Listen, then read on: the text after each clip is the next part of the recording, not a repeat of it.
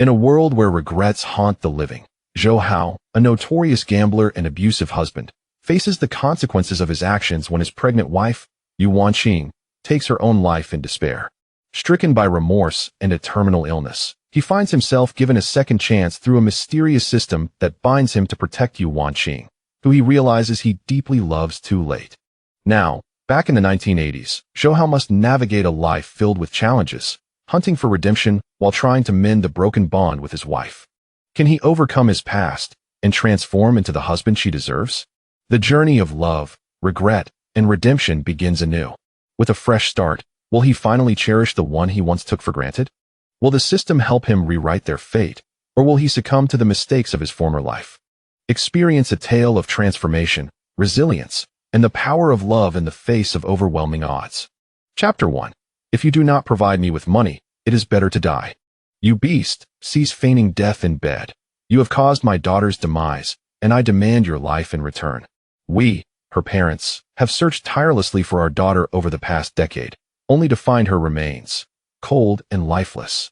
You, the murderer, return our daughter's life to us. Zhou Hao, weakly opening his eyes, beheld an elderly couple standing at his bedside. Their features bore an uncanny resemblance, 90% likeness, to his deceased wife. Beside them stood a man of formidable presence, strikingly similar to his late sister-in-law. Zhou Hao's mouth fell agape in astonishment. The two middle-aged figures had appeared on television. One was a wealthy tycoon from the province, and the other, the provincial governor. Could they truly be the parents of his wife and sister-in-law? Previously, he had thought it mere coincidence. Father, mother, I apologize, I failed to care for you. Before Zhou Hao could finish his sentence, a sharp pain pierced his chest, triggering a violent cough that expelled a mouthful of blood. The elderly woman's pupils dilated as she rushed to his bedside. You vile creature, you have no right to call us father and mother. You have yet to reveal where my daughter is buried. You cannot perish. She is buried in my backyard. Zhou Hao managed a bitter smile, but the words eluded him. His late wife had been the source of his lifelong anguish. In her lifetime, Zhou Hao had committed numerous atrocious acts against her, driving her to take her own life while pregnant. It was only after losing her that he realized the depth of his love. For the remainder of his life, he lived in endless regret, plagued by illness, ultimately leading to his demise. Detected overwhelming remorse within the host, awakening the life without regret system to assist the host in rectifying life's shortcomings and safeguarding the one he cherishes. Host has perished. A sharp sound echoed as a bowl shattered. Zhou Hao jolted awake, finding himself in a dilapidated mud brick house, cold in winter and hot in summer. He lay on a rickety bed, a straw mat beneath him, the stench of stale alcohol enveloping him. Even the mosquitoes were disinclined to bite. Was this not his home from the 1980s? Had he truly been reborn? Zhou Hao had no time to ponder, as a piercing scream erupted from the kitchen, prompting him to dash over. With swift reflexes, he caught the pot that was about to topple. He shuddered to think how scalding broth would have marred a person's skin. Wait, why did his body feel so light? Thud. A figure behind him gasped in terror, immediately kneeling in apology. Ah Hao, I am sorry. I didn't mean to knock over the pot. Please, don't be angry. Upon hearing that familiar voice, Zhou Hao felt as though struck by an electric current. Disbelief coursed through him as he turned around. It was her. The one who haunted his dreams in his previous life, his late wife, stood alive before him once more. Wanqing, are you hurt? Show me your hand. Recalling his former life, it was his wife who had suffered burns, leaving her hands marred with ghastly scars, igniting his disdain and revulsion. During his drunken rages, he would hit and berate Yu Wanqing, coercing her to surrender all their money. When she refused, pleading with him to cease gambling, he had kicked her into the corner of the table, causing her to bleed profusely and lose consciousness. Witnessing that gruesome scene, he had felt no remorse, instead cursing, if you want to give me money, then death would be better. As thoughts swirled, Zhou Hao regretted his past actions. In desperation, he grasped Yu Wanqing's hand, filled with concern, exclaiming, "Where are you hurt? Please, let me see." Upon seeing him rush towards her, Yu Wanqing, like a startled bird, quickly stood and handed him a whip, trembling with fear. Ah Hao, if you're angry, just whip me a few times. I only ask that you do not stay angry for long. Zhou Hao observed her deftly lift her shirt, revealing an array of scars, some from the whip, others from shoes, cigarette burns, and rope marks, each a harrowing reminder of his own making. In that moment, he wished to strike himself repeatedly. He was a beast, unworthy of the title of man. How could he inflict pain upon a defenseless woman, especially one so close to him? Truly, he deserved the most severe punishment. Yu Wangqing's pallid face reflected the toll of prolonged malnutrition, her frail body resembling a withered willow, devoid of vitality. At that moment, she resembled a wounded kitten, trembling on the cold ground, bracing for the impending lashes and excruciating pain. Zhou Hao, witnessing her intense reaction, felt his heart shatter. He hurriedly helped her onto a wooden bench, meticulously examining her hands, discovering slight redness and swelling at her fingertips. When Yu Wangqing first arrived, her hands had been delicate and fair. A year of hardship had transformed them into rough, scarred appendages. Zhou Hao ensured she was seated comfortably, quickly fetching a basin of cold water, gently soaking her hands to alleviate the burning sensation. "How is it? Is it better now?" Yu Wangqing gazed at her husband, wide-eyed in disbelief, witnessing this tender side of the man known as a notorious scoundrel in their village. Was this transformation genuine? Surely, it was a ruse. He must have incurred gambling debts anew, attempting to charm her into relinquishing their household funds. Yu Wangqing, raised as a cherished flower in a wealthy household, had faced calamity years prior, forcing her to seek refuge in a remote area. However, on her journey, she had encountered treachery, leading her to wander until last year, ultimately ending up in this impoverished village. The sisters had endured immense suffering, collapsing from hunger at the village's entrance. In an era where every household struggled to feed themselves, no one wished to assist them.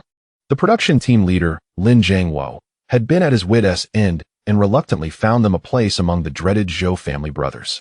Though their lives were marked by poverty, they at least would not starve. At that moment, the villagers finally realized that these were indeed two exquisite flowers. Countless individuals lamented in despair.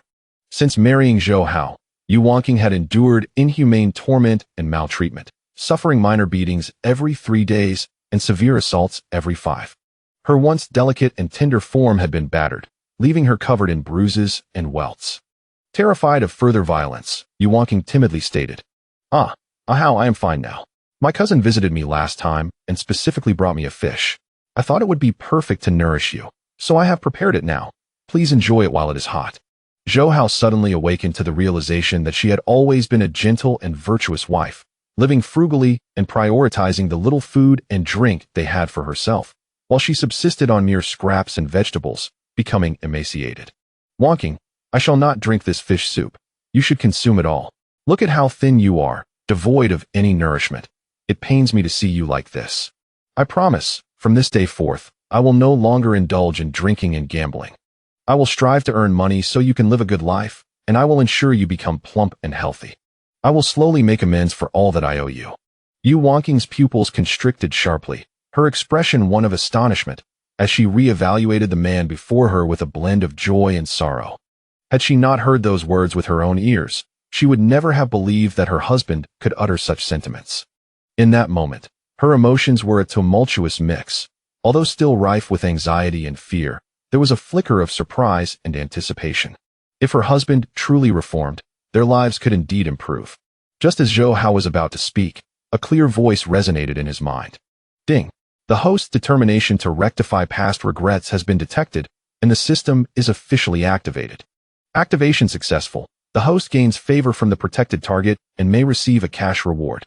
The first protected target, Yu Wangqing, has been bound, and a beginner's gift pack has been granted. Would you like to open it? Chapter 2. The tragedy repeats. Cousin Cell's sister-in-law Zhou Hao's eyes widened in astonishment, and he burst into laughter. Just before his demise, he seemed to have heard the voice of the system. Initially, he thought it was merely a figment of his imagination, yet it turned out to be true. Having spent 5,000 hours on the platform, he was well aware of the system's significance. He silently chanted, "Open, open now. Beep." Congratulations to the host for acquiring 100 yuan of protection money, which can only be used to safeguard the target. After use, a tenfold return will be granted. Although 100 yuan is not a significant sum, after bestowing it upon Yu Wangqing, he could receive a tenfold return, amounting to 1,000 yuan. In an era when monthly wages barely reach 30 or 40 yuan, 1,000 yuan could sustain a family of 5 for 2 to 3 years. Haraha! Yu Wangqing was startled by Zhou Hao's reaction. "What is wrong with you? Don't scare me. Despite Zhou Hao's shortcomings, he was, after all, the sole breadwinner of the family. He needed to be coaxed into doing the heavy lifting, and any misfortune befalling him would render her unable to survive. Realizing he had frightened Yu Wangqing, Zhou Hao gently cupped her slightly yellowing face, playfully pinching her cherry-like lips, and planted a firm kiss on them. Wangqing, I was a scoundrel in the past, and I am truly sorry. From now on, I will take care of you. Yu Wangqing's beautiful eyes widened, shimmering with tears. Yu Wangqing's affection 3, protection money 3. Added to system space, total protection money, 103, seeing the system grant yet another reward. Zhou Hao felt even more resolute in his commitment to cherish Yu Wangqing for a lifetime. Just as he contemplated embracing her for an additional boost of protection money, a ruckus erupted from the neighboring house. Several men were laughing boisterously. Big sister-in-law, this is your fate. Just submit to us. Zhou Hao's body jolted, and he immediately stood upright. Wangqing, what date is it today? Having heard the commotion, Yu Wangqing glanced out suspiciously and casually replied. It's July 7th. Why is it so noisy outside? What year? 1980. Why do you ask? This is disastrous. Zhou Hao vividly recalled that on this very day, Yu Wangqing's cousin, his sister-in-law, would be sold by his cousin to a debt collector. In his previous life, Yu Wangqing had implored him to intervene, but fear had paralyzed him, preventing him from stepping outside. Yu Wangqing had dashed out in disappointment, clashing with the thugs, and suffered 2 broken ribs. Lacking money, she was forced to lie at home. It was this injury that compromised her health, leading to years of intermittent coughing up blood. Clenching his fists, Zhou Hao resolved not to be a coward this time. 10 minutes earlier, at Zhou Zichen's home. Big sister-in-law, don't struggle. If you obediently come with us to the city, I assure you a life free of worries. Why remain with this worthless man? Meng Jinfei, the notorious local thug, unabashedly leered at Jiang Wanqing's voluptuous figure. The city girls were indeed different. Even if their nourishment was lacking, their figures were still alluring, curvaceous, and soft. If she were to be pampered, she would surely captivate the men. Jiang Wanqing brandished a kitchen knife, positioning it defiantly against her strikingly firm chest. I dare anyone to come closer. I will take you down with me. Zhou Zichen lay on the ground, battered and bruised, every inch of him unrecognizable. I've sold her to you. My debts are settled. Please, don't come after me again. Darling, just submit to them. Life with me is nothing but suffering. Better to go to the city and earn a living. You might even enjoy it more. Daydreaming. Jiang Wanqing retorted furiously. Zhou Zichen, I truly misjudged you. If I am taken away, you won't live either. We'll perish together. Meng Jinfei paid no heed to Jiang Wanqing's protests. No one could obstruct his intentions. A fiery woman like Jiang Wanqing would only stir the protective instincts of the wealthy in the city. Meng Jinfei looked down at Zhou Zichen with disdain. Zhou Zichen, having such a beautiful wife is a waste for you. A few years ago, you failed to repay your gambling debts, and I had to render you incapable. You likely won't enjoy a woman ever again.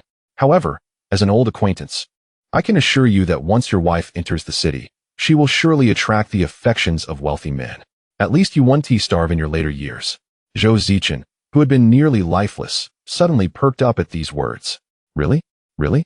Since falling into the vice of gambling, he had spiraled into ruin, nearly losing everything. If his wife could indeed earn money, he might also share in her fortune, potentially recouping his losses. Zhou Zichen immediately turned to Jiang Wanqing, coaxing and manipulating her. Darling, just be obedient and go with them. Serve the wealthy gentlemen in the city well. They won't mistreat you. If you find yourself with spare cash, remember to send some back to me. Zhou Zichen, you wretched beast. Jiang Wanqing screamed in despair, refusing to accompany the thugs. She raised her kitchen knife defiantly. Come on. I want to see who dares to come near. Deep down, she understood that if she stepped outside that door, the life awaiting her would be one of darkness and misery. Although life with Zhou Zichen was also filled with hunger, at least he was incapacitated, and she would not be reduced to a mere plaything of men. There was still a chance for her to escape this mountainous prison and return to her former home. Seeing her stubbornness akin to a mule, Zhou Zichen, fearing she would provoke Meng Jinfei, furiously shouted, You ungrateful woman! Are you testing my patience? You dare to threaten me? You will leave today, whether you like it or not. You have no say in this. Tears welled in Jiang Wanqing's eyes, but she stubbornly refused to cry, casting a heart-wrenching glance at her husband. Life with him had brought no joy, only the burden of caring for him and enduring his troubles, forcing her to clean up his messes. It was unexpected that the arduous and heartfelt efforts did not awaken his conscience. Instead, they resulted in such treatment, leaving one utterly disheartened. Over time, in a bid to protect oneself, one was reluctantly forced into the guise of a fierce and unyielding woman.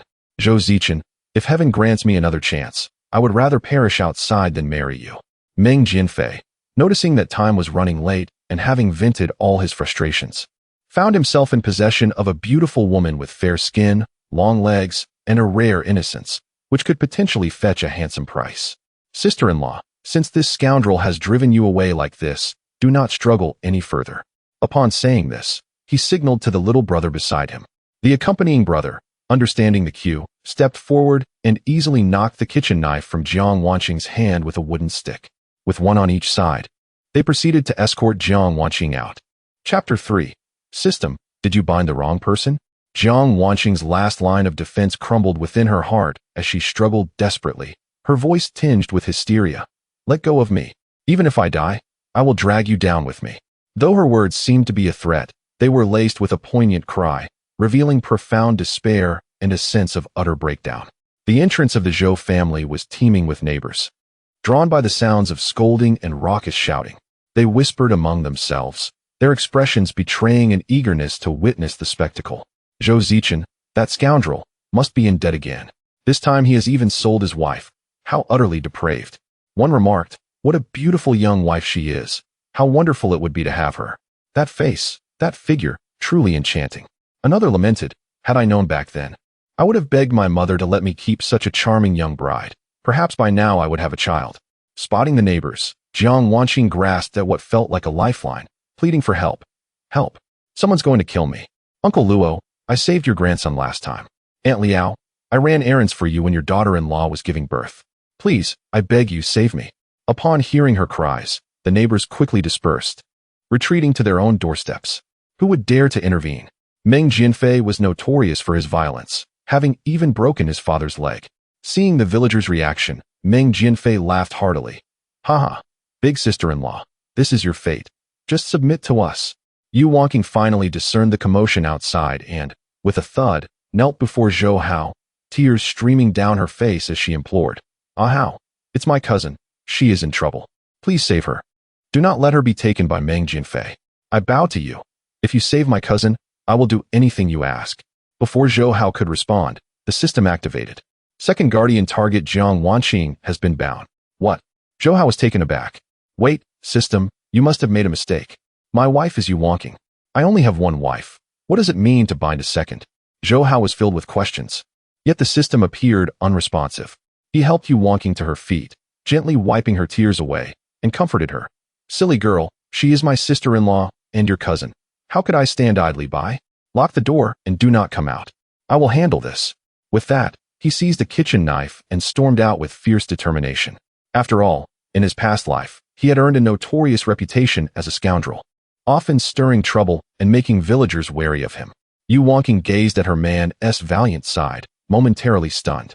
He had always been domineering at home, yet meek as a lamb outside. Was the sun rising from the west today? She had prepared her pleas, yet not a word escaped her lips. Yu Wanqing affection 10, guardian gold 10, total guardian gold 113 stop. Zhou Hao rushed next door, brandishing the knife to block the thug's path, shouting, if you don't want to die, leave her here. Jiang Wanqing's eyes widened in disbelief. She never imagined Zhou Hao would come to her rescue. Zhou Hao affection 1, guardian gold 1, total guardian gold 114. Zhou Hao paused, thinking, sister-in-law, you really are stingy. Meng Jinfei, startled by the shout, squinted to get a better look and scoffed. Ha, who would have thought it was you? You're just as much a scoundrel as your cousin. Care for another gamble? Win, and your sister-in-law stays. Lose, and I take your wife too. Zhou Hao, resolute in defending his family, sneered. What nonsense are you spouting? Meng Jinfei's expression darkened at the retort, and he seethed. You dare speak to me like that? You're asking for a beating. Detected that the guardian target is in danger, the host has provoked a dangerous individual, rewarding random physical attributes. First encounter with a dangerous individual. Triggering random task. Courage challenge. Provoke the dangerous individual to act. Reward. Athlete level physical fitness. Zhou Hao was filled with delight. He had not anticipated the system's potential for counteraction. Eat dirt, Meng Jinfei. Zhou Hao initiated with a direct and straightforward approach. Meng Jianfei could hardly believe his ears, stunned for a good 10 seconds. What did you just say? Do you want me to hit you? Meng Jianfei disdain 5, host resilience 5. Zhou Hao, what does resilience mean? Does it mean I can take a beating better? He adopted a provocative stance, lightly patting his cheek, intentionally inciting Meng Jianfei. After eating dirt, you've got the strength to hit me? Go on, hit me. Meng Jianfei disdain 10. Host reaction 10. Meng Jianfei's fury reached a boiling point as he lunged for a nearby pole and swung it toward Zhou Hao, bellowing, Zhou Hao, you will pay for this. The thugs watched gleefully, bemused by Zhou Hao's audacity. Those gathered outside the Zhou household were well aware of Meng Jianfei's volatile nature and hastily distanced themselves, unwilling to invite danger upon themselves. In these times, no one dared wager their life on something as trivial as a mere thank you. Yu Wanqing, witnessing the scene, felt a chill run down her spine, fearing her man might act recklessly, potentially inciting a calamity. Hao, be careful, dodge. Ultimately, despite his many flaws, her man was acting to protect her cousin. If something were to go awry, her conscience would never forgive her. A cruel smile crept across Meng Jianfei's lips. He had harmed countless people, and none had escaped his clutches. Nevertheless, he did not dare to truly kill Zhou Hao. The pole was aimed solely at his shoulder.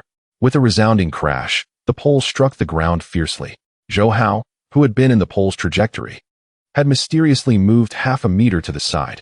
No one witnessed how he dodged. Zhou Hao was taken aback by his own reflexes, wondering if his reaction was a tad exaggerated. As Meng Jianfei lifted the pole, Zhou Hao had instinctively anticipated its descent and swiftly sidestepped. Crack! A formidable force caused the carrying pole to snap into 2 pieces. The rebound struck Meng Jianfei's shoulder, sending him crashing to the ground. The random task challenge was deemed successful, granting him the physical prowess of an athlete with a 100-meter sprint time of 10.25 seconds. Zhou Hao distinctly felt an enhancement in his physical capabilities. His previously languid form was now imbued with vigor. Observing Meng Jianfei sprawled on the ground, he could not resist a teasing remark. Youth is indeed a blessing, allowing one to doze off anytime and anywhere. Meng Jianfei felt a sense of aversion, and Zhou Hao pondered the term silver tongue, momentarily bewildered by its meaning and questioning its legitimacy. Chapter 4. How do you perceive your sister-in-law?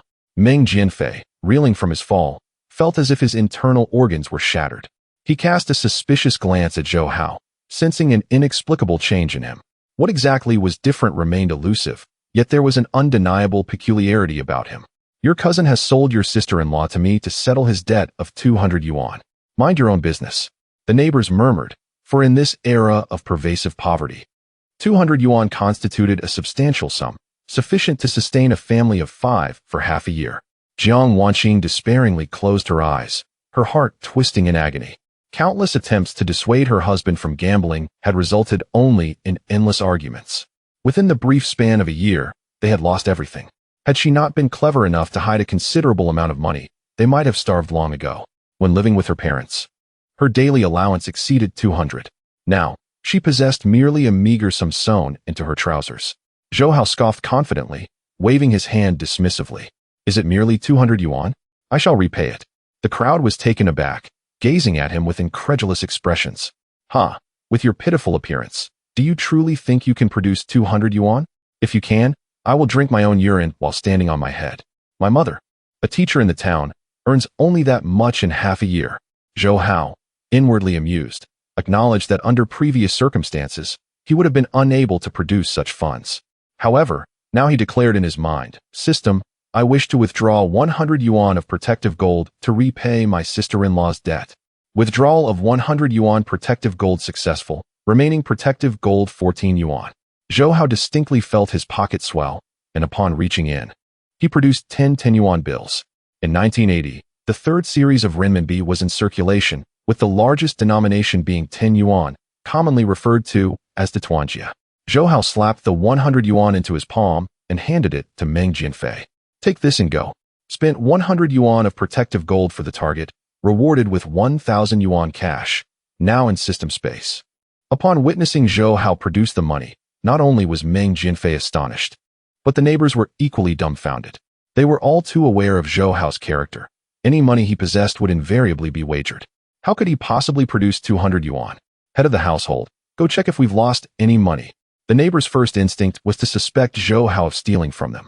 Dear, do we even have 200 yuan? He couldn't have taken a little from each of us, could he? Hurry. Jiang Wanqing was even more shocked. Zhou Hao, akin to her husband, was incapable of producing such a sum. Zhou Hao, you are still young, with hands and feet. If you awaken to this now, it is not too late. Zhou Hao, sensing his sister-in-law's misunderstanding, interrupted her. Sister-in-law, this money is entirely legitimate. You need not worry. Meng Jinfei counted the money, and his expression shifted. Isn't this only 100 yuan? If that's the case, I must have taken too little. There is still another 100 in my trousers. In truth, Zhou Hao had initially possessed only 100 yuan. After spending that, he had received a reward of 1,000 from the system. Zhou Hao retrieved another 100 yuan from the system space and handed it to Meng Jinfei. With a reluctant glance at Jiang Wanqing, Meng Jinfei sighed. Having repaid Zhou Hao, he had no reason to take her away. Very well. We will consider this settled. Hand me the IOU. Here. Meng Jinfei cast a deep glance at Zhou Hao before departing. Not far down the road, a subordinate lamented, Brother Fei, are we leaving just like this? That young lady is exceptionally beautiful. How can you bear to?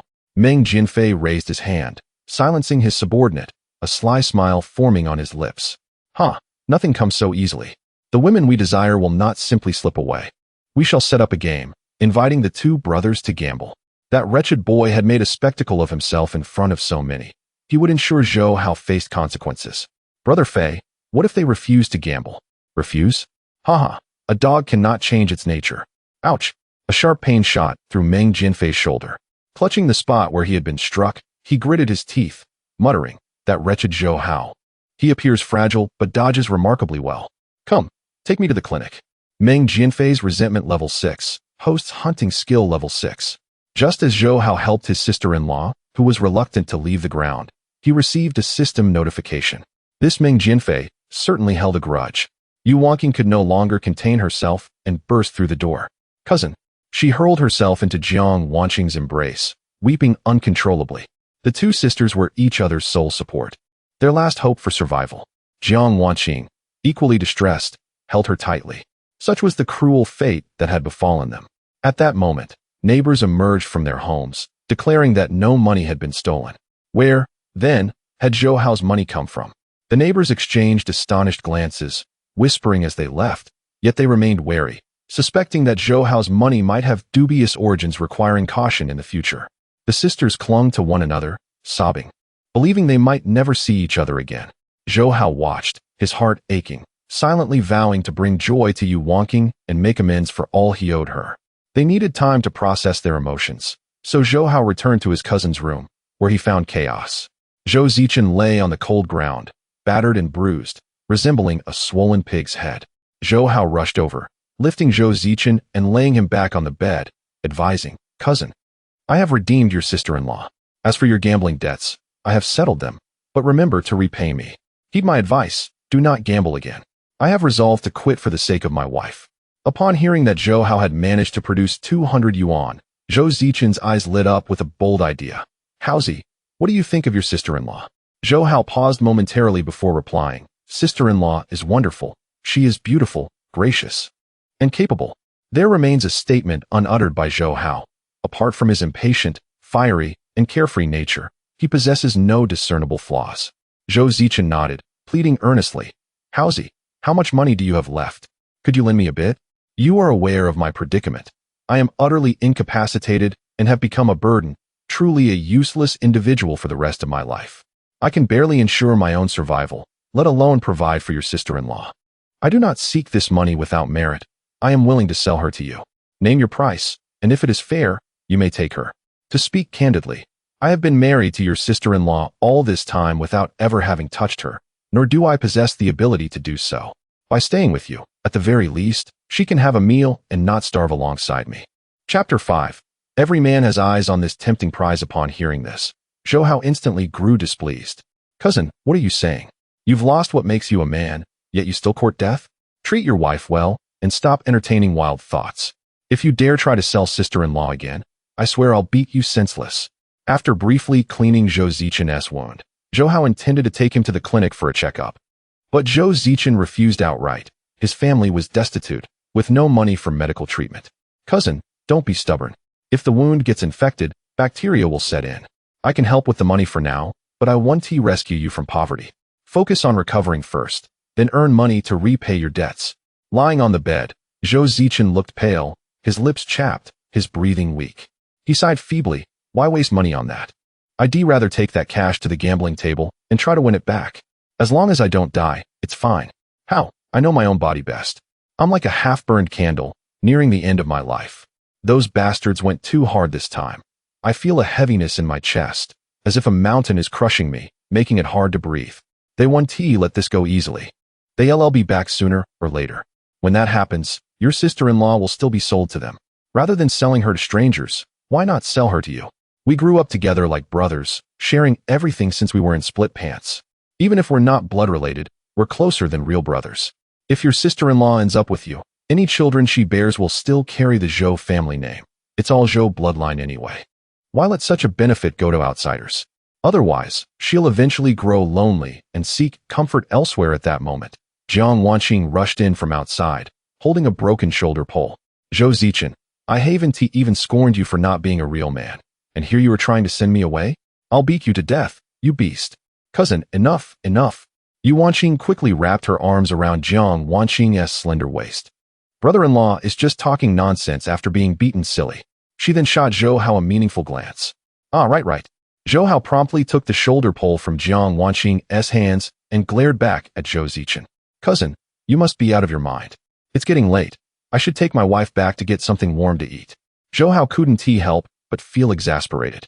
Who in the world would willingly wear the green hat and push their own wife into another man's arms? Especially with his own wife right there watching. In his past life, he had wronged Yu Wanqing terribly. This time, he absolutely could not betray her sincere devotion. Jiang Wanqing sighed, her emotions complex as she glanced at Zhou Hao. Zhou Hao, no matter what, I must thank you today. Don't worry. I'll find a way to repay your 200 yuan. I just hope you treat my cousin well and don't end up like that beast Zhou Zichen. If you ever dare think of selling my cousin, I'll turn you into a useless cripple just like him. Affection from Jiang Wanqing 10, Guardian Funds 10, Total Guardian Funds 24. Zhou Hao was momentarily stunned. Those sister-in-law's words were sharp. She had just given him 10 points of affection. Had he known earlier that she was a woman with a sharp tongue but a soft heart, he would have helped her more in his past life. Then she might not have met such a tragic end. Zhou Hao now understood how the system worked.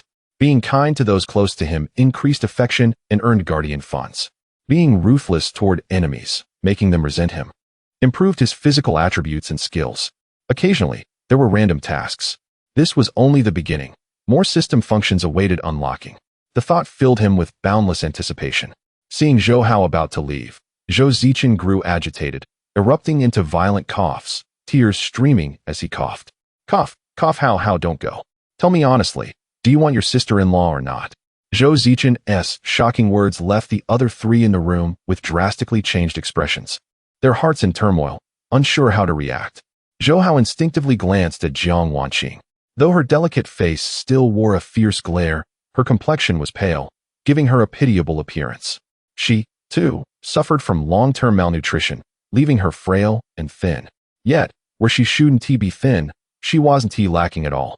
If she were nourished back to health, how alluring her figure would become. To say he felt no attraction would be a lie.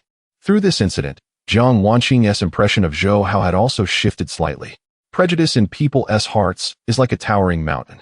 Back when the two sisters were desperate and forced to marry the Zhou brothers, they never expected to endure such inhuman abuse and torment. Every day, she would hear the sounds of Zhou Hao drunkenly berating and beating her cousin next door, accompanied by her cousin's heart-wrenching cries.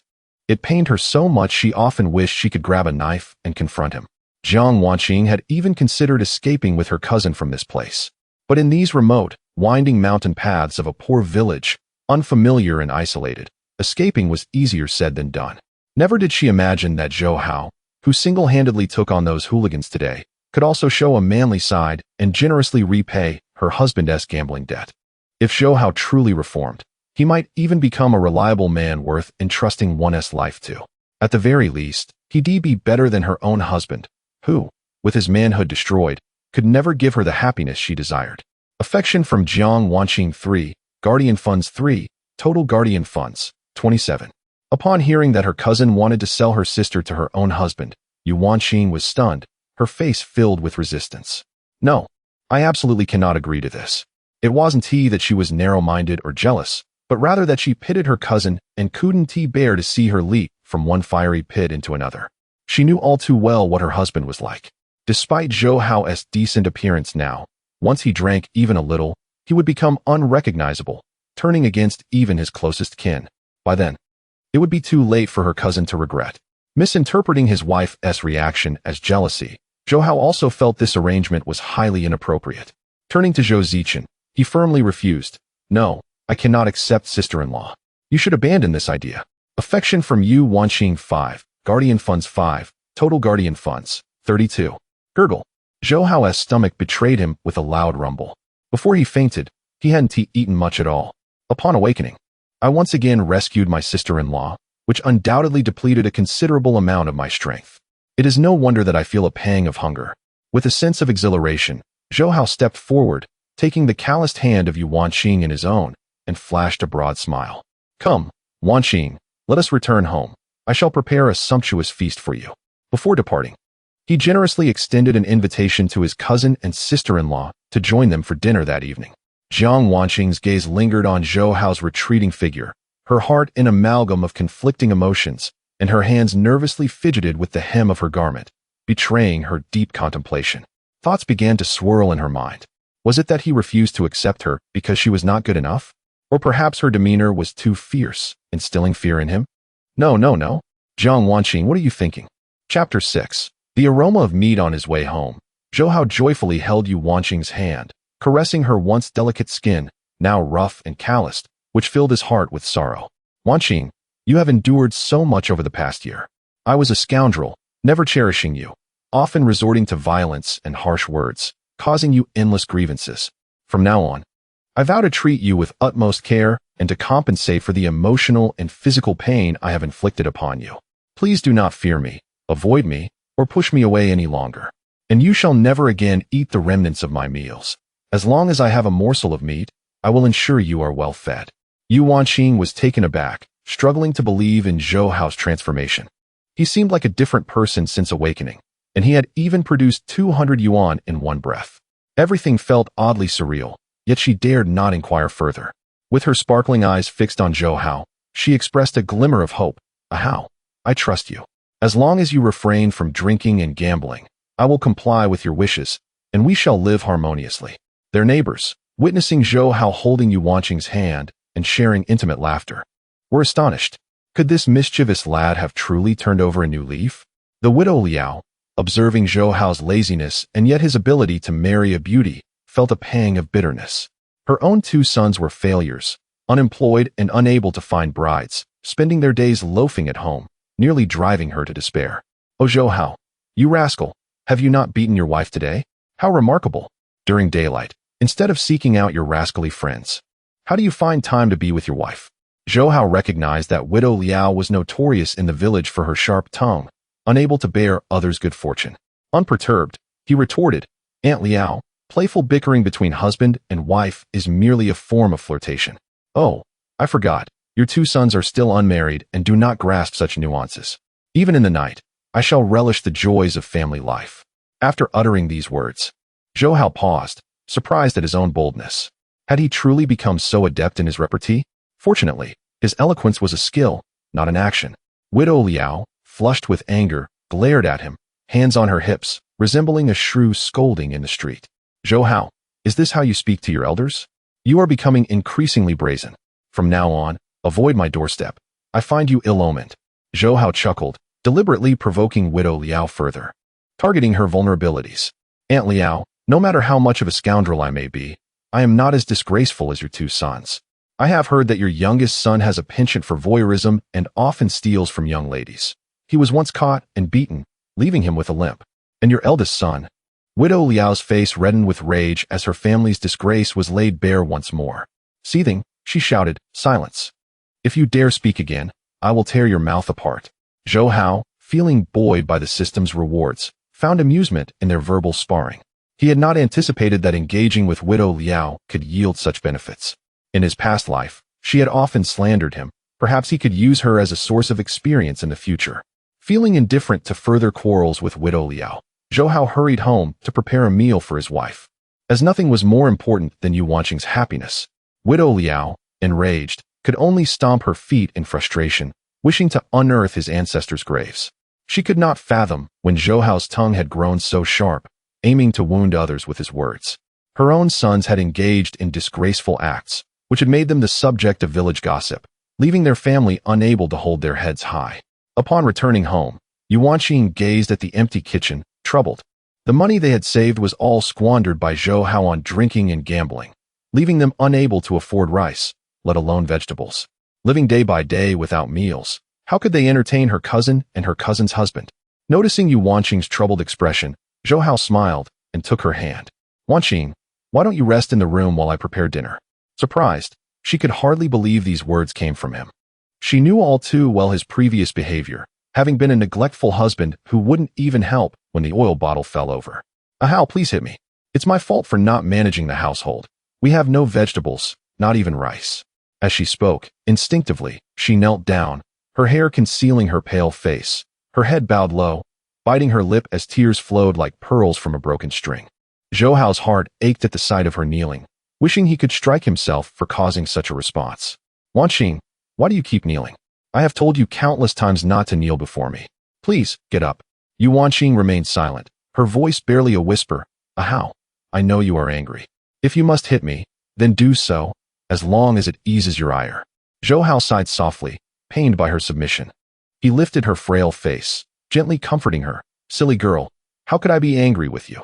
I promise to never raise my voice at you again. Please do not fear me so. If we lack rice and vegetables, I shall go next door to buy some. Yu Wanqing's eyes widened with disbelief as she gazed at him anew. Her husband had truly changed. Not only had his temperament improved, but his attitude had softened as well. Was this truly not a dream? Lost in her thoughts, she was gently coaxed into the room by her husband. Do we have food stamps or meat coupons? If so, please give them to me. I remember that some villagers raise old hens. I will go seek them out to buy. Without the meat coupons, they might not engage in sales. In this era, meat is subject to public allocation, particularly in rural areas. After slaughtering a pig, one must surrender half of the pork to the state, while the remaining portion is permitted to enter the market for sale. Purchasing anything here necessitates the use of various coupons, such as grain coupons, oil coupons, meat coupons, cloth coupons, thread coupons, and cotton coupons, among others. However, the immediate priority is to procure some grains and vegetables from the neighbors. Yu Wanqing hesitated briefly, contemplating inquiring about the source of Zhou Hao's money. Yet, recalling her obligation to host her cousin today, she merely nodded. Yes, I will get it for you. As for the matter of money, I shall discreetly inquire later this evening when no one is around. Chapter 7. You eat a feather. Zhou Hao, clutching his ticket, first made his way to the home of his neighbor, Uncle Luo. Uncle Luo had devoted most of his life to working at the electrical machinery factory, eventually attaining the rank of an 8th-grade electrician. With a monthly salary sufficient to support his 2 sons and 3 daughters, his life was relatively comfortable. At the very least, he could enjoy a drink and some appetizers with every meal. Noticing the front door ajar, Zhou Hao was greeted by the enticing aroma of delicious food wafting from within, stirring his appetite. He called out through the gap in the door, Aunt Luo, are you home? I would like to buy some rice and vegetables. After a short while, Aunt Luo, wearing an apron, hurriedly emerged. Upon realizing the identity of her visitor, her expression soured instantly, and she unceremoniously shooed him away. You scoundrel! Who permitted you to come to my home? Leave, leave. Just seeing you irritates me. What do you mean by wanting to buy something? You're just here to beg, like always. Aunt Luo felt uneasy after noticing he could produce 200 yuan. She suspected the money was ill-gotten. It was implausible that he could part with 200 yuan and still have funds remaining. Even if he did have money, its origins were questionable. Who would dare sell anything to him? Just as Zhou Hao intended to speak, Aunt Luo grumbled and slammed the door shut. Resigned, he decided to seek his fortune elsewhere. He then proceeded to the home of Aunt Su. Aunt Su relied on her eldest son, who worked in the city, and her life was flourishing.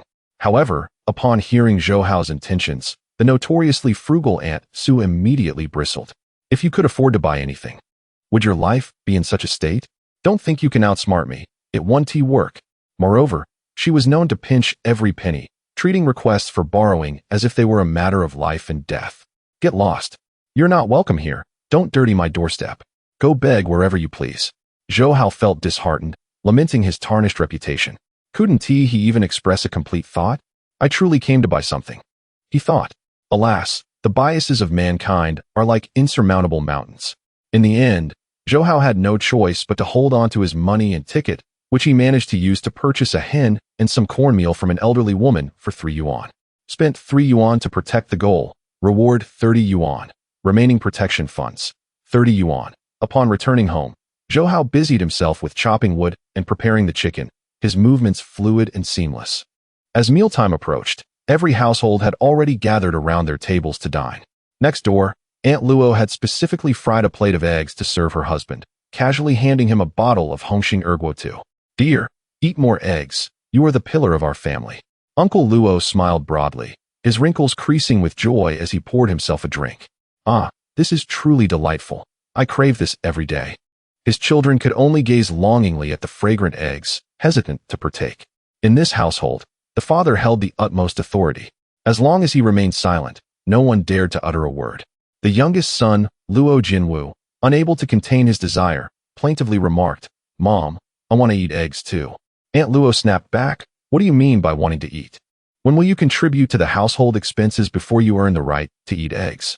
Suddenly, an enticing aroma wafted through the door and windows. The Luo family looked up in disbelief, sniffing the air as they caught a whiff of rich hen soup. Luo Jinwu, whose stomach had been empty, became restless. Whose house is making soup? It smells so good. What kind of family is this, to be enjoying such a feast? Aunt Luo's expression shifted dramatically. The food in her bowl suddenly seemed unappetizing. The delightful scent seemed to be emanating from Zhou Hao's home. How could this be? That impoverished lad, known for his laziness, where did he procure the funds and meat ticket to buy a hen? In an instant, her children began clamoring, eager to sneak next door to Zhou Hao's house for a taste, even if it was just a sip of oily chicken soup. "Mom, please go ask Zhou Hao for a bit of chicken soup to try." "Yes, it's been ages since we've tasted meat. Whatever is available always goes to Dad first. I want to eat meat. I yearn for the taste of meat. I must have it today." "Mom, you can't just think of Dad. You must consider us too. We've been deprived of meat for so long that we're malnourished. We are neighbors. It's perfectly normal to ask for a bite to eat. After all, as the saying goes, close neighbors are better than distant relatives." Aunt Luo's complexion turned a sickly hue. She couldn't fathom where Zhou Hao had acquired the hen. Surely it couldn't have been stolen or found. Why did such fortune not befall her family?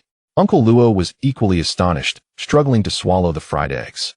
Though he never lacked for food, he still hesitated to splurge on a hen for soup. The rich aroma was intoxicating, stirring his appetite even further. Eat, eat. All you ever think about is eating. Even the dog outside finds it delectable. Why don't you go eat? Aunt Luo's resentment. 3. Host's romantic fortune. 3. Just as Zhou Hao finished preparing the chicken soup, a system notification appeared. Aunt Luo really holds a grudge. It seems I shall need to give her a piece of my mind later. Gulch. Yu Wanqing's stomach betrayed her, growling audibly. She lowered her head in embarrassment. "How? I'll just have some soup. You can have the chicken." As she spoke, she picked up a bowl, intending to serve Zhou Hao some chicken. Zhou Hao felt a pang of affection and gently held her delicate hand, reminiscent of holding cotton candy. "I've told you. From now on, whatever I eat, you shall eat too. In the past, I lacked the means, which made my temper grow. From this day forth, I will prove through my actions that I have reformed." Zhou Hao scooped half a bowl of chicken and poured another half bowl of soup, offering it to Yu Wanqing. "You know me. I am rather possessive. Henceforth, all matters in the kitchen will be my responsibility. Now, enjoy the chicken and soup while I call your sister to join us. Upon my return, I expect to find you having finished this." Yu Wanqing's heart raced with excitement as she stared at the glistening chicken soup in the bowl. In the past, merely sipping some broth remnants would have been a considerable delight. Yu Wanqing's favorability 10, Guardian Gold 10. Total Guardian Gold 40 yuan. Zhou Hao arrived at his sister-in-law's home next door and was astonished to see her once chaotic abode now meticulously organized. Such a wonderful daughter-in-law, and yet his cousin fails to appreciate her. Truly a case of blindness. "Sister-in-law, Wanqing has sent me to summon you. I have prepared chicken soup, so do join us for dinner. If you do not come, she shall be disheartened." Jiang Wanqing, upon hearing Zhou Hao's voice, felt an inexplicable flutter of panic and quickly tidied her appearance. "Very well, I shall be there shortly." Zhou Zichen, who was resting in bed to recover, brightened at the mention of chicken. Haozi, lend me a hand, for it has been ages since I last savored chicken. Zhou Hao turned back to glare at him. You can have a chicken feather. Chapter 8. My dear wife, I crave meat. The night enveloped the village like a tranquil stream. In this era, every household relied on kerosene lamps, and as night fell, they retired early to conserve fuel. Only the residents of Zhou Hao remained illuminated by a solitary lamp, casting a warm, inviting glow. Jiang Wanqing gazed in astonishment at the half-pot of aromatic chicken soup before her, her mind momentarily bewildered. She was acutely aware of Zhou Hao's family's circumstances. He was known for squandering any money he possessed, rarely bringing home anything of substance. This turn of events left her utterly perplexed. Yu Wanqing, noticing her cousin sitting in silence, understood that she wished to reserve the best for herself. Although they were merely cousins, their bond far exceeded that of sisters, having relied on one another through thick and thin after their family faced turmoil. Cousin, I have already enjoyed some chicken and soup, Yu Wanqing said. This is especially set aside for you. Please eat it while it's still warm. The mere aroma of the dish made Jiang Wanqing's mouth water. However, she hesitated, intent on saving the chicken soup for her cousin to restore her health. No, I can manage with just a few bites of vegetables. The soup should be for you to savor tomorrow. You need to nourish your frail constitution properly.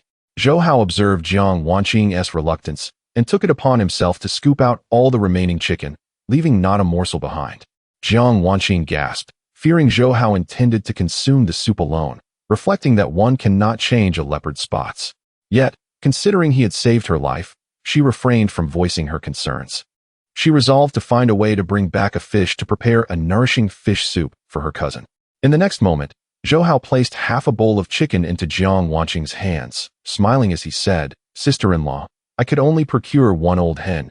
You and my wife shall share it equally. You must also drink the remaining soup. As their fingers brushed, they recoiled as if struck by electricity. Jiang Wanqing's eyes widened in surprise, her heart racing and breath quickening. What will you eat then? She inquired.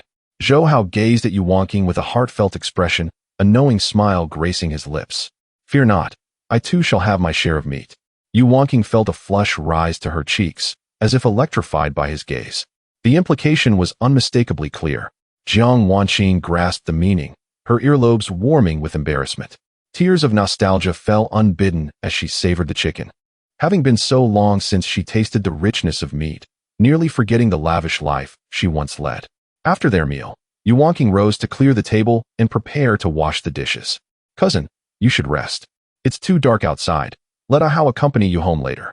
Jiang Wanqing felt it inappropriate to be a mere guest and insisted on helping with the chores. I will wash the dishes. You don't look well. You should retire early. Zhou Hao, noticing their eagerness to assist, cleared his throat and declared sternly, Stop. Stand at attention. Yu Wanqing and Jiang Wanqing were startled, fearing they had angered him, given his unpredictable temperament. Yu Wanqing, like a child caught misbehaving, stammered, Ah Hao. I'm sorry. Before she could finish, Zhou Hao interrupted sharply. Wanqing, have you forgotten my words? The kitchen is my personal domain. No one is permitted entry. Furthermore, if you intend to do housework, you must inform me. As long as I am home, you are not to lift a finger. Keep your hands soft and delicate. As he spoke, he nonchalantly donned an apron, embodying the image of a devoted husband. Wanqing, your task now is to stay here and chat with your sister-in-law. Once I finish washing the dishes, I will escort her home. Yu Wanqing was both astonished and delighted, unable to believe her husband had truly turned over a new leaf. Since their marriage, this was the first time she felt the sweetness of love. Jiang Wanqing observed this with envy, her heart yearning to confront Zhou Zichen, wondering how two men from the same family could differ so greatly. Zhou Hao, hearing the system notification, felt invigorated as he washed the dishes with newfound energy, thinking, Stupid system, provide me with more. After finishing the dishes, the outside world remained shrouded in darkness, with the cold moonlight casting a silvery glow. Yu Wanqing accompanied her cousin to the door, reluctant to part, filled with a sense of wistfulness. Never had they imagined that Zhou Hao would bring them such joy. Zhou Hao quickly followed them outside, and, spotting a graceful silhouette ahead, approached and embraced her tightly. Wife, I crave meat too. You must help me satisfy this longing. The delicate figure shuddered in his arms, instantly blushing. Haozi, you've mistaken me for someone else. Wanqing suddenly has a stomach ache and rushed to the latrine. Jiang Wanqing was startled by the unexpected embrace, her face paling. The sensation was entirely different from that of her own husband, overwhelming her with raw masculinity. It was her first experience of flushed cheeks and racing heart. Zhou Hao, startled, quickly released her, concerned that she might be angered and scold him for his boldness, awkwardly apologizing. Sister-in-law, I am truly sorry. It was too dark, and I didn't see clearly. I thought you were walking. Jiang Wanqing should have been upset, but somehow, with Zhou Hao, she found it inexplicably difficult to feel anger. Instead, she felt a sense of secret delight. It's all right. Ignorance is no sin. I won't hold it against you. Zhou Hao, surprised by the system notification, pondered how such a bold woman could harbor feelings for him. Relieved that she did not blame him, he exhaled deeply. At that moment, Yu Wanqing returned, sensing the unusual atmosphere between them. She curiously asked, Hao, sister-in-law, what is going on? Both Zhou Hao and Jiang Wanqing replied in unison, nothing. This awkward incident was best kept to themselves. After escorting Jiang Wanqing home, Zhou Hao finally reclined in bed with Yu Wanqing, his hands wandering restlessly. Wife, I am so hungry. It has been far too long since I tasted the richness of meat. Yu Wanqing felt her face flush and her body grow warm as he teased her, shyly asking, why didn't you take a bite of that pot of chicken last night? Zhou Hao, unable to resist leaning in closer, whispered, eating too much chicken can lead to excessive heat. I fear you might not be able to bear it. Understanding her man's intentions, Yu Wanqing decided it was time to attend to this great benefactor properly, loosening her garments. Hao, you may do anything you desire with me. Zhou Hao, eager for deeper intimacy, was halted by the sight of her body marred with wounds, and his heart filled with remorse. My dear wife, I am so sorry. I am not worthy of being called human. I will never harm you again. With that, he pressed fervent kisses upon each injury. Yu Wanqing trembled at his touch, overwhelmed by sensations, her hands gripping the bedclothes tightly. Hao, it's all right. Please do not blame yourself. Tomorrow, I shall ascend the mountain to gather herbs and tend to my wounds. Zhou Hao held her closely, filled with guilt as he insisted. No, it is too perilous with wild boars rampant in the mountains. You must rest at home while I go. This mess is of my own making. I shall resolve it myself. Chapter 9. Who is invincible if not me? On the following morning, Zhou Hao awoke to find Yu Wanqing nestled in his embrace, her weary visage regaining a hint of color. Upon her graceful, pale swan-like neck, he had playfully left 2 tiny imprints resembling strawberries, and he smiled contentedly, saying, My dear wife, please rest well at home. I shall prepare corn cakes for you, along with a chicken egg that I bought yesterday. Remember to eat once you awaken. Yu Wanqing stirred sleepily, resembling a kitten as she let out a soft murmur. The previous night, Zhou Hao's tender affections had ignited a yearning within her, leaving her restless with nowhere to channel her desires. This simmering tension had robbed her of a peaceful night's sleep, leaving her quite exhausted. Zhou Hao, increasingly captivated by her, could not resist the temptation of tasting her cherry-like lips, soft and sweet. My dear wife, you are so fragrant and tender, how I long to. He hesitated, afraid to let his thoughts wander further, lest his brother awake. With renewed vigor, Zhou Hao rose from bed, prepared breakfast in the kitchen, and then set off to the mountains with a backpack and a sickle in search of medicinal herbs. His quest was not only to find remedies for wounds, but also to unearth valuable herbs that could potentially be exchanged for money. The household was in dire need of funds, and the rewards from the system were far from sufficient. The back mountains were often inhabited by wild boars, wolves, and leopards, instilling fear in the villagers and deterring them from venturing forth. Only hunters or the more daring youth from the village would brave the ascent in pursuit of game. In the past, Zhou Hao would never have dared to venture alone into the mountains, but now, fortified by the system, his physique had undergone a remarkable transformation. Ascending the mountains felt effortless, with sharpened senses allowing him to perceive the world in vivid detail. He marveled at the lush trees, vibrant flowers, and the fragrant grass. Even the intricate patterns of the distant blooms were crystal clear. A particular pink flower stood out, blooming with exquisite beauty, resembling a lantern in the night. Each petal glistened with morning dew, attracting butterflies that danced around, collecting nectar. The air was imbued with a melange of scents, floral, grassy, and the fresh essence of nature, an experience he had never known before. Zhou Hao felt a surge of gratitude. The system had indeed bestowed upon him the attributes of an athlete. While others required half a day to reach the summit, he accomplished the feat in merely 2 hours, his complexion unflushed, breath steady, moving with an air of grace. Suddenly, he caught a whiff of a potent herbal aroma, and his eyes sparkled with excitement as he followed the scent. Arriving at the base of a tree, he noticed an eerie crimson hue amidst the decaying leaves. After confirming the source of the fragrance emanated from below, he wielded his sickle to dig deeper. After some effort, he struck a hard object, initially mistaking it for a clump of dirt. However, upon inadvertently brushing against a wavy pattern, a jolt of exhilaration coursed through him. He had found it. To avoid damaging this precious herb, he carefully excavated it by hand. When a blood lingji emerged from the earth, Zhou Hao's pupils dilated in astonishment, his heart racing. Incredible! It's a blood lingji. The layered, cloud-like patterns indicated it was at least 100 years old, glistening with a satin sheen. If sold at a herbal store, it could fetch no less than 500 yuan, perhaps even more, a sum equivalent to several years' wages for an ordinary worker. Wealth was within his grasp. Zhou Hao delicately retrieved the century-old lingji, wrapping it carefully in cloth from his backpack to shield it from light, lest it attract the attention of ill-intentioned individuals who might lay blame upon him for speculation.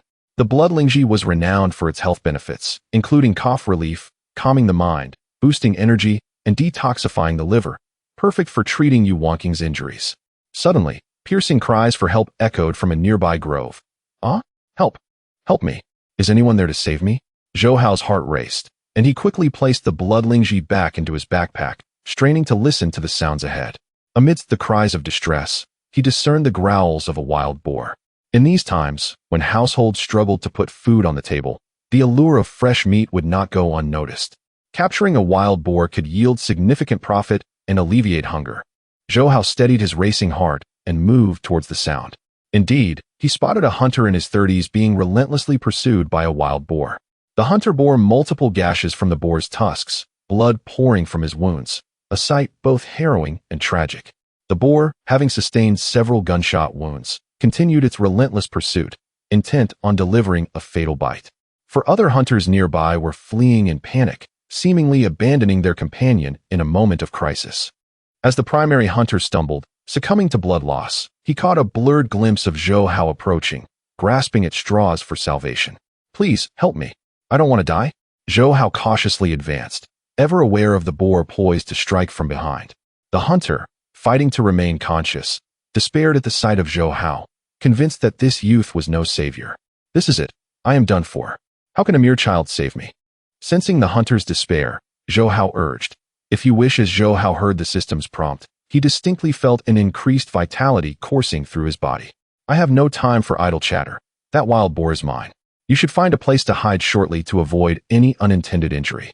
The hunter, astonished by Zhou Hao's audacity to contest the wild boar, gritted his teeth against the excruciating pain, revealing a scornful gaze. You little brat. I discovered this wild boar first. You shall not intercept me. However, judging by your overconfidence, you are destined to meet a fate akin to mine. Hunter's disdain 7, host speed 7. Zhou Hao observed that the hunter's anger seemed to fortify his own physical prowess, yet he remained uncertain if this would yield the same effect against the wild boar. Hey, you foolish beast, come and bite me if you dare. The wild boar, already on high alert upon noticing an unfamiliar presence, charged at him in a frenzy upon perceiving Zhou Hao's provocation. Wild Boar Scheme 10, Host's Melee Skill 10. Zhou Hao's eyes sparkled with understanding. He finally grasped the system's rules. Whenever faced with danger, whether the target be human or beast, emotional feedback was guaranteed. This was a tremendous opportunity. If I am not invincible, then who is? Chapter 10. Confrontation with the Wild Boar. As Zhou Hao witnessed the wild boar charging towards him, he swiftly turned and fled, intending to exhaust its stamina. Come on, foolish pig, chase me. The wild boar missed its target, becoming utterly enraged, baring its tusks, filled with a desire to rend him to pieces. The hunters observed this spectacle and could not help but chuckle derisively. Huh, I thought you had some skill. Do you truly believe you can outrun a wild boar? Soon after, a sharp pain pierced through his waist, causing him to wince. During his frantic escape, he had been unfortunate enough to be gored by the wild boar, nearly breaking his back. The other 4 hunters, seeing the immediate threat vanish, quickly congregated, unable to suppress their scornful remarks. Who is this insolent brat? How dare he think he can contend with us for the wild boar? It's utterly ridiculous. Even with our rifles, we cannot fell a wild boar. What can he possibly do alone? Since this fool is so unafraid of death, let him become the wild boar's meal. That would give us our chance. Once the boar tires and bleeds out, we will make our move. Zhou Hao felt an invigorating rush as he ran faster, realizing that his athletic prowess was indeed formidable. At that moment, he truly believed in the tales from Shui Hu Zhuan, where Wu Song fought a tiger. It was not a deception. The wild boar relentlessly pursued him, unwilling to let the quarry escape. Its scarlet eyes glared fiercely, its massive body swaying as it displayed its sharp tusks, glinting ominously, its bristly black fur standing on end. It emitted a series of threatening low growls directed at Zhou Hao. In a flash of inspiration, Zhou Hao swiftly sidestepped, narrowly evading the boar's massive form as it collided forcefully with a tree. The resounding crash echoed, and the tree splintered, the boar's tusks embedding deep into the trunk, immovable. Frantic, it kicked its legs, sending dirt flying, gradually exhausting its energy. Seizing the opportunity, Zhou Hao leaped to the side of the boar, grabbing a sturdy branch from the ground and forcefully jabbing it into the creature's rear. The wild boar let out a shrill, anguished cry, thrashing its massive body in a desperate attempt to dislodge Zhou Hao. He twisted the branch, piercing through its intestines and reaching its heart. In that moment, he felt an overwhelming surge of power within him, effortlessly overcoming the wild boar.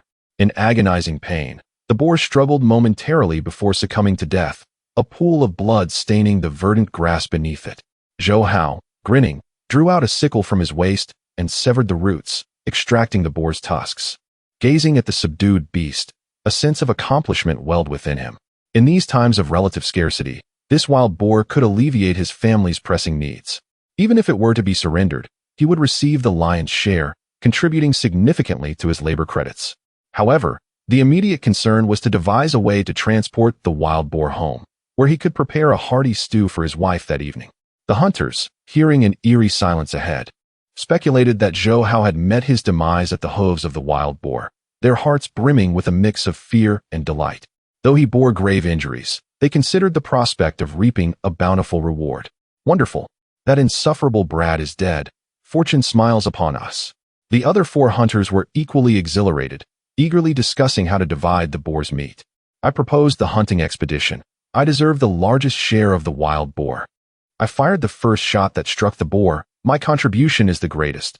I should receive the biggest piece. I acted as bait, drawing the boar's attention, enduring a grievous injury. Do you have the audacity to contest me for the meat? Let us not quarrel. It appears that the wild boar is quite large. We can divide it equally, ensuring no one is at a loss. Why should we share equally? Did we not agree that the one who first strikes the boar receives the most? Just as the hunters were embroiled in their heated debate, they suddenly caught sight of Zhou Hao triumphantly dragging the wild boar, his posture exuding the confidence of a victor, as if struck by thunder. Their expressions morphed into fear, retreating in horror. Why you? Are you human or ghost? Were you not already dead? Did you slay this wild boar? You appear to be barely 20. How could you possess such strength? This wild boar weighs at least 200 pounds. How can you possibly drag it? Regardless of how you managed to kill the boar, you must return it to us. Zhou Hao discerned their ulterior motives and provocatively retorted, this wild boar was clearly hunted by me. Why should I return it to you? You are the ones who are inept, unable to capture a wild boar. And now you blame me?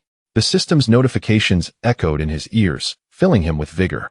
The hunters, consumed by jealousy, sharpened their gazes, scheming to ensure the wild boar did not fall into Zhou Hao's hands. Kid, according to the rules of the realm, we must settle this with a duel. Zhou Hao revealed a smile of anticipation, eager to test his abilities. Come on, you novice. The hunter, consumed by rage, swung a fist towards Zhou Hao's face. Zhou Hao responded with a mocking smile, remarking, Heh, there is a code to fighting. One does not strike the face. Are you not aware of this? With a resounding thud, as soon as the words left his lips, Zhou Hao retaliated with a punch that sent the hunter staggering back several steps until he collided violently with a tree, blood trickling from the corner of his mouth. You. Cough, cough, cough. Observing his companion's violent coughing, another hunter rushed in front of Zhou Hao. You kid. In a swift motion, Zhou Hao appeared before him, effortlessly seizing the shotgun slung across the hunter's back. With a sharp twist, the barrel was bent. Zhou Hao offered a cold chuckle, stating, You speak of rules, yet you fail to adhere to them. Thus, I shall not extend my courtesy any longer. The hunters stood in shock, their eyes nearly bulging from their sockets. As an icy dread coursed through them. "You little brat, just wait." With that, the four of them hastily lifted their injured comrade and fled in terror, their fear palpable. Zhou Hao grinned widely, contentedly dragging the wild boar down the mountain. This excursion had yielded bountiful rewards. Not only had he discovered a century-old Lingji, but he had also hunted a wild boar. It was hard to fathom the vigor he would possess later that night while attending to his wife, should he indulge in too much of the boar's meat. Chapter 11. Overindulgence in meat leads to heediness. Zhou Hao, brimming with joy, dragged the wild boar down the mountain, intending to deliver it to Captain Lin Jianjun's residence for distribution. In this era, there exists a principle that the game hunted in the mountains belongs to the collective. Once prey is captured, it is customary to summon the entire village to share it among households. This practice fosters a sense of communal honor, encouraging villagers to assist one another and promote unity and friendship. As Zhou Hao passed by the homes of the villagers, he instantly became the center of attention. The back mountain was notorious for its perilous terrain, and those who ventured to hunt typically formed groups. Moreover, Zhou Hao had single-handedly brought down such a sizable wild boar.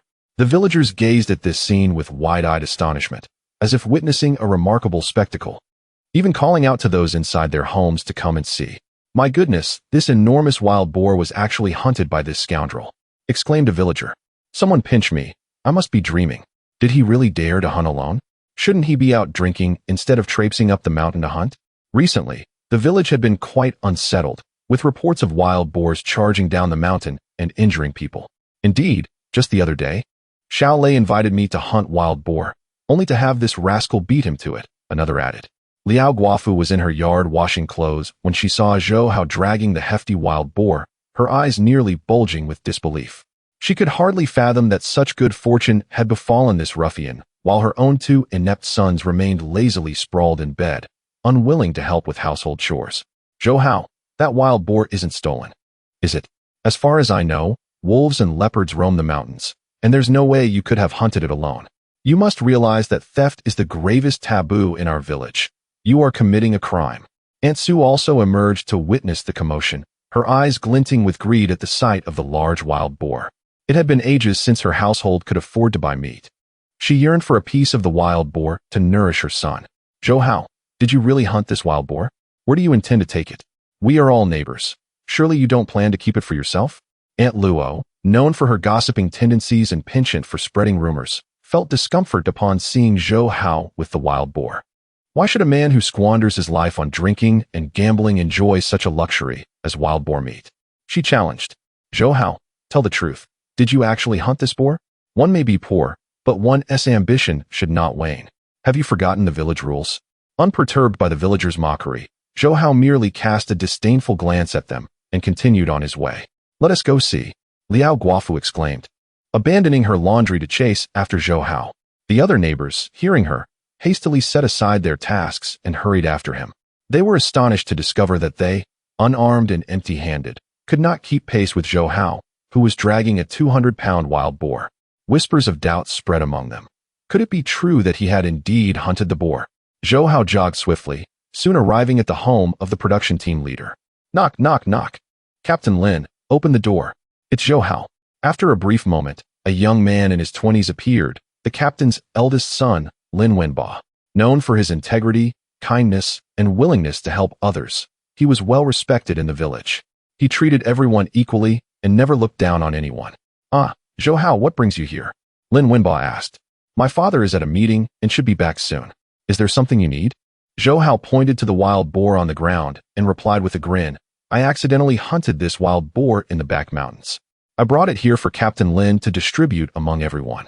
Lin Wenba, shocked, gazed at the wild boar with disbelief, exclaiming, "You managed to hunt such a massive wild boar all by yourself? I never knew you had such skills." Zhou Hao felt a mix of embarrassment and pride at the compliment and suggested, "Brother Wenba, nightfall is approaching. We should quickly gather the villagers and distribute the meat at your home." Nodding in agreement, Lin Wenba turned and called out, "Wensheng, go check if Dad is back from the meeting. Wenjia, Wenjan, you two go door to door and gather the villagers. Tell them we're distributing meat." Soon, 3 youthful lads emerged from the house. Upon seeing the wild boar, their eyes sparkled with desire, and they nearly drooled. However, They quickly regained their composure and dashed off to spread the word. Before long, news of the meat distribution spread throughout the village. Households gathered, each bringing pots and pans, crowding at the captain's doorstep, eagerly craning their necks in anticipation. The thought of meat excited them. It had been far too long since they had tasted the rich flavor of meat, and everyone wished to partake. When Lin Jianjun returned from the meeting and beheld the massive wild boar, he was overjoyed and began directing his sons to prepare. Wenba, you'll handle the knife and help divide the meat. Wensheng, Wenjia, Wenzhan assist him. The four brothers of the Lin family worked fervently, first scalding the wild boar with hot water, then scraping off its coarse bristles. Next, they tied up one of the boar's hind legs and made an incision in its belly, removing the entrails, including the heart, liver, and lungs. The villagers watched eagerly as the wild boar was butchered, their appetites piqued. They were content even with the possibility of receiving some offal or a bowl of warm meat soup. Lin Wenba first cut a generous piece of the boar's belly, along with 4 trotters, and prior, however, I must kindly remind you that excessive consumption of meat can lead to internal heat. Be cautious that your wife may not be able to handle it. The surrounding villagers erupted into hearty laughter. This double entendre was swiftly grasped by Zhou Hao, who proceeded to place the pig's stomach and trotters into a bamboo basket, laughing heartily. Ah, Brother Wenba, I am young and impetuous. I fear not the internal heat, for there are ways to relieve it. The 4 Lin brothers burst into collective laughter, each one expressing their envy of him. You are indeed fortunate. Enjoying sumptuous meals and having a wife of unparalleled beauty by your side, why yearn for more meat? Your wife is universally acknowledged as the village's great beauty. You are truly blessed. After a satisfying dinner, one has the strength to tend to one's wife. If I could marry a woman like yours, I would wake from dreams with a smile. Zhou Hao approached Lin Jianjun and could not resist inquiring, Captain Lin, could you consider granting me additional credits for my successful hunt of the wild boar? Chapter 12 Your man is impressive. Lin Jianjun was well aware of Zhou Hao's familial background and recognized his poor reputation and relationships within the village. However, after today's events, his perception of Zhou Hao underwent a significant transformation. Zhou Hao, he began, I discussed this very issue in today's meeting. We are about to implement a dual-track system that allows for both the retention of labor points and household production. In due course, I shall prioritize allocating to you a fertile piece of land, thereby addressing your family's basic needs. Zhou Hao, taken aback yet elated, expressed his heartfelt gratitude, saying, Captain Lin, I cannot thank you enough. I shall continue to contribute to the village. One by one, the villagers received their share of pork, entrails, and pig's blood, returning home animatedly to prepare meat and broth, thus satisfying their culinary cravings. Soon, it was the turn of Widow Liao, Aunt Sue, and Aunt Luo. Each approached with increasingly larger basins, eager to gain a little extra. Their usual sharp and acerbic demeanors had transformed into ingratiating smiles as they endeavored to curry favor with Zhou Hao. Widow Liao, grinning broadly, remarked, Zhou Hao, distant relatives are no match for close neighbors. I once gave you a chicken egg when you were struggling to make ends meet. Aunt Sue, fixated on obtaining the largest piece of wild boar meat, boasted, although I am usually frugal, I helped your wife when she was ill. Aunt Luo, equally sycophantic, grinned like a wolf in sheep's clothing, stating, during those frigid winters when you were on the brink of freezing, I even lent you a quilt. Zhou Hao, fully aware of their true intentions, perceived their greed. Human nature is often susceptible to the trials of temptation. Widow Liao, when we were at our lowest, my wife pleaded at your doorstep, and all we received was a single rotten egg from you. Aunt Sue, when my wife fainted outside your house, you yelled at her, causing my sister-in-law to come to her aid. As for Aunt Luo, my wife knelled at your door all night during a freezing spell, and you finally tossed us some moldy bedding. Furthermore, your sons have all taken a fancy to my wife's beauty and figure. I now advise you to keep your sons' eyes in check. These words flowed forth like a rapid barrage, leaving Widow Liao, Aunt Sue, and Aunt Luo speechless, their faces growing increasingly ashen, akin to having swallowed something bitter with no outlet for their frustration.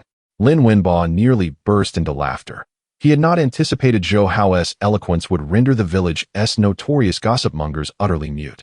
Having learned the ways of social interaction from his father since childhood, Zhou Hao exhibited a commendable emotional intelligence. Calmly, he distributed the least desirable, toughest, and most unpalatable parts of the wild boar to the 3 women. Next, please. Widow Liao glanced at the piece of lymphatic meat in her hands, aware that improper handling could pose health risks. Lin Wenba, have you made a mistake? Why must I receive this inferior cut? Aunt Sue, dissatisfied with her portion of wild boar meat, protested, this is biased treatment. Why do others receive the good cuts while I am given this tough piece? Aunt Luo, clutching the wild boar's hind leg, was so enraged that she nearly ground her teeth, exclaiming, what do you mean by this? Who do you look down upon? This is unfair. I demand a redistribution. Lin Wenba, holding his ground, replied coldly, if you are dissatisfied with your portions, you are entirely free to exchange amongst yourselves. If that does not suffice, then none of you shall eat. Zhou Hao, pleased to see their faces darken with indignation, returned home with a sense of fulfillment. After a long day, as dusk approached, he hurried home to prepare a meal for his wife. Upon returning, Zhou Hao swiftly washed his hands and set about cooking, dividing the wild boar meat and trotters.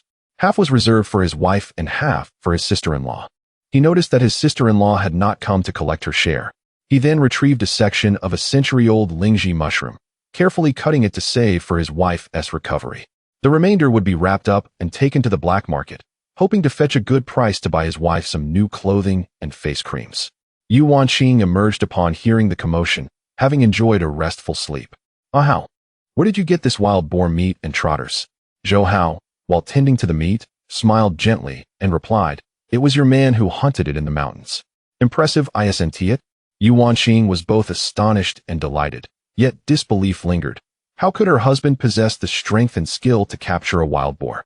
Nevertheless, given his thoughtfulness, she chose not to inquire further. How, let me help you. Zhou Hao, seeing her readiness to assist, promptly interjected, Wanqing, you should return to the house and rest. From now on, you must keep your hands free from labor. I also gathered some medicinal herbs. I will help you with your treatment tonight. Yu Wanqing's eyes widened with surprise, the sensation feeling dreamlike and surreal. Summoning an unexpected surge of courage, she stepped forward and embraced him tightly from behind, her voice choked with emotion. Hao, you are truly wonderful. Zhou Hao beamed with pride, knowing his wife was quite easy to please. After a while, the rich aroma of meat wafted through the house, causing the neighboring children to cry out in hunger. Meanwhile, Widow Liao was at home stir-frying a plate of blood neck meat with green peppers, the flavor indescribable, as she muttered curses. What is this? The eldest son of Captain Lin actually gave me a piece of this rotten meat. Her eldest son, Xiemingkong, had expected to savor delicious wild boar meat, but found it nearly inedible. Mom, why is this wild boar meat so tough? It feels like gnawing on old tree bark. The second Xie Chuiyang's head suddenly swelled with a large bump, and in a fit of anger and frustration, he threw down his chopsticks and began to complain. It was never palatable to begin with. This is hardly wild boar meat. Just take a whiff of the savory aroma wafting from the neighboring Zhou Hao's home. That truly is a dish worthy of accompaniment. Aunt Sue's household is equally dismal, presenting a plate of well-cooked pork belly before her son, incessantly nagging. My dear son, you must strive to bring honor to your mother, make your way in the world, and achieve a prominent position. Our family will no longer endure this humiliation, for now. Manage to choke down a bite of this meat, and later, I shall procure a fish for you to restore your strength. Chapter 13. Wanqing, why is your face flushed? Next door, Su Shunan, full of enthusiasm, savored a piece of meat, only for his expression to shift abruptly as he forced it down. Mother, did you really bring back this wild boar meat from Captain Lin's house today? Upon mentioning this, Su Dama, in a huff, retorted, it's all that Zhou Hao's fault. That ungrateful wretch actually repays kindness with malice, deliberately giving us a piece of tough and chewy meat. If you can make something of yourself in the future, I'll be able to hold my head high in the village and no longer have to bow to anyone. Su Shunan, harboring thoughts of Yu Wanqing, indignantly exclaimed, once again it's Zhou Hao, that scoundrel. Why does he have all the good fortune? He has a beautiful wife and has hunted wild boar. If only Yuan Ti stopped me back then, Wanqing would have been mine. Aunt Luo remained sullen at home, having already cursed Zhou Hao's ancestors in her heart. How did this rascal suddenly change his nature? But a dog cannot change its habit of eating excrement. I'd like to see how long he can keep up this facade. The children stared longingly at the wild boar's hind legs, yearning for a taste of the meat. Yet they could only bury their heads in their rice. Each of them drooled at the thought. Not even a bone to gnaw would suffice. In their household, there was a custom that meat was solely for the patriarch, the pillar of the family. Old man Luo gnawed on the tough hind leg, nearly breaking a tooth. grumbling. Wife, is this the meat you brought back? Just look at how hard it is. How can we eat this? Why is Zhou Hao next door feasting on meat every single day? What makes our family any less than his? Upon returning home, Zhou Hao busied himself until nightfall. A large pot of wild boar meat stew with vermicelli emerged fragrant from the stove, accompanied by a generous platter of corn cakes. He cheerfully filled a bowl to the brim with meat for Yu Wanqing, smiling meaningfully. Wanqing, tonight, indulge yourself and eat to your heart's content. Once you're full, I'll help you with your medicine. Yu Wanqing's small face flushed with warmth, shy as a ripe persimmon, utterly enchanting. Ah how, if you give me all the meat, what will you eat? Zhou Hao suddenly leaned close to her face, planting a kiss. Wanqing, why is your face so red? Do you know that a man shouldn't eat too much wild boar meat? If he does, he might lose control. Upon hearing the system's notification, Zhou Hao felt a surge of joy. As long as his wife held affection for him, he could earn protection funds. His only regret was that the sum was too meager. Even if it were multiplied tenfold, it would still be insufficient. If only the other funds could also be returned tenfold, that would be splendid. However, one must learn to be content. He silently vowed to spend more on his wife in the future, thus earning more system rewards. Only then could he ensure his wife led a blissful life. As night enveloped the world, stars sparkled like diamonds against the dark sky, and a gentle breeze carried the unique sweetness of summer nights. The room was bathed in a warm yellow light, casting two overlapping shadows, harmonizing with the chorus of frogs and crickets outside. Ah, be gentle, it hurts. Just bear with it. I'll be careful. Ah how? A little lower, a bit lower. Is it here? If it hurts, don't hesitate to cry out. Ah, ouch. It hurts so much. Dear wife, it doesn't hurt. Your man is being quite gentle. Take it easy. My body can't withstand your roughness. All right, whatever you say. Ah, why are you crying, my wife? No, it's nothing. I've never applied medicine for anyone before. I didn't know how to be gentle. I'm so sorry. Don't worry, I can endure. As Zhou Hao gently applied medicine to Yu Wanqing, he softly blew on the wound. His heart was filled with tenderness, wishing he could punish himself for his past ignorance. In the past, he had been blinded by foolishness, allowing such a beautiful and virtuous wife to suffer injuries. On her delicate body, there were several conspicuous scars, any of which could have claimed her life with just one misstep. Yu Wanqing lay bare on the bed, the medicinal liquid penetrating her skin, sending excruciating pain coursing through her body, rendering her limbs weak and trembling. Suddenly, upon seeing Zhou Hao's eyes filled with guilt, she swallowed back her cries of pain. Her pale and delicate face glistened with beads of sweat, adding a touch of beauty. While she stubbornly bit her lip, refusing to make a sound. Zhou Hao, noticing her forehead creased with tension and her small hands instinctively clutching the sheets beneath her, felt a pang of heartache. Wife, we'll finish applying the medicine soon, and then I'll help you massage it. Throughout the process, his touch was exceedingly gentle, as if he were handling a precious work of art, fearful of causing any harm. His 10 fingers delicately caressed the vivid wounds, gradually infusing the medicine into her skin. It was apparent that her fragile form resembled a willow swaying in the wind, evoking deep sympathy. Yu Wanqing displayed a blend of pain and pleasure, her heart racing with anxiety and bashfulness. Although they had shared intimate moments before, Zhou Hao's prior actions had been rough and unrefined, often leaving her battered and unable to rise from bed. This time, however, Zhou Hao revealed a rare tenderness, leaving her in a daze. Ah how, compared to before, you've changed so much. Zhou Hao gazed at her alluring visage, his throat tightening. To claim he was unaffected would be a lie. Oh, in what way have I changed? Yu Wanqing, suddenly confronted with his handsome face, felt her breath quicken, her heart skipping a beat. With a playful pout, she replied, you know exactly what I mean. Zhou Hao gazed deeply into her eyes, his gaze drifting to her enticing lips. Wife, stop overthinking and close your eyes to sleep.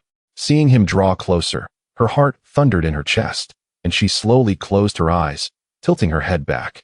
Upon hearing his soft chuckle nearby, she realized she had misinterpreted the situation, mortified to the point of wishing to vanish. I'm going to sleep now. Zhou Hao, captivated by her adorable shyness, felt a burning desire within him. Out of consideration for his injured wife, he could only forcibly suppress his feelings. All right, I'll hold you as you sleep. Turn off the lights. It's time for bed. On the following day, Zhou Hao rose early with a refreshing spirit, carrying with him a piece of wild boar meat, as he made his way to his sister-in-law's house to deliver the gift. Sister-in-law, open the door. Come quickly and see what delightful treasure I have brought for you. Jiang Wanqing, consumed with worry over the near-empty rice jar at home, lamented the fact that her husband had squandered all their money and was now bedridden, nursing his injuries. Their household was in dire straits, unable to afford even a meal. Secretly, she had stashed away a small sum of emergency money in her waistband, reserved for a potential escape with her cousin. Upon hearing Zhou Hao's voice, it was as if spring had arrived after a downpour, and she hurriedly welcomed him. Zhou Hao, you've come. Please, come inside. Zhou Hao handed the wild boar meat to his sister-in-law with a smile, saying, Sister-in-law, this piece of wild boar meat was what I hunted yesterday in the mountains. I saved a portion for Wanqing to nourish her health, and this piece is specially reserved for you. Chapter 14.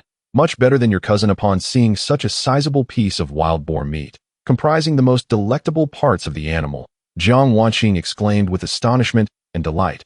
Ah, Zhou Hao, you truly are remarkable, far superior to your cousin. You are indeed a timely benefactor.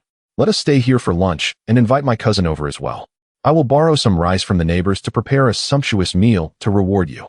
Zhou Hao nodded in agreement and followed her into the house, where he found his cousin still lying in bed, looking half alive. Cousin, are you feeling any better? Zhou Zichen, hearing their conversation, struggled to sit up, coughing as he spoke. Haozi has arrived. Have you given any thought to the proposition I mentioned last time? Seeing his cousin's persistence in wanting to force his wife onto him, Zhou Hao's expression soured. Cousin, it seems that this time you are not merely physically injured, but mentally as well. Zhou Zichen, realizing that his cousin was unwilling to accept his wife, quickly sought another approach. Haozi, I won't force you. By the way, your sister-in-law was accidentally pulled and twisted her waist by those rascals last time. Otherwise, she wouldn't have missed out on the wild boar meat yesterday. You know her temperament. She is competitive and stubborn, never admitting defeat. Look at me now. In this pitiful state, I truly cannot be of assistance to her. How about you help her with a massage? Zhou Hao understood his sister-in-law's pride. It was her shield against being bullied. All right then. Just as Jiang Wanqing finished blanching the wild boar meat, she prepared to step out to borrow some rice and vegetables from next door. Zhou Hao, why don't you keep your cousin company while I step out for a moment? Zhou Hao immediately approached, concern evident in his gaze as he assessed her slender waist. Sister-in-law, I heard from my cousin that you twisted your waist last time. May I examine it for you? Jiang Wanqing's pupils dilated, her earlobes turning crimson as she instinctively touched her waist. No need. I will try to do less heavy work. It's nothing serious. Seeing his wife refuse Zhou Hao's goodwill, Zhou Zichen grew anxious, his heart racing like a cat's claws. And snapped, You stubborn woman. Why are you being so difficult? Just let Haozi help you check it out. Why resist? In my current condition, I rely on you for care. What if you develop a chronic ailment? We can't just stare at each other, starving to death, can we? Jiang Wanqing felt a sharp pain in her heart at his reprimand and shot him a fierce glare. You wretched man, my waist is injured, and it's all your fault. If you dare to speak sarcastically again, I will no longer care for you. Your life or death is of no concern to me. Zhou Zichen's temper flared, and he angrily retorted, You foul woman, how dare you speak to me in such a tone? You must be itching for a fight. Tears welled in Jiang Wanqing's eyes, her long nails digging into her palms as she fought to hold back her tears. Zhou Zichen, if you push me any further, I am capable of anything. Observing the tension between them, Zhou Hao hurriedly intervened, playing the peacemaker. Cousin, perhaps you should temper your words. Sister-in-law has diligently managed this household over the years, attending to you with great care. She has treated you well. If you continue to be harsh towards her, I will not stand idly by. Fuming, Jiang Wanqing covered her mouth and retreated into the room, sulking on the bed. Ever since marrying Zhou Zichen, her life had been filled with trivial disputes, making each day unbearable. Zhou Hao hesitated briefly before entering the room, offering, Sister-in-law, do not be angry. Anger can lead to early demise. I know a few acupressure points that can help relieve your symptoms and treat your waist injury. Still fuming, Jiang Wanqing glanced at Zhou Hao's earnest expression and nodded slightly. All right, then please take a look.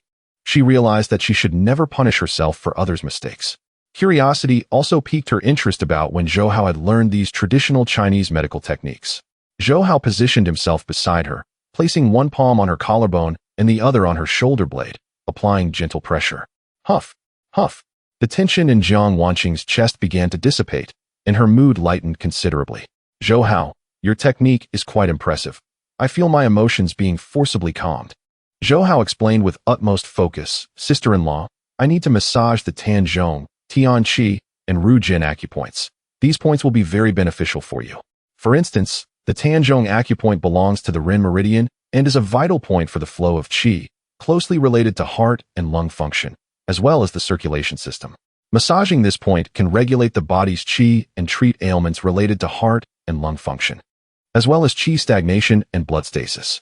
Seeing the rationale in his words, Jiang Wanqing, after some internal conflict, felt that Zhou Hao was not the type to take advantage of others and reluctantly agreed. "Fine, you can proceed as you wish. I will cooperate." Zhou Hao's eyes brightened as he swiftly extended his hand, his fingertips gently kneading the Tanzhong point, occasionally brushing against her fair skin, causing him to recoil as if he had been electrocuted.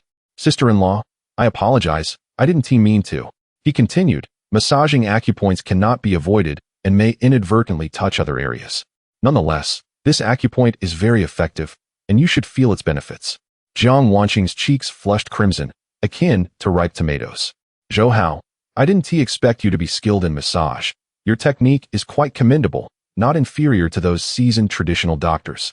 Meanwhile, Zhou Zichen, propping himself up in bed, strained to listen to the lively exchanges from the next room, excitement filling his heart like a surging tide upon hearing his wife engaging warmly with Zhou Hao. Ever since his vitality had been compromised, he had longed for such intimacy, but alas, desire and ability had been mismatched. Now, his cravings were being fulfilled. How delightful it would be. He must ensure that Haozi frequently visited their home to nurture their relationship. At that moment, a voice called from outside, "Zichen Gu, Haozi Gu, are you home?" Upon recognizing the voice of a drinking companion, Zhou Zichen instantly perked up and responded, "Chong Song is here. Haozi is also at my place. Come in quickly." Gao Chong Song, upon hearing this, entered with exuberance and feigned concern, inquiring, "Zichen Gu, how is the recovery from your injuries?" Zhou Zichen, reminded of the subject, felt a surge of irritation and gritted his teeth, lamenting, Do not even mention it. Just look at me, in this half-alive state. Merely surviving is a stroke of fortune. By the way, what brings you here?"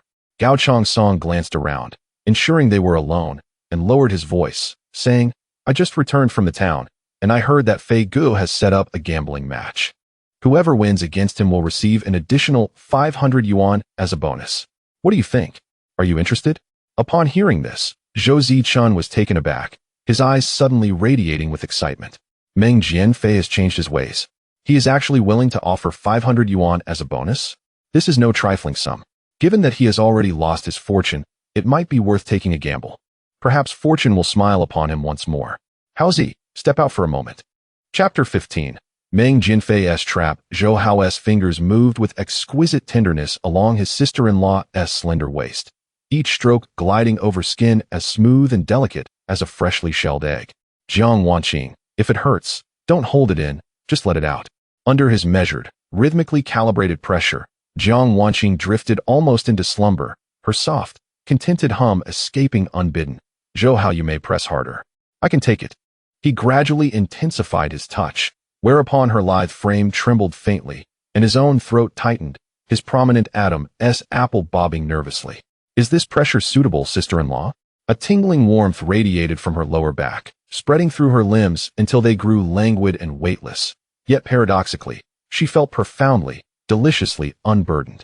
"Harder, even harder, don't stop." Just as Zhou Hao prepared to deepen his effort, his cousin's voice pierced the quiet, sharp and sudden.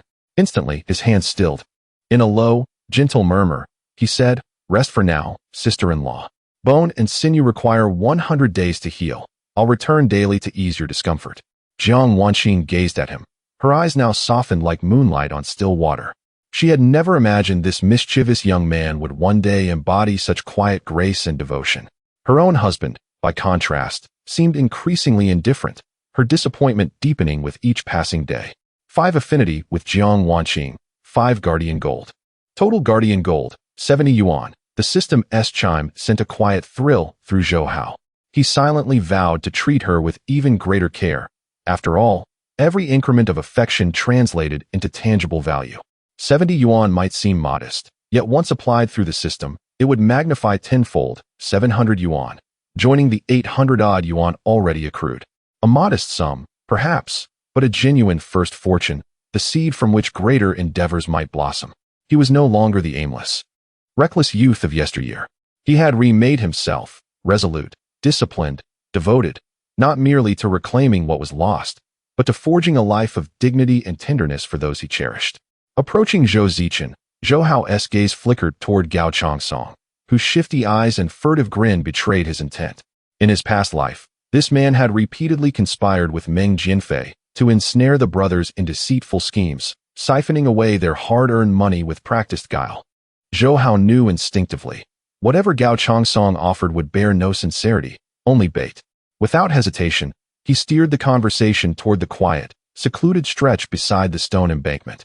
Zhou Zichen, leaning on a shoulder pole, followed without question. "What wind carries you here, Gao Chongsong?" Gao Chongsong hurried forward, flashing a grin of blinding white teeth. "Brother Hao, a golden opportunity has fallen from the sky, pure serendipity. Brother Meng has set up a gambling match in town. Win against him, and you walk away with an extra 500 yuan. Many have tried, and failed, these past 2 days. But I thought of you too, exceptional, unmatched. Surely you'll seize this chance." Zhou Hao's brow furrowed, his posture retreating slightly, physically and morally distanced. "I've sworn off gambling. I gave my word to my wife. My vow is absolute." Gao Chongsong stared, jaw slack, half convinced Zhou Hao had lost his senses. "Brother Hao, that doesn't sound like you at all. 500 yuan, think of it. You've already lost your entire fortune to Brother Meng. Don't you long to reclaim it? To turn the tide?" Zhou Zichen, who had lain bedridden until his very bones ached with stagnation, now felt his pulse quicken, not with healing, but with the old, insistent hunger. "Haozi, this is a once-in-a-lifetime chance. That wretch Meng Jinfei bled us dry, and left me like this. I won tea, let it stand. I'll claim every cent, call it my medical recompense." Zhou Hao stood unmoved, his resolve forged in quiet certainty. "I said no, and I mean it. If you're so eager to play the fool, go alone." Gao Chongsong had been dispatched under Meng Jinfei's direct instruction. Now, panic flickered in his eyes. "Zhou Hao, have you lost your ambition? You lost before, yet you always returned. What's this sudden virtue? You've done far worse things. Don't pretend to be saintly now, and haven to you one now, and then? What if today is your day?" 5 disfavor from Gao Chongsong, 5 skill point in card manipulation. Zhou Hao's breath caught, the system's whisper startling, yet exhilarating. A new ability, unlocked. Had this skill been available earlier, his ruin might never have come to pass. And with further refinement, he would not only see through deception, he would master it. Meng Jinfei's wealth was ill-gotten. Reclaiming even a fraction would be justice, not greed. Yet restraint remained essential. He would win back only what was rightfully his, and then walk away. To provoke Gao Chongsong, and thereby accelerate his skill progression, he spoke with deliberate, cutting disdain. "Cease your prattling, Gao Chongsong. Was it Meng Jinfei himself who sent you? You're his lapdog, so eager to be sold, you'd count the coins he hands you. If he relieved himself by the roadside, you'd wag your tail, begging for praise." Gao Chongsong flushed crimson, his pride wounded to the core. "Who are you calling a lapdog? Don't mistake my patience for weakness. You're not even worth a single strand of Brother Meng's hair. Don't delude yourself with false dignity." 10 disfavor from Gao Chongsong, 10 skill point in card manipulation. Zhou Hao smiled, not in anger, but with quiet, dangerous amusement. A flood of intuitive mastery rushed into his mind. Seasoned instincts, subtle tells, the art of reading intention in a flicker of the wrist or a microtension in the knuckle. He could not yet deceive, but he could detect, anticipate, and, above all, withdraw before ruin struck. "You've elevated that man far beyond his worth," he murmured, voice low and edged with steel. "Perhaps it's time I corrected that imbalance." Zhou Zichen and Gao Chongsong exchanged startled, gleeful glances. Zhou Zichen glanced furtively toward home. "Haozi, hurry, before sister-in-law appears." Gao Chongsong, well acquainted with Jiang Wanqing's formidable temperament, seized Zhou Zichen's arm and hurried him away. In a cramped, smoke-choked room in town, the air hung thick with stale tobacco and tension. Greasy, worn playing cards lay scattered across a square wooden table. Meng Jinfei sat with practiced nonchalance, cigarette dangling from his lips, fingers riffing through the deck with a sharp, rhythmic shush-shush. His gaze, cold and mocking, locked onto the Zhou brothers. "So, you two actually showed up. How quaint. I've beaten you both as easily as breathing. Tell me, how many rounds will your pockets last?" Zhou Zichen, suppressing the dull throb of his injuries, forced confidence into his voice, though his bravado rang hollow. Meng Jinfei, if I run out of money, I still have my wife. She'll settle the debt, fair and square. Zhou Hao's glare struck like lightning. Zhou Zichen flinched, silenced instantly. Turning to Meng Jinfei, Zhou Hao's voice was calm, unyielding. Enough talk. What game? What stakes? Meng Jinfei tossed down a 20 yuan note, exhaled a slow, curling plume of smoke, and smirked. Let us begin, just to warm up. Jia Jinhua. Auntie, 1 jiao. He tilted his head, eyes glinting. Do you even have that much? I fear you may not even be able to produce 20 yuan. Let me be frank. In order to win the 500 yuan prize, you must first accompany us and play for at least 1 hour. Furthermore, you are not permitted to borrow money from me during this time. Without initial capital, it is impossible to gain anything. This statement struck Zhou Zichen's heart with piercing clarity. He quickly turned to Zhou Hao, lowering his voice in a plea. Haozi, how much money do you have on you? Please lend me a little. I will repay you once I win. With a mere thought, Zhou Hao conjured 30 yuan from his pocket and handed it to him, saying, Here is your starting capital. Remember, while small bets may bring joy, large bets can lead to ruin. No one to stop. Zhou Zichen's eyes gleamed with avarice as he tightly clutched the 30 yuan, feeling as though he had obtained a treasure. Excellent. This would be the means to recoup his losses. Chapter 16. Winning to the top. Meng Jinfei scoffed as he picked up the playing cards, declaring, Let the games begin.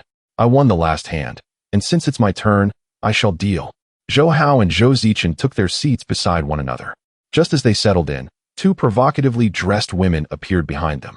It was summer, and the sun shone predominantly in the northern hemisphere, illuminating 2/3 of the earth in a glaring brightness that made one squint. Zhou Hao merely glanced at the scene and quickly grasped the situation. In the penny game of Jia Jinhua, each participant was required to ante up a dime, placing it in the center of the table. The victor would claim the entire pot. Naturally, those with strong hands could raise the stakes, while others could call. Once the dealing passed the banker, players could purchase cards. Ultimately, the one with the highest hand would emerge as the victor, becoming the new dealer for the next round. In the first hand, as Meng Jinfei dealt the cards, Zhou Hao felt a cold smirk forming within him. Indeed, Meng Jinfei had always resorted to deceit in previous encounters. It was no wonder he had never managed to defeat him. Losses often amounted to tens of dollars, with an occasional win yielding merely a few. Zhou Hao examined his cards and discovered a 3 of a kind with 3s. After following Meng Jinfei's raises for 20 or so rounds, Meng Jinfei finally opted to reveal his hand. To Zhou Hao's delight, his 3 of a kind triumphed over Meng Jinfei's straight flush, netting him over $20. Zhou Zichen's eyes sparkled as he burst into laughter. Ha ha ha.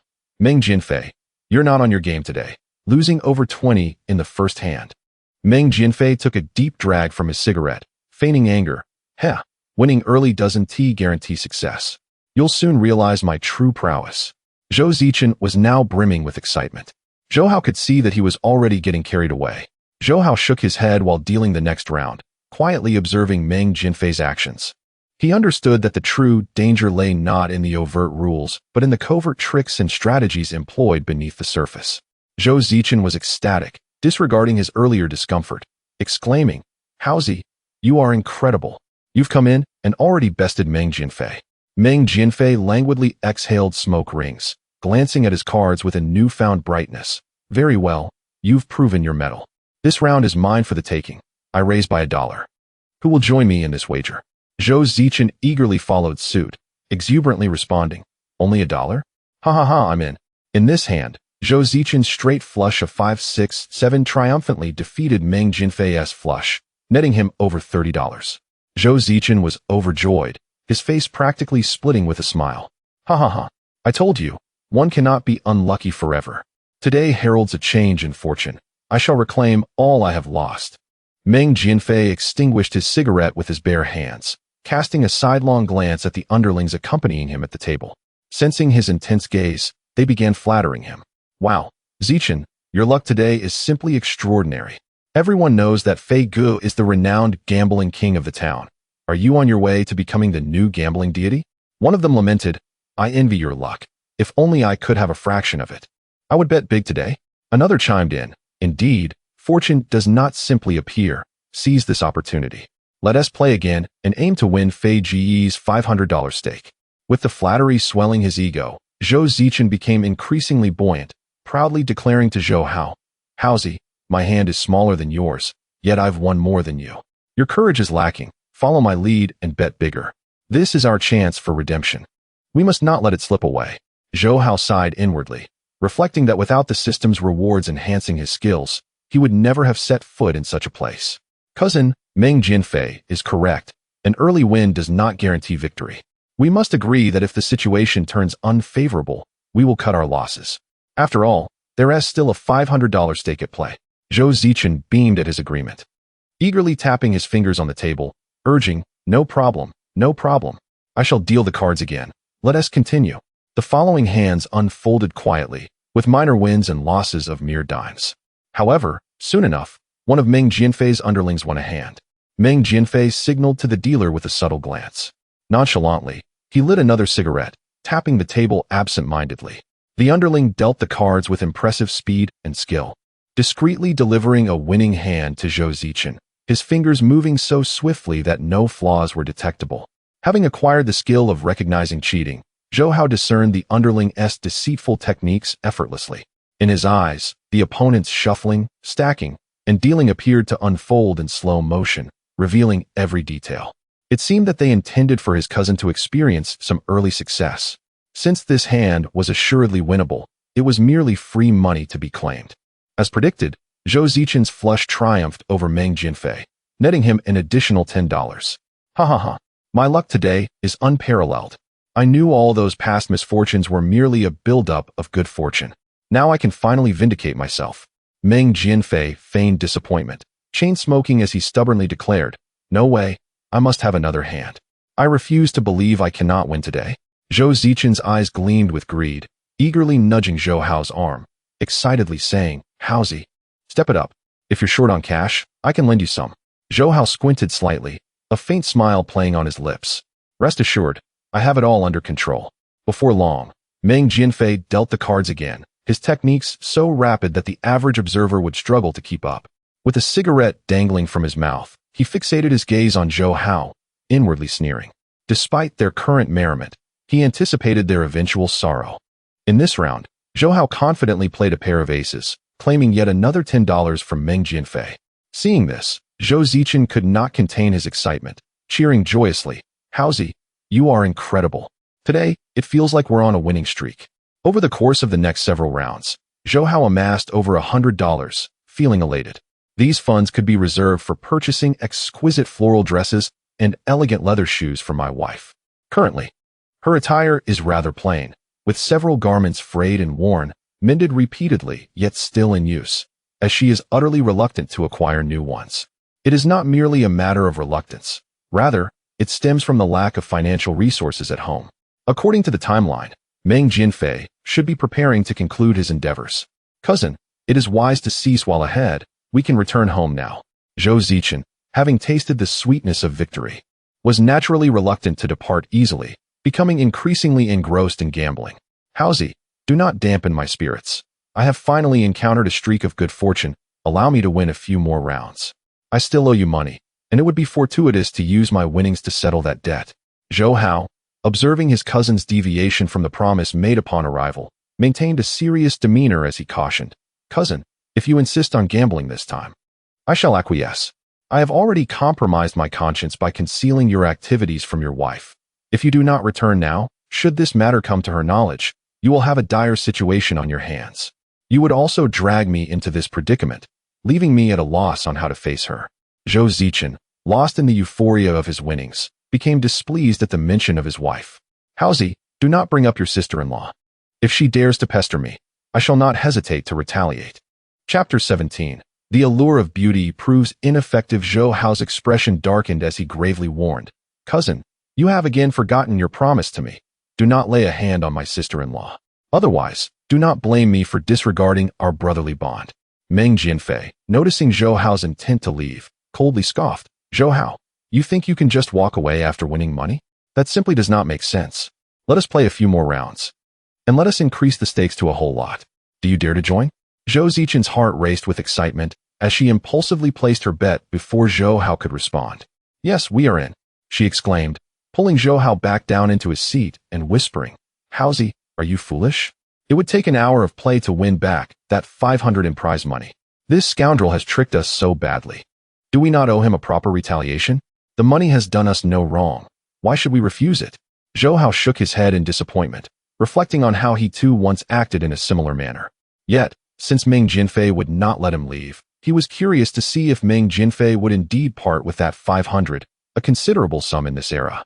Fine, you have compelled me to stay. I wonder how your expressions will change when you witness my card tricks. It has been almost an hour. Let us commence. A smile crept across Meng Jinfei's lips as he exchanged knowing glances with two provocatively dressed women, who quickly approached Zhou Hao from either side. It was evident that their garments were shifting in form. Handsome, you are truly impressive. Please teach us. One of them said, reaching towards Zhou Hao's collar. Get lost. You mere superficial beauties are not fit to compare with my wife. Zhou Hao retorted, shaking his shoulders and effortlessly repelling the two women, who stumbled backward. The movement caused their attire to sway like waves. The two women winced in pain, feeling the sting in their chins and chests, and were about to curse when they caught sight of Meng Jinfei's murderous glare, compelling them to sulk behind Zhou Hao. It was truly baffling. How could this man's heart be as hard as iron, rendering their seductive charms utterly ineffective? What no one anticipated was that Zhou Hao would soon win over 300 yuan, allowing Zhou Zichen to gain a few dozen as well.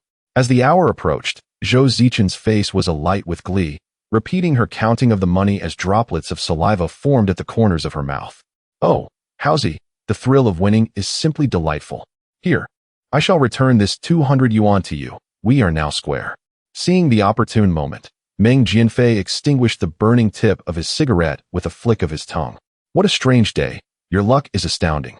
You do not mean to take my 500 yuan prize, do you? Huh, what are you rambling about? Deal the cards. Zhou Zichen and Zhou Hao had both discarded their hands in the previous round, which allowed for a moment of counting. Meng Jinfei's subordinates played along, discarding their cards and permitting Meng Jinfei to deal. With a sneer, Meng Jinfei began to distribute the cards swiftly. Zhou Hao's gaze remained fixed on him, quickly discerning the flaws in his technique. He observed that Meng Jinfei, his cousin, and himself were all pulling cards from their sleeves. However, Meng Jinfei's speed was remarkable. Under normal circumstances, Zhou Hao would have never noticed. Pondering thoughtfully, Zhou Hao picked up his cards, gradually revealing them. To his astonishment, he had drawn 3 of a kind. Turning to Zhou Zichen, he saw her eyes gleaming with excitement. Cousin, I wish to buy the cards you hold. Zhou Zichen was taken aback, hesitating as she asked, why? Are your cards not good? Zhou Hao discreetly showed her his cards, urging, do not dawdle. Hurry and look at my hand. Meng Jinfei's pupils constricted, his heart racing. Could it be? You wish to buy cards with 3 of a kind? In this round, he had dealt himself 3 aces, Zhou Hao 3 of a kind, and Zhou Zichen 3 queens. Such a hand could lead to a decisive showdown, risking everything. Did Zhou Hao intend to let his cousin retreat while he faced Meng Jinfei alone? Huh, then I shall eliminate you first. Meng Jinfei thought to himself. Confident he had ways to deal with Zhou Zichen's naive cousin. Zhou Zichen, upon seeing Zhou Hao's hand, gasped, exclaiming, what incredible luck you have. I will follow you to the end. I will give you all my winnings. Feigning surprise, Meng Jinfei rubbed the 3 cards in his hand, subtly concealing his intent. It appears your hands are formidable. Coincidentally, my cards are quite decent as well. I shall call. Fishing requires patience and strategy. He aimed to lead Zhou Hao into a state of fervor. Zhou Hao chuckled, casually tossing a single yuan into the pot. Let us reveal the cards. I am all in. Zhou Zichen's face turned pale as she exclaimed, Haozi, are you out of your mind? You are going to reveal that hand. Unfazed, Zhou Hao shrugged, adopting an innocent demeanor. Why not reveal a pair? What is the harm? With a flick of his fingers, the 3 cards spun into the center, showing their faces. Feigning disappointment, he remarked, oh, I must have misread the cards. Zhou Zichen, filled with regret, scolded him. How could you misread the cards? This is infuriating. You should follow through and win everything he has. Meng Jinfei, witnessing the spinning cards, stood up in disbelief. The basic application of card tricks had left him stunned, his eyes nearly bulging out of their sockets. In his moment of distraction, Zhou Hao flipped over his cards. Good heavens, 3 aces. What sheer coincidence? Zhou Hao declared, deliberately trying to alert his cousin. To his dismay, Zhou Zichen misinterpreted the situation, letting out a sigh of relief. Oh, thank goodness you misread them. Otherwise, we would have suffered a terrible loss. Meng Jianfei chuckled awkwardly. Coincidence. Such a hand is rarely seen. It seems this deck is cursed. The next round might just yield you a full house.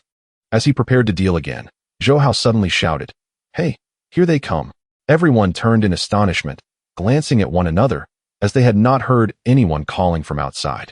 Zhou Hao dashed out the door and, moments later, returned with a panicked expression, urging Zhou Zichen in haste. "Cousin, flee swiftly. My wife and sister-in-law are approaching." Upon hearing this, Zhou Zichen was overtaken with terror, collapsing onto the ground with a thud, landing squarely on his backside. Wincing in pain. Ouch, this agony is unbearable.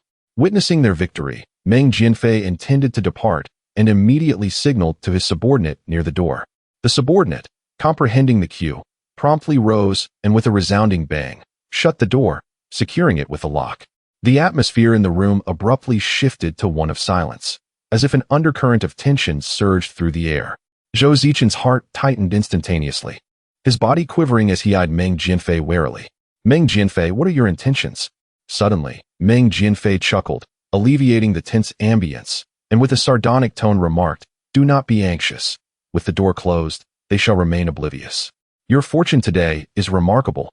Having won so much right at the outset, would it not be a pity to leave now?" Zhou Zichen found this reasoning compelling and quickly seized Zhou Hao's arm, echoing, "Indeed, indeed. We have previously incurred such losses. We must recoup our losses." Chapter 18. Wise words fail to persuade a despicable wretch. Zhou Hao cast a silent glance at him, subtly advising, "It's time to call it a day. Know when to stop while you're ahead." Zhou Zichen, however, was utterly defiant, yearning for further victories and resolutely refusing to leave. "Haozi, heed your brother's counsel. This is a once-in-a-lifetime opportunity. If we let it slip through our fingers, we shall undoubtedly regret it for years to come."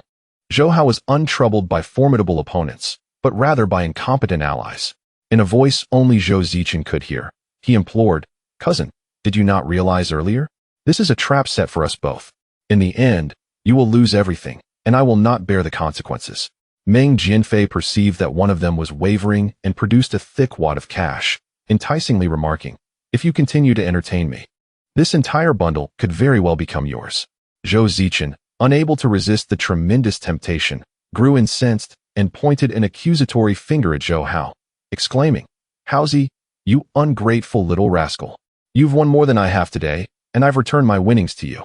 I refuse to concede. If you wish to leave, go ahead. I shall remain here." Seeing that he was resolute in his decision to stay, Zhou Hao wasted no more breath. Grasping a hefty bag of cash, he turned to leave.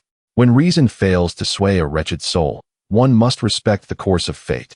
However, just as he reached the door, he was intercepted by the thugs. Zhou Hao remained composed, regarding them with a mocking smile. "What is this? You refuse to let us leave?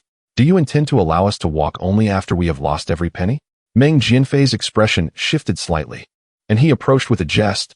"Zhou Hao, don't be angry. It's his ignorance. I shall have him apologize to you." The henchman, understanding Meng Jianfei's unspoken command, immediately bowed and apologized. "Brother Haozi, my sincerest apologies. I was overly hasty just now." Zhou Hao glanced back at Zhou Zichen, noticing his continued defiance, feeling exasperated. "How can you still not see it? Is your vision obstructed by ignorance? If you do not perish, who will? Fine. Let me show you Meng Jianfei's true nature. Oh, did you not say that if we were still ahead after an hour, you would grant us 500 yuan? The hour is upon us. Now, where is our money?" Meng Jianfei's demeanor darkened as he reached for a cigarette, offering it to Zhou Hao while patting his shoulder with a smile. "I keep my word. If you indulge me for 10 more rounds, I shall double it. Each of you will receive 1,000. Zhou Zichen was completely enthralled at the prospect of winning 1,000, resolved to stay and fight to the end. "Haozi, whether you wish to gamble or not is your choice. I intend to make a killing today." Zhou Hao's expression shifted dramatically, and he channeled his former rebellious spirit, kicking over a chair in frustration. "I refuse to gamble. What do you intend to do? Are you planning to force us to stay?" "Meng Jianfei, one must win and lose gracefully in games of chance. You promised an hour, and now hand over the 500. Meng Jianfei's lips twitched in irritation as his eyes narrowed. "Fine, I shall give it to you. I hope you can take it with you." He handed over the 500 yuan to Zhou Hao. "That is my concern. You need not worry." Zhou Hao promptly took the money and looked at Zhou Zichen, urging, "Cousin, it is not too late to leave." Zhou Zichen scoffed. Huh. I am not as spineless as you. If you wish to depart, then go. Zhou Hao shook his head, seizing the full bag of cash and storming out. Meng Jinfei signaled to one of his henchmen, who promptly exited through the back door. Once outside, Zhou Hao swiftly ducked into a secluded alley to conceal himself. Moments later, a group of henchmen emerged in pursuit, scanning the area for his whereabouts. Damn it! Does this brat have wings? Hurry, we must retrieve all the money. One shouted. How dare he win money from Fiji? Once I catch him, I shall break his legs. Zhou Hao listened intently from his hiding place, making a firm decision. Individuals like Meng Jinfei were a menace, and they could very well seek revenge in the future. Once the henchman departed, he stored all the cash in his system space, surprised to find it could indeed be stored. With a swift determination, he made his way to the police station to report Meng Jinfei and his associates for illegal gambling. In this era, organizing gambling would result in a prison sentence of up to 3 years, while ordinary participants would face 15 days of detention, a fine of 200 yuan, and public reprimand at their workplace. Hello. I wish to report a crime. Zhou Hao called out to the duty officer at the police station. Upon finishing his statement, he was momentarily taken aback by the stunning beauty of the female officer before him. With a delicate oval face, willow-shaped brows, and cherry lips, she appeared like a breathtaking vision of grace. And Yu Tang had recently become an officer through family connections, her sense of justice surging within her. She straightened her posture and handed Zhou Hao a pen and paper. Please register your details. In no time, the police mobilized, following Zhou Hao's directions to the gambling den. Inside the establishment, Meng Jinfei was reveling in his success, having ensnared Zhou Zichen in a trap, leading him to utter ruin. Zhou Zichen, what remaining assets do you have to continue this wager? Zhou Zichen's complexion paled, cold sweat beading on his forehead as he trembled, biting his lip. I can wager my wife. You desire her, do you not? I will sell her to you. Meng Jinfei's grin widened, his demeanor becoming increasingly sinister. You previously claimed you would use your wife to settle your debts, only to have Zhou Hao intervene. What assurance do I have that he will not interfere once again? Zhou Zichen, fixated on recovering his losses, ceased rational thought and declared, I am his cousin. He cannot dictate my decisions. Meng Jinfei was elated to hear this. He had long coveted Jiang Wanqing, who was not only beautiful, but also possessed an alluring figure. Excellent. Let us engage in another round. Suddenly, the wail of police sirens pierced the air. The henchmen sprang to their feet, anxiously gathering by the door and windows, peering outside. Fiji, we have trouble. The police are here. Meng Jinfei's expression soured, veins bulging on his forehead as he cursed in frustration. Damn it. How did the police discover this place? Could it be Zhou Hao who reported us? Zhou Hao, damn you, I won't let you get away with this.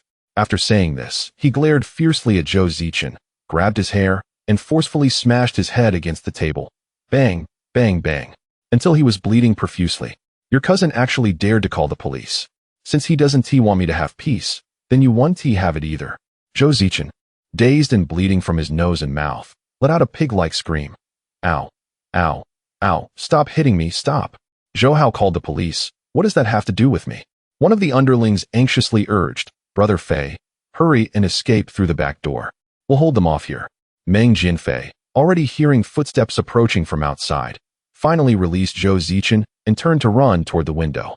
Chapter 19 Confession to the Wife. As Meng Jinfei hastily leapt through the window to escape, the police forcefully broke through the door, brandishing their weapons to apprehend all those engaged in illicit gambling. The underlings provided cover for their leader's escape, sighing in relief as they complied with the officers, shackled in cold handcuffs. Zhou Zichen, bloodied and distraught, cried out in a pitiful wail, pleading, Please, do not take me away. I have already lost everything. I cannot be taken now, for I must recover my losses. Upon hearing the system notification, Zhou Hao felt a surge of joy. Having won money and being in town, he decided to visit the supply and marketing cooperative to purchase rice, flour, and crucian carp to bring back home. He envisioned preparing a sumptuous dinner to nourish his wife, ensuring she would grow plump and healthy, making her touch even more delightful. Although he had no cash on hand, he anticipated the slightly higher prices were still within reason. Additionally, he intended to discreetly inquire about the black market, seeking a way to sell the century-old Ganoderma lucidum for cash or to exchange it for various tickets. After all, such transactions required subtlety. One could not openly seek information. However, He had heard that trading in wild herbs often yielded prices far exceeding market value. As Zhou Hao returned home, darkness was nearly upon him, his arms laden with bags full of provisions. With a heart buoyed by good fortune, his footsteps were light, and he hummed a cheerful tune along the way. Upon arriving home, he noticed Yu Wangqing sitting at the entrance, washing clothes, her delicate hands submerged in frigid water, turning pale from the cold. In the village, every household used spring water, which was channeled via bamboo tubes into stone reservoirs for daily use. Seeing this, Zhou Hao hurried over and gently interjected, "Wangqing, why are you washing clothes?" Yu Wangqing, startled and delighted by the sight of his abundant supplies, quickly wiped her hands on her apron and rose to greet him. "How? Where did you get the money? You bought so much." Zhou Hao, not wishing to conceal anything, set down the bags and took her wrinkled hands in his heart aching. "Wangqing, how long have you been doing household chores?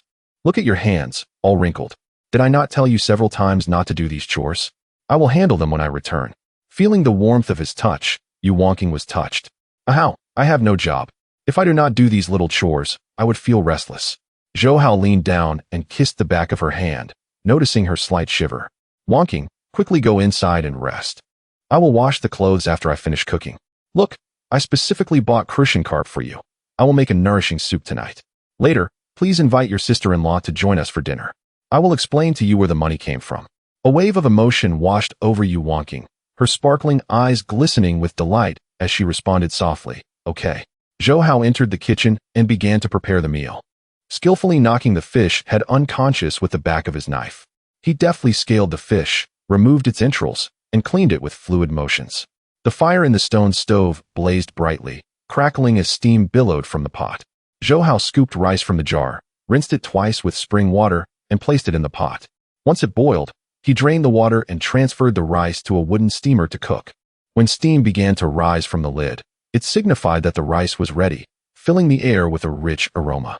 When Yu Wangqing returned with Jiang Wanqing, the enticing fragrance enveloped them as they entered, causing them to swallow in anticipation.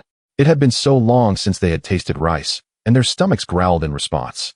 Jiang Wanqing, feeling desperate and seeking Zhou Hao's assistance, hesitated upon seeing him busy in the kitchen. She swallowed her words, waiting for the right moment to approach him. After a while, Zhou Hao prepared 4 dishes and a soup: cucumber salad, stir-fried pork with chili, braised eggplant, scrambled eggs with tomatoes, and a rich crucian carp soup. Dinner is served. Feel free to eat as much as you like. There is plenty. Although Yu Wangqing was eager to eat, she restrained herself, habitually waiting for Zhou Hao's leftovers. "How? You have worked hard cooking. You should eat more." Jiang Wanqing, aware that she was a guest, felt it inappropriate to start eating until the host did. Gazing at the table laden with delectable dishes, her mouth watered in longing. Zhou Hao noticed the 2 sisters staring hungrily at the food, their mouths watering. "Why are you both just sitting there? Dig in." He served them each a bowl of crucian carp soup, ensuring they shared in the bounty. Throughout the meal, Zhou Hao made sure to distribute generous portions of meat to both sisters, saying, "You two are too thin. You must replenish your strength." As Yu Wangqing savored the rich, delicious soup, her heart swelled with joy. "How? Do not forget to eat some meat yourself." Suddenly, Zhou Hao leaned closer with a mischievous grin, saying meaningfully, "Do not worry. Your man has plenty of strength and will not neglect you." Yu Wangqing caught the implication in his words, her cheeks flushing with embarrassment as she gulped down several mouthfuls of soup. Jiang Wanqing quietly ate her rice, tears welling in her eyes as a mix of emotions surged within her. Since marrying into this village, this was the first truly satisfying meal she had enjoyed. She suddenly longed for the days of her past, living a life of luxury. Clearing his throat, Zhou Hao candidly confessed, "Wife, sister-in-law, the money I used to buy these things was actually won through gambling. Today, Meng Jianfei's underlings approached my cousin and me, claiming they had set up a game with a prize of 500 yuan. My cousin, unable to resist the temptation, begged me to join. Upon arriving, we discovered that it was all a trap set by Meng Jianfei. They lured us in with small winnings, only to escalate the stakes, intending to leave us destitute. After winning some money, I decided to quit while I was ahead, but my cousin became overly invested, ignoring my pleas to stop. Frustrated, I left and went directly to the police station to report their illegal gambling activities. In this manner, even if my cousin were to incur losses, he would not be driven to the brink of ruin. Thus, he returned home at such a late hour. Upon hearing that he had indulged in gambling once more, Yu Wanqing's pupils instinctively contracted, filled with both anger and concern as she exclaimed, "Ah how? Did you not promise me that you would quit gambling? After winning Meng Jinfei's money, do you intend to return it?" Zhou Hao chuckled softly, shaking his head in reassurance. "Wanqing, you are unaware of the full story. This scoundrel has caused me considerable harm in the past. I merely seized this opportunity to teach him a lesson. Besides, this money was earned through my own skill. Why should I return it?" Jiang Wanqing placed her utensils down with a furrowed brow, sighing heavily. "Alas, Zhou Hao, to be frank, the police sought me out before I came here. They informed me that Zhou Zichen is to be detained for 15 days due to illegal gambling activities, along with a fine of 200 yuan. There are currently two options. First, to pay for his bail. Second, to accept the detention and the fine. Regardless of the choice made, a family member must sign at the police station. My family is impoverished. Where would I find the funds to bail him out? This reckless individual cannot seem to abide by the rules, constantly flirting with danger. I truly wish to detach myself from him entirely." Chapter 20. Unless Zhou Hao accepts me. Zhou Hao understood his sister-in-law as predicament. After all, his cousin Zhou Zichen truly was a despicable man. Gently consoling her, he said, "Sister-in-law, please eat your fill first. Later, I'll accompany you and Wanqing to the police station to sign the necessary documents." After the meal, Zhou Hao escorted the two sisters to the police station without delay, arriving well into the night. Following respectful negotiation, the officers permitted the trio a brief visit to see Zhou Zichen. There he lay, on a cold, unyielding bench, his face grotesquely swollen, bruised beyond recognition, blood dried into dark, crusted wounds. "Ouch! It hurts, I'm dying. Let me out," he groaned, voice hoarse and desperate. Jiang Wanqing, witnessing his wretched, half-human, half-ghostly state, erupted in fury. Without hesitation, she strode forward and slapped him sharply across the face, again and again. "You wretched scoundrel, you dare show your face to me?" She seethed. "Back to gambling again. Truly, no sooner healed than you forget the pain. I did not come here to bail you out. From this day forward, I wash my hands of you. Whether you live or die is your own doing. Your fate lies in your own reckless hands." Zhou Zichen, stunned and enraged by the beating, only then recognized his wife, and his temper flared violently. "You vile harridan, how dare you raise your hand against me?" he bellowed, spittle flying. "You'll never rid yourself of me. I've latched onto you for life. Even if I become a ghost, I'll drag you down to hell with me." In a blind fit of rage, he seized her hair in a brutal grip and slammed her head against the wall with terrifying force. "If you don't secure my release, I'll kill you, mark my words." Jiang Wanqing, frail and overpowered, was lifted like a helpless chick, her skull hurtling toward the concrete. "Ah, you monstrous beast, let me go," she cried, voice raw with terror. Yu Wanqing, witnessing her cousin's peril, gasped aloud. "No, cousin, don't." Zhou Hao, swift and resolute, lunged forward, wrenching Zhou Zichen away and shielding his sister-in-law behind him.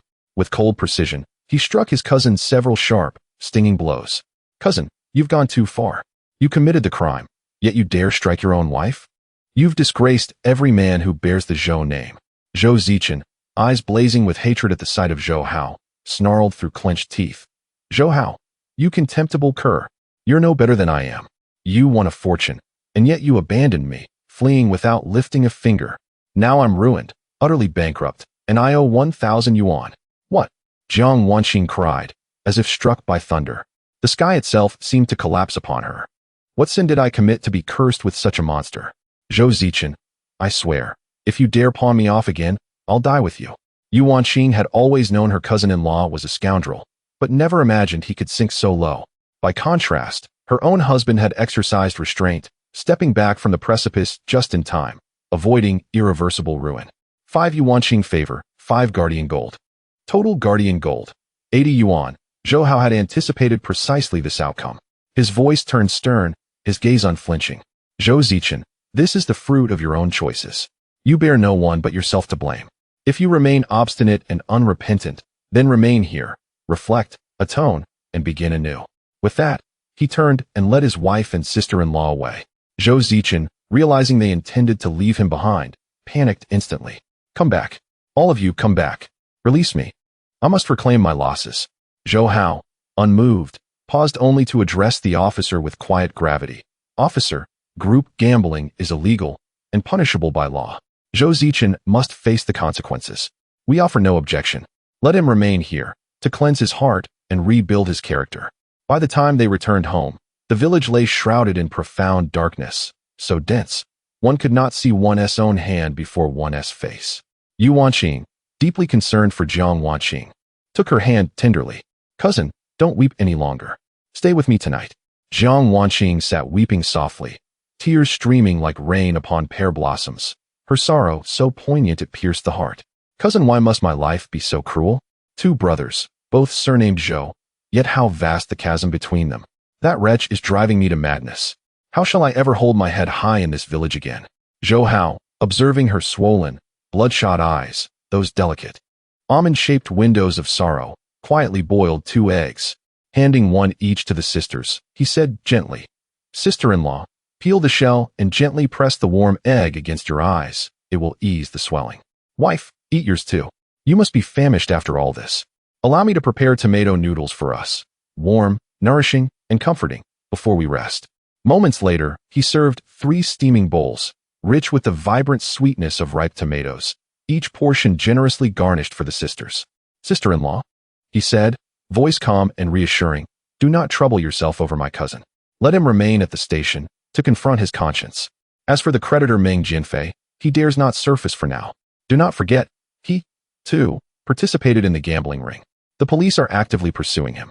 For now, come to our home for meals, no more than an extra pair of chopsticks. You are always welcome. Jiang Wanqing cradled her bowl, her appetite gone, her heart heavy with despair, until his words fell upon her like a bomb. The crushing weight within her chest lifted instantly, and tears, like glistening pearls, fell softly into her noodles. Zhou Hao, thank you for standing by me. I confess, I once held deep misgivings about you. 5 Jiang Wanqing favor, 5 guardian gold, total guardian gold. 85 yuan. Zhou Hao gave no thought to her past judgments, because, truth be told, he had been reckless, unworthy, and foolish. Sister-in-law, let the past rest in silence. Please, eat something, even a little. Tonight, you and Wanqing shall share a room. I'll take the adjacent one, giving you both space to speak freely, to unburden your hearts. Tomorrow, you shall greet the sunrise anew. After the meal, each retired quietly to their quarters. Yu Wanqing and Jiang Wanqing lay side by side upon the bed, whispering late into the night. From childhood, they had shared every secret, every joy and sorrow, and now, faced with this crisis, they spoke with quiet urgency, seeking clarity and strength.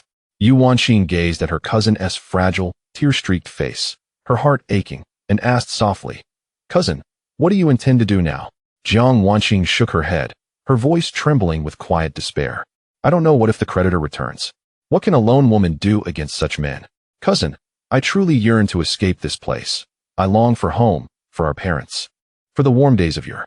Yu Wanqing, moved by the scenery, could not restrain the tears that welled in her eyes as she choked back her emotions and said, Elder cousin, I too miss our family dearly.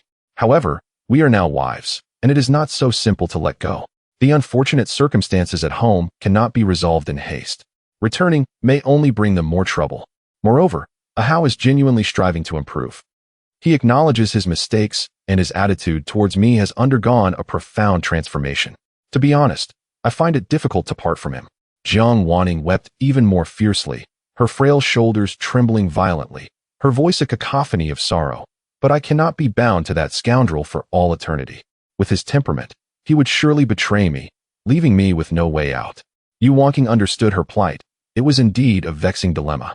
She offered comfort, saying, Elder cousin, with Hao by your side, he will not stand idly by. I have faith in him. After a moment of deep contemplation, Jiang Wanqing cautiously ventured, Cousin, there is only one solution to rescue me. Unless I remain in your home and allow Zhou Hao to accept me. Chapter 21. Witness the strength of your man. Yu Wanqing's expression changed abruptly as she immediately voiced her opposition. No, absolutely not. This is far too risky. Jiang Wanqing's eyes, which had glimmered with hope, dimmed in an instant as she sighed. I understand. I truly do not wish to intrude upon your relationship. I merely seek a place to stay, even if it means becoming a caretaker for you both, tending to your daily needs. Seeing her cousin's overthinking, Yu Wanqing quickly clarified, Cousin, you misunderstand me. I am not concerned about you intruding upon our relationship. What frightens me more is the rapid change in a Hao's temperament. It could fluctuate unpredictably. If he were to revert to his old ways, indulging in drinking and gambling, would you not find yourself in a similar predicament? At that point, we would be helpless, merely waiting for our doom. Zhou Hao, who had not slept in the adjacent room, listened intently, fully aware of the conversation between the sisters. It seemed his wife was still filled with doubt regarding his transformation. He resolved to treat her with utmost care to dispel her concerns. As for accepting his sister-in-law, that matter required a gradual cultivation of feelings. The following day, the sky brightened in a gray hue, awakening the fields of the village with a gentle breeze. Each green leaf was adorned with glistening morning dew, sparkling with a delicate light. Zhou Hao rose early, bustling in the kitchen to prepare breakfast for the two sisters. He steamed a few mixed flour buns, boiled a large pot of sweet potato porridge, and sautéed a plate of spicy and sour shredded potatoes. Yu Wanqing and Jiang Wanqing had conversed through the night without rest, appearing weary with dark circles under their eyes. Upon entering the kitchen and discovering Zhou Hao had already prepared breakfast, they were taken aback. Hao, shouldn't you be sleeping? Why are you up so early? Zhou Hao, with a beaming smile, efficiently set the table and replied, breakfast is ready. Let us have a simple meal this morning, as I need to head to town later. Upon hearing he would venture into town again, Yu Wanqing's heart sank, fearing he might indulge in gambling once more. Hao, what are you going to town for? Zhou Hao's gaze appraised the two of them, a mysterious smile gracing his lips. Of course, to find some money. Later, I will take you both to the supply and marketing cooperative to buy some new clothes. Jiang Wanqing's eyes widened in surprise, and with a flushed face, she protested, do I get some too? This is too generous of you.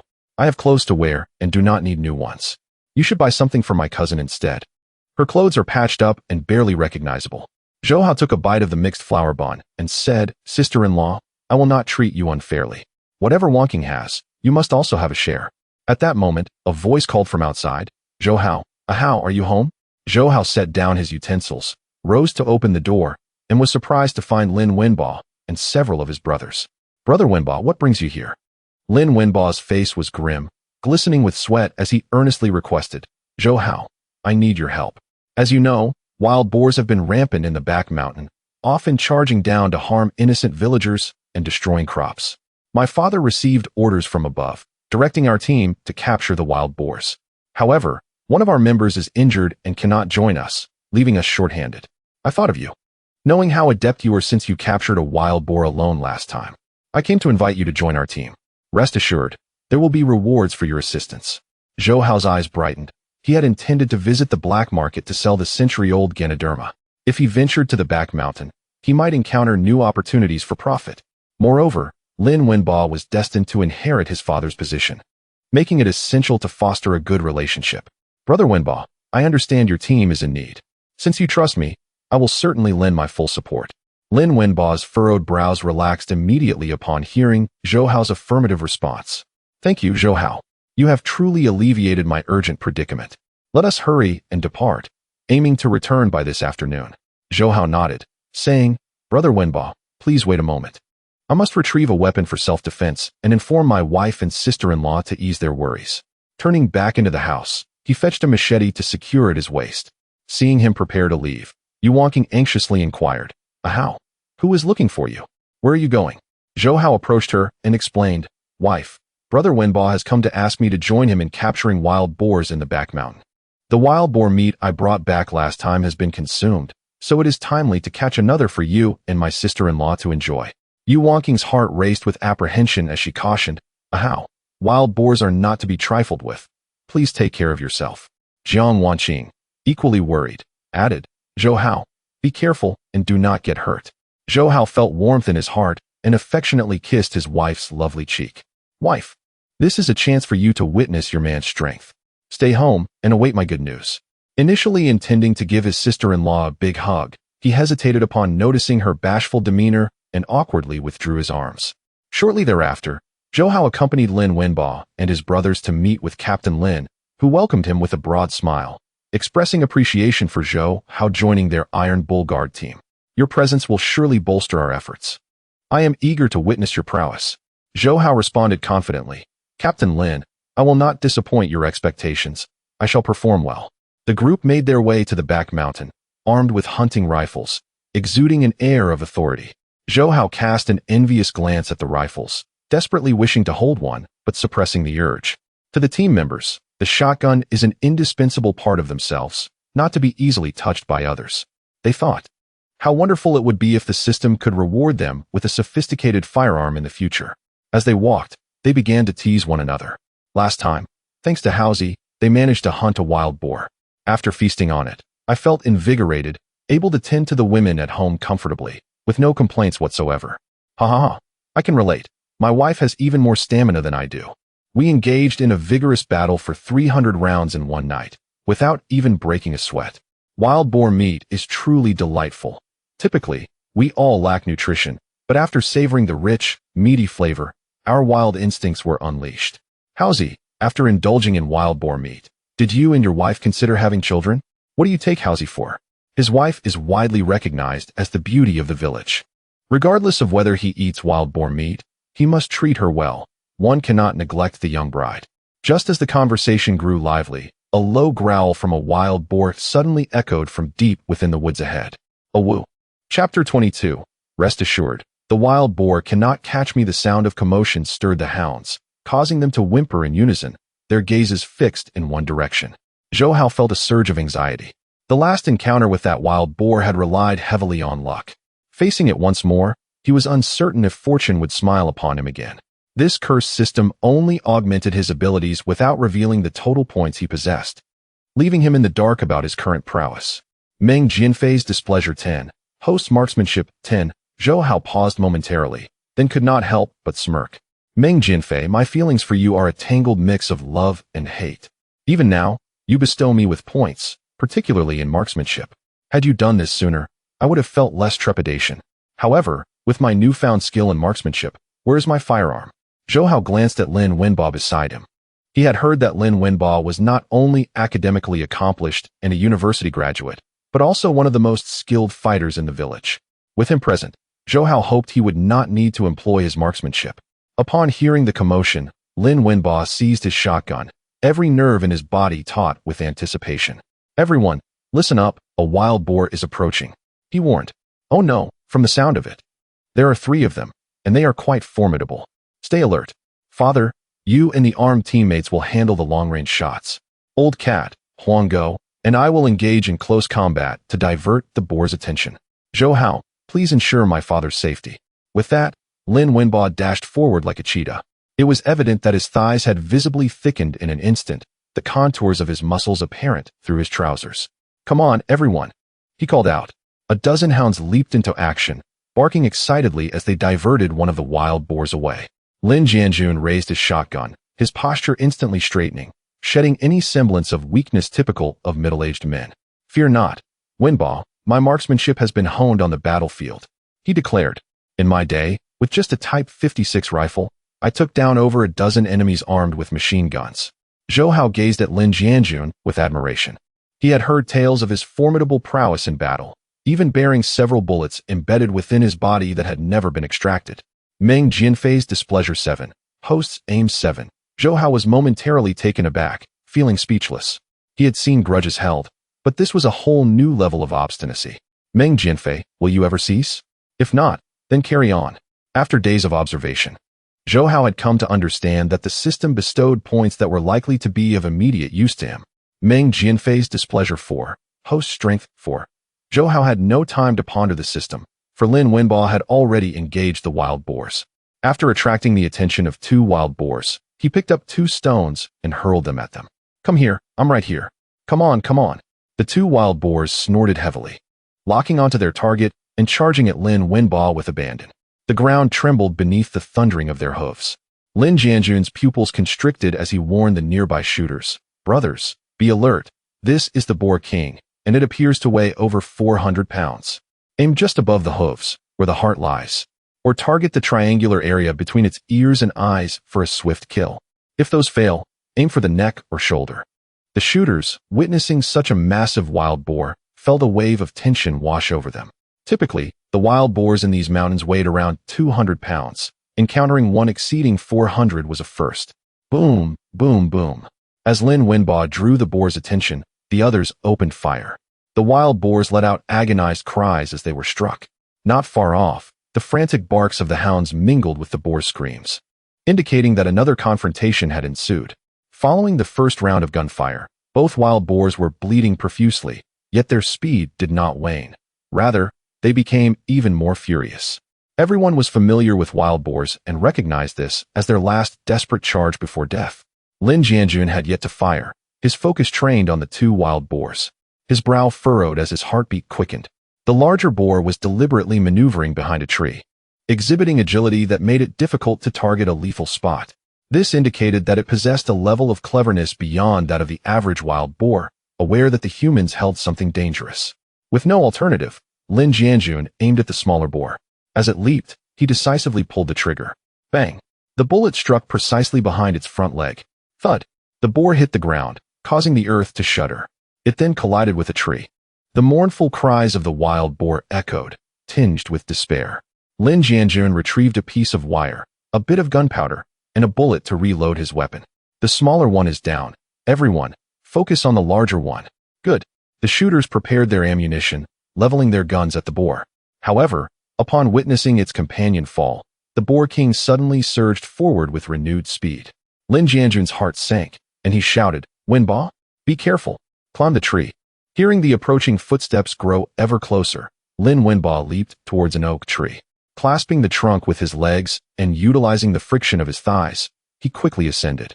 The oak's bark, with its numerous crevices, made it one of the easier trees to scale, and its sturdy form would be difficult for a wild boar to breach. The wild boar accelerated, charging fiercely towards Lin Wenba. Thud! The boar's head grazed the side of Lin Wenba, crashing violently into the tree. The oak swayed violently, nearly dislodging Lin Wenba. Boom, boom, boom. The shooters seized the opportunity, firing at the boar king's vital points. In pain, the boar king pivoted its head and charged at the shooters. Run! The shooters, unable to reload in time, scattered in all directions. Just as Lin Jianjun finished reloading and glanced up, he found the boar king mere meters away, ready to collide with him. The distance is such that firing a shot would be futile. "It is over. My life is at an end. Hand me the gun." A resounding voice echoed in my ears, akin to a drowning man catching sight of a life-saving straw. Zhou Hao, with a swift motion, shouldered Lin Jianjun aside and seized the hunting rifle from his grasp. Turning back, he bellowed with the resonance of a mighty bell. "Come on, you beast, pursue me if you dare." Wild Boar King Displeasure 10. Host Adaptability 10. Zhou Hao's eyes gleamed with determination as he sprinted down the mountainside. Earlier, upon ascending, he had noticed a rise of over a meter in height not far away. A brilliant idea began to form in his mind. Whoosh! Like lightning, Zhou Hao dashed down the slope.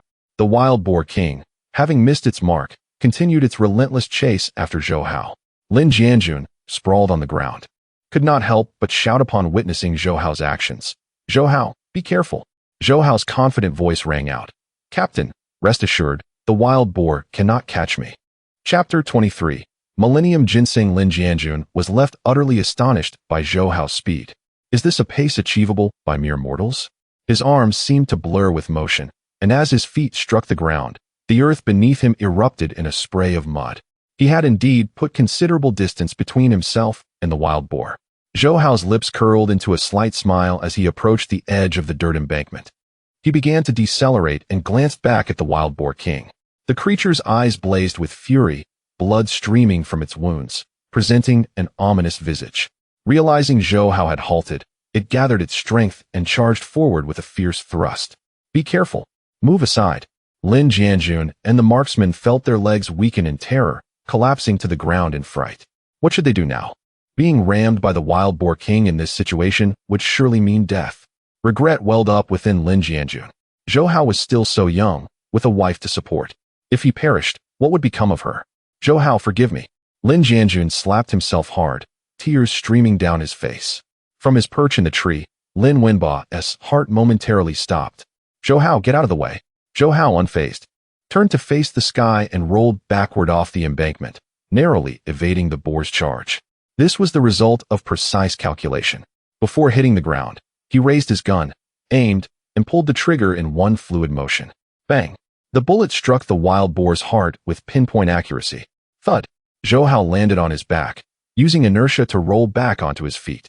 He raised his hunting rifle again, aiming for the boar's rear. Thud. The barrel penetrated deeply, over 2 feet inside. He could distinctly feel the boar's rear clench. The wild boar king fell to the ground, letting out a horrific wail.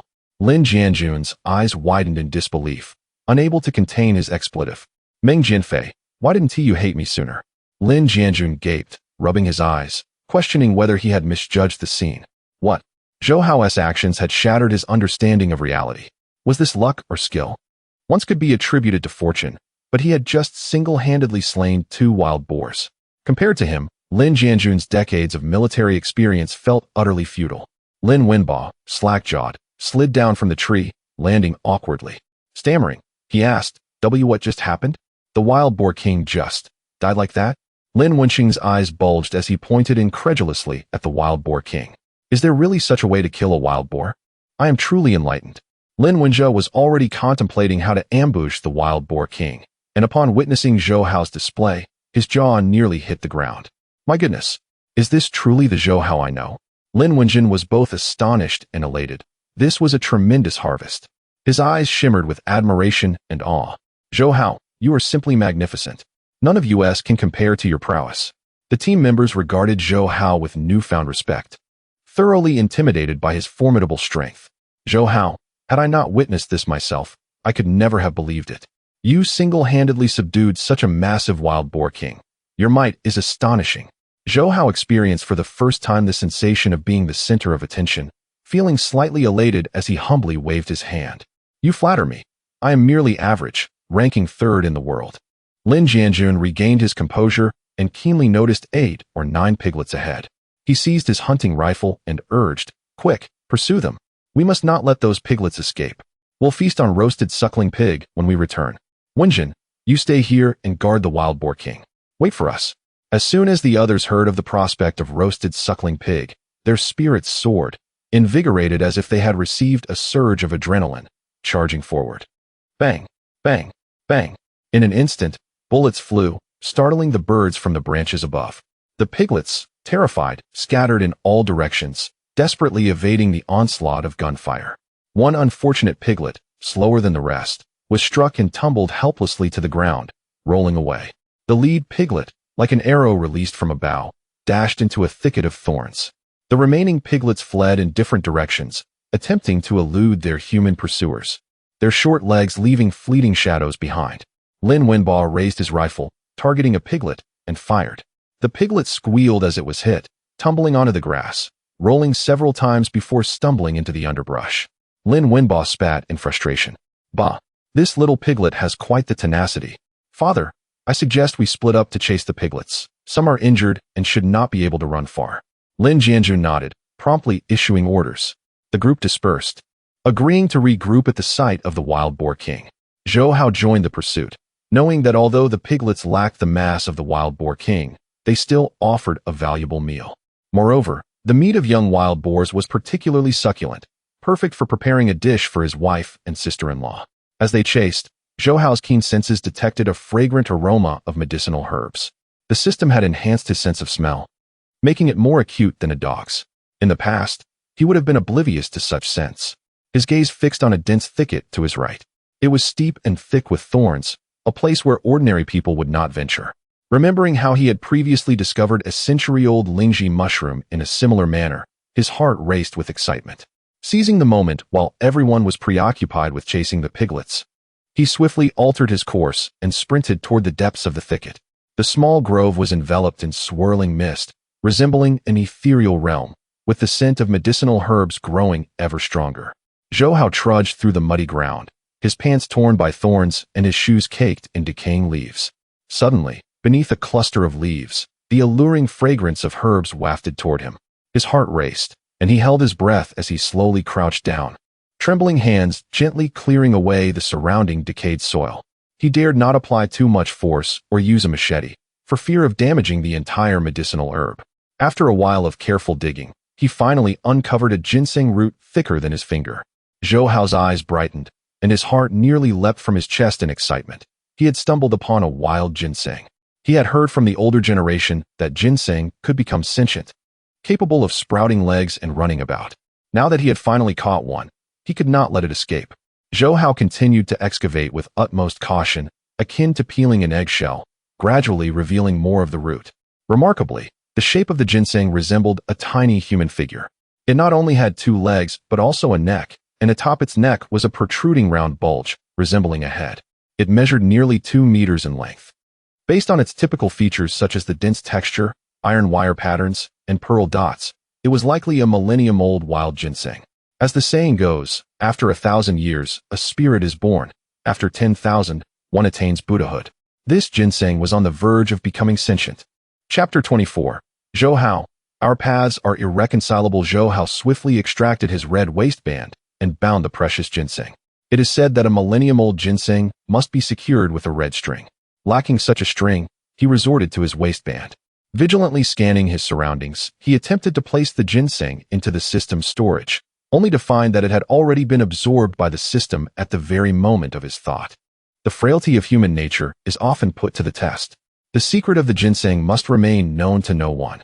He decided to return to the black market, seeking a buyer to sell the century-old Lingji and the millennium ginseng at a premium price. As Zhou Hao turned back, he was startled by the frantic cries of Lin Wenhan ahead. Help! Help! There has been a murder. Alarmed, he quickened his pace and returned to the site where the wild boar king had been captured. To his astonishment, he found Meng Jianfei savagely striking Lin Wenhan with a wooden stick. Shut up. If you don't be quiet, I'll shatter your teeth. Meng Jianfei growled menacingly. Lin Wenhan, merely a 17-year-old boy, stood no chance against the hardened Meng Jianfei. He soon bore the marks of a brutal beating, blood streaming from his nose. Even if you kill me, I won't let you take the wild boar king. This is my father's team, hard-earned from the hunt. With a twisted, ferocious expression, Meng Jianfei unleashed his fury, cursing through gritted teeth. What is your father to me?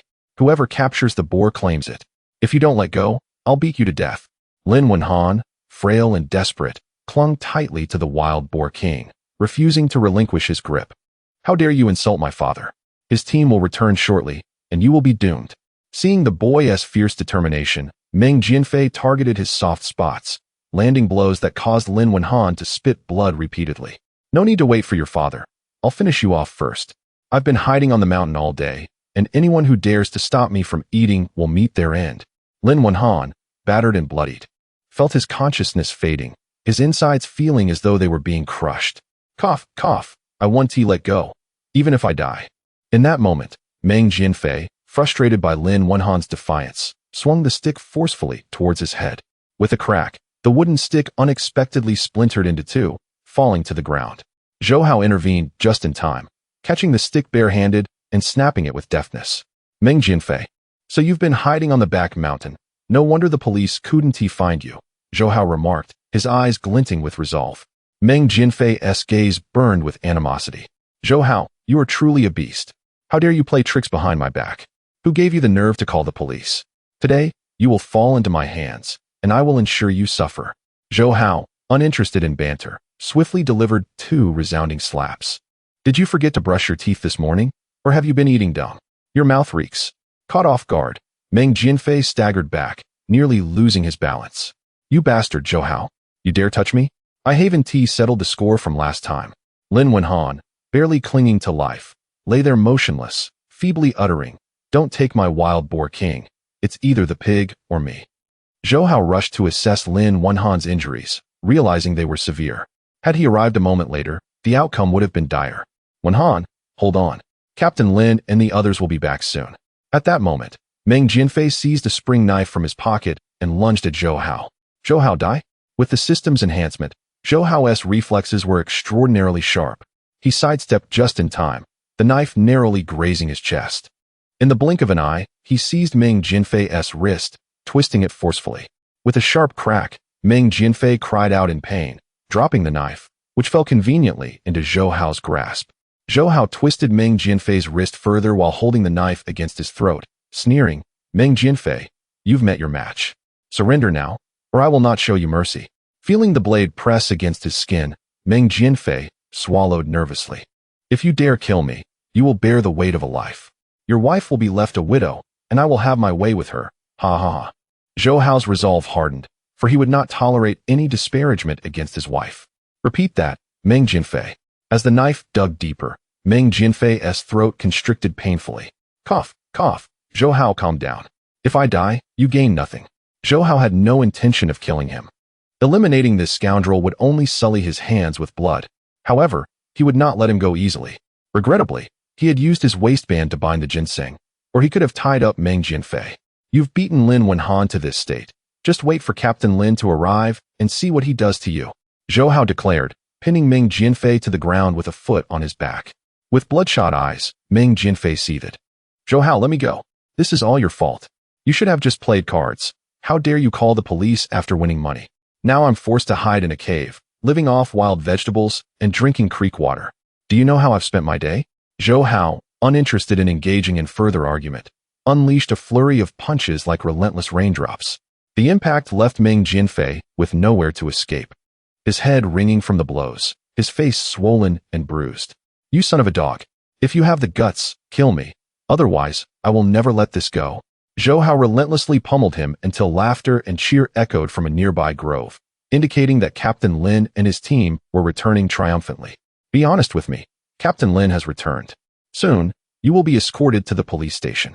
Upon hearing the commotion, Lin Wenhan felt a surge of anxiety and attempted to rush forward.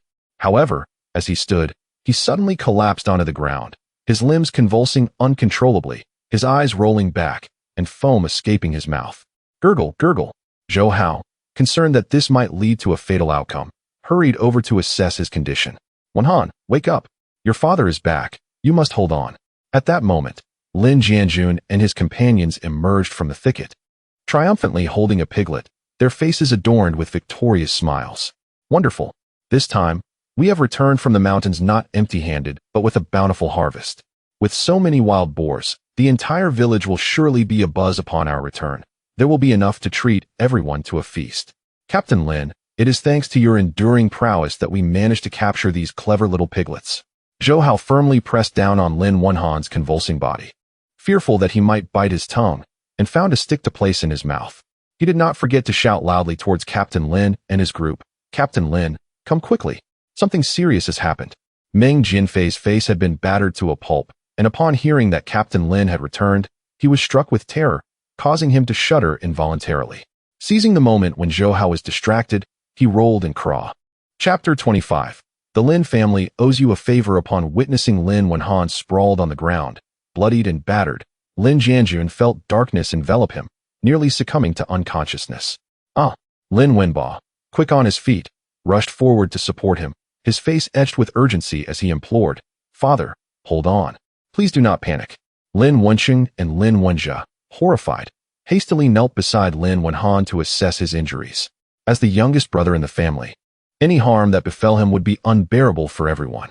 The other team members, upon seeing the scene, turned pale with fear and gathered around, their hearts heavy with concern. It was unimaginable that someone would resort to such brutality against a youth. It was utterly inhumane. Zhou Hao, hearing the commotion, turned to find Meng Jianfei fleeing in the distance. He candidly stated, it was all Meng Jianfei's doing. He intended to seize the wild boar king. And when Wenhan refused, a conflict ensued. When I arrived, Wenhan was already gravely injured, but fortunately, I managed to save him just in time. Regrettably, I was so focused on rescuing Wenhan that I allowed Meng Jianfei to escape. Lin Wenba's eyes reddened, veins bulging on his forehead as he seethed. Meng Jianfei, that scoundrel. I heard the police have been after him lately. I never imagined he would hide in the back mountains to steal the wild boar king without effort. He cruelly harmed my brother. I shall not let him escape. As he spoke, Lin Wenxing and Lin Wenjia echoed his indignation vehemently. Yes, that scoundrel injured my brother. I will flay him alive and make him pay a painful price. No matter where he hides, I will drag him out. Every wound on my brother's body shall be avenged 1,000-fold. The other team members, fueled by rage, picked up their hunting rifles, determined to hunt down the villain who dared to assault the son of their captain. Zhou Hao, seeing that everyone was blinded by hatred, remained the only one with a clear head and decisively said, Everyone, do not act rashly. We must first take Wenhan to the clinic for examination. We cannot afford to let him suffer any aftereffects. After a moment of recovery, Lin Jianjun finally regained his composure and stammered, Yes. Zhou Hao is right.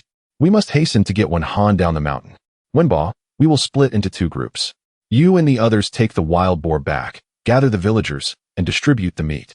I will have Wenjia accompany me to the clinic, and we will not return tonight. Only when Wenhan is out of danger will my heart be at ease. Lin Wenba nodded, entrusting his father to Lin Wenjia, and urged, take good care of father. If there are any updates, remember to send word. Lin Wenjia solemnly agreed, and, together with Lin Jianjun, carried Lin Wenhan down the mountain first. Lin Wenba then assessed the spoils, a 400-plus pound wild boar king, which Zhou Hao had single-handedly brought down, along with 2 other boars weighing over 200 pounds, one slain by the group and the other by a pack of hunting dogs, resulting in the loss of 1 dog and injuries to 2 others. Additionally, there were 9 piglets.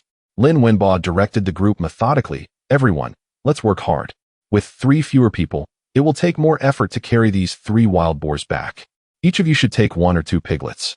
The teammates quickly found wooden sticks, using vines as ropes to bind the legs of the wild boar king. They then inserted a stick through the center and tied the remaining 2 smaller boars alongside it, preparing to carry them down the mountain. Lift. Despite their combined strength, they struggled to lift the 3 boars. Alas, with 3 fewer people, the disparity in strength is too great. We exhausted ourselves chasing those piglets earlier. Everyone, muster your strength, hold on. Zhou Hao observed their faces turning red with exertion and veins bulging on their foreheads. He stepped forward to lift the wooden stick. With a swift motion, the wild boar was effortlessly raised. Lin Wenba, having exerted all his effort, felt a sudden lightness on his shoulder and looked at Zhou Hao in disbelief. Zhou Hao, you possess extraordinary strength. I finally believe you managed to hunt that wild boar on your own last time. His teammates displayed expressions of astonishment, genuinely impressed by him. They had considered themselves the strongest men in the village, only to be completely outdone by Zhou Hao's prowess. Feeling a sense of pride, Zhou Hao raised his chin and said, let us go. I'll carry the bulk, lightening your load. Lin Wenba, recognizing Zhou Hao's significant contribution, regarded him with appreciative eyes. Zhou Hao, I will ensure you receive a larger share of the wild boar meat, and you can take a couple of piglets home. It will be a good supplement for your wife. This is your rightful reward. Upon hearing he would receive such a generous portion of wild boar meat, Zhou Hao was elated. After all, one must not neglect the needs of one's spouse. Some of the meat could be reserved for her, while the rest could be exchanged in the black market for tickets, rice, oil, or flour. Brother Wenba, if you ever find yourself short-handed again, feel free to seek me out. The group, bearing the wild boars, made their way down the mountain. Upon returning to the village, every household peered out to gaze in awe. When they saw the Timid team not only had hunted 3 large wild boars, but also captured several piglets, their eyes widened in disbelief. Particularly, one boar was so enormous it dwarfed even the pigs they reared at home, resembling a bear in size. How can that wild boar be so massive? It looks terrifying. With such a large boar, could it have become a spirit? No wonder our crops were all uprooted. The Timid team is truly formidable. Hey, this time everyone should receive an extra portion of meat. Right? The last wild boar was too small. Some families didn't even get a taste, only a few drops of greasy broth. The villagers gazed hungrily at the wild boar king, their eyes gleaming with desire, wishing they could devour it whole. Liao Guofu, Su Dama, Luo Dajia, and a group of women were chatting and washing clothes at the entrance. Seeing this scene left them dumbfounded, and recalling the previous disparity, their hearts felt deeply unsettled. That scoundrel Zhou Hao. How did he manage to sneak into the team again to take advantage? This time, the wild boar must have been hunted by Captain Lin and his team. They will surely share with me a piece of the tender and marbled meat. It appears that their harvest has been substantial, so I must hasten to fetch a basin and line up, for if I delay, the exquisite meat will be snatched away by others. The womenfolk immediately dispersed, each rushing home to gather their pots and pans, hastily making their way to Captain Lin's residence. By the time they called upon the entire village, darkness had descended, and a long queue had formed at Captain Lin's doorstep, with eager faces anticipating their share of the wild boar meat. According to the rules of hunting, Lin Wenba generously bestowed the finest cuts of meat upon Zhou Hao, the one who had brought down the game. There were tenderloin, pork leg, ribs, and 2 piglets. Zhou Hao, this pork leg and these ribs are our family's token of gratitude. You saved my brother, and our family owes you a debt of gratitude. Should you ever require anything in the future, do not hesitate to ask. Our family will never refuse you. Chapter 26. A responsible good man. Zhou Hao gazed at the lean meat in his hands, yearning for a piece of fatty meat to render oil. Captain, could you possibly trade me a chunk of the wild boar king's fat? Lin Wenbo promptly produced 2 pieces with a hint of fat and handed them to Zhou Hao. What are you trading for? I'll give you 2 more fatty pieces. Take them. Thank you, Captain Lin. Zhou Hao's eyes sparkled with excitement as he placed the wild boar meat into his bamboo basket, swaggering home under the envious gazes of the villagers. He recalled his wife's mention of the long-lost taste of roasted suckling pig. He was determined to satisfy her this time. However, in this era, every household struggled with oil scarcity, necessitating the cultivation of rapeseed or peanuts for oil extraction. To resolve the oil dilemma, he needed to devise a plan to procure rapeseeds or peanuts. Once harvested, they could achieve self-sufficiency. The wild boar offered little in the way of fat, with only the largest specimens, like the wild boar king, possessing a couple of fatty pieces. Upon returning home, Zhou Hao promptly showcased his catch to his wife, proudly declaring, "My dear, your man is quite remarkable, isn't he? Tonight, watch me whip up a nourishing pork rib soup for you. Remember to call your sister out for dinner. A bit of meat will surely lift her spirits." Yu Wangqing, astonished that someone so inept at manual labor could return from the mountains with such a bounty, exclaimed, "Ah Hao, I never imagined you were skilled at hunting. Your technique is exceptional." Zhou Hao smirked, leaning closer with a mischievous grin. "My prowess in bed is equally impressive. Would you care to test it?" Just then, Jiang Wanqing emerged from the house, witnessing the blossoming affection between her cousin and Zhou Hao, stirring mixed emotions within her. She felt a twinge of envy for her cousin's affectionate partner while lamenting her own dismal fate. Perceptively, Jiang Wanqing decided to assist in the kitchen, recognizing that eating and sleeping in a household already strained by resources would only exacerbate their difficulties. Failing to lend a hand with chores would be quite unreasonable. Spotting Jiang Wanqing, Zhou Hao called out to her, "Sister-in-law, take a look at what I brought back from the mountains." He lifted the wild boar meat proudly. This was the first time Jiang Wanqing had seen such a substantial amount of wild boar meat, in an era when many families struggled to fill their bellies. Meat was the rarest commodity, often only savored during festive occasions. "Oh my, Zhou Hao, how did you manage to hunt so much wild boar meat?" Zhou Hao, brimming with pride, replied, "Sister-in-law, my strength is unparalleled. No one in the village can compare." Yu Wangqing's face flushed crimson with unspoken acknowledgement.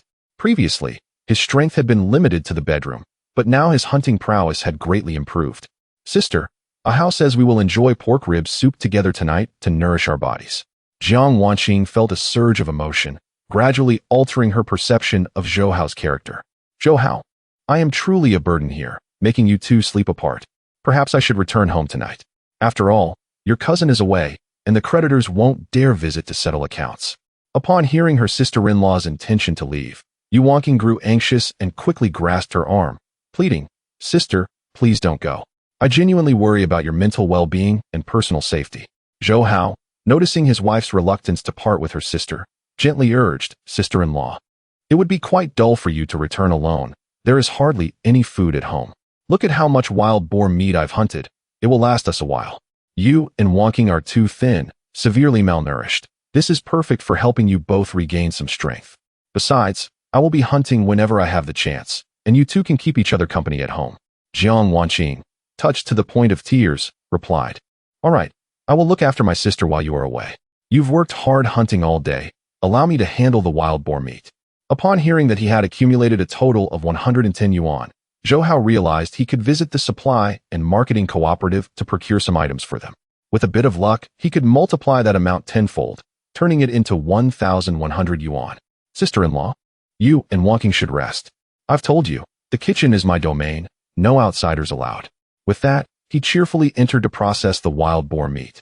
Jiang Wanqing observed his industrious figure in the kitchen, unable to suppress her thoughts. "Sister, your man is quite responsible and has truly turned over a new leaf." Yu Wangqing's eyes sparkled with delight at the transformation of her husband, feeling both joy and concern. Fearing this might only be a fleeting enthusiasm that would soon fade. At that moment, Su Lanxin, the village's women's director, visited. Since the sisters had fallen into the village, they had become her focus, frequently checking on their living conditions. "Jiang Wanqing, there you are. I visited your home earlier, but you were not there." Yu Wangqing quickly invited her to sit and thoughtfully poured her a glass of water. "Director Su, my sister has encountered some issues recently, so I've invited her to stay with me for a few days." Jiang Wanqing clutched her clothing nervously, aware of the saying that family troubles should remain private. She suspected Su Lanxin had heard some gossip. Director Su, are you aware of this? Su Lanxin nodded non-committally, her expression filled with concern. Yes, I recently learned that your husband has been detained by the police for gambling. I came specifically to address your difficulties. You two cannot remain idle at home without work, living off dwindling resources. Since your husband cannot be relied upon, you must rely on yourselves to earn a living. Jiang Wanqing's eyes lit up, immediately inquiring, Director Su, do you have any good suggestions?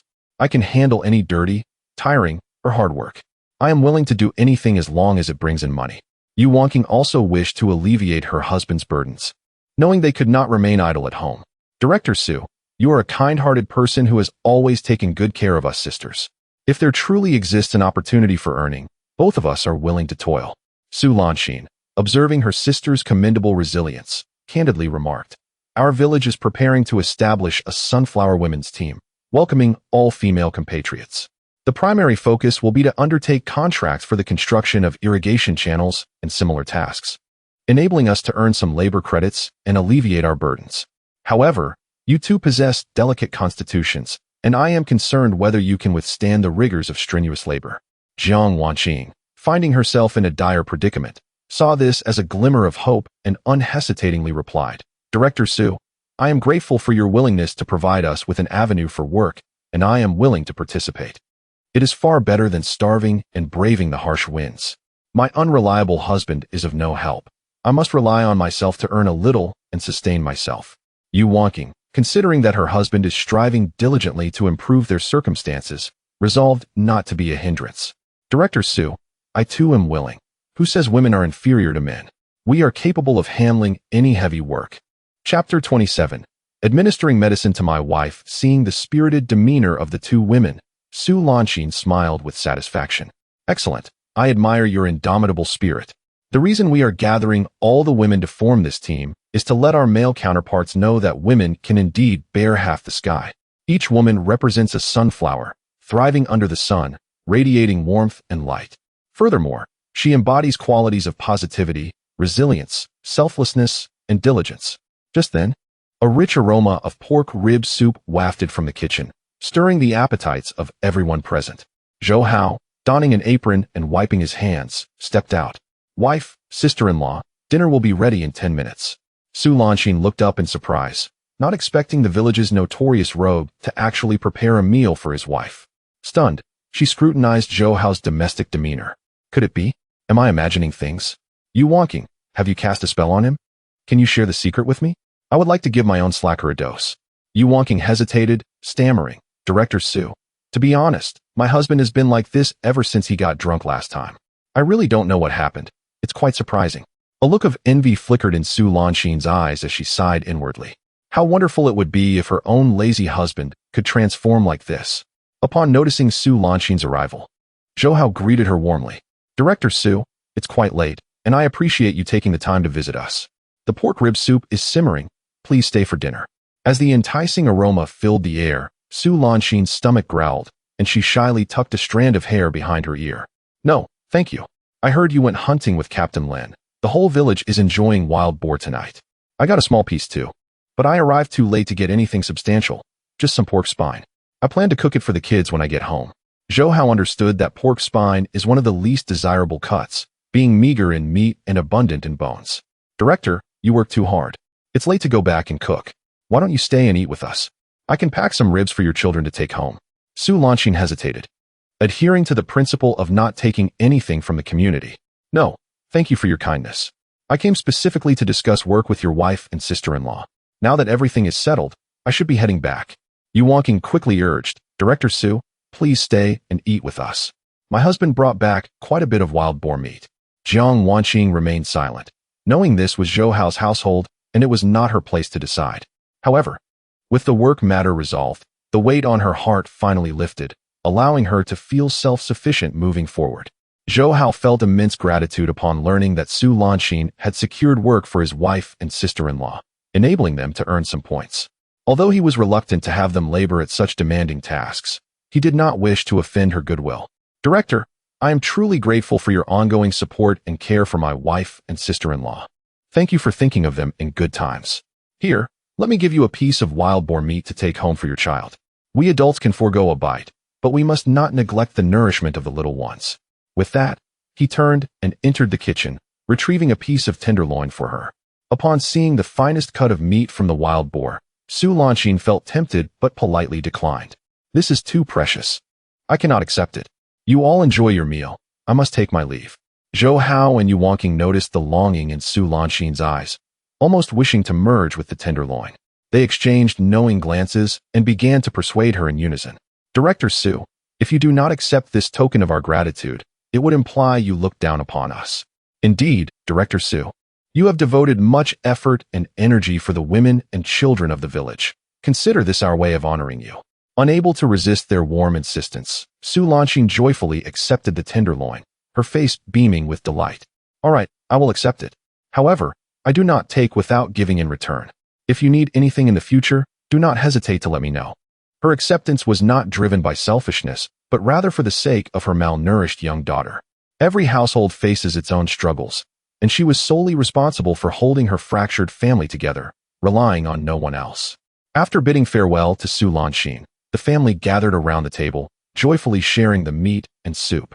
Zhou Hao placed sweet potato buns into the bowls of his wife and sister-in-law, apologizing. I came back too late tonight and couldn't trade rice with anyone.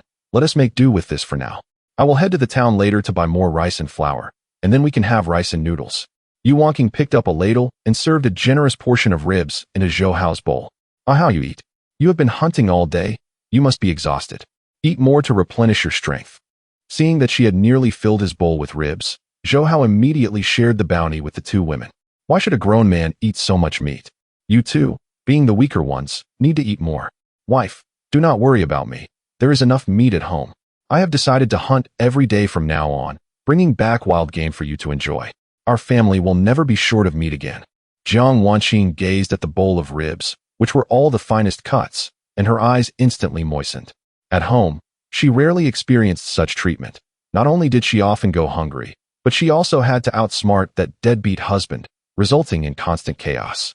After a hearty meal, Jiang Wanqing eagerly volunteered to wash the dishes, her movements swift. Zhou Hao, if you don't let me wash the dishes, I might as well return home. You suggested that I engage in some household chores, which would alleviate my spirits. Yu Wanqing, familiar with her cousin's proud disposition, readily echoed her sentiments. How? My cousin cannot remain idle. You might as well indulge her. Unable to resist their persuasion, Zhou Hao reluctantly acquiesced. Very well, I appreciate your efforts, sister-in-law. While Jiang Wanqing busied herself with scrubbing pots and washing dishes, Zhou Hao took Yu Wanqing's hand and led her into the adjacent small room, where he began to loosen his attire. My dear wife, allow me to assist you with the medication. Yu Wanqing, blushing with shyness, nodded in agreement, perfectly aligning herself with his movements. Hao, please be gentle. As Zhou Hao removed her garments, he observed the bruised areas gradually improving, and his feelings of guilt lessened somewhat. Earlier, he had retrieved a piece of millennium ginseng from his system space, originally intended for a soup. Now, it would serve well for his wife's needs. Chapter 28. His wife and sister-in-law are beautiful. During this excursion into the mountains, they unearthed a millennium-old ginseng, which is beneficial for both external application and internal consumption. Simply mashing an appropriate amount of ginseng and applying it to the affected area can invigorate blood circulation, dispel bruising, and alleviate swelling and pain. Dear wife, this medicine may sting a bit when applied to your wound. If it becomes unbearable, do not hesitate to voice your discomfort. Yu Wanqing had endured numerous beatings and had long since grown accustomed to pain, previously gritting her teeth and enduring without complaint. However, now, even the slightest ache would elicit muffled sounds of distress from her. Perhaps this was a result of being cherished by someone. It hurts so much. How? Could you blow on the wound for me?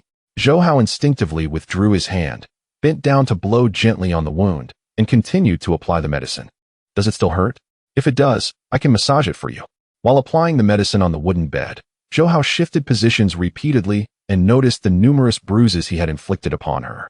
The bed itself was quite old, creaking with even the slightest movement, and coupled with the thin walls, misunderstandings could easily arise. Dear wife, this bed is of poor quality and is on the verge of collapsing. I will go to the town and replace it with a sturdier one. I will also make you a new mattress. We shall no longer sleep on this straw bed. After cleaning the kitchen, Jiang Wanqing returned to her room to rest, yet she could hear the sounds from the adjacent room, all too clearly. Her cheeks flushed crimson, and even her earlobes felt hot. She tossed and turned, unable to sleep. It seemed she had indeed become a hindrance to her cousin and Zhou Hao. Although Zhou Hao did not speak of it, her cousin's beauty rivaled her own. Which man could possibly resist? Zhou Hao was certainly not like her own frail husband. The following day, Zhou Hao woke early, eager to prepare breakfast. With the weather being favorable, he planned to venture into the black market to seek out a wealthy buyer. Having been given a second chance at life, he was acutely aware of the high prices commanded by century-old lingzhi and millennium ginseng. To play it safe, he decided to sell a small piece of lingzhi and a few ginseng roots to test the waters. Zhou Hao reheated the leftover pork rib soup from the previous night, steamed a few sweet potato cakes, and set them on the table. As time approached, he went to call his wife to rise. "Dear wife, it is time to get up and eat." In that moment, he found himself momentarily frozen, as if struck by lightning, his body trembling slightly. Jiang Wanqing had just risen, humming a tune as she changed her clothes. Upon locking eyes with Zhou Hao, she startled, her body shivering as she quickly adjusted her neckline. Zhou Hao, momentarily dazed, felt as though his eyes had been dazzled by a bright light and hurriedly turned his gaze away. "Sister-in-law, I am truly sorry. I forgot that you were sharing a room with my wife now." Apologizing verbally, his mind lingered on her exquisite beauty, stealing another glance. No wonder over the years, many of the village's bachelors would occasionally wander around his sister-in-law's home. Compared to Yu Wanqing's delicate beauty, the slightly older Jiang Wanqing was truly in the prime of her elegance. Jiang Wanqing felt her face flush with embarrassment. If it were another man, she would have longed to gouge out his eyes.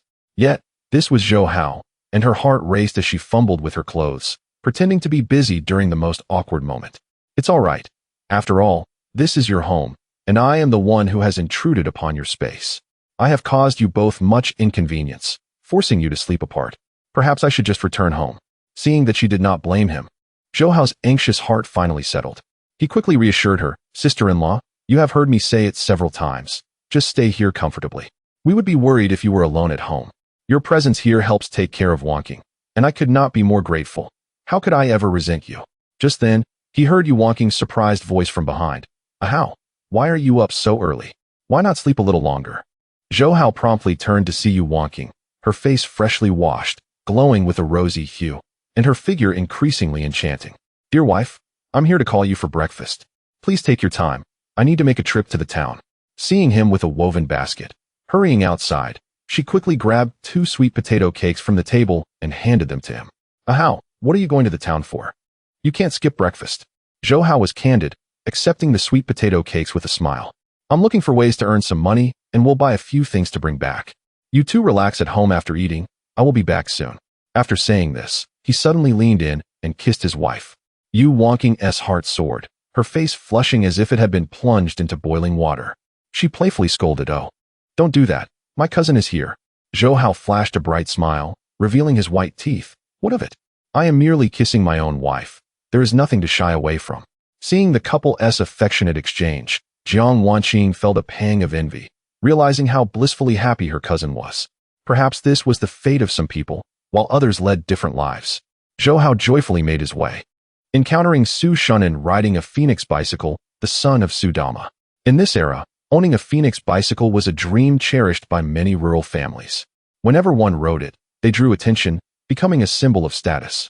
Whoever had this bicycle at their wedding would surely impress everyone. Su Shunan had always held a grudge against Zhou Hao. Why did this scoundrel get to marry a fair-skinned, beautiful woman while he remained single? With a malicious intent, he deliberately swerved his bicycle, bumping into Zhou Hao. "Are your eyes glued to the sky? If you damage my bicycle, can you afford to pay for it?" Zhou Hao reacted swiftly, narrowly avoiding the collision, and sneered, "Su Shunan, have you been eating dung? How can you speak such nonsense? It was your bicycle that swerved into me. Are your eyes stuffed with pig hair?" Su Shunan was left speechless by Zhou Hao's retort. Fully aware of his notorious reputation in the village, he spat in disgust. "Bah! What bad luck, encountering you, the harbinger of misfortune, the moment I step outside." Su Shunan's resentment 3, host combat skill 3. Upon hearing the system prompt, Zhou Hao was taken aback, never expecting to unlock a new function again. "Su Shunan, with such heavy hostility early in the morning, you better be careful riding your bike later. Don't end up crashing into a ditch." If it weren't for being almost late for work, Su Shunan would have loved to exchange blows with him. He stomped hard on the pedals and rode away, cursing and muttering all the way, wishing Zhou Hao a miserable end. Su Shunan's resentment 5, host grappling skill 5, Zhou Hao, however, remained unperturbed. Anger only shortens one's life, he mused, strolling leisurely ahead. As he passed by a drainage ditch, he noticed several villagers gathered there, whispering among themselves. Peering over, Zhou Hao saw Su Shunan, along with his bicycle, had tumbled into the ditch, a picture of utter disarray and humiliation. Su Shunan's resentment 7, host agility skill 7. Inside an earthen house in Haitang village, an arrogantly loud voice echoed. Zhou Hao? That notorious loafer from your village? That drunkard managed to beat you up like this? You really are something. Meng Jianfei, his face swollen and bruised like a pig's head, whined pitifully. Cousin, you have to stand up for me. Who would have thought that guy is incredibly strong and skilled in fighting? I let my guard down and fell into his trap. Duan Jihong snapped impatiently. Get lost. You never think of me when you're making money. Now that you need my help, you remember I'm your cousin. Meng Jianfei's eyes lit up with a sly idea, and he flashed an ingratiating smile. I was just thinking, you're a supplier for the state-run restaurant. If you got involved with a notorious ruffian like me, wouldn't that drag you down? Duan Jihong raised an eyebrow and waved his hand dismissively. Cut the nonsense. Give me 1,000 yuan, and I'll settle this for you. Meng Jianfei pulled out his empty pockets, looking pitiful and destitute. Cousin, I don't have that much money on me right now, but I have a great opportunity to show my gratitude. Zhou Hao's wife and sister-in-law are absolute stunners, 10,000 times more beautiful than those cheap women we used to fool around with. Let me take you to capture them. You'll enjoy treatment fit for an emperor, and it'll help me get my revenge. Chapter 29. Truly taking me for a fool. As noon approached, Zhou Hao finally arrived in the town. After a series of inquiries, he successfully located the black market. In this era of extreme scarcity, many goods are in short supply, making the black market the primary avenue for procuring these elusive items. Given that such activities are speculative, one must constantly be vigilant against police raids. Those who come to buy and sell typically wear hats or cover their faces to conceal their true identities. Zhou Hao observed several individuals leaning against the wall, their faces obscured by cloth, exuding an air of secrecy. They carried canvas bags or large sacks, with only their vigilant eyes exposed, scanning the passers-by. It was evident that these individuals were seasoned black market operatives, adept at identifying crowds and pinpointing potential targets. Adapting to the local customs, Zhou Hao took out a piece of cloth from his pocket and covered his face, mingling with the crowd in the black market. Coincidentally, he noticed a middle-aged man ahead, wearing a hat pulled low, engaged in haggling with a vendor. Your price is utterly outrageous. Although this sistanch is wild, its quality is mediocre. I can offer you 15 yuan per pound, which is quite fair, the man asserted. Realizing he was dealing with someone knowledgeable, the vendor had initially quoted a high price, hoping to exploit an inexperienced novice. All right, since you are a straightforward person, let's settle on 15 yuan per pound. Take it, the vendor conceded. The middle-aged man promptly pulled out a stack of cash, counted out 15 yuan, and handed it to the vendor. Don't shortchange me. I will weigh it later, he warned. Zhou Hao felt a surge of excitement, sensing a new opportunity, and couldn't resist approaching. Hello. Are you looking to purchase wild medicinal herbs? I have some fine goods. The middle-aged man scrutinized him closely, skepticism evident in his voice. Young man, what kind of fine goods do you possess? Just because I bought this sistanch doesn't mean I accept any inferior products. Zhou Hao cautiously surveyed his surroundings and whispered in a tone only he could hear. I have exquisite lingji and ginseng roots. Would you be interested? The man's eyes lit up with intrigue, eager to verify the merchandise.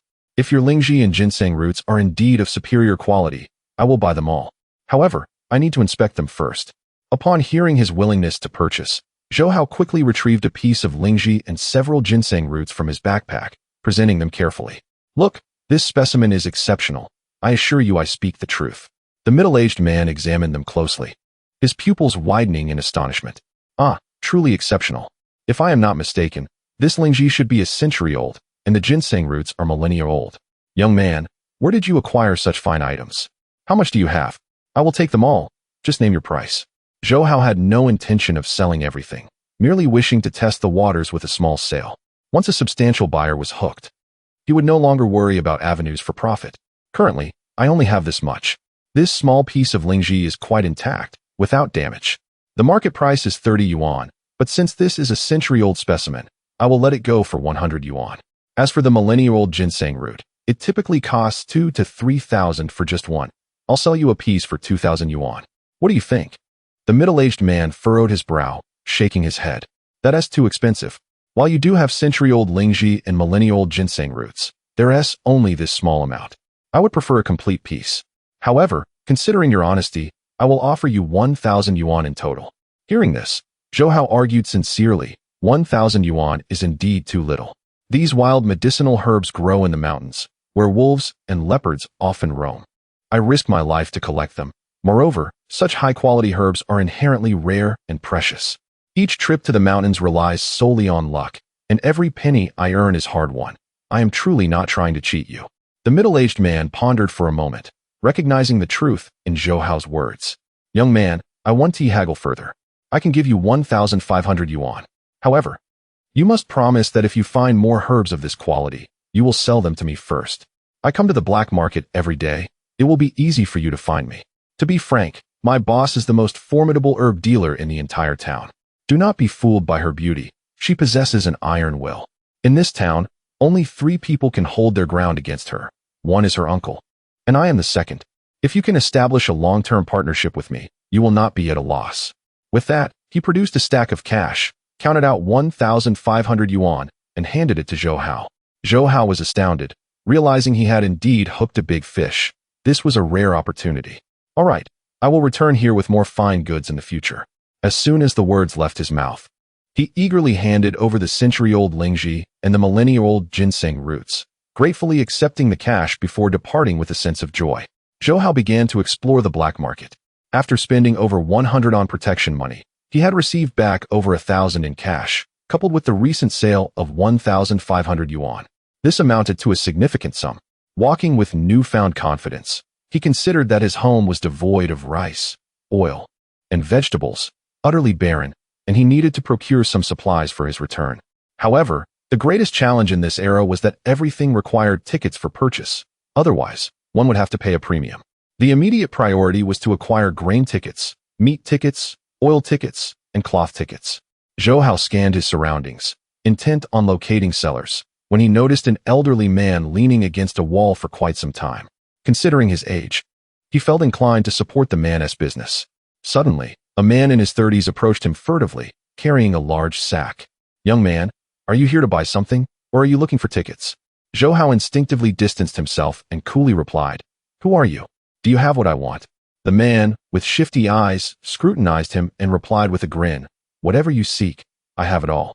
Zhou Hao swiftly calculated in his mind and inquired, I require 50 jin of grain tickets, 40 jin of meat tickets, 30 jin of oil tickets, and 20 chi of cloth tickets.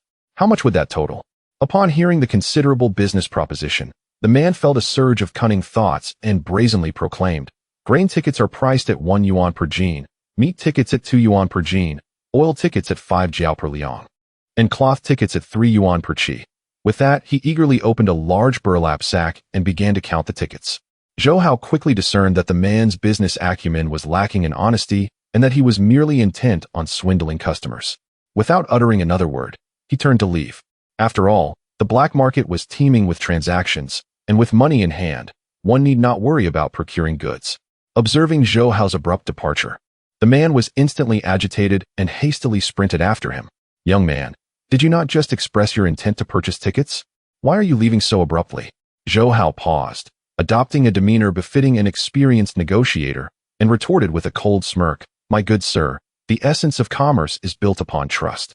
Do you genuinely believe me to be a fool?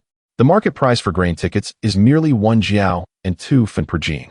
In the black market, I could offer you 5 jiao, which would be quite generous. For meat tickets, the going rate is 1 yuan and 2 jiao per jin, and I could stretch to 1 yuan and 5 jiao. Oil tickets are priced at 1 jiao and 5 fen per liang, and I could manage 4 jiao and 5 fen. Cloth tickets are valued at 5 jiao per chi, and I could afford to pay up to 1 yuan. You come forth with such absurd quotes, truly taking me for a simpleton? Chapter 30. The incident with the sister-in-law. Upon hearing this, the man displayed a shrewd glint in his eyes and patted the young man's shoulder. You clever lad, indeed. I've brought out all these tickets. Whether you wish to buy or not, you must. However, Zhou Hao was not one to indulge him. casting a sidelong glance and coldly retorting, "What? Are you planning to force me into a purchase?" Without waiting for the man's response, he disregarded him entirely and approached the old man's stall. "Sir, how many tickets do you have?" The elderly man, upon noticing a customer, replied in his honest and straightforward manner, "Not many, just this little bit." As he spoke, he opened his tattered canvas bag for Zhou Hao to see. Zhou Hao leaned in for a closer look and estimated that although the tickets were few, they would suffice for a month's expenses. "Sir, name your price. I will take them all." Seeing Zhou Hao purchase the old man's tickets, the man shot him a fierce glare and threateningly snarled, "Do you understand the rules of the street? Are you here to cause trouble? Do you even know whose territory this is? You are courting death." Zhao Zhishuan, appearing like a monkey jumping around in front of him and throwing punches, looked both absurd and laughable. Zhou Hao could not help but chuckle, saying, "Zhao Zhishuan, this is the black market. If you do not wish to attract the police, feel free to make a scene." Zhao Zhishuan's body stiffened. His pupils widened in disbelief as he stammered, "How do you know my name?"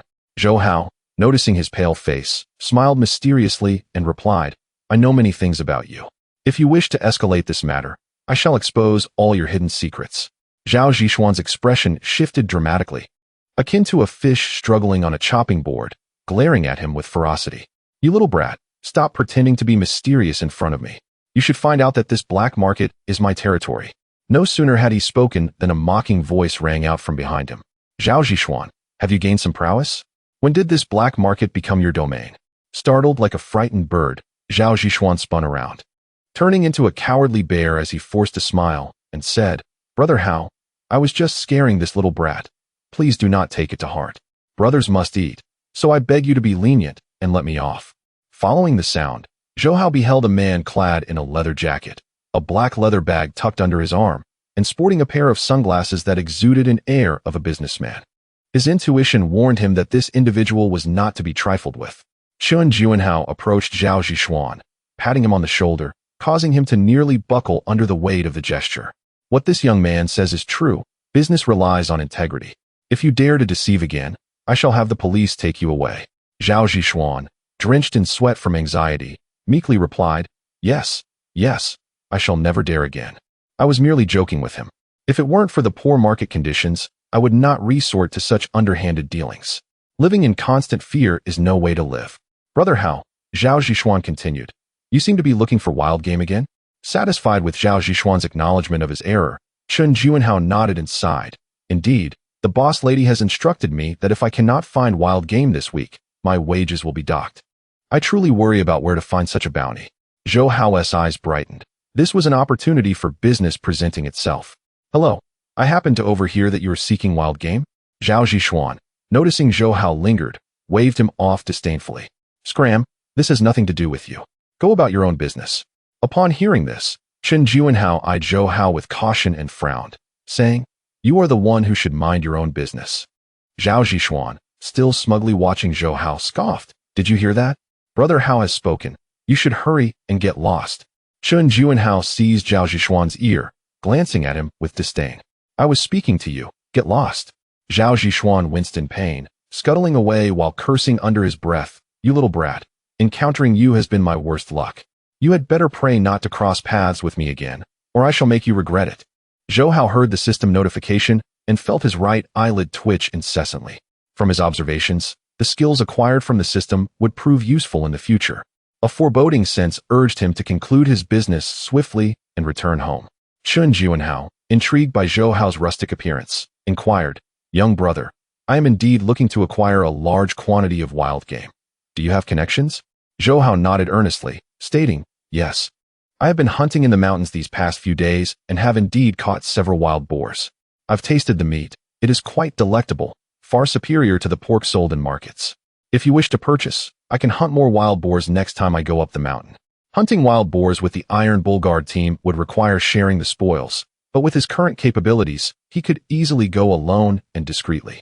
Chun Juanhao's pupils widened in astonishment. These days, the economy was sluggish, and even hunting yielded little game. He had not expected this seemingly slender country lad to possess such skills. "Young man, you seem honest. When you hunt wild boars again, feel free to come to the black market to find me.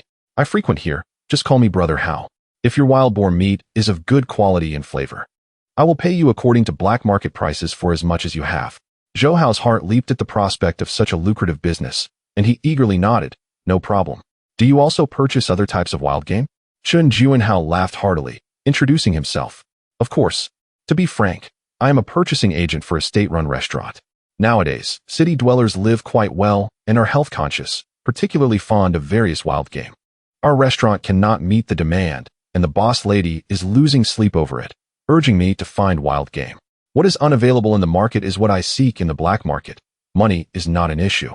Zhou Hao observed that his companion was generous and straightforward, which presented a novel opportunity for profit. He readily acquiesced, saying, How good? You may call me Haozi. In our region, the mountains yield all manner of game. Whatever you desire, be it wolves, tigers, or leopards, I can procure it for you. After agreeing upon a time for their transaction, Zhou Hao continued to meander through the black market, purchasing 20 jin of rice, 10 jin of flour, 10 jin of oil, and several dozen jin of meat and vegetables, amassing a total exceeding 100 jin, which he carried home on his back. Along the way, he contemplated that having discovered 2 lucrative avenues, he should frequently venture to the back mountains upon his return to gather more valuable items for sale. Little did he know, upon reaching the fork at the village entrance, he spotted Yu Wangqing hurriedly approaching with several brothers from the Lin family and a few team members, armed with shotguns, hastily making their way towards Haitang village. Upon seeing Yu Wangqing in tears, her frail shoulders trembling, his heart ached for her. He rushed forward and inquired, Wife, what has happened? With swollen red eyes, Yu Wangqing cried inconsolably, her distress rendering her speechless as she gestured frantically. Zhou Hao, filled with concern, embraced her and gently patted her back, assuring her, Do not panic. Take your time to explain. Lin Wenba, witnessing the scene, anxiously interjected, Zhou Hao, something has happened to your sister-in-law. Chapter 31 Do you know who my father is? Upon hearing this, Zhou Hao was taken aback and quickly inquired, Sister-in-law, what on earth has happened? Yu Wangqing, regaining her composure slightly, sobbed intermittently. How? My cousin and I were tidying up at home. Later, my cousin expressed a desire to return home briefly to fetch a few changes of clothes. I wanted to accompany her, but she insisted it was just a short walk. So I stayed behind to do the laundry. About 10 minutes later, I heard a commotion next door, shouting and cursing, along with the sounds of things being smashed. It was quite a ruckus. When I rushed out, I discovered several burly men who, without uttering a word, abducted my cousin. I was terrified, thinking you hadn't returned, so I ran to seek help from Captain Lin. Unfortunately, he was at the clinic with his son. After I explained the situation, Brother Wenba gathered his comrades to aid me in rescuing my cousin. Zhou Hao furrowed his brow, a suspicious figure flashing through his mind, and asked, Did you see who took my sister-in-law? Yu Wangqing nodded, her expression resolute as she replied, I suspect it must be the people from Haitang village, as they hurriedly headed in that direction after abducting my cousin. Our 2 villages have always been at odds. If my cousin has fallen into their hands, she is in grave danger. I am extremely worried and fearful. If anything happens to her, I would rather not live. Zhou Hao instinctively tightened his embrace around her, softly reassuring, Wife, do not cry. With me here, I will certainly bring my sister-in-law back safely. For now, you should return home, lock the door, and do not open it for anyone. Wait for me to come back. Do not make me worry, all right? Upon hearing his intention to rescue her cousin, Yu Wangqing anxiously pleaded, How? Please let me go with you. I cannot find peace without seeing my cousin. Zhou Hao gently patted her head, his gaze firm as he stated, Wife, you must trust your man. I will keep my word without hesitation. Now, please return home. Seeing his determination to keep her from intervening, and not wanting to anger him or become a burden, Yu Wangqing obediently nodded. All right. But you must ensure your safety. I will wait for you to return home safely. Lin Wenba, upon hearing this, immediately summoned his wife to accompany Yu Wangqing back home, where they would wait until Zhou Hao returned. After watching his wife leave, Zhou Hao's expression turned sharp, his fists cracking ominously. If he was not mistaken, the mastermind behind this incident must be Meng Jianfei. He could not believe that this scoundrel had the audacity to take revenge by abducting someone. This debt must be settled. At that moment, a voice called from behind, Wait for me. How could I possibly miss out on this? Everyone turned to see Lin Jianjun rushing over. Lin Wenba looked at his father in surprise, asking, Dad, weren't you at the clinic with Wenhan? Lin Jianjun, breathless and flushed from running, replied, It's fine. He is no longer in critical condition. I left when Zhou there to take care of him. As soon as I returned home, I heard your mother mention this incident. Fearing you wouldn't be able to handle it, I came right away. Zhou Hao felt a wave of gratitude swell within him, expressing, Captain Lin, thank you for stepping in to help. Lin Jianjun waved his hand dismissively, his expression serious, no need for thanks. You saved my son. It is only right that I help you save your sister-in-law. On the way to Haitang village, Lin Wenbo had the foresight to send a remarkably swift member of their team to follow the group and gather intelligence. Brother Wenbo, the group has already locked Jiang Wanqing inside a mud brick house. I heard they are all armed with hunting rifles. They seem to be a pack of hunters. Lin Wenbo's expression darkened, his brows knitting together in anger. Hunters? Why are they targeting Jiang Wanqing? Zhou Hao, maintaining a clear mind, understood that once the guns were drawn, it would signify the onset of war between the two villages, potentially implicating innocent civilians, a scenario he wished to avoid. Brother Wenbo, calm down. We should split our forces. You negotiate with them to buy me some time, while I find a way to sneak in and rescue my sister-in-law. Lin Wenbo quickly composed himself, realizing that acting on impulse would be unwise. He took a deep breath and said, all right, I know what to do.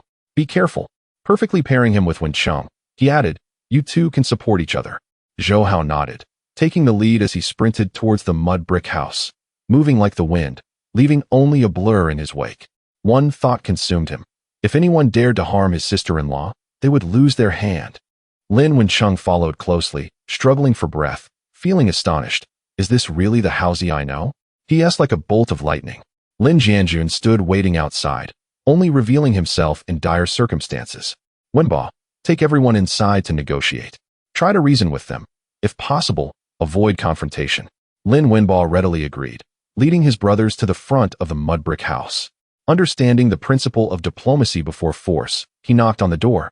We are from Taoyuan village. You have taken our people. Shouldn't you have informed us beforehand?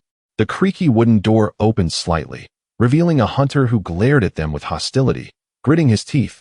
Who gave you permission to intrude on our territory? Are you here to fight? Shortly thereafter, a brazen voice from within declared, haha, I thought who it was. It's Lin Wenbo, the eldest son of Captain Lin. Lin Wenbo recognized the voice, shouldering past the obstructing hunter to reveal a familiar face. Oh, it's you, Duan Jihong. What is the matter? Is it permissible for you to abduct people from our village, but not for us to come demand them back? The hunter, who had been knocked aside, was irked and about to explode, but his comrades were already glaring at him, their hunting rifles crackling ominously in their grips like a pack of lions poised to pounce. The hunters standing inside the house noticed and stepped forward, their faces reddening with rage, appearing ready to strike. Duan Jihong suddenly broke into a smile, a grin that twisted into a grotesque expression. He waved his hand dismissively and said, there is no need for such hostility, everyone. Is there not a way for us to sit down and discuss matters calmly? Lin Wenbo, I shall not beat around the bush any longer. Is there a scoundrel named Zhou Hao in your village? He has assaulted my cousin, and as his elder, I cannot simply stand by. To put it another way, this is a family matter, so I kindly ask you to refrain from interfering. Lin Wenbo raised his chin, gazing at him with a serious demeanor, and retorted with a cold smirk, my father is the captain of our production team, bearing the responsibility and obligation to protect the safety of the villagers. Regardless of any personal grievances between you, since you brazenly abducted someone from my village, we, the Lin family, cannot turn a blind eye. To be frank, Zhou Hao is a great benefactor to our family. His affairs are my affairs. Duan Jihong's smile froze instantly, his lips twitching in anger as he menacingly threatened, do you know who my father is? In that moment, the atmosphere in the room plummeted, as if one had been transported to the frigid expanse of Antarctica. The air seemed to freeze, and all present held their breath, afraid to utter a word. Chapter 32 Sister-in-Law. I will take you home. Zhou Hao concealed himself in the corner, discreetly observing the situation within. Seizing an opportunity, he pried open a window and stealthily climbed inside. In his previous life, he had often picked locks to slip into the homes of alluring young women. Such endeavors were second nature to him. Lin Wencheng remained outside, ever vigilant, ready to assist Zhou Hao while keeping a watchful eye on their surroundings. They were like a taut bowstring, poised for action at any moment. With the attention of those inside focused on the living room, Zhou Hao seized the chance to infiltrate the room, only to be confronted by a heart-wrenching sight. His sister-in-law was gagged with a cloth and bound tightly, lying on the bed with her legs spread apart, resembling a lamb awaiting slaughter. Jiang Wanqing was struggling on the bed, attempting to free herself from the ropes, when suddenly she sensed a figure lunging towards her. An unknown scoundrel approached her, intent on assaulting her. Her delicate body trembled violently, and she emitted a whimper, powerless to resist, like a startled kitten in a state of alarm. In the next moment, she heard a warm breath near her ear. "Sister-in-law, do not fear. I am here to rescue you." Jiang Wanqing focused her gaze, and before her appeared Zhou Hao's sun-kissed, handsome face. Her heart pounding like thunder. "Whoa." Zhou Hao cautiously removed the cloth from her mouth and swiftly untied her, his voice filled with concern. "Sister-in-law, I am sorry for being late. I will take you home now." Tears glistened in Jiang Wanqing's eyes. At that moment, Zhou Hao seemed like a great hero descending from the clouds to save her. "Zhou Hao, I knew you would come to rescue me." Without delay, Zhou Hao grasped her hand. And the moment his fingertips brushed against her skin, it felt like an electric shock coursed through him. They hurried to the window, with one hand resting on her slender waist while the other supported her curvaceous lower body, lifting her out through the window. Lin Wensheng stood outside, ready to catch Jiang Wanqing. He reached out to assist Zhou Hao, but witnessed him nimbly leap down from the window. He was momentarily stunned. Zhou Hao had truly transformed. As graceful as a doe and as swift as a rabbit. Worried that Captain Lin and his team might clash with the hunters, Zhou Hao decisively said, "Wensheng, I need to ask you to take my sister-in-law to a safe place. Do not come out, no matter what sounds you hear. Once we resolve this situation, I will come to find you." Lin Wensheng's face displayed concern, unable to rest easy. "Zhou Hao, why not take your sister-in-law and leave? We can handle things here. Nothing serious will happen."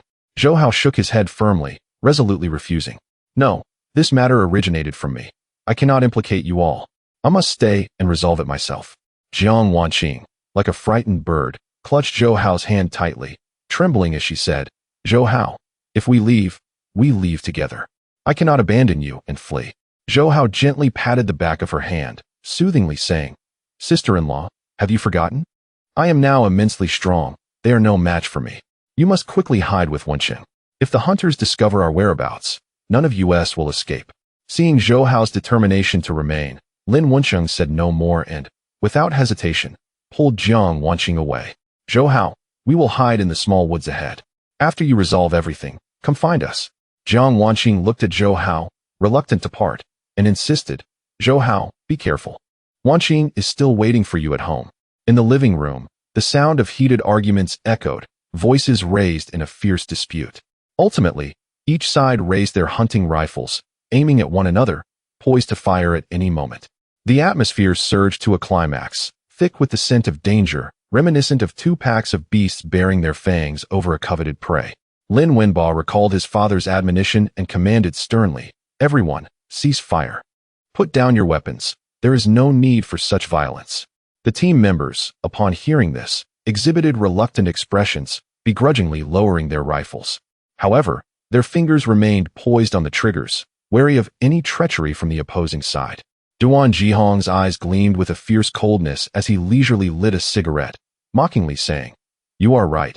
We are not so desperate as to resort to knives and guns over a woman. Lin Wenba, since you care so much for her, I will let you have your moment with her.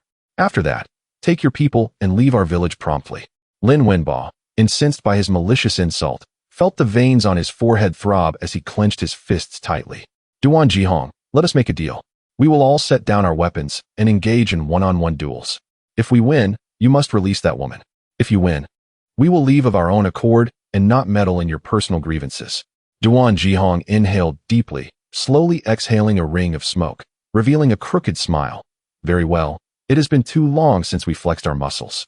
You can serve as targets for my brothers to practice on." Meng Jianfei remained hidden in the shadows, silent, knowing it was not his place to speak on his cousin's territory. However, he felt a surge of delight in his heart. With his cousin's prowess, the Lin family would not gain any advantage. He would wait for an opportunity to channel his resentment towards Zhou Hao onto Jiang Wanqing, unleashing his fury. The duel commenced, with both sides eager to showcase their strength. This was no longer merely a personal vendetta. It had escalated to a matter of pride between two villages, reminiscent of past border disputes. The battle for honor had begun. Zhou Hao hid in the shadows, intently observing the unfolding scene, his jaw clenched, searching for an opportunity to strike. Those who dared to touch his kin were merely lighting a candle in a latrine, seeking death. After several exchanges, neither side could claim victory, each sustaining injuries. The conflict raged from inside the house to outside, leaving a scene of utter chaos and devastation. According to the rules, only one duel remained. Whoever emerged victorious would claim ultimate victory. Duan Zhihong, witnessing the ineptitude of his subordinates, extinguished his cigarette, his knuckles cracking ominously. Are there no capable fighters left in your village, Lin Wenbo? According to the rules, those who have already participated cannot enter the arena again. I am eager to ascertain who among your village can stand as my rival. Lin Wenbo clenched his teeth, having already taken the stage and emerged victorious. He was aware that the most formidable fighter in Haidang village was Duan Zhihong. Apart from himself, there was no one capable of matching him. However, had he chosen not to compete earlier, defeat would have been inevitable. Lin Jianjun, noticing that his son and teammates were all injured and bearing grim expressions, bravely volunteered, saying, Duan Zhihong, I shall face you. Upon witnessing this, Lin Wenbo rushed forward to intercept him, urging, Dad, at your age, why continue to fight? Lin Jianjun, with a serious demeanor, patted his son's shoulder and confidently replied, What? Do you doubt your father's abilities? Although I have aged, I remain as skilled as ever, more than capable of handling a younger opponent. This matter transcends just Zhou Hao. It concerns the honor of our entire production team. Others may not be as capable as I am. I must step forward. Just as the father and son were locked in their argument, a voice suddenly rang out nearby. Duan Zhihong, I will fight you. Chapter 33. The humanized system amidst the astonished gazes of the crowd. Zhou Hao made a dazzling entrance, striding resolutely toward Duan Zhihong. You wanted a challenge, didn't you? I'll spar with you. As soon as the hunters laid eyes on him, they reacted as if facing a formidable enemy, pointing him out one after another. Boss, it's him. Last time we were hunting on the back mountain, he stole our wild boar. You brat. We haven't even had the chance to settle the score with you yet, and here you are delivering yourself to us. Damn bastard, you've finally shown your face. Hurry up and return our wild boar. Hunter's Resentment 3, Host S. Elbow Strike 15. Duan Zhihong narrowed his eyes slightly, scrutinizing him carefully before revealing a contemptuous smile. So it was you. Foes are destined to meet. Looking at your malnourished appearance, you probably can't carry a load on your shoulders or lift anything with your hands. I could take you down single-handedly. It's not too late for you to kneel and beg for mercy. As long as you return the wild boar and offer your wife and sister-in-law to me, I might consider sparing your wretched life. Duan Zhihong S. Resentment 3. Host S. Knee Strike 3. Zhou Hao recognized them as well. The very same ungrateful wretches he had saved last time. He sneered coldly, Oh, is that so? Well, that depends on whether you have what it takes to make me cough up that wild boar. Having been reborn into this life, his wife and sister-in-law were his inviolable bottom line. If anyone dared to cross that line, they could not blame him for showing no mercy. Seeing that Zhou Hao refused to back down despite being given a chance, Duan Zhihong clenched his fist and charged toward him head-on. You brat, go to hell. Reflected in Zhou Hao's pupils was a fist as large as a sandbag, moving several times slower in his vision, accompanied by a fierce whistling sound tearing through the air. In the next second, his body agilely sidestepped the attack, delivering an elbow strike directly to Duan Zhihong's chest.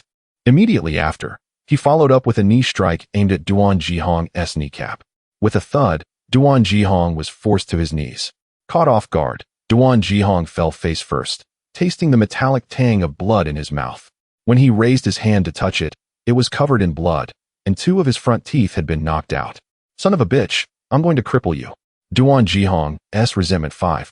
Host S. Punch 5. The wind rustled through the branches, whispering softly. Zhou Hao assumed a combat stance. Facing Duan Zhihong's wild and aggressive assault, he responded with a straight punch followed by a hook, landing solid blows on his opponent's cheek. Thud. Propelled by the tremendous force, Duan Zhihong's face contorted grotesquely as he spat out a mouthful of blood. His head buzzed incessantly, and his body swayed unsteadily, nearly collapsing to his knees once more. You bastard, fighting without honor. I'm going to chop off both your hands. Duan Zhihong's Resentment 10. Host S. Iron Head Skill 10. Zhou Hao noticed Duan Zhihong's right hand clamping down like an iron hook on his wrist, while his left hand formed an eagle's claw, aiming straight for his throat. This move is something I've long since mastered. As soon as the words left his mouth, Zhou Hao swiftly extended both hands. firmly gripping Duan Jihong's shoulders, and forcefully drove his forehead into the vulnerable bridge of his opponent's nose. Bang, bang, bang. Putting nearly all his strength into the strikes, he heard the crisp sound of bone fracturing in his ears. Duan Jihong let out a piercing, pig-like shriek of agony. Blood gushed incessantly from his nostrils, his nasal bone shattered, swelling to an alarming size. Ack! My nose feels broken. It hurts so much. Zhou Hao spat disdainfully, then locked his arm around Duan Jihong's throat, yanking him forcefully inward while simultaneously driving his knee into his abdomen. As Duan Jihong fell face down, Zhou Hao relentlessly hammered his elbows into his back. Each blow carried the force of a thunderbolt, leaving him utterly defenseless. The resounding impact even startled the crows perched in the trees, sending them scattering into flight. Duan Jihong felt as though his internal organs were on the verge of shattering. Weakly sprawled on the ground, he gasped for breath in ragged, heaving gulps. Cough, cough. You brat, if you don't kill me today, I swear I'll grind your bones to dust sooner or later. Duan Jihong's resentment 10, host's mixed martial arts 10, seeing Duan Jihong's stubborn refusal to yield, Zhou Hao mounted his back and unleashed a barrage of furious blows. His fists descended like a relentless downpour, a storm of strikes raining upon him. After a few feeble struggles, Duan Jihong's resistance waned. Blood seeped continuously from his mouth and nose, staining his face with gruesome, mottled streaks. Cough, cough. Go ahead, kill me if you have the guts. Come on. Don't forget, if you really dare to kill me, you'll pay with your life. Once that happens, my underlings will capture your wife and sister-in-law, imprisoning them and taking turns with them every day, reducing them to mere playthings for their pleasure. Zhou Hao detested nothing more than others coveting his wife and sister-in-law. His eyes burned crimson with rage. Since you're begging for death, I'll grant your wish. Meng Jianfei could no longer bear to watch. He rushed out from behind, raising his hunting rifle and aiming it at Zhou Hao, threatening, "Stop. If you don't stop right now, I'll blow your head off." Zhou Hao looked up and, as expected, confirmed that the mastermind behind all this was none other than Meng Jianfei. Meng Jianfei, so you've been hiding here all along. No wonder the police couldn't track you down. I don't care what your relationship with them is, but since you keep targeting my wife and sister-in-law, I won't let you off easily. Cold sweat dripped down Meng Jianfei's forehead. He had originally intended to use his cousin's influence to deal with Zhou Hao, never expecting Zhou Hao to overpower him instead. Zhou Hao, you brought this upon yourself first. I've lost everything now and have no means to survive. If it weren't for you, I wouldn't have been reduced to a rat scurrying in the streets, despised by everyone. Your cousin owes me a substantial debt. Since he can't repay it, the women will have to settle it instead. I'm only reclaiming what rightfully belongs to me. What gives you the right to meddle again and again? Meng Jianfei's resentment 10, host's pressure point strike 10. Zhou Hao suddenly laughed, his cold gaze fixed on the dark muzzle of the gun. With unwavering certainty, he stated, Meng Jianfei, you're too naive. Do you really think you can pull that trigger?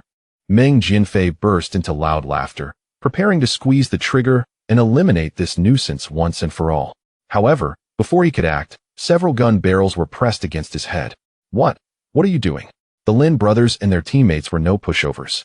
Seizing the opportunity while he was distracted, they had already aimed their guns at his head. Drop the gun, or I'll turn your skull into a sieve. Care to test whether your aim is quicker or mine? With so many of us here, how dare you recklessly brandish a firearm? Are you seeking death? Meng Jianfei was rendered pale with fright, beads of sweat cascading down his face, his limbs weak and feeble, causing his hunting rifle to slip from his grasp and fall to the ground. In the next moment, trembling with trepidation, he raised his hands, a forced smile upon his face, and pleaded, Hero, spare my life. Let us discuss this amicably. Please, do not pull the trigger. Zhou Hao slowly rose to his feet, approached him, and without uttering a word, struck a few precise points on his body. Scram, do not let me see you again. Zhou Hao's heart raced with exhilaration. He was astonished by the system's remarkable human-like quality that had enabled him to navigate this perilous situation. The martial techniques felt as if they had been mastered through extensive practice, executed with exceptional finesse. Particularly, as he struck Meng Jianfei's vital points, he instinctively knew the precise force required to ensure Meng Jianfei would meet his demise within 7 days. Overwe. Chapter 34. Your tears, I shall guard. Duan Jihong struggled to rise, only to be brutally pinned to the ground by Zhou Hao's foot pressing hard upon his shoulder. He collapsed, breath ragged and limbs limp, like a salted fish gasping its final, desperate breath upon the shore. You wretched cur, don't you dare forget who my father is? Step outside and ask around. Anyone will tell you. If you truly kill me today, my father will raise your entire village to the ground just to drag you out and tear you limb from limb. Zhou Hao, observing that Duan's mouth was the only part of him still defiant, stooped, picked up a brick from the earth, and aimed it steadily at the base of his skull. Since time immemorial, villains meet their end precisely because they speak too much. A sudden chill crept down Duan Jihong's spine. His entire body jolted in terror. Instantly, his bravado collapsed. Kneeling in abject supplication, he stammered, voice trembling, "I beg your mercy. I was wrong. I swear I'll never speak ill again. Please, spare my wretched life. I'm still so young. I cannot die so soon." Crack! The brick struck the ground beside his ear, shattering into sharp fragments that sprayed across his cheek, drawing thin, stinging lines of blood. That single, deafening impact shattered his composure utterly. He froze, breathless and hollow-eyed, as if his very soul had fled his body. Zhou Hao brushed the dust from his palms, then gazed down upon him, calm, unyielding, sovereign in his quiet authority, and spoke, each word deliberate, resonant, and final. "I advise you, cease your wickedness. Had I not wished for harmony between our villages, your transgression would not go unpunished. Mercy, after all, is not weakness, it is wisdom. But should you ever again cast a covetous glance upon my wife or my sister-in-law, then this warning shall be your last." Once the matter was settled, Zhou Hao led the others to where his sister-in-law, Jiang Wanqing, stood with Lin Wenqing. He found her weeping, tears streaming unbidden down her delicate cheeks, her shoulders trembling, her expression one of fragile, heart-wrenching vulnerability. His voice softened, tender as falling silk. "Sister-in-law, do not fear. If my elder brother cannot cherish and protect you as he ought, then from this day forward, I shall guard your tears." Jiang Wanqing's face flushed with emotion. Her eyes glistened, her lips parted in a quiet, breathless nod. In that suspended moment, Zhou Hao seemed to glow, not with light, but with quiet, unwavering resolve, and her heart swelled with 1,000 unspoken thoughts. The man she once loathed most had become her savior. Upon reflection, she realized her resentment had never truly been for him, but for her cousin's sake, a righteous indignation, now gently laid to rest. Now that Zhou Hao had turned from wayward path to noble purpose, and now that he and her cousin, Yuan Qing, shared a love both tender and true, her grievances had dissolved like mist beneath morning sun. 10 Jiang Wanqing favor, 10 guardian gold, total guardian gold, 140 yuan, upon returning to the village. Zhou Hao expressed his sincere gratitude to the Lin family before walking home with Jiang Wanqing, radiant with quiet triumph. "Wife," he announced, beaming, "I've brought your sister-in-law home, safe and sound." Yuan Qing sat upon the bed, tears silently tracing her cheeks, until the sound of his voice sent her rushing forth. "Elder sister, you're back, you're unharmed?" The two women embraced, tight, trembling, wordless, Jiang Wanqing's voice breaking as she whispered, "Cousin, I feared I'd never see you again. Had it not been for Zhou Hao, I dare not imagine what might have become of me." Yuan Qing, eyes still brimming, stepped toward her husband, gently took his hands in hers, turning them over, searching for any sign of injury. "Ah Hao, let me see, are you hurt?" He laughed, warm and unrestrained, then spun once before her, arms wide, chest puffed with quiet pride. "Your husband is invincible. Not a single hair on my head was disturbed, so put your worries aside. You two sisters catch up. Let me prepare a nourishing old hen soup for sister-in-law, to restore her strength and soothe her shaken spirit." Fortunately, Hidi recently returned from town with a generous haul of meat, enough to ensure these two beloved women would feast on tender, savory dishes, day after day. Soon, the rich, golden aroma of simmering broth filled the air, deep, savory, profoundly comforting, its fragrance so intoxicating it stirred even the hungriest of souls from their slumber. Next door, Liao the widow gnawed grimly on a dry, starchy sweet potato, then paused, nostrils flaring, as the scent of rich poultry broth drifted through her cracked window. Her belly growled, loud and undignified. She scowled, rolling her eyes with venomous disdain. "That wretch, how does he always have meat? Has he taken to thieving? Stealing chickens? Robbing hen houses? I'd better change the lock on my drawer before he starts pilfering my silver." Siem Mingkong, chewing listlessly on his own tough, flavorless tuber, suddenly pushed it away in disgust. Mother, why does Zhou Hao feast daily while we starve on sweet potatoes? That wild boar meat you brought home last time? Barely enough to wet our lips. Xie Chuyang hurled his potato onto the table and erupted into tantrum. I demand meat. No meat, no peace. I will make a scene. Furious, Liao the widow snatched up his abandoned potato and dumped it into her own bowl. Eat or starve, your choice. Across the lane, Su shunned and sniffed the air, his chopsticks hovering over his bland, leafy greens. His meal suddenly tasted like ash. Mother, every month I bring money home, yet you serve me nothing but vegetables. Where's the nourishment? Don't you know how grueling my work is? If I don't strengthen my body, how can our family ever prosper? Su Dama heard her son's grievance, and her heart clenched. She murmured softly, pleading, my dear son, don't be upset. Zhou Hao's meat is nothing special. Wait, soon I'll prepare a rich fish soup just for you. The Luo family, too, caught the scent, and their modest home erupted in discord. Mother, why don't you befriend Zhou Hao? At least then we might earn a sliver of that wild boar. Look at them, living like immortals in paradise, while we scrape by like beggars. What divine injustice is this? Even a scrap of minced meat is reserved first for father. We're treated like adopted children. I'm starving. This scent is driving me mad. Enraged, Luo Dama seized her chopsticks and rapped each child sharply on the skull.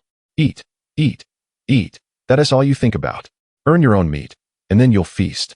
She did not notice her youngest daughter, quiet, clear-eyed, thoughtful, gazing into the distance, her expression shifting, deepening, as if something new had just taken root in her heart. At last, Zhou Hao emerged, carrying a steaming, generous cauldron of golden broth, its surface shimmering with delicate oil, crowned with emerald flecks of finely minced scallions. Wife, sister-in-law, dinner is served. Yu Wanqing and Jiang Wanqing stared, enchanted by the rich fragrance, the glistening broth, the tender, ivory-white meat nestled within. Ah Hao, you've done us an extraordinary service today. You deserve the largest portion. Yes, Zhou Hao, thank you. I owe you everything. Name your wish. I will fulfill it without hesitation. Zhou Hao merely smiled. Then, without ceremony, ladled two generous, steaming bowls, overflowing with succulent, golden brown chicken, placing one before each woman. In this household, the ones who most need nourishment are you. I, a robust man with the strength of an ox, often ponder whether my evening indulgences in meat would be too much for my wife to handle. Yu Wanqing's delicate face flushed crimson as she shyly lowered her gaze and murmured, Ah Hao, cousin is still here. Jiang Wanqing observed their playful banter, her heart a tumult of emotions, as tears streamed down her cheeks, each drop heavy with sentiment. On one hand, she was still reeling from the shock of having survived a calamity. On the other, she was envious of her cousin for having found a worthy partner in life. She couldn't help but reflect on what might have been had she, instead, married Zhou Hao.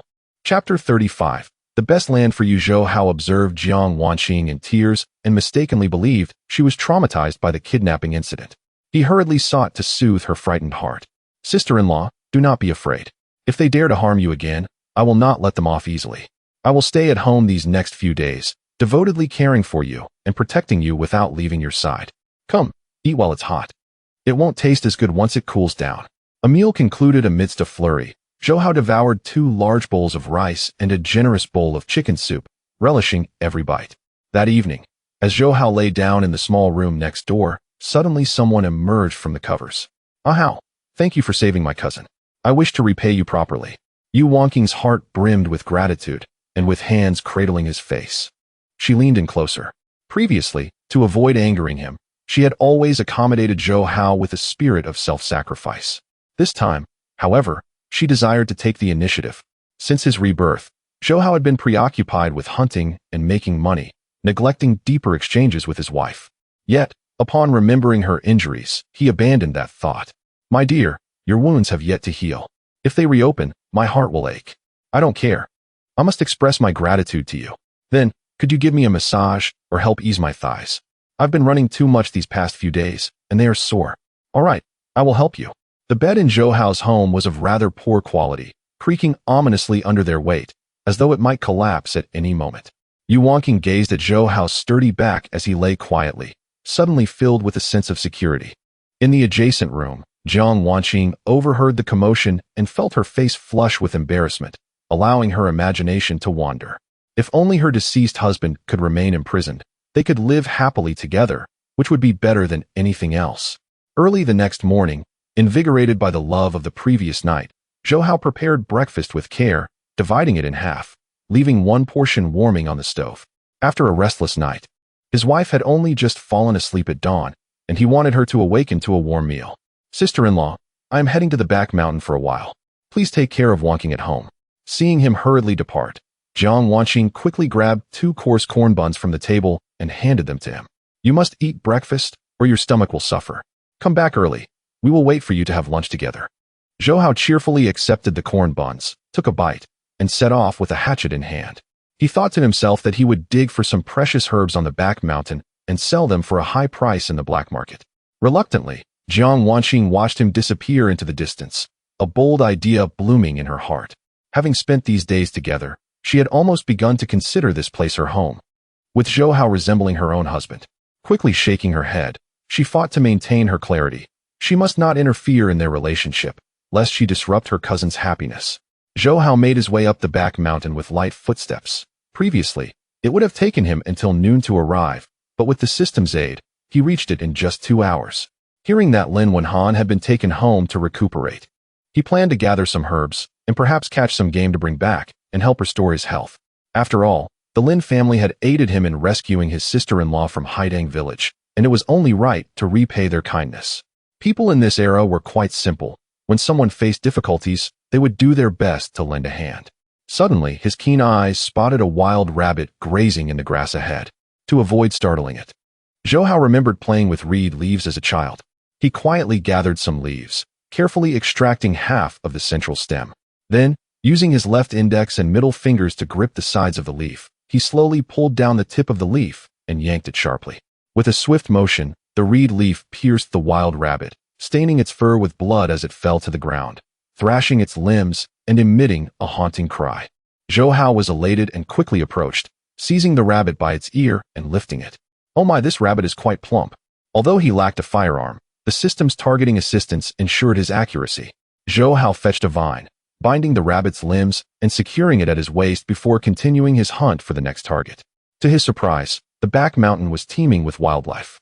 Not long after, he discovered a wild chicken leisurely foraging for worms. "Oh chicken, do not take offense.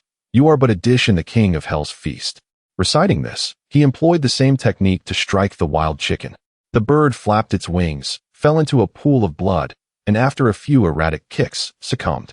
Fortune favored him today, as he had successfully hunted both a wild rabbit and a wild chicken, both appearing quite hardy. A gentle breeze swept by, and Zhou Hao caught a whiff of a fragrant herb. Following the scent, he noticed a cluster of umbrella-shaped red seeds amidst a pile of decaying leaves in the woods ahead. Each plant bore 3 leaf stems, with 7 leaflets on each. Zhou Hao immediately recognized them as wild sanchi, his breath quickening and his heart racing. This was indeed a treasure. He often heard the elder generation speak of wild sanchi as being invaluable. He promptly took out his hatchet and carefully began to dig, the rich aroma of medicinal herbs wafting from the soil. After considerable effort, he successfully unearthed the wild sanchi intact and carefully wrapped it in cloth. Energized, Zhou Hao continued to explore the vicinity in search of more herbs. Utilizing his keen sense of smell, he arrived at a patch of withered sheep's beard grass, and as he dug with his hands, a burst of medicinal fragrance suddenly erupted from the ground. He found 3 wild angelica plants standing side by side, their appearance reminiscent of umbrellas, with stems as thick as a thumb, adorned with greenish-white or purplish flowers. Ah, today's harvest is truly abundant. After a lengthy day of endeavors, Zhou Hao, aware that noon was fast approaching, hurriedly descended the mountain, mindful of his sister-in-law's admonitions. His first stop was at Captain Lin's residence, where he inquired about Lin Wenhan's injuries and presented him with a wild mountain chicken and some wild sanchi. "Wenhan, this mountain chicken is meant to nourish your body. Additionally, this wild sanchi is specifically for your healing. I hope for your swift recovery." The remaining wild hare was intended for his sisters, while the wild angelica would be saved for sale in the black market. Lin Wenhan was heavily bandaged around his head and body, resembling a mummy. "Brother Hao, thank you for visiting me and for such a generous gift. You have saved my life. I would gladly brave any peril for you in return." Lin Jianjun, upon witnessing the precious gifts brought by Zhou Hao, regarded him with newfound respect and expressed his gratitude, saying, "Zhou Hao, You have indeed gone to great lengths. I have splendid news to share. We are about to convene a collective meeting for the entire team to announce the details regarding the distribution of land. I promised you that I would secure the best plots for you, and I shall not renege on that promise. When the time comes, I would appreciate your cooperation, and I will assist you in the process. Chapter 36. The most courageous man. Zhou Hao was both astonished and elated, expressing his gratitude. Captain Lin, I cannot thank you enough. This is indeed monumental news. Once we possess our own land, we can alleviate our food shortages and perhaps even cultivate wealth through agriculture. After careful consideration, Lin Jianjun held Zhou Hao in high regard, recognizing his potential and capabilities. Zhou Hao, there is another matter I wish to discuss with you. On the day of the land distribution, I intend to formally announce to the entire village your induction into our Iron Bull Guard. With you among us, I am confident that we shall contribute significantly to the village and achieve remarkable success. This is an unparalleled honor, a dream cherished by countless young men in the village. Zhou Hao's face lit up with joy as he readily agreed. Captain Lin, I am deeply honored by your faith in me and this wonderful opportunity you have bestowed. I will not let you or the organization down. I shall strive to become a source of pride for you all.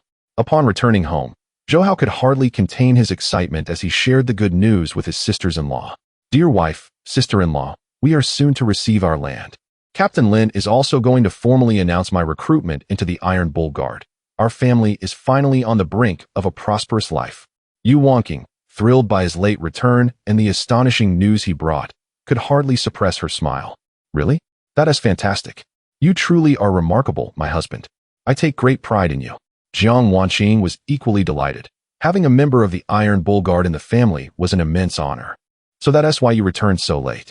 Congratulations. I must admit, I held some prejudice against you before, but now you have truly impressed me. My cousin is fortunate to have married you, and seeing how well you treat her, love her, and cherish her, I genuinely wish you both everlasting happiness. Zhou Hao felt gratified by their enthusiastic reactions, which strengthened his resolve to work diligently and reap great rewards. Look, I also caught a wild hare on the back mountain. I'll prepare a special dinner for you tonight.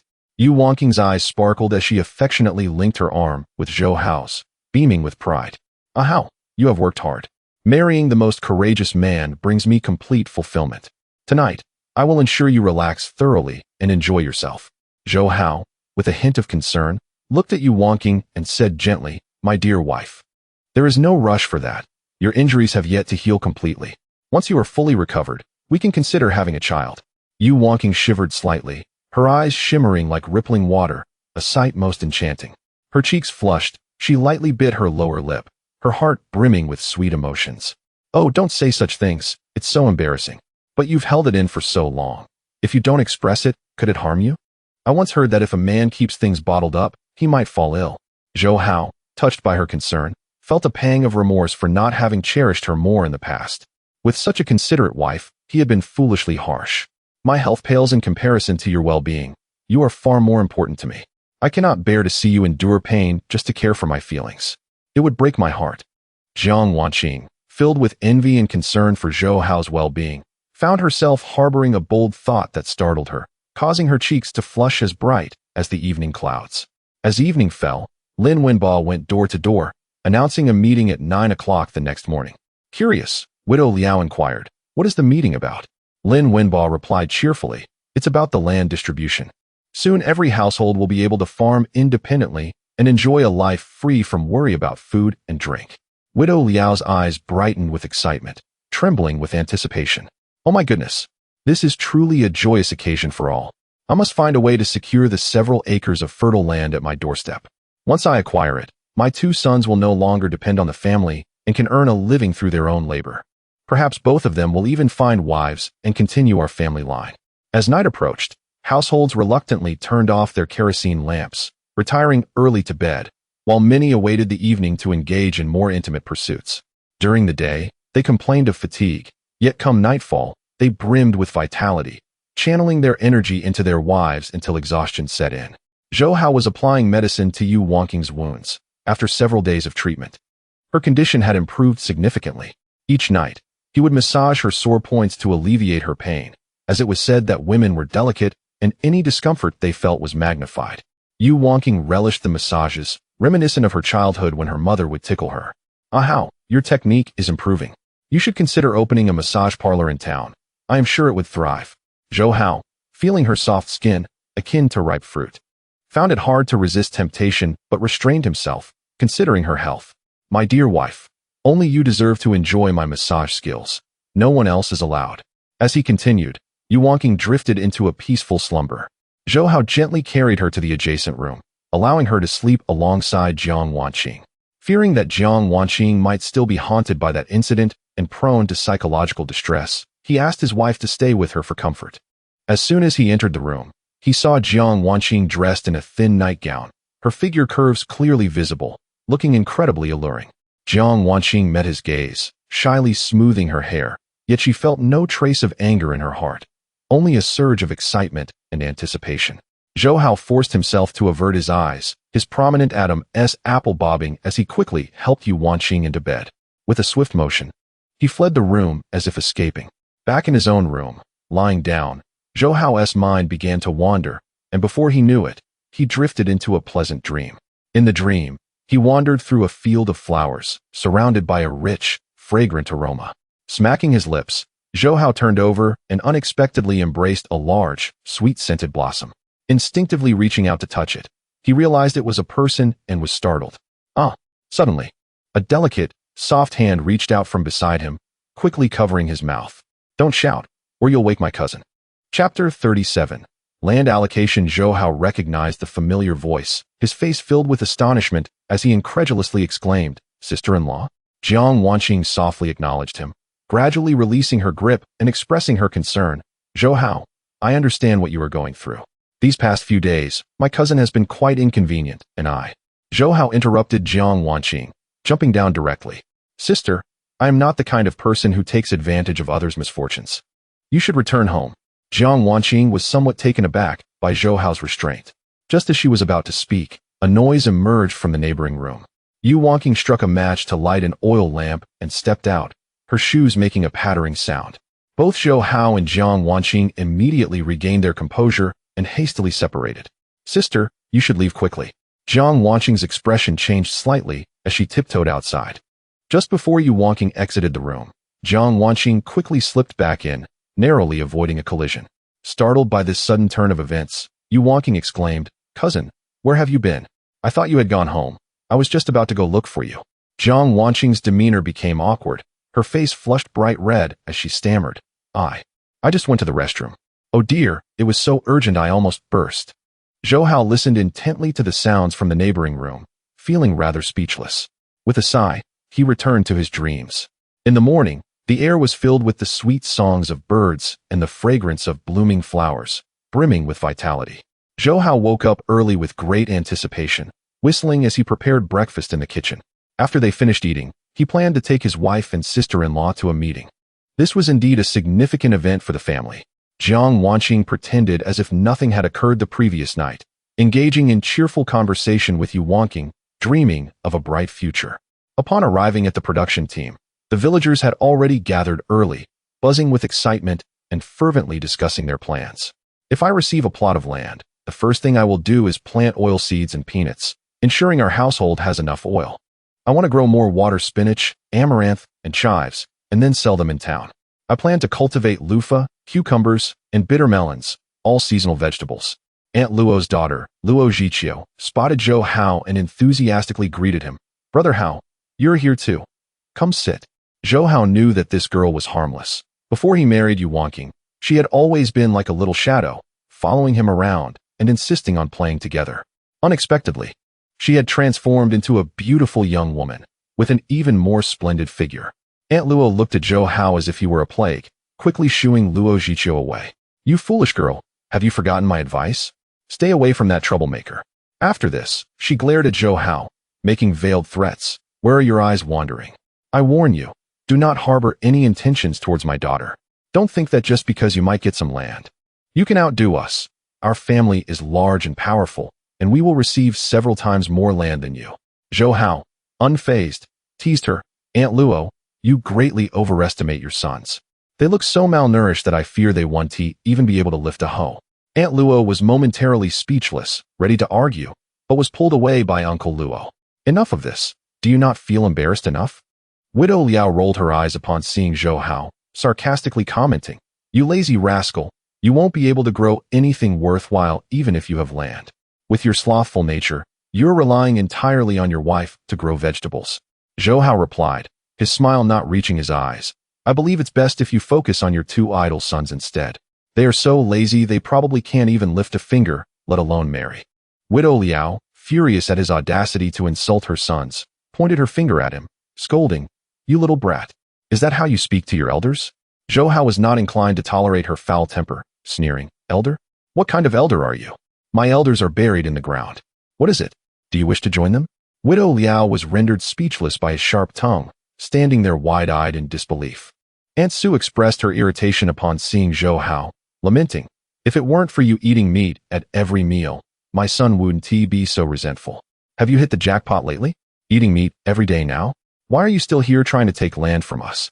You might as well relinquish it and do a good deed." Zhou Hao fixed his gaze on her face, deliberately provoking her. "Aunt Su, have you gained some weight recently? Your face seems larger than before. Even if I were to give up my share, it certainly wouldn't go to someone like you who thrives on others' labor. Oh, by the way, didn't you say your son is about to buy a house in the city? Why do you still need land?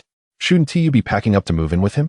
Or perhaps your son lacks the means to buy a house, and your family is still relying on land allocation to make ends meet?" Aunt Su was left fuming, nearly having a heart attack, as her son indeed lacked the ability to buy a house, being merely a temporary worker. However, she was too proud to admit it and often boasted about him having a stable job at a large factory. Yu Wangqing and Jiang Wanqing followed Zhou Hao, unable to suppress their laughter at his witty retorts. They were quite accustomed to the incessant chatter of these three women and would have argued back if not for their age. Unexpectedly, Zhou Hao acted as their champion, swiftly silencing all three. At that moment, Lin Jianjun emerged from the production team, observing the villagers' enthusiastic discussions with a satisfied smile. In truth, he had long contemplated abolishing the production team model, envisioning a distribution of land among the populace, thus allowing individuals to bear their own profits and losses. However, after several meetings, no one dared to undertake such a risk, and the matter was left unresolved. Unexpectedly, 2 years ago, Shaojing village in Anhui was the first to implement the policy of land allocation to households, achieving remarkable success over the past 2 years. Numerous villages across the nation have begun to experiment with this model, garnering the attention of leadership. It is said that the higher-ups have taken note of this approach and are currently observing its progress. Should this model achieve widespread success, it will be adopted nationwide.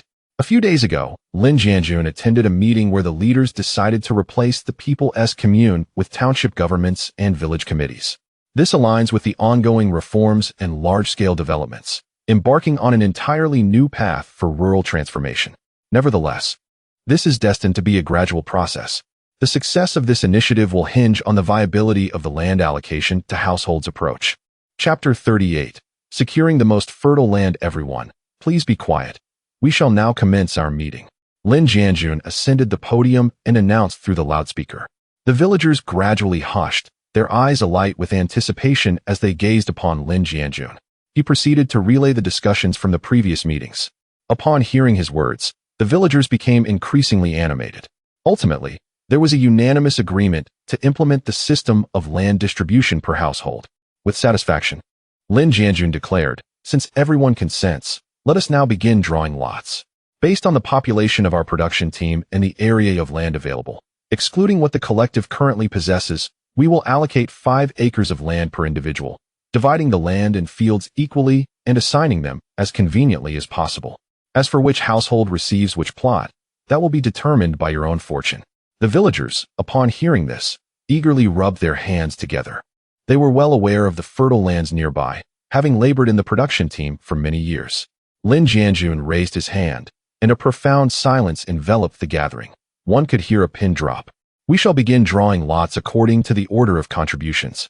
The first to draw is Zhou Hao." The crowd collectively paused, particularly Zhou Hao's neighbors, who stared wide-eyed in disbelief. "Zhou Hao? That indolent drunkard. What right does he have to draw first? Indeed, I have never seen him contribute to the production team. How can his contribution rank first? I refuse to accept this. Captain Lin, it is not that we doubt you. We all know who Zhou Hao is." Silence. Lin Jianjun's expression turned grave as he glared at the crowd. Zhou Hao's contributions are indeed first. Just a few days ago, we distributed wild boar meat, all of which were hunted by Zhou Hao. The first time, he single-handedly captured a wild boar weighing over 200 pounds. The second time, alongside us, he not only killed a wild boar king weighing over 400 pounds, but also saved the lives of every member of our Iron Bull Guard.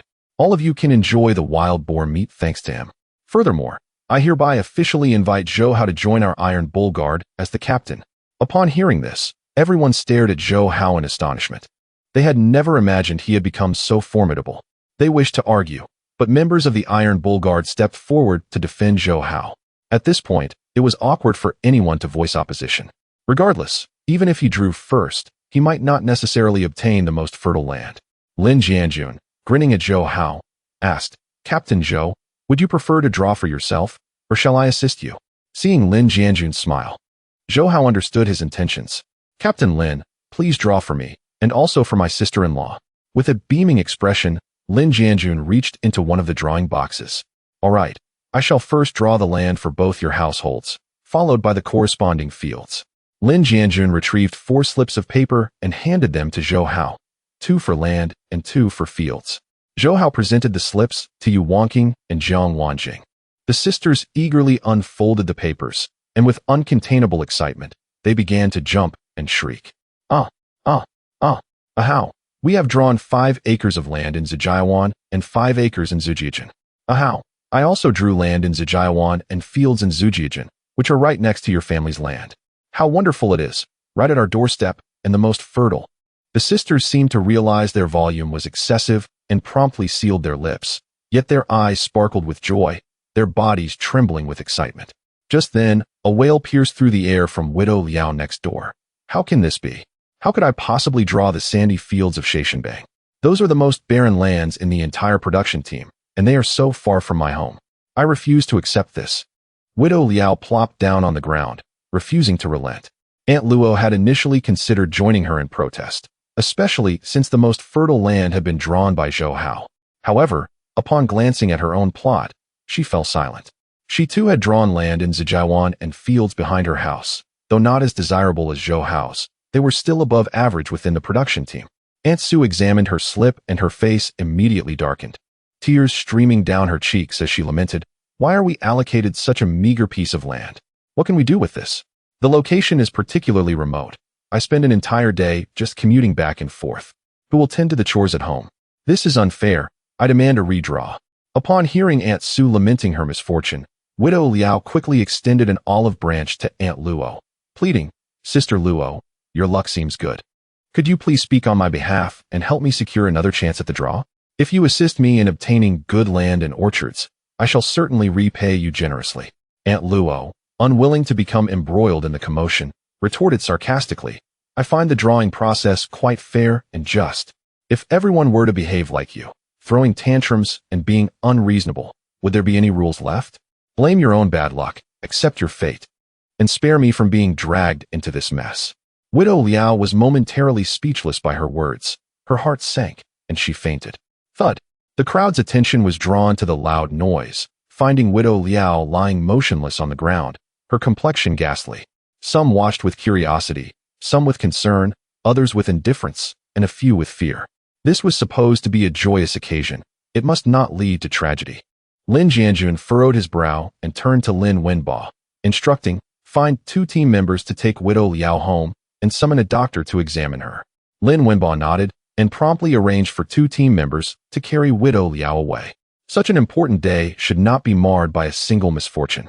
After the meeting concluded, the villagers returned home, chatting and laughing along the way, envisioning a bright future, their faces glowing with happiness.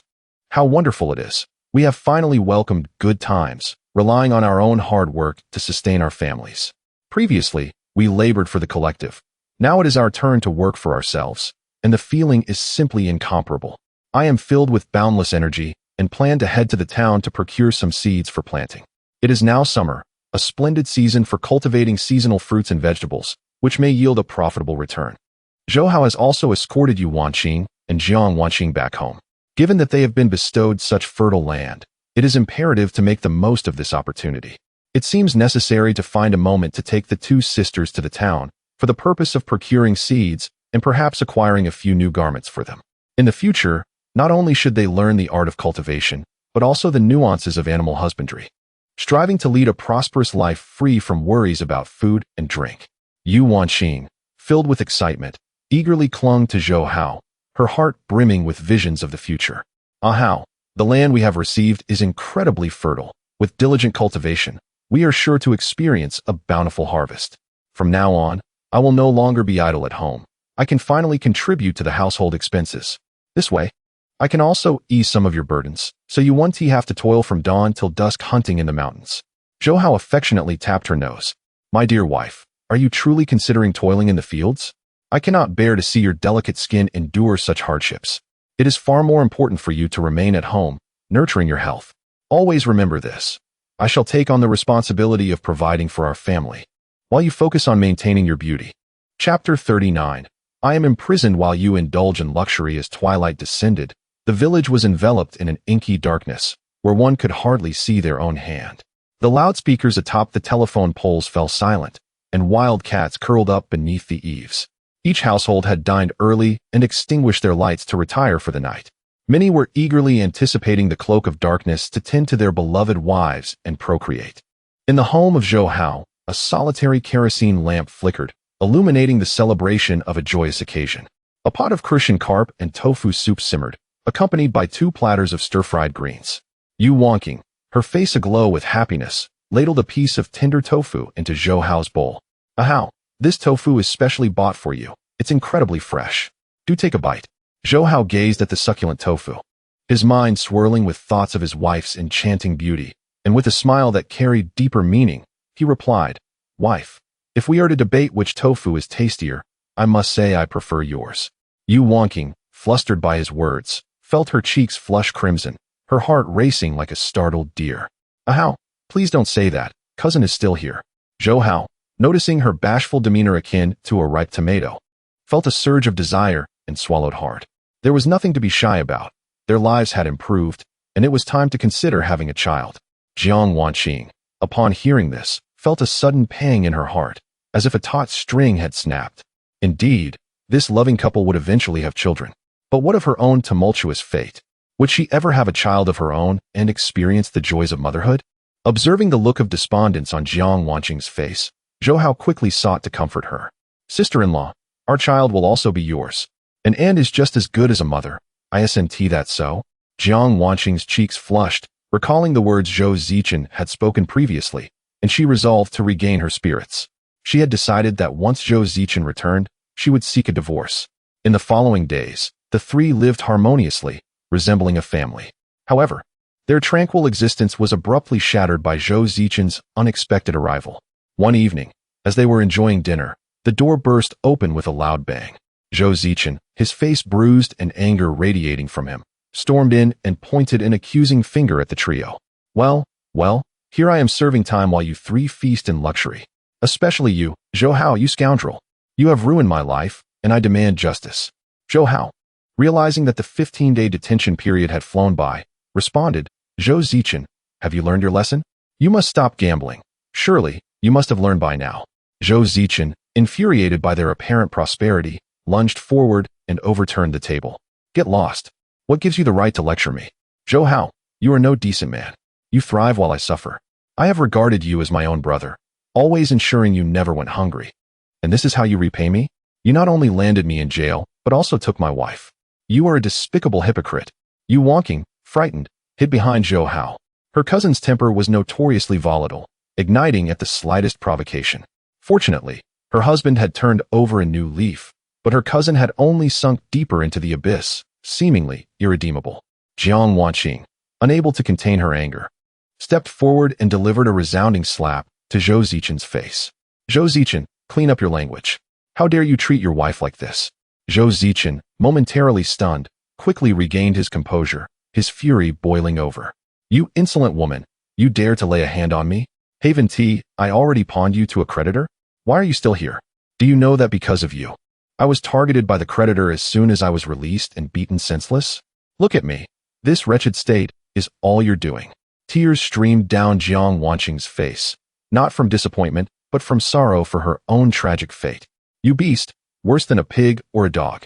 Last time, you attempted to sell me to settle your debts, and it was Zhou Hao who saved me from that fate. Now you wish to repeat your actions.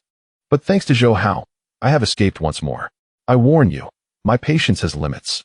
I cannot allow your tyranny to continue. Today, in front of my cousin and Zhou Hao, I saw Zhou Zichen's face was contorted with fury, and just as he was about to strike, Zhou Hao twisted his wrist painfully, as if it were on the verge of being broken. Realizing he was no match for Zhou Hao, a sudden spark of inspiration ignited within him, leading to a clever idea. Zhou Hao, release your grip first. Divorce is not out of the question, but I have a condition. If you fulfill my requirements, I shall agree to the divorce. Upon hearing this, Zhou Hao, though skeptical, loosened his grip, his expression grave as he warned, I must first hear your conditions. Are they reasonable? Should you attempt any deceit, do not blame me for severing familial ties. Not only will you secure the divorce, but you shall also pay a steep price. In that moment, Zhou Hao's demeanor transformed, exuding an imposing presence that instilled a sense of security in the two sisters. Chapter 40. Sister-in-law regains her freedom. Zhou Zichen now possessed nothing, not even dignity. Hounded relentlessly by Meng Jinfei for unpaid debts, he had long since sunk into a life more wretched than that of beasts. Zhou Hao, he sneered, voice laced with venom. You, too, are a hypocrite, pretending to be noble before me. Back then, I pleaded with you, begged you to take my wife. Yet you refused, coldly, stubbornly, and while I languished behind bars, you secretly claimed her for yourself. How despicable you are.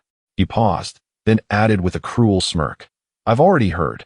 Our village has implemented the household responsibility system, land now allocated directly to families. So here is my offer. If you pay me for my house, my farmland, my ancestral plots, I'll grant you a divorce from my wife. Zhou Hao's gaze sharpened, glinting like tempered steel.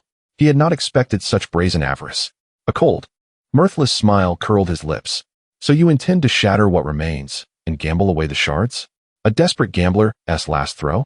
Jiang Wanqing's eyes brimmed with tears. Shaking with fury and despair, she lunged forward, gripping his collar with trembling hands. Have you lost your mind? This is all we have left, the very foundation of our survival. Selling it all, what am I to live on? Where shall I turn? You would drive me to the edge of ruin, just like that? Dazed and irritated, Zhou Zichen shoved her away with brutal force, jabbing a finger at her nose. I can barely keep myself afloat. What do you expect me to do for you, you wretched woman? You think Zhou Hao is better than me? Fine, then I'll gift you to him. You too. His words died mid-sentence, cut short by a thunderous blow that sent him crashing to the ground. Zhou Hao stood over him, fists like boulders, his expression icy, unyielding. Zhou Zichen, choose your words with care. Speak one more slander against my sister-in-law, or against me, and you will learn how swiftly blood kinship yields to justice. My fists do not distinguish family from foe. Yu Wanqing rushed forward, her heart breaking at the sight of her elder sister's anguish. Tears streamed down her cheeks as she threw herself at Zhou Hao, voice trembling with raw desperation. Ah Hao, please, help her. I cannot bear to watch her walk this path to ruin. If harm comes to her, I shall not wish to live either. I beg you. I'll kneel, I'll bow, I'll do anything. And with that, she sank to her knees, forehead striking the earth again and again, sobbing uncontrollably. Zhou Hao's heart shattered at the sight. Gently, he lifted her, cradling her face in his palms, brushing away her tears with tender fingers. My foolish, precious wife, did I ever say I would abandon her? Trust me, I am no longer the man I once was. Even had you not pleaded, I would not have stood idle. Yu Wanqing gazed up at him through tear-blurred eyes, her expression radiant with reverence, her voice choked with emotion. Ah, how I knew you were the finest man alive. When the world scorned you, mocked you, stripped you of worth, I never wavered. I believed, deeply, that my man possessed the rarest kind of courage. I would walk every road with you, even to our silver-haired twilight. Yu Wanqing, Affection 5, Guardian Gold 5, Total Guardian Gold, 265. Zhou Hao turned to Zhou Zichen, voice devoid of warmth. For my sister-in-law's sake, I will purchase your house, your fields, your land. But hear this condition. Take the money and vanish. Never again set foot near her. Should I ever find you haunting her steps, I shall strike you down, once, twice, until you learn the cost of trespass. Zhou Zichen's eyes gleamed, greed flickering like candlelight in a storm. This windfall would buy him capital, a chance to reclaim his losses. Agreed, by word and oath. Zhou Hao glanced at the deepening dusk. It grows late. Be at Lin Captain's residence at 6 tomorrow morning. We'll formalize the transfer with him as witness. Gather all documents tonight. No excuses, no omissions. Zhou Zichen concealed his elation behind a scowl, casting one last venomous glance at Jiang Wanqing before limping into the gathering twilight. You're lucky tonight, you wretched woman. But don't rejoice too soon. Freedom from marriage does not mean freedom from this village. Tread carefully. The moment he disappeared, Jiang Wanqing collapsed, her sobs raw, uncontained, echoing the hollow ache of a soul stripped bare. Why? Why must my fate be this cruel? Where shall I go? How survive, alone, as a woman in this world? Yu Wanqing held her tightly, tears mingling with her sister's. There is a way. If need be, we will care for you, for all your days.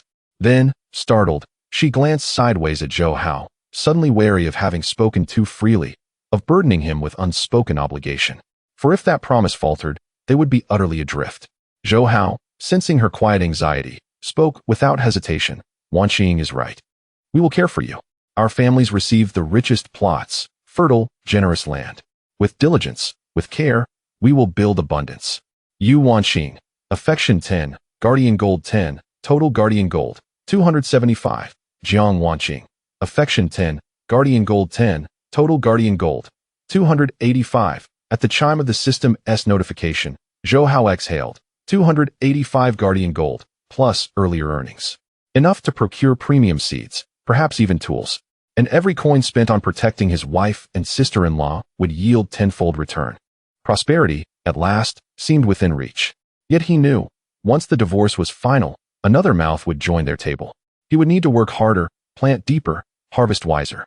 Yu Wanqing handed Jiang Wanqing a warm cup of tea, then hesitated, thoughtful, tender. Sister, after the divorce, consider remarrying. You and brother-in-law bore no children. Your purity remains intact. No worthy man would scorn you for it. Look around our village. The men watch us with hunger in their eyes. You need not fear being unwanted. At the word remarry, a quiet tension flickered, unspoken, mutual, between Jiang Wanqing and Zhou Hao. Their eyes met, then parted swiftly, as though startled by the spark of something unamiable. Jiang Wanqing shook her head, tears falling like rain. No, they are wolves in human guise, lusting only after my face, my form, not my heart. To fall into their hands would be worse than solitude. I would rather walk life's path alone. Yu Wanqing, sensing despair's creeping shadow, wrapped her arms tighter. Sister, never speak so. The road is not yet blocked. Hope remains, always. It is essential for us women to have a source of support. Otherwise, our later years may be filled with desolation. Observing his sister-in-law's melancholic demeanor and disordered thoughts, Zhou Hao suggested, Dear wife, let your sister-in-law take a good rest tonight and refrain from overthinking. Even considering the worst-case scenario, with my presence, any challenge will be effortlessly surmountable. In the stillness of the night, Zhou Hao lay in bed, drifting in and out of slumber, when he was suddenly stirred by the faint sound of sobbing from outside. Who could be awake at such a late hour? He donned his robe and quietly descended to the living room, where he discovered a slender figure seated on the threshold. Sister-in-law? Jiang Wanqing shivered slightly, her tear-filled eyes turning to him as she hastily wiped away her tears, filled with regret as she spoke. Zhou Hao, I am truly sorry for waking you. Chapter 41. A good departure. Far from scoundrels, Zhou Hao approached Jiang Wanqing, finding her alone in the cold wind. Heart aching for her, he draped his coat over her frail shoulders and sat beside her. Sister-in-law, I know what you're thinking. Tomorrow, after your divorce from your cousin, you will finally regain your freedom. From now on, no one can dictate your thoughts. You can do whatever you wish. Suddenly, Jiang Wanqing fixed her gaze on him, summoning courage to ask, Zhou Hao, you are so kind to me. I have no way to repay you except by offering myself. Would you accept? At the mention of repayment, a sound came from the room. Zhou Hao mistakenly thought his wife had awakened and hurriedly stood up, not paying attention to her last words. Sister-in-law, you should go back to sleep. Dawn is approaching. In his heart, he still felt a deep indebtedness to Yu Wanqing and could not accept another woman. The next morning, Zhou Hao was sound asleep when he suddenly heard a voice calling from outside. Zhou Hao, are you awake? I brought all the documents. We can go find Captain Lin to finalize the divorce. Upon realizing it was Zhou Zichen, he shook off his sleepiness, washed his face, and stepped outside. Wife, you brought our documents too. You and sister-in-law should come with me. Today is a momentous day. When we return, I will cook meat to celebrate. Yu Wanqing had also risen early, having prepared the necessary documents, and pulled her cousin out with her. How? I have everything ready. Let us go. Jiang Wanqing, with swollen eyes from lack of sleep, felt a throbbing headache, moving about as if in a daze. Upon seeing Zhou Zichen's loathsome face, an inexplicable fury ignited within her. Wishing for mutual destruction, Zhou Zichen, noticing her ghastly appearance, mocked, "You wretched woman, I have long wanted to divorce you. Your temper is so volatile, you are nothing but a shrew. Who else in this village would dare take you? You are a discarded woman." Zhou Hao stepped forward and slapped the back of his head. "What did you say? Try saying that again." Zhou Zichen stumbled, nearly falling. In Zhou Hao's presence, he dared not utter a sound. What could he do? He was simply no match for him. Zhou Hao led his family to Captain Lin's residence, carrying 2 bottles of loose liquor, and explained their purpose. "Captain Lin, I hope you can act as a witness. From this day forth, Jiang Wanqing and Zhou Zichen shall no longer be married." The room fell silent, only the gentle breeze rustling the papers on the table. Lin Jianjun, taken aback, did not speak immediately but took a sip of tea, his eyes wide as he glanced between Jiang Wanqing and Zhou Zichen. It had only been a few years since he had facilitated their union. How had it unraveled so quickly? "Since you have made your decision, I shall not say much more."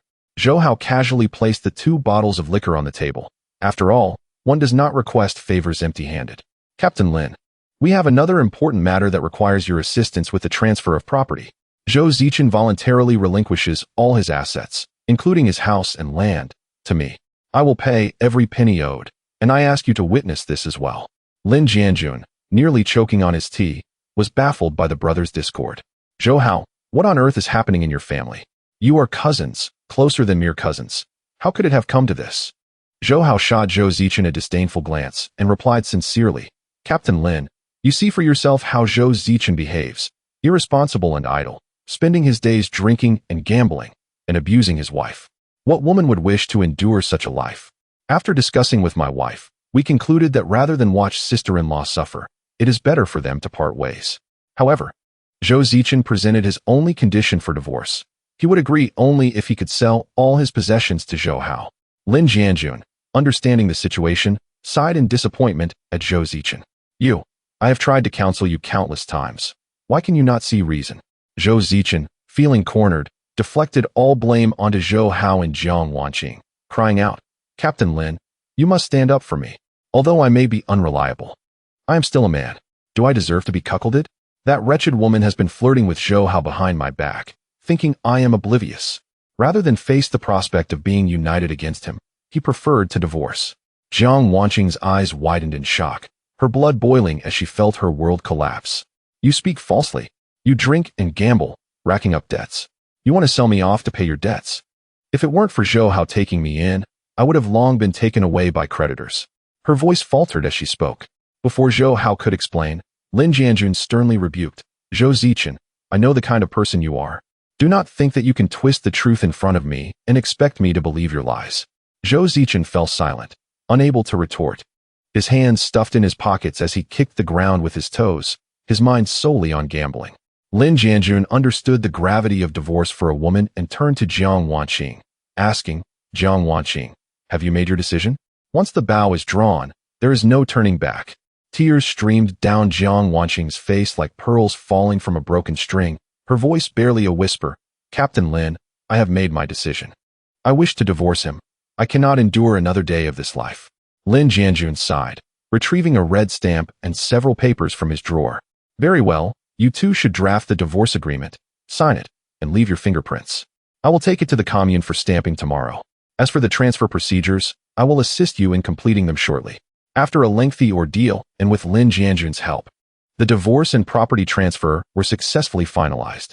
Zhou Hao, filled with gratitude, grasped Lin Jianjun's hand, expressing heartfelt thanks. "Captain Lin, I am immensely grateful to you for your time and assistance." Lin Jianjun waved his hand and said, "It is of no consequence. After all, I owe you a favor. You were fortunate to heed the warning in time. Otherwise, your cousin serves as a living testament to the consequences. Now that the land has been redistributed, focus on your work and treat your wife well." Zhou Hao immediately nodded in agreement, exclaiming, "Yes, I shall obey." He thought to himself, it is not merely about treating Yu Wanqing well, but also about raising 10 or 8 children with her. After Zhou Zichen completed the formalities, he took a substantial sum of money and swiftly vanished without a trace. One could easily surmise that he had undoubtedly gone off to gamble again. Chapter 42. The relatives of Zhuang Lijong. Zhou Hao gazed at his sister-in-law, who appeared despondent, and offered a comforting smile, saying, "Sister-in-law, congratulations. From this day forth, you shall be entirely single again. Come, let us return home to celebrate with a meat stew." In his heart, he harbored a significant surprise, eager to find an opportune moment to share it with her. Yu Wanqing was equally elated, sincerely congratulating her cousin. Congratulations on escaping the clutches of that scoundrel. He shall no longer have the chance to bully you. Jiang Wanqing felt a surge of gratitude towards Zhou Hao, her fondness for him increasing considerably. However, despite the warmth of the moment, she could not shake the unease within her. Her understanding of Zhou Zichen led her to believe that this matter would not conclude so simply. The relatives of the Zhou family were not to be underestimated. Presently, Zhou Zichen had liquidated all his assets, and such a significant event would not go unnoticed by the ever-reaching hands of their relatives. It was entirely possible that the winds of gossip had already reached their ears. In the afternoon, Zhou Hao was occupied with planning what crops to plant and what supplies to procure. With summer upon them, it was essential to cultivate seasonal fruits and vegetables, starting with those that had the shortest growth cycles, which could be sold in town to supplement the household income. They were in dire need of seeds, fertilizers, saplings, and tools such as plows, hoes, shovels, and watering cans. "Tomorrow, I would like you all to accompany me to town for a stroll, and we can also pick up some new garments for you," he proposed. Yu Wanqing chimed in with her suggestions, earnestly deliberating on the planting strategy. "How? I have never seen you farm before. How proficient are you in this endeavor?" Zhou Hao casually remarked. "Do you not already know how skilled I am?" Realizing his implication, Yu Wanqing's face flushed with embarrassment, caught off guard by his sudden boldness. Jiang Wanqing quickly raised her cup, taking several sips, for those who find themselves in awkward situations often appear busily occupied. Suddenly, footsteps echoed from outside, followed by a loud call. "Haozi, are you home?" Zhou Hao recognized the voice of his uncle. Since the division of the family, the two households had rarely interacted, only visiting when necessary. It seemed word of his sister-in-law's divorce had reached him. Upon opening the door, Zhou Hao discovered not only his uncle but also his fourth uncle, as well as his aunts. There were 6 siblings in his father's generation, with Zhou Zichen's father being the second eldest and Zhou Hao's father the third. Uncle Zhou Qihua, with a stern expression, confronted him. "Haozi, how can you conspire with outsiders to scheme against your cousin's inheritance? You and Zichen's parents departed early, yet you two grew up in close proximity, sharing a bond akin to that of brothers. The house belonging to Zichen's family represents the fruits of your second uncle and aunt's lifelong labor. How can you so easily sell it?" Fourth uncle Zhou Qiping, puffing on a pipe, added, "When Zichen's parents' house was built, we brothers toiled to gather stones from the back mountain, painstakingly transporting them to construct it. Our efforts are embedded within those walls. Even if it were to be sold, it must first receive the blessing of us elders." Aunt Zhou Xilan, having married into another family, preferred not to meddle in her family's affairs, knowing it would yield no benefit for her. Yet, with her brothers present, she felt compelled to speak. "Haozi, your cousin may be a bit reckless and naive. However, instead of stirring the pot, why not offer him a word of caution? Although the house has been sold to you, we are still family. Is it necessary to be so contentious?" Young Aunt Zhou Xiaoying joined in with earnest advice. "Haozi, assist Zichen in overcoming his difficulties, and we will help him amend his ways. My husband will keep an eye out for suitable job opportunities for him. And once he earns some money, he can repay you, and you can return his house, fields, and land. We are all relatives. It is best not to harbor resentment, as we will continue to encounter each other." Zhou Hao, upon hearing this, could not suppress a cold laugh within. These so-called relatives were devoid of compassion. They were merely seizing the opportunity now that the second and third branches had lost their elders, attempting to assert themselves and gain something from him. "This is a private matter between Zhou Zichen and me, and we are both acting on mutual consent. Under the witness of Captain Lin, we have completed all necessary transfer procedures. Just as you said, we are still family. Does it truly matter to whom it is sold?" Seeing that Zhou Hao seemed impervious to reason, Zhou Qihua turned his attention to Jiang Wanqing, casting blame upon her. "It must be you, meddling in affairs. When you and your sister were at your lowest, if not for Haozi and Zichen taking you in, you would have perished from starvation. How can you lack gratitude and instead conspire against the brothers, inciting enmity between them? What ill intentions do you harbor? What wrongs has our Zhou family ever inflicted upon you? Zhou Qiping stoked the flames, harboring a long-standing grudge against Zhou Hao. He recalled the time when the sisters were destitute, resembling beggars, and no one was willing to offer them refuge. After some grooming, they had revealed their beauty, which led to regrets among those who had previously rejected them. He had initially intended to propose a marriage for his son, seeking Zhou Hao's cooperation, but was met with refusal, leaving him humiliated. This had further fueled his reluctance to assist Zhou Hao in the future. You sisters are nothing but harbingers of disaster. Among the many women in our village, none are as fierce as you. Who has ever heard of a woman initiating a divorce? It is evident that you covet the wealth of the Zhou family. I have long recognized your ulterior motives. You have revealed your true nature. Aunt Zhou Xiaolan looked at Jiang Wanqing with a pained expression and advised, "Dear niece-in-law, as the saying goes, couples may quarrel, but they ultimately reconcile. Even teeth and tongue can have their disagreements. Is there a marriage devoid of conflict? It is indeed excessive for you to demand a divorce at the slightest quarrel, insisting that Zichen leave with nothing. As someone who has experienced similar trials, I, Zhou Xiaoying, offer my insights based on personal experience. My dear niece-in-law, you are still rather young. As women, when we marry, we rely on our husbands for sustenance and support. Once that reliance is severed, life can become quite desolate. Do you truly harbor the delusion of remarrying? Everyone in the village knows you as a member of the Zhou family. Do you think others will not gossip and cast judgment behind your back? Although my Zichen possesses several flaws, his intentions are not malicious. Others may refer to him as a careless youth, but your situation is different. They may even claim that your fiery temperament drove Zichen away, tarnishing your reputation irreparably. Jiang Wanqing, witnessing the onslaught of accusations, felt a profound sense of helplessness. This is not the truth. Why must you slander me so baselessly?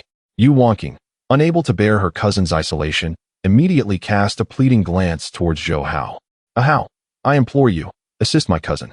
Zhou Hao offered her a reassuring look, and with a commanding voice that pierced through the clamor of relatives akin to bothersome mosquitoes, he declared, "Silence. Who dares to speak ill of my sister-in-law?" Chapter 43. All belong to the mangy dogs. This sudden outburst startled the relatives, their bodies shuddering in disbelief. Zhou Qihua glared furiously, clutching his pounding heart, and pointed an accusatory finger at Zhou Hao, exclaiming, "You little wretch, how dare you speak to your elders in such a manner? Though your parents are gone, I can still discipline you in their stead. You are utterly blinded by these two little vixens, devoid of any sense of conscience. If this continues unchecked, even your inheritance may fall prey to their schemes." Zhou Qiping nearly dropped his pipe in shock, reprimanding, "Haozi, you have been bewitched by beauty, leading you to confuse right and wrong, daring to defy your elders. Have we spoken incorrectly? Is it not true that Jiang Wanqing is the reason for their divorce?" As Zhou Hao noticed his two aunts attempting to interject, he coldly scoffed, "Enough of your theatrics. This is not a stage. And I have no time for your performances." The four of them stared at him in stunned silence, their eyes wide and predatory, resembling four ferocious beasts poised to pounce. Undeterred, Zhou Hao recounted Zhou Zichen's transgressions. "Zhou Zichen drinks and gambles daily, resorts to violence against my sister-in-law, and when he lost all his money, he even pawned her to settle his debts. This scandal is known throughout the village, and he was even detained and fined for gambling. What woman could possibly endure a scoundrel like him? Spare me your mockery. I have no time for your idle chatter. Frankly, you are all merely envious, hoping to gain something from me." Zhou Xiaolan, displeased by his words, admonished, "Haozi, how can you speak like that? We are your elders. After all, we would never wish you harm. You and Zichen grew up under our watch. Brothers share a bond stronger than blood." Zhou Xiaoying, exasperated, added, "Haozi, how have you become more of a rogue than Zichen? No matter how reckless he is, he at least respects us. Everything we do is for your own good. How can you turn against us?" Seeing them wield their elder status against him, Zhou Hao spat disdainfully, "Pa, how dare you call yourselves elders? Did Zhou Zichen run to you to complain? Is that why you all conspired to come here and cause trouble? Don't think I am unaware of your ulterior motives. While I am still willing to keep things civil, I suggest you leave promptly." Zhou Qihua removed his shoes, threatening to strike him, and shouted, "You ungrateful little brat. Just wait until I teach you a lesson on behalf of your parents." Seeing this, Zhou Xiaolan quickly stepped forward to intervene, reminding Zhou Hao, "Haozi, look at how upset your uncle is. Quickly apologize. He has a heart condition, and if anything were to happen, it would be disastrous for you." Jiang Wanqing, terrified by the scene unfolding before her, was at a loss, her tears falling like pearls. "What should I do? What can I do?" Yu Wanqing tried to comfort her cousin while also worrying about whether her own partner could handle the situation. The atmosphere had descended into chaos, leaving her utterly overwhelmed. Zhou Hao noticed numerous neighbors outside, craning their necks to peer inside, all eager for a spectacle. If the gossiping trio next door got wind of this, it would spread like wildfire across the village. Thus, a swift resolution was imperative. "Enough of this noise. State your demands plainly. If you are not ashamed, feel free to escalate this matter. It would be best if the entire village knew. Allow me to offer a piece of advice. While you may disregard your own dignity, your children still have reputations to uphold. Uncle, your 2 sons are still village teachers. If the parents of their students hear of this, where will their dignity lie? Fourth uncle, your son and daughter are also seeking jobs in the village. If you continue this ruckus, it will only hinder their prospects. Aunt and little aunt, since you are both already married, there is no need for you to meddle in this family affair. Should negotiations falter, you might find yourselves in an unenviable position. As the saying goes, one must strike at the vital point." Sure enough, the relatives fell silent, each harboring their own thoughts as they seated themselves at the table. 3 of the relatives instinctively looked to Zhou Qihua, awaiting his lead. Zhou Qihua took a moment to collect himself before addressing the matter directly. "Since you have put it this way, I shall be frank. I believe you are too young and inexperienced to manage the land effectively. After all, we have finally divided the fields. We cannot allow you to squander it. Having farmed my entire life, my knowledge and experience far exceed yours. You may entrust all your land to me, and I shall manage it for you. When harvest season arrives, we will share the profits. You will not lose out." Zhou Qiping squinted, taking a deep drag from his pipe, nearly choking. "Brother, you can hardly manage your own land. How will you have the energy to tend to houses? My family has more hands than yours and stronger laborers. It would be better for me to take charge," Zhou Qiping replied smoothly. Upon mentioning the topic of land contracts, Zhou Xiaolan and Zhou Xiang fell silent, knowing it would not affect them. Zhou Hao's assertion rang true. Daughters married out are like spilled water. Sometimes, one must not extend their reach too far, otherwise, they would find themselves in an awkward predicament, much like Zhu Beiji looking into a mirror, lost in both appearance and essence. Zhou Qihua bristled at this remark, furrowing his brow in anger. "Fourth, what do you mean by that? Do you dare to defy me?" Setting down his pipe, Zhou Qiping's eyes gleamed as he responded smoothly. "Brother, what are you insinuating? I am merely concerned for your health. Besides, with your heart condition, you should not overexert yourself. My constitution is stronger. I can handle more farm work. Haozi is young and inexperienced. He knows little about agricultural techniques, and the land would be wasted in his hands. Additionally, we cannot leave Zichen's house empty indefinitely. We should discuss how to handle that matter as well." Zhou Hao discerned their ulterior motives. They sought to claim a share of the land and fields while also coveting Zhou Zichen's residence. In this world, there is no such thing as gaining without effort. Who would expect a pie to fall from the sky? It is time for you to awaken from your daydreams. I shall not relinquish the land and fields to you, nor will I willingly hand over the house. Should you have any objections, feel free to consult Captain Lin, for he is my witness. I have matters to attend to and do not wish to squander words with you. It is best you disperse." The relatives were left speechless, their faces paling at the mere mention of Captain Lin. Even they, in their ignorance, understood that this matter should not be brought to Captain Lin. Yet, they were reluctant to leave empty-handed, having gained nothing while instead attracting unnecessary trouble. Chapter 44. Selecting dresses for the sisters. Zhou Hao, perceiving their demeanor akin to that of a mangy dog, wore a stern expression and subtly threatened, "You must have heard that I have officially joined the Tainyo Guard. If we do not sever ties, you may still have the opportunity to rely on me in the future. However, once our relationship is severed, I shall not recognize you any longer. You are well aware that I was once a rogue, acting impulsively without regard for consequences. If you push me too far, none of us will emerge unscathed." With that, he seized a glass from the table and forcefully shattered it on the ground, scattering shards across the floor.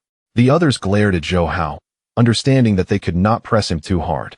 They all huffed disdainfully and departed in succession. The following day, Zhou Hao rose early. retrieving a cart from the shed and fetching a bucket of water for cleaning. Upon hearing the noise, Yu Wanqing emerged and, astonished, asked, "How? How did you find it?" Zhou Hao, with a beaming smile, explained, "Today, I plan to take you both to the town to procure some items and to explore a bit. Please call your sister-in-law. Once I finish cleaning the cart, we shall set out. I have prepared breakfast, and we can eat on the way." Jiang Wanqing also stepped outside, her excitement palpable at the prospect of a trip. Ever since marrying Zhou Zichen, she had hardly ventured beyond her doorstep, feeling increasingly disconnected from society. "How may I go as well?" Zhou Hao noticed her spirits had visibly lifted, seemingly unaffected by the commotion caused by relatives the previous day. "Of course, I intend to take you both out for some fresh air. Staying cooped up at home is no good for anyone." As he spoke, Zhou Hao polished the cart until it gleamed, thoughtfully placing 2 soft grass mats atop it. "All right, you two can sit in the cart. It will be quicker for me to push you to the town. Once I earn some money, I will buy a sturdy bicycle, making the trips even more convenient." Yu Wanqing felt a surge of joy but voiced her concern. "How? Will it be too tiring for you to push us? The journey to the town takes quite a while. We may not arrive until noon." Zhou Hao, with confidence, replied, "Do not underestimate your man. I walk swiftly, and we shall arrive in 2 to 3 hours." Soon, Zhou Hao set off, pushing the sisters along, drawing the attention of many onlookers. Neighbors whispered among themselves, speculating about the situation. What is going on? Did Zhou Hao really take in his sister-in-law? Did she actually get divorced? This woman doesn't seem virtuous. She is just divorced and is now living with another man. There must be something amiss. Could Zhou Hao be the one taking on her burden? Or do they truly share a secret affair, conspiring against Zhou Zichen? Do you think Zhou Hao's wife is aware? How could she tolerate her husband having an affair with her own sister? This is quite the scandal. Hearing the gossip, Jiang Wanqing felt a wave of despondency wash over her cheeks flushing with embarrassment. Indeed, a divorced woman must endure such disdain and scrutiny. The world is exceedingly unfair and unkind to women. Zhou Hao understood that the villagers had a tendency to exaggerate. Anything that passed through their lips would be distorted. Sister-in-law, do not pay heed to their idle gossip. Focus on living your life well. Let them be envious and resentful. Encouraged by his words, Jiang Wanqing felt a sense of relief and smiled gently. Yes, life is my own. I cannot control others' words. What matters is my own happiness. Throughout the journey, the sisters nibbled on sweet potatoes while humming tunes, enjoying the surrounding scenery. Yu Wanqing leaned forward, offering a piece of sweet potato to Zhou Hao. "How? Take a bite to tide you over." Zhou Hao squinted playfully, leaning in to peck her fingers. "You are sweeter than the sweet potato. I am feeling a bit hungry." His words were laden with double entendre, causing Yu Wanqing to blush fiercely as she playfully punched his chest. "Oh, you are so annoying. Just hold on. I will give you some to eat tonight." In the village, there was no money to repair the roads, which were primarily muddy paths. Especially during snowy or rainy days, the roads became treacherous, significantly hindering travel. Each bump in the road jolted the cart, causing the sisters to clench their teeth, swaying along as if they were an engine in motion. Seeing their discomfort, Zhou Hao felt an immense pang of sympathy and wished he could afford a proper vehicle. To minimize their suffering and hasten their arrival, he quickened his pace. Before noon, Zhou Hao arrived in town with the sisters, finding a spot to set down the cart. "Let us go? I will first take you to the supply store to buy clothes, followed by some food and necessary supplies, including seeds and tools for planting." Zhou Hao planned to commence greenhouse cultivation, ensuring a continuous supply of vegetables and fruits, unaffected by the seasons. Once the villagers witnessed his success, he could unite them to establish a cultivation base, eventually collaborating with a state-run restaurant. As Yu Wanqing and Jiang Wanqing explored the town, their eyes sparkled with curiosity, relishing every sight. However, they were acutely aware of their family's poverty. Zhou Hao had no job, and their finances were stretched thin. "How? I do not need new clothes. I have plenty to wear. Let us prioritize buying seeds." Zhou Hao, without hesitation, took the sisters' hands and led them into the supply store. "Now that we are here, we might as well take a look." The supply store rarely saw large crowds. During a time when families struggled to afford meals, visits were infrequent, with only a few essential items purchased each month. The glass counter bore fingerprints, and products were neatly arranged for customers to choose from. Zhou Hao scanned the shelves and suddenly spotted 2 dresses from Aelian, one red and one blue, strikingly beautiful. "Hello, could you please bring those 2 dresses for me to examine?" The bank clerk, fair-skinned and neat, with 2 braided pigtails, was dozing off at the counter. Upon hearing the arrival of a customer, she instantly perked up and retrieved the 2 dresses. "Comrade, your taste is truly commendable. This style is a current favorite from the IE Lian brand. Look at the delightful floral patterns, the charming bows, the lace, and the puffed sleeves. Whether for your beloved or your child, they will be dressed splendidly, resembling a little princess." Zhou Hao took the 2 dresses, held them up against his wife and sister-in-law, and nodded in satisfaction, saying, "Not bad. These 2 colors complement the complexion quite well. Please head to the fitting room to try them on and see if they fit." Yu Wanqing, having not worn a beautiful floral dress since falling into the village with her cousin, felt her eyes light up at the sight of the dresses Zhou Hao brought. "Ah Hao, these are far too expensive.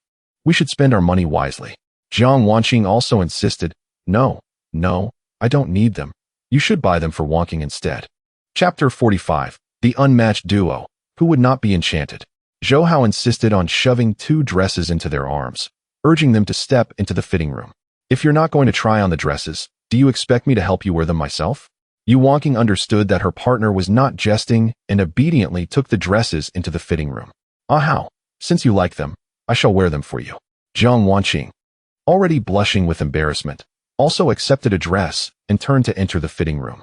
"All right, I'll try it on, but I want to buy it."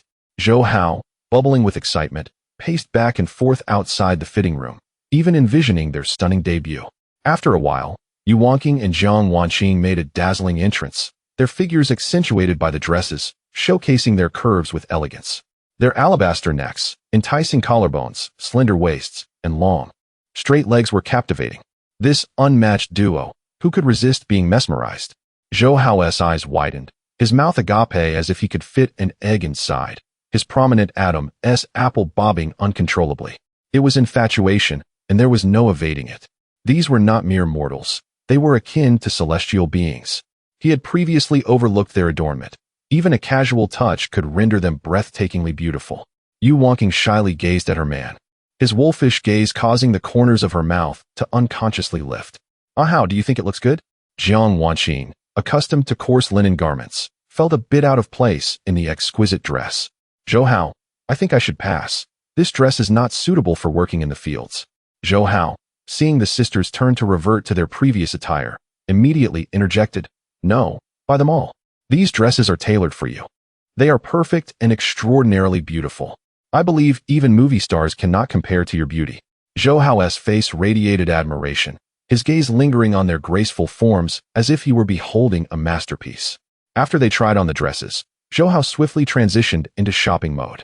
"My friend, please fetch me 2 cans of malted milk, 2 cans of royal jelly, 2 boxes of friendship snow cream, 2 boxes of clam oil, and 2 boxes of almond honey." The cashier was taken aback, never anticipating such an extravagant customer, her face nearly splitting from the grin as she hastily assisted in packing the items. Before long, other employees from different counters cast curious glances. Typically, patrons purchased only 2 or 3 items at a time, yet Zhou Hao's shopping spree was unforgettable. Yu Wanqing and Jiang Wanqing were astounded, silently lamenting the substantial expense. How much would this cost? Perhaps the money he carried was insufficient. What further astonished the sisters was when Zhou Hao casually extracted over 300 yuan from his pocket at checkout. Where had he acquired such a sum? Could it be that he had secretly gone gambling again? In one fell swoop, Zhou Hao had spent half of his money.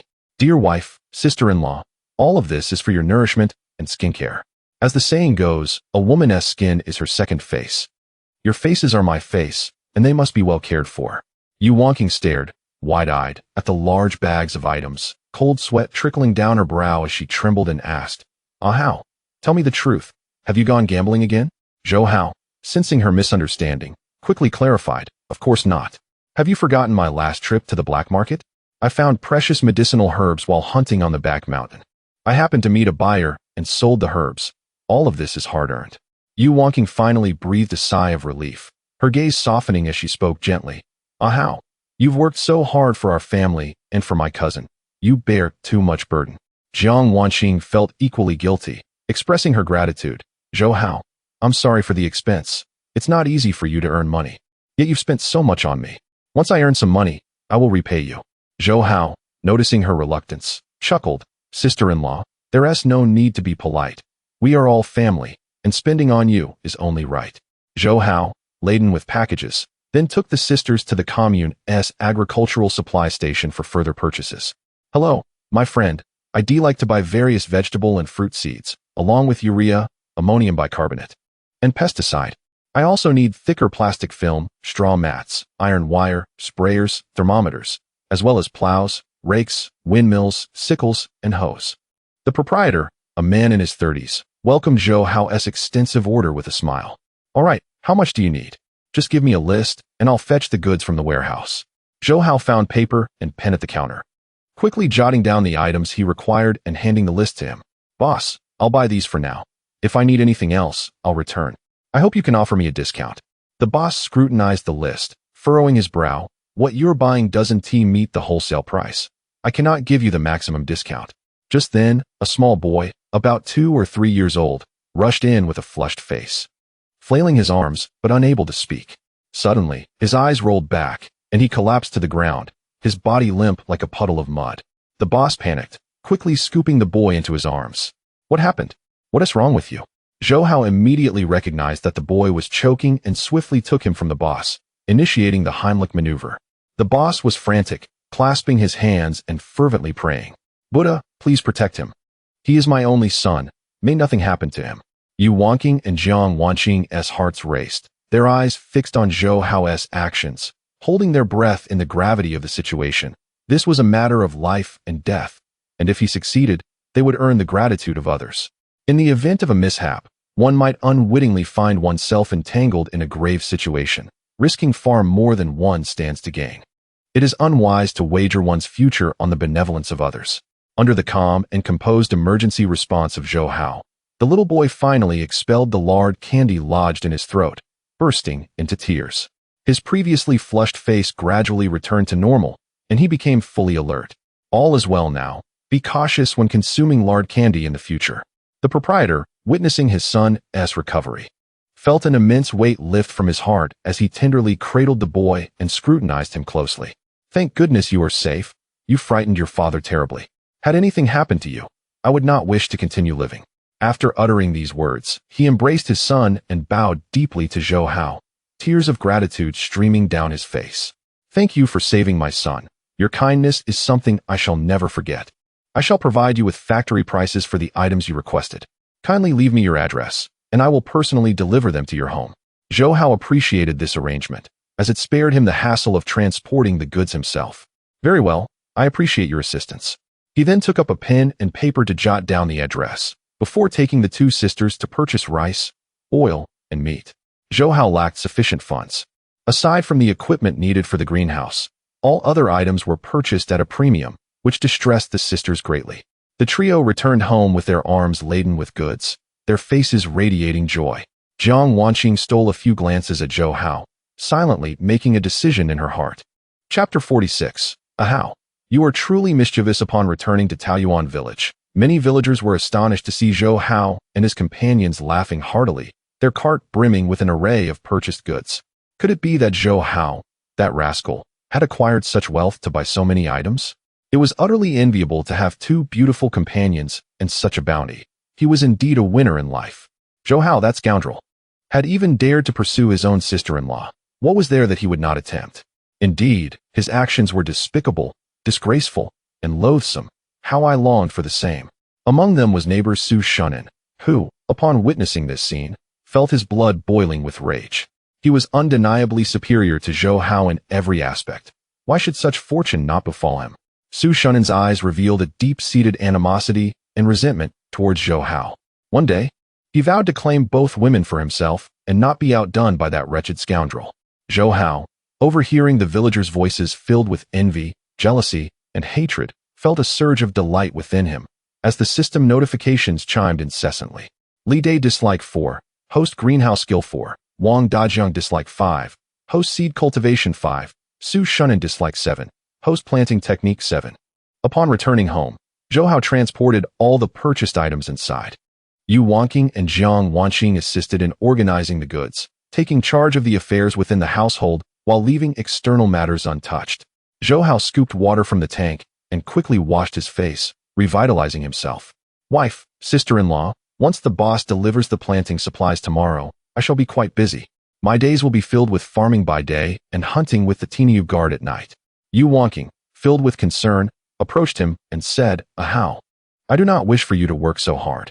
Perhaps I should accept Director Su's offer to work. At least we could earn some labor points and ease your burden. I have discussed this with my cousin. We cannot simply remain idle at home. We would be rendered useless.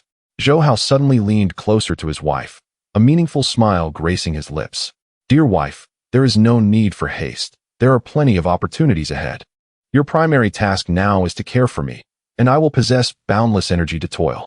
I promise to provide you with a life of happiness, and I shall keep my word. If I am being improper, then I should not feel sorry for you. Yu Wanqing Affection 10, Guardian Gold 10, Total Guardian Gold 17. After purchasing all the items, Zhou Hao found that he had nearly exhausted his Guardian Gold.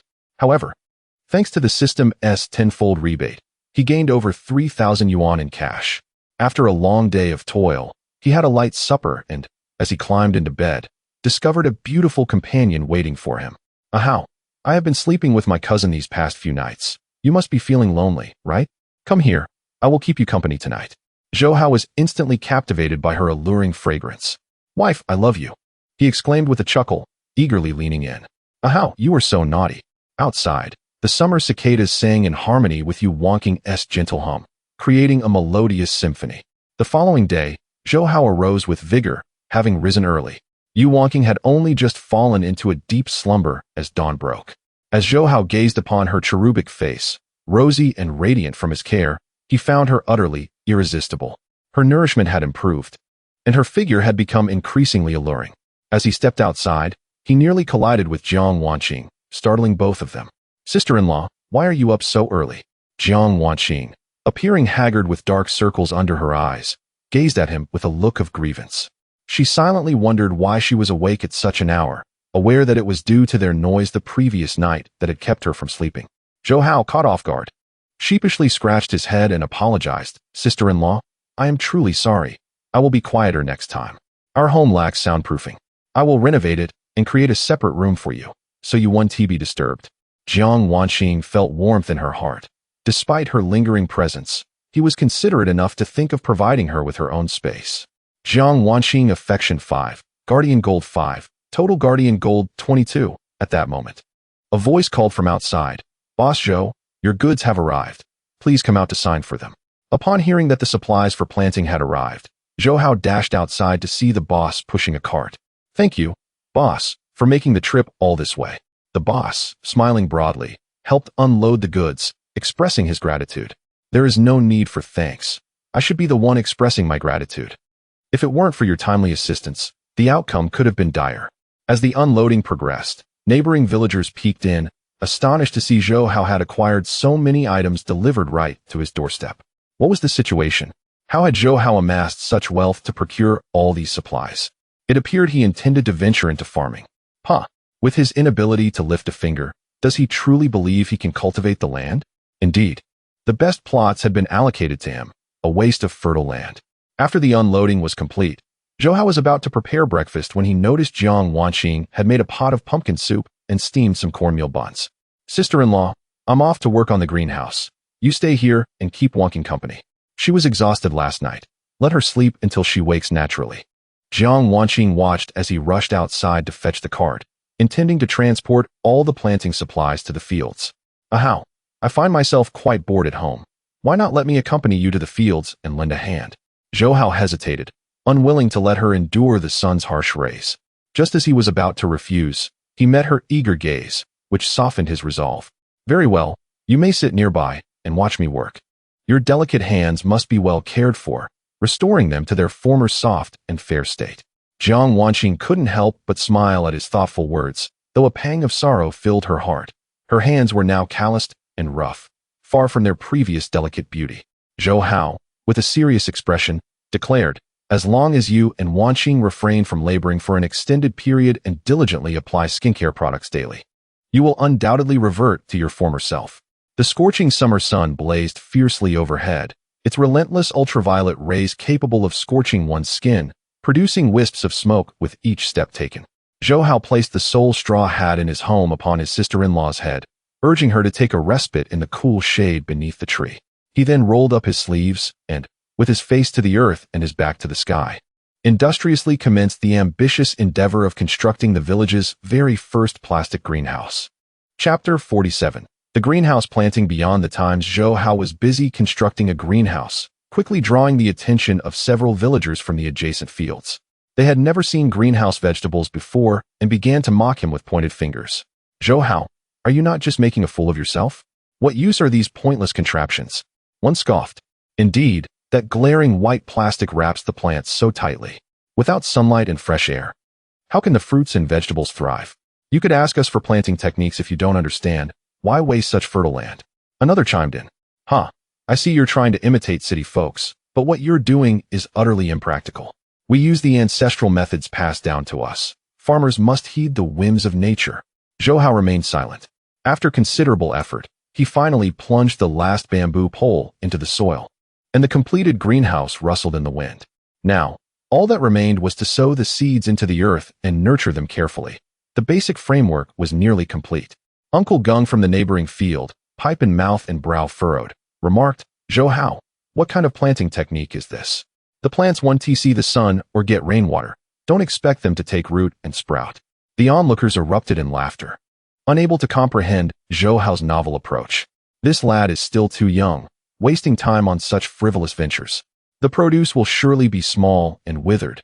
It's laughable to think it could be edible, they muttered among themselves. "Whatever, we'll just focus on our own fields and let this foolish boy envy us later." They grumbled about his incompetence, lamenting how such fertile land was wasted, wishing it could have been theirs instead.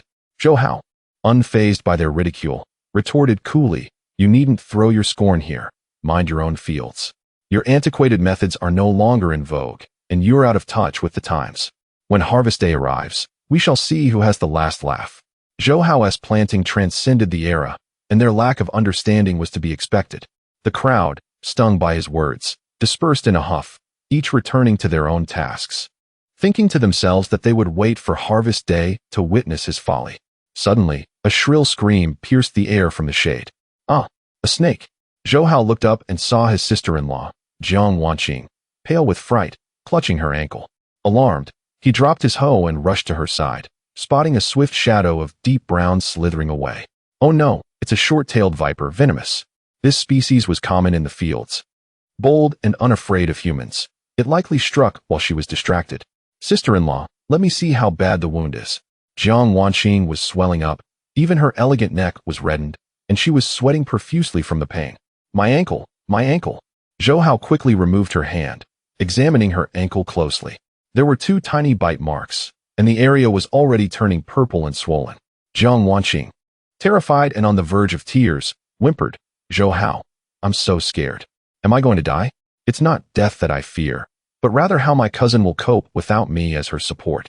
Zhou Hao, maintaining his composure, swiftly tore off a piece of his clothing and wrapped it around her lower leg to prevent the venom from spreading. "Sister-in-law, don't worry, you won't die while I'm here. This may hurt a little, just bear with it." Before she could react, he leaned down and began to suck out the venom. Jiang Wanqing was horrified, her ears flushed with embarrassment as she pushed him away, attempting to retract her foot. "Zhou Hao, what are you doing? Are you insane? If you suck out the venom, you'll be poisoned too." Zhou Hao firmly grasped her ankle, his lips still pressed against her skin. "Don't move.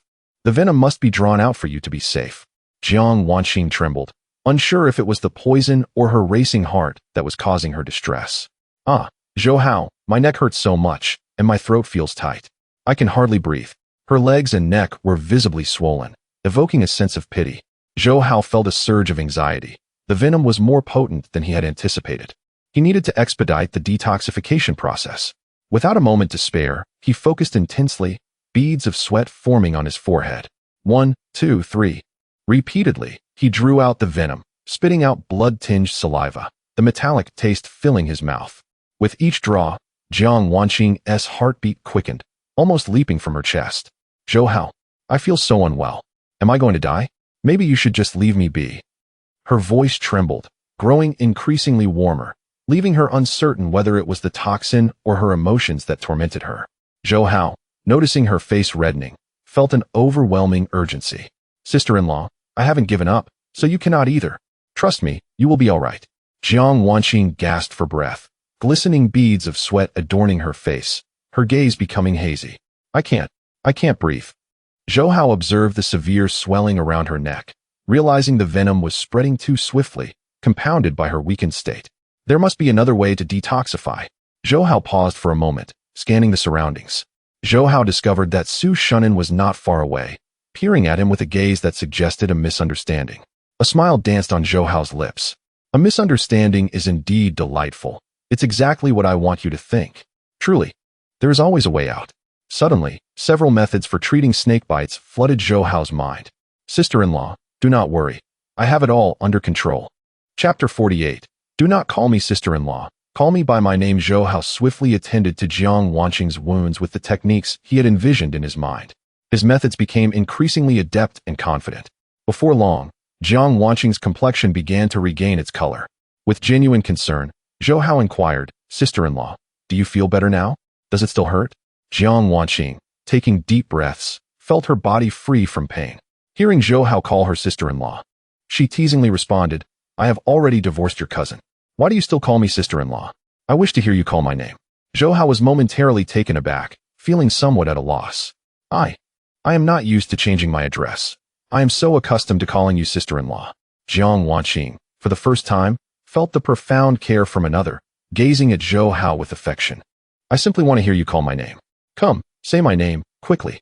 Zhou Hao hesitated, stammering as he uttered, Wanqing. Jiang Wanqing closed her eyes in ecstasy, trembling slightly, breathing heavily. Ha ha ha ha. I want you to call my name every day. At this moment, Jiang Wanqing completely devoted her heart to Zhou Hao, feeling that the debt of gratitude for his life-saving act could only be repaid through her devotion. This crisis had deepened their emotional bond. Zhou Hao carried Jiang Wanqing on his back, steadily making his way home to clean and dress her wounds. Jiang Wanqing wrapped her arms around his neck, pressing closely against his broad back, feeling an unprecedented sense of security. She wished to walk alongside him forever, growing old together through this life.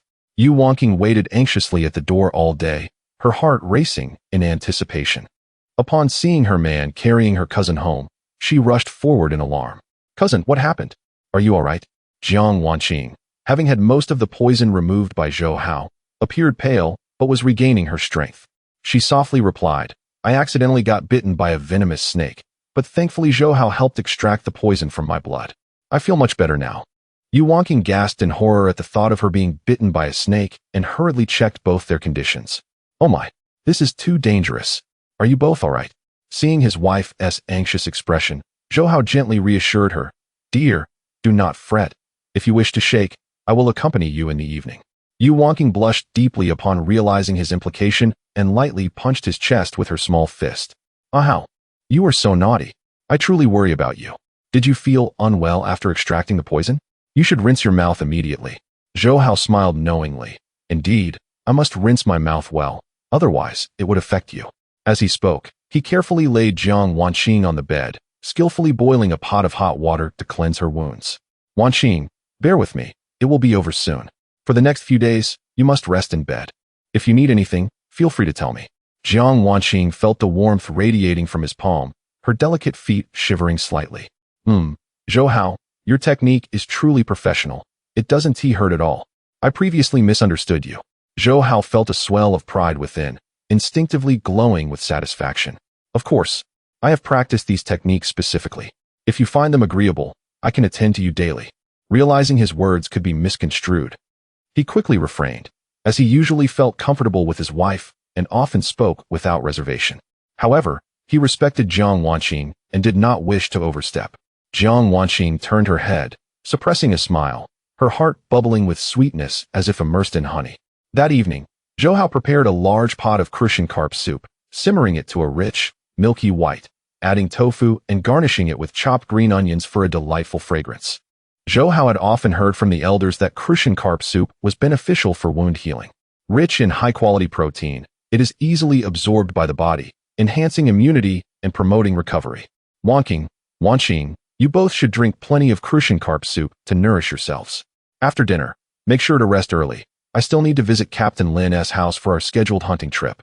Yu Wanqing looked up, her expression complex, hesitantly voicing her concern. Ah how? You've worked in the fields all day, and now you must go hunting in the evening. How can your body endure this over time? Zhou Hao discerned her underlying worry and replied cheerfully, Dear, I will go early and return early. I will not forget my promises. Jiang Wanqing, reluctant to see him overexert himself, urged, Yes, Zhou Hao, you should rest early tonight. Missing one hunting trip is not a big deal. Zhou Hao shook his head, quickly finishing his meal and wiping his mouth. That simply will not do. One must uphold honesty. I am no longer the same as before. As the captain of the Tinyu Guard, I have the responsibility and duty to hunt. Without hunting, how would we acquire meat? I also plan to visit the black market in a few days to sell these game and earn some money. Life is no longer as it once was. Since I have taken Jiang Wanqing in to live, I must earn more to provide the best quality of life for these sisters, while also seeking precious medicinal herbs. Zhou Hao donned his backpack, picked up his sickle, and took a kerosene lamp before setting off. Shortly thereafter, all members of the Tinyu Guard had gathered, leading a dozen hunting dogs as they followed Lin Jianjun into the mountains. Lin Jianjun noticed Zhou Hao's equipment was quite rudimentary and, feeling sympathetic, proposed, Zhou Hao, let us follow our usual rules for this hunt. Whoever hunts the most will share the spoils accordingly. If you surpass me, I shall gift you a hunting rifle to facilitate your future endeavors. Zhou Hao's eyes lit up. He had long dreamed of owning a hunting rifle, and this was an incredible opportunity. That sounds wonderful. Thank you, Captain Lin. The wind in the mountains carries a refreshing chill, causing the flora to rustle softly. To avoid alarming the prey, the group extinguished their kerosene lamps. In the dim light of the moon, they could barely discern the shapes of movement a few paces away, straining to identify the presence of their quarry. Zhou Hao narrowed his eyes and perked his ears, resembling a vigilant wolf. His gaze swept across the surroundings while his ears attuned to every sound. Suddenly, Lin Jianjun hushed everyone and raised his hunting rifle, aiming forward. The others, noticing his action, held their breath and similarly lifted their rifles, waiting in stillness for the unfolding situation. A dozen hunting dogs, remarkably perceptive, fixated intently on the front, baring their teeth, poised for an imminent attack. From a thicket 10 steps away came a faint rustling sound. A majestic stag was grazing, occasionally lifting its head to scan the surroundings, vigilant of its environment. Chapter 49. The power of the stag. Zhou Hao focused his gaze, for what lay before him was a magnificent creature, weighing no less than 200 to 300 pounds. In this era, such a stag could be hunted, its distribution relatively widespread. However, following this year, its numbers and range would dwindle significantly. The stag was a treasure trove of medicinal value, with its antlers, blood, tendons, bones, liver, fat, heart, skin, and more. All esteemed in traditional Chinese medicine for their ability to invigorate the spleen, fortify the qi, warm the kidneys, and enhance virility. As the crowd recognized the stag, excitement surged through them, their hands trembling as they clutched their rifles. Who truly comprehends the worth of a stag? Lin Jianjun, eager to witness Zhou Hao's prowess, smiled and proposed a challenge. Zhou Hao, now that you have joined the Tinyu Guard, you must undergo a trial. Let us compete. Whoever hunts this stag first shall claim it entirely, without sharing with the village. Consider it a reward. Zhou Hao's spirits lifted at the prospect. Capturing this stag and selling it on the black market would surely yield a handsome profit. The atmosphere was charged, and it was time to act. Bang! A gunshot reverberated through the valley, startling the birds resting in the branches. The stag, startled, nimbly fled. Lin Jianjun, quick to react, rushed forward, firing several shots at the stag's hindquarters. Bang, bang, bang. The stag was hit, blood gushing as it limped into the underbrush, disappearing in an instant. Lin Jianjun, renowned for his sharpshooting in his youth, concluded that the injured stag would not evade capture easily. You all go seek other prey. This stag shall be handled by Zhou Hao and me. Lin Wenbo, recognizing his father's enduring skill, nodded with a smile. All right, we shall regroup here later. The other members agreed, leading a dozen hunting dogs as they dispersed to seek new targets. The once tranquil valley echoed with gunfire, each shot aimed to strike the game on the hillside. As Lin Jianjun displayed his precise marksmanship, he remarked to Zhou Hao, though you lack a rifle, this is your moment of truth. If you can hunt this stag without one, I shall concede defeat wholeheartedly. Not only will the stag belong to you, but I will also gift you a rifle with ample ammunition. This proposition was enticing. Who would refuse? Zhou Hao observed Lin Jianjun's remarkable agility, marveling at his exceptional physical condition, rivaling that of the youth. Unfortunately for Lin Jianjun, he had encountered Zhou Hao, who was not one to overlook respect for elders. Employing his previous tactics, Zhou Hao fashioned a weapon from a reed leaf. Utilizing his keen senses of sight, smell, and hearing, he adeptly tracked the stag's escape route and pursued it with remarkable speed. Before long, he discovered the stag's hiding place. Swish, swish, swish. The reed leaves transformed into a barrage of arrows, raining down upon the stag. Caught off guard, the stag was soon struck, collapsing to the ground with a thud, its anguished cries piercing the night. Lin Jianjun, following closely behind, stood in shock at the scene before him. What had just transpired? With mere reed leaves, Zhou Hao had struck the stag with such precision, surpassing even that of a firearm. The strength required was astonishing. Zhou Hao approached the fallen stag, noting its injuries. As it lay gasping for breath, its legs feebly kicking. What a sight it was to behold such a grand stag. He had indeed stumbled upon a treasure. Swiftly, he gathered vines and securely bound the stag's legs, ensuring it could not escape. Lin Jianjun, still processing the astonishing turn of events, finally regained his composure and could not help but give Zhou Hao a thumbs up, exclaiming, "Zhou Hao, you are exceptional. I concede defeat wholeheartedly. As promised, the stag belongs to you. When we meet again, I will present you with a new hunting rifle and ammunition.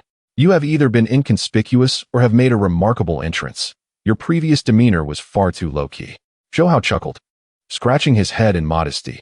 "Thank you, Captain Lin, for your praise. I am honored." Lin Jianjun, feeling reflective, waved his hand dismissively. "It is not I who should be honored, but rather the reality that one cannot underestimate the elderly. Wait here. I must not lag behind and will hunt elsewhere. Upon their return, we shall carry the stag down the mountain together." With that, he raised his rifle and vanished into the depths of the night in search of new prey.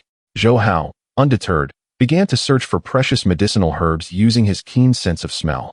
Finally, upon discovering a small, purple-brown object atop a rotting tree stump, he was astonished to recognize it as wild lingji. According to the elders, lingji possesses properties that invigorate the qi and blood, calm the spirit, and strengthen the spleen and stomach. With yet another valuable herb now residing in his possession, he envisioned its sale or auction at the right moment, knowing that the affluent in the city would pay handsomely for such remedies that not only heal, but also promote wellness. Carefully, he unearthed the wild lingji, treating it like a precious gem, wrapped it in cloth, and placed it gently into his backpack. Tonight's expedition had been fruitful. He could save some stag meat for his sisters to nourish their bodies and sell the rest on the black market. Hours later, all members of the Tai Nyo Guard reconvened, each with their own bounty: wild rabbits, pheasants, ducks, and even a non-venomous snake. Their spirits soared as they shared their joy, yet they could not help but envy Zhou Hao for his remarkable catch. "Haozi, you can feast on stag meat when you return. It's great for enhancing virility. Indeed, make sure to treat your wife well. She will be thoroughly satisfied. At your youthful age, combined with the nourishing properties of the stag meat, do not be surprised if you find yourself with a brood of 10 or 8 children." Zhou Hao, filled with pride, raised his chin in delight. "No need for concern, everyone. I must hurry back to accompany my wife to sleep." Upon hearing these words, the crowd's expressions turned increasingly envious, as they had already indulged in their fair share of dog food. With the enthusiastic assistance of everyone, they triumphantly carried the majestic deer down the mountain. On their return journey, Zhou Hao, with his keen eyes, spotted a small stream. He lifted the kerosene lamp in his hand and directed its light into the water, delighting in the sight of several fish joyfully swimming about. "Oh my, there are so many wild river fish. Shall we catch some to take back?" The group focused their gaze and indeed discovered an abundance of wild river fish in the stream. In unison, they exclaimed, "Wonderful! These wild river fish are highly nutritious, beneficial for cardiovascular health, easily digestible, and rich in nutrients that enhance brain function and intelligence. If we catch a few more to take home, we can improve our family's meals." Chapter 50. The pursuit of a wife. Without hesitation, everyone gathered some tree branches, rolled up their pant legs, removed their shoes, and waded barefoot into the stream. The water near the bank was shallow, reaching only to their knees. Enthusiastically, they began to fish, employing every technique they could muster to ensure the wild river fish had no escape. Zhou Hao, not to be outdone, opted for a more primal approach, catching fish with his bare hands. With keen precision, he would seize a fish at the opportune moment, almost leaving a blur in his wake, effortlessly capturing them. In no time, the number of wild river fish Zhou Hao caught alone far surpassed the combined efforts of the others, leaving them in awe of his remarkable skill. "Zhou, are you a genius? How is it that you excel at everything?" one exclaimed, astonished. "In my life, I have only respected Captain Lin. You are the second person I admire." Another chimed in, "Brother Zhou, do you take apprentices? Perhaps you could teach me the art of hunting and fishing. What you've done is simply extraordinary. You've made us look like amateurs," they laughed. Zhou Hao merely smiled in response when, with a sharp eye, he spotted a turtle hidden beneath a rock. Turtles are renowned for their beauty-enhancing properties, memory-boosting effects, and calcium supplementation, a true treasure. This little stream was indeed a bountiful place, a future source for both wild river fish and turtles. He could keep some for his own meals while selling the rest for profit, striving to earn enough to rebuild their home and furnish it anew, returning his two sisters to their former lives of luxury. Zhou Hao caught dozens of wild river fish and several turtles, returning triumphantly. With everyone's collective effort, they successfully carried the stag home. "Thank you all. You are always welcome to visit. I will prepare a venison hot pot for you." The group's eyes lit up at the thought. In this era, simply tasting a bit of meat was a luxury. A steaming bowl of venison hot pot paired with some white wine would be a delightful experience. "Absolutely. We will come for the venison hot pot. I'm craving it already. I'll bring along a couple of bottles of wine." "Haha. I'll bring some vegetables too, so we can stir-fry a few dishes." After their lively chatter subsided and everyone left, Zhou Hao quickly took advantage of the darkness and solitude to butcher the stag. He set aside a portion in the kitchen while storing the remainder, along with the wild spiritual mushrooms, in his space. The wild river fish and turtles were divided as well. Half were placed in a large water tank for keeping, while the other half was set aside for sale. His space preserved the quality of everything he stored, ensuring that whatever he placed inside remained unchanged and unspoiled. Having completed his tasks, Zhou Hao washed his face and stealthily returned to the house. Upon entering, he was greeted by the rhythmic sound of breathing from the bed. Without needing to light a lamp, he guessed that his wife had quietly slipped in, eagerly awaiting his return. As he nestled into the blankets, he inadvertently startled her awake. "My dear, do not be afraid. I have returned," he comforted her. Yuan Xing had been waiting for him and had unknowingly drifted off to sleep. With sleepy eyes, she snuggled into his embrace. "Ah Hao, why did you return so late? You must be exhausted." As she spoke, her small hands began to unfasten his clothing. Zhou Hao felt the alluring presence of her figure, her soft curves pressing against him. The throbbing of his heart awakened his weary spirit, spurring him into action once more. Having toiled in the fields by day and continuing his labor by night, he resembled a diligent gardener. In his past life, Zhou Hao had been a beast, failing to provide his wife with the best life. Even their intimate moments had been a source of great hurt for her. Thus, in this life, he resolved to unveil his gentler side to her. Outside, the night was serene, and the chorus of cicadas mingled with the melodic sounds of nature, creating a beautiful symphony. The following day, Zhou Hao arose early to check on the wild river fish and turtles in the large tank. They were thriving, energetically swimming and basking in the morning sun. At that moment, he heard Jiang Wanqing's concerned voice behind him. "Zhou Hao, you returned so late last night, and didn't he sleep at all? Why not rest a bit longer?" Seeing her weary appearance filled him with guilt. "Sister-in-law, why are you up and about? I thought I told you to rest more. Did we disturb you again last night?" Thinking of the noises from the previous night, Jiang Wanqing felt her face flush. "Oh, my injury has mostly healed. I'm not that fragile. And I've told you countless times. I want to hear you call my name every day. I am no longer your sister-in-law, as I have divorced Zhou Zichen." Zhou Hao scratched his head, momentarily at a loss for words, repeatedly nodding. Yes, Wanqing." Hearing her name brought a delightful tremor through Jiang Wanqing, her face lighting up with joy as she softly sighed. You must gradually get used to calling my name." Just then, Jiang Wanqing noticed the large tank filled with a dozen wild river fish and several turtles. "Oh my, Zhou Hao, is this your bounty from last night? So many wild river fish and turtles. You are truly remarkable. If anyone in the village dares to gossip about you again, I shall confront them." Zhou Hao felt a warm glow in his heart as he took her hand and led her to the kitchen, smiling brightly. "And that is not all. I also hunted a stag and saved some for you to nourish your body." Jiang Wanqing felt a jolt of electricity at his gesture, her entire being tingling with delight, as if she had fallen into a jar of honey. "Zhou Hao, do not forget to take care of yourself as well. You've worked so hard and need to replenish your strength." Zhou Hao, in a habitual manner, casually remarked, "Don't you know how robust my physical strength is? I possess an inexhaustible reserve of energy." Immediately after uttering these words, he sensed an awkwardness and feared he might frighten her. Unbeknownst to him, Jiang Wanqing's head lowered, revealing two charming dimples at the corners of her mouth, as she smiled sweetly. Seeing that time was of the essence, Zhou Hao promptly donned his straw hat and hoisted his hoe, ready to toil in the fields. "Wanqing, I am off to tend to the crops. You should rest at home. When I return at noon, I will prepare a turtle stew for you." Once Zhou Hao departed, Jiang Wanqing intended to assist in preparing the turtle for cooking, ensuring it was cleaned thoroughly. However, she was startled by a voice emanating from behind her.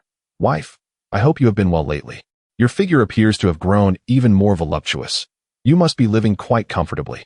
Jiang Wanqing was taken aback, her delicate frame quivering as she swiftly turned around, her expression filled with vigilance as she questioned, "Zhou Zichen, you scoundrel, what brings you here? Furthermore, please mind your words. We are divorced and have nothing to do with each other. I am no longer your wife, so refrain from such address and leave at once." Zhou Zichen swaggered into the room, a grin plastered across his face, as he ingratiated himself with her, saying, "Good wife. Although we are divorced, in my heart, you will always remain my woman. There is still affection between us as a couple. How can it simply be severed? I fully acknowledge my past mistakes and assure you I will no longer gamble. I hope you can find it within yourself to forgive me this once." Chapter 51. What does reputation matter? As Jiang Wanqing saw him enter and reach for her hand, she instinctively withdrew both hands behind her back and sharply admonished, "Zhou Zichen, what are you trying to do? I advise you to refrain from any reckless behavior. This is Zhou Hao's home. Have you become so audacious as to invite punishment upon yourself?" Zhou Zichen grinned at her, exuding confidence as he replied, "My dear wife, do you truly believe me to be foolish? Zhou Hao left early this morning, and I witnessed his departure with my own eyes. Now, we are free from any interruptions to our reunion." A sense of dread washed over Jiang Wanqing. It appeared he had come prepared. With only herself and her cousin left at home, she knew that in terms of strength, she could not contend with him, a burly man. What if Zhou Zichen were to act irrationally? "Zhou Zichen, if you do not leave, I will call for help." Zhou Zichen, displeased by her vigorous reaction, pressed closer with menace. "Go ahead, shout all you want. Even if you scream until your throat is raw, no one will come to your aid. Moreover, what harm is there in a couple enjoying their time together? Everyone knows my character. Do you think they would meddle in our affairs?" Despair gripped Jiang Wanqing as she realized he was unyielding and reckless. She was accustomed to being mistreated, but if her cousin were to be harmed, the consequences would be dire. "Zhou Zichen, there is nothing left to discuss between us. I will never forgive you. I know why you are here. You have lost all your money and seek to extort me for more. Am I right? With your character, I can predict your every move." Zhou Zichen, recognizing her insight, dropped any pretense and flashed a disarming smile. "No one understands me better than my wife. I have been in a tight spot lately. Could you, for the sake of our past, lend me some money? If you help me through this crisis, I promise to mend my ways and never gamble again. I genuinely wish to reconcile with you. No other man will treat you with such sincerity." As Jiang Wanqing saw his true colors emerge, revulsion surged within her, and she spat contemptuously, "Bah, keep dreaming. You sold your house, fields, and land, and squandered that fortune in mere days. I would sooner believe in ghosts than trust your filthy words. Leave immediately. I do not wish to see your loathsome face again." Zhou Zichen, seething with fury at her refusal, shouted, "You filthy woman, seeking a fight. Are you? Do you think hiding in Zhou Hao's home will keep you safe? Do not mistake my ignorance. I know the sordid affairs you engage in. I have long hoped for Zhou Hao to take you off my hands, and yet that boy feigned virtue and delayed. But in the end, he did take you. You shameless pair, engaging in illicit acts, you have placed a green hat upon me. I will expose this scandal and see how you face the world thereafter." Jiang Wanqing understood that he could follow through on his threats. Her own reputation mattered little, but Zhou Hao's must be preserved. "You despicable creature. How dare you tarnish our integrity? I warn you, if you dare spread rumors, I will ensure we both suffer the consequences." Furious, Zhou Zichen pointed an accusing finger at her, gnashing his teeth in threat. "You have one last chance, if you do not give me money. I will storm into that room and harm your cousin right here and now." Terrified, Jiang Wanqing spread her arms to block the doorway. "Try to touch my cousin, and I will end it all with you." At that moment, Yu Wanqing was deeply asleep within, undisturbed even by the thunder outside. Zhou Hao's exuberance the previous night had left her utterly exhausted, and she had only just fallen into a stupor. The tumult between Jiang Wanqing and Zhou Zichen had persisted throughout the morning, much to the annoyance of the neighbors, who stepped outside to voice their displeasure. "Could you quiet down? Your noise is giving me a headache. You show no regard for public decency. Not again, you two. If you wish to argue, do so in your own home. Don't make a spectacle here. Zhou Zichen, keep your wife in check. She resembles a shrew. Neither of you are virtuous. It's maddening. Can we not have a moment of peace? Your incessant bickering is a disgrace." Having lost all patience, Zhou Zichen raised his hand, intending to shove Jiang Wanqing to the ground. But suddenly, a booming voice from behind interrupted, "Get away from her." In the next instant, Zhou Zichen found himself kicked. "You two brothers ought to train your respective wives. Just look at how spoiled you have allowed them to become, utterly unruly." Jiang Wanqing, upon hearing the neighbor's indiscriminate condemnation, felt a deep sense of injustice, tears welling up like small pearls, her hands fidgeting aimlessly. In this era, a woman's status is lamentably low, with many attributing blame to their gender. Zhou Hao's expression turned frosty as he assertively defended, "You all need to cease this idle gossip. Do you not understand the principle of withholding judgment when the full picture remains unclear? They are the true victims in this situation. How can you aid the oppressors? What connection do they have with this matter? If you choose not to lend assistance, that is one thing, but why act as if you are the great arbiters of justice? If you seek comfort, then go find it elsewhere." The neighbors were left speechless by his retort, their anger boiling over as they dispersed in a huff, frustration simmering within them.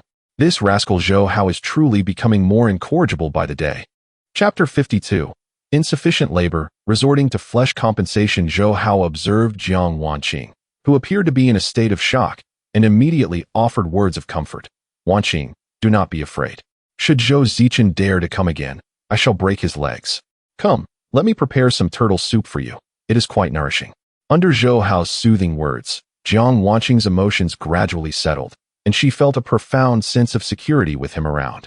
"Zhou Hao, I have already cleaned the turtle. We can directly make the soup."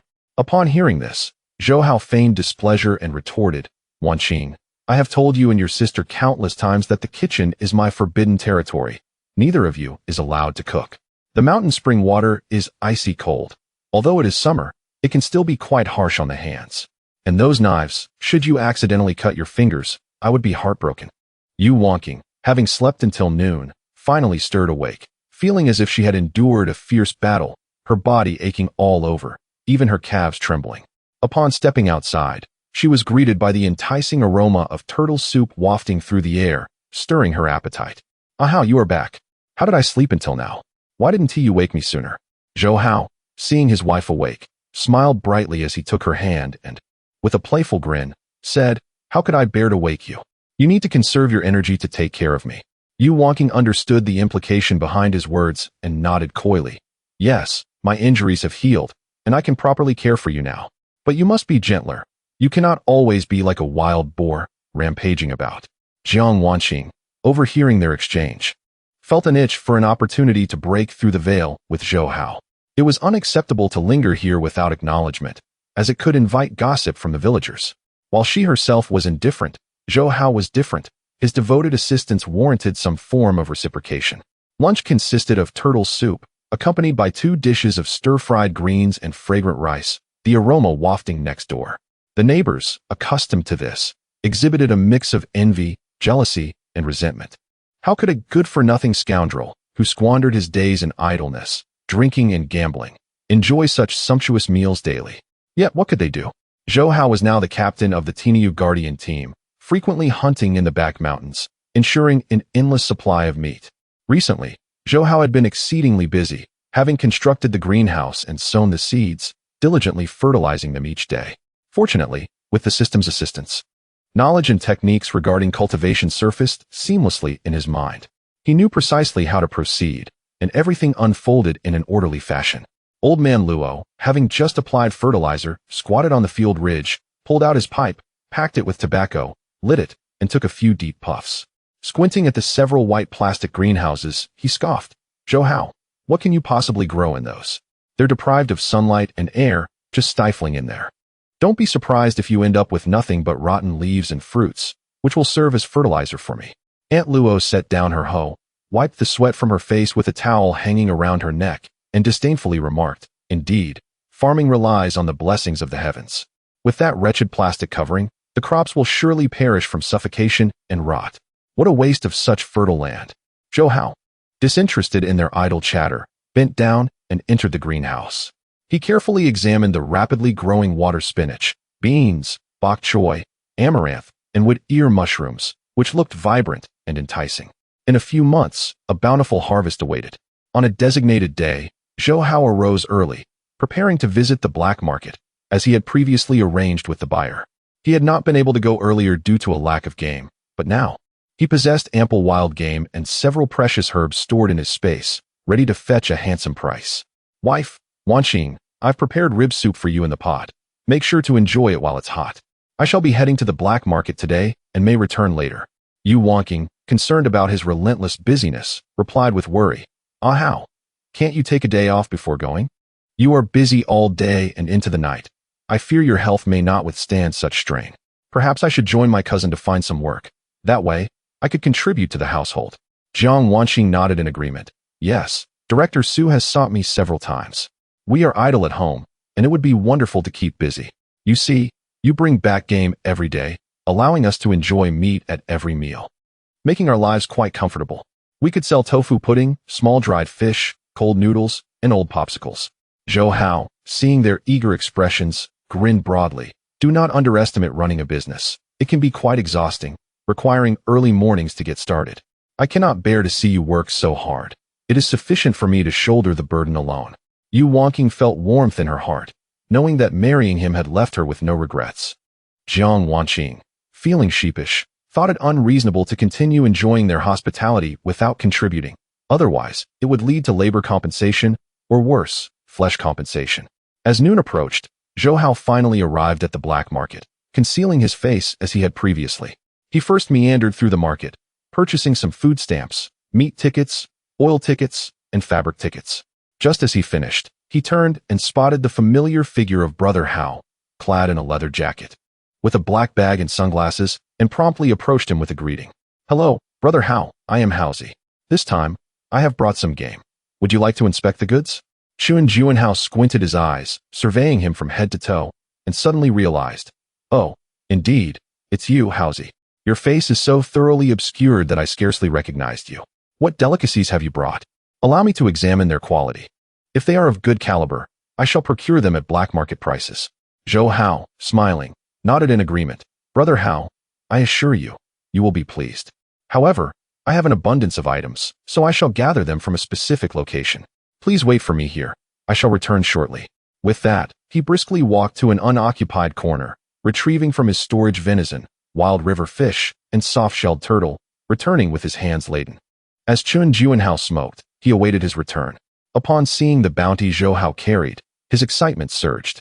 "Goodness, what a trove of wild delicacies. Am I seeing things? Is that actually venison? You truly possess remarkable skills, managing to hunt down such exquisite provisions."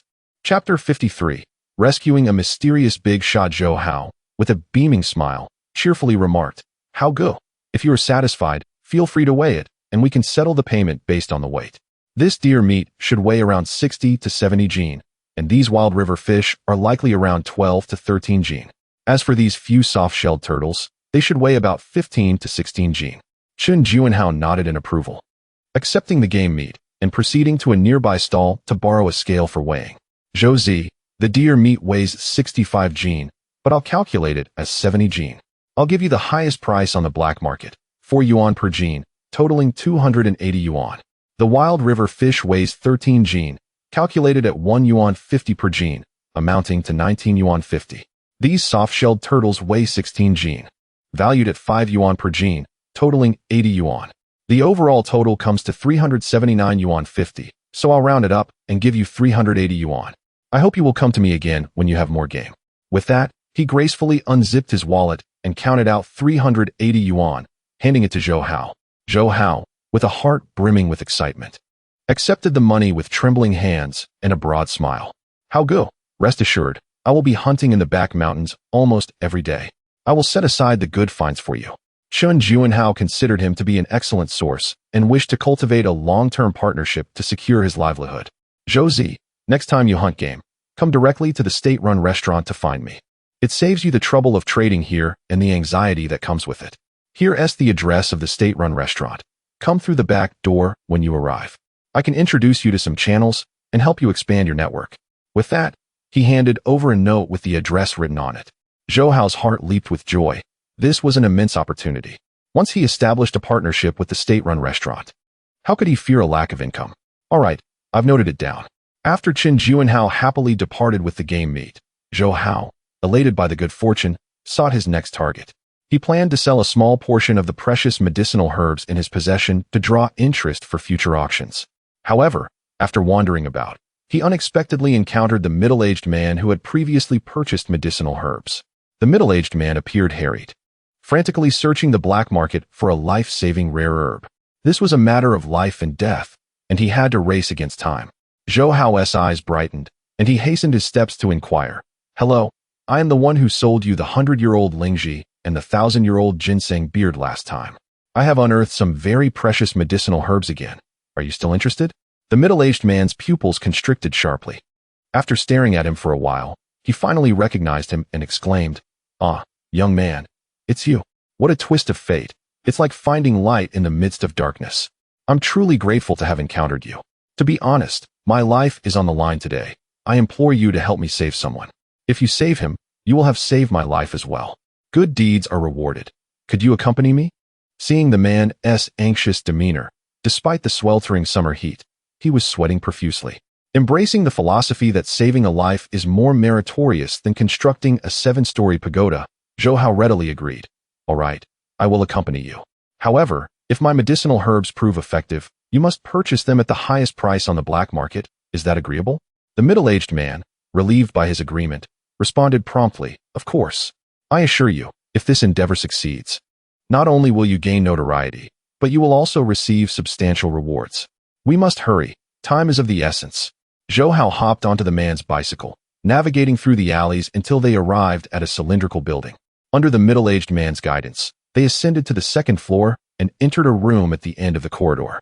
Upon entering, they found a dozen gang members loitering in the living room, each with various tattoos of wolf heads on their arms, exuding an air of menace.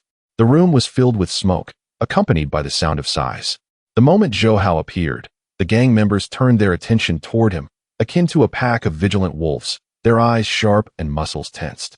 He was not one to seek trouble, yet he was unafraid of it, confidently following the middle-aged man. Noticing the hostility from the gang members, the middle-aged man sternly ordered, "This is my esteemed guest. Show some respect and clear a path." The gang members complied, reluctantly parting to create a passage. "Yes, Bao Gu." Leading Zhou Hao to the innermost room, they found a frail figure lying on the bed, the upper body wrapped in bandages, appearing gravely injured and on the brink of death. "Hua Gu, hold on. I've brought someone who specializes in selling wild medicinal herbs. He has dug up quite a treasure and can surely save your life." The man known as Hua Gu, appearing in his 30s or 40s, was thin with a scar near his right eye. Weakly opening his eyes, he displayed a desperate desire to live. With cracked lips, he murmured, "Whoever you are, if you can save me, I will reward you handsomely. Consider it a favor owed. In the future, should you encounter any difficulties, you may seek me out at any time." Though Zhou Hao was unaware of his true identity, he sensed that he was a formidable figure, otherwise he would not dare to utter such bold claims. "I possess wild sanqi, wild lingji, and the roots of 1,000-year-old ginseng. Do you need any of these?" Upon hearing this, Hua Gu was suddenly invigorated, as if a spark of life had been reignited within him. "Yes. How much do you have? I will purchase everything at a premium price. If you can save my life, I will offer you 10 times the black market price, plus an additional reward of 10,000 yuan. While he had little interest in other herbs, he was particularly keen on the roots of the 1,000-year-old ginseng. Naturally, Zhou Hao had brought all the herbs, and he was compelled to accept them all. The middle-aged man observed Hua Ji's excitement, only to notice that he had inadvertently strained his wound, causing his face to contort in pain. "Hua Gu, please remain calm. Be cautious of your injury." Zhou Hao, realizing the potential for significant profit, felt exhilarated. 10,000 yuan is far more valuable than 1 million in the future. With this sum, along with the cost of expensive medicinal materials, I can achieve my aspirations. However, I selfishly wish to retain a portion within my space, as it may prove indispensable later on. Although the system can assist in locating precious herbs, they remain scarce, so I must devise a plan to cultivate a batch of my own. Very well, I am willing to sell to you, but my stock of medicinal materials is rather limited. Nevertheless, it is more than sufficient to treat a person in need. The middle-aged man, fearing that Hu Ge might become agitated again, promptly interjected, "Young man, that is agreeable. Sell us whatever you have, and rest assured, not a single cent will be shortchanged. In the future, should you discover any wild herbs, do not hesitate to seek me out in the black market. My name is Yang Jiong, and this is my elder brother, Zhou Hao. We are known as the Hu Bao brothers." Chapter 54. The three of us living well is worth more than anything. Zhou Hao nodded, realizing that he could not extract the medicinal herbs from the space all at once. "I will place the herbs in a designated spot and make a quick trip outside to retrieve them. Please wait for me here." He soon exited the house, descended the stairs, and arrived at an isolated corner where he procured a small portion of the herbs. Upon returning to the room, Yang Jiong had prepared a substantial sum of money, neatly placed in a suitcase. "Here, my young friend, we will exchange the goods for cash, silver for goods, as they say." Zhou Hao's eyes sparkled as he handed over the herbs, surprised that Yang Jiong did not weigh them, but instead directly handed him the suitcase. "Are you not going to weigh them before calculating the payment?" Zhou Hao inquired. Yang Jiong, noticing Zhou Hao's honest demeanor, chuckled, "There is no need for that. I trust you. Moreover, brother Hu has decreed that regardless of the quantity of herbs you possess, they will be valued at 10 times the black market price.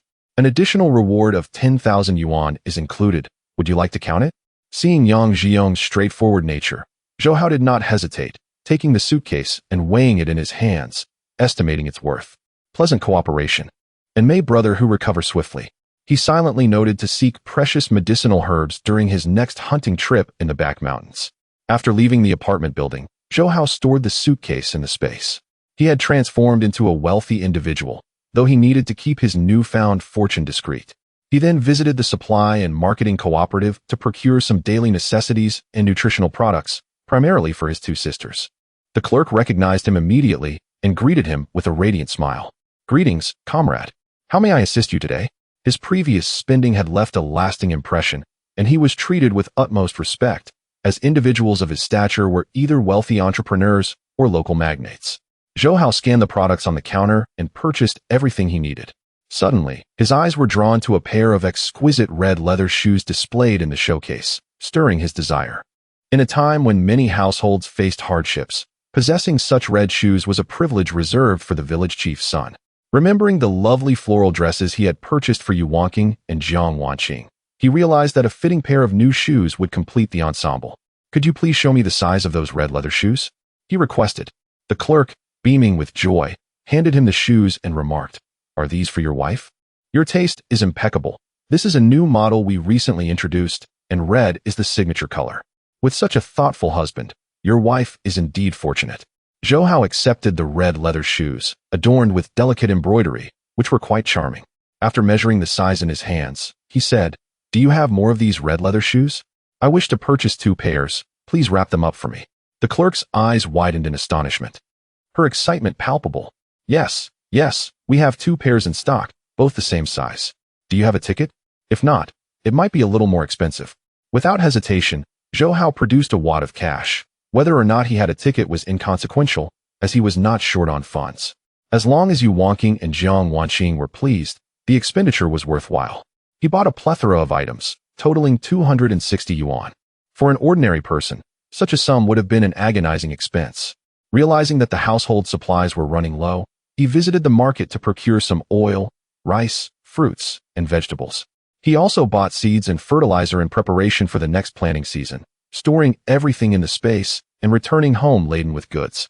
By the time he arrived home, night had fallen, and the aroma of steaming dishes wafted from the kitchen, indicating that his meal had been warmed.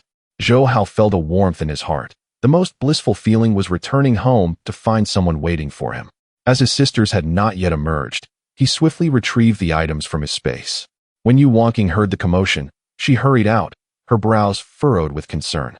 "Ah Hao, you're finally back. I was so worried about you. I've kept your meal warm." Wash your hands and eat while it's hot. Jiang Wanqing promptly handed him a towel to wipe his face and took a feather duster to brush off the dust from his clothing. We were all so worried. It's already meal time, and you still hadn't returned. We thought something might have happened to you. After all, the black market was notorious for having undercover police officers targeting those engaged in illicit trade. Perhaps you should refrain from going next time. It's quite frightening. What if something were to happen to you? What would we do? Zhou Hao relished the attention from his sisters, feeling valued and relied upon, which underscored his significance. You both need not worry. I am quite resourceful and capable of taking care of myself. The reason for my late return was that I helped someone in need, which took longer than expected. Afterward, I visited the supply and marketing cooperative and the market to bring back these goods. As he spoke, he placed the ample items on the table. Yu Wanqing examined them and was left speechless, her heart aching for the expenses incurred. Aha, why have you bought so much? We still have some rice and vegetables left. Goodness, you've bought us so many nutritional and skincare products. We still have a large amount from our last purchase. How much did all this cost? Jiang Wanqing also felt a pang of concern for the money spent, though her greater worry was for Zhou Hao.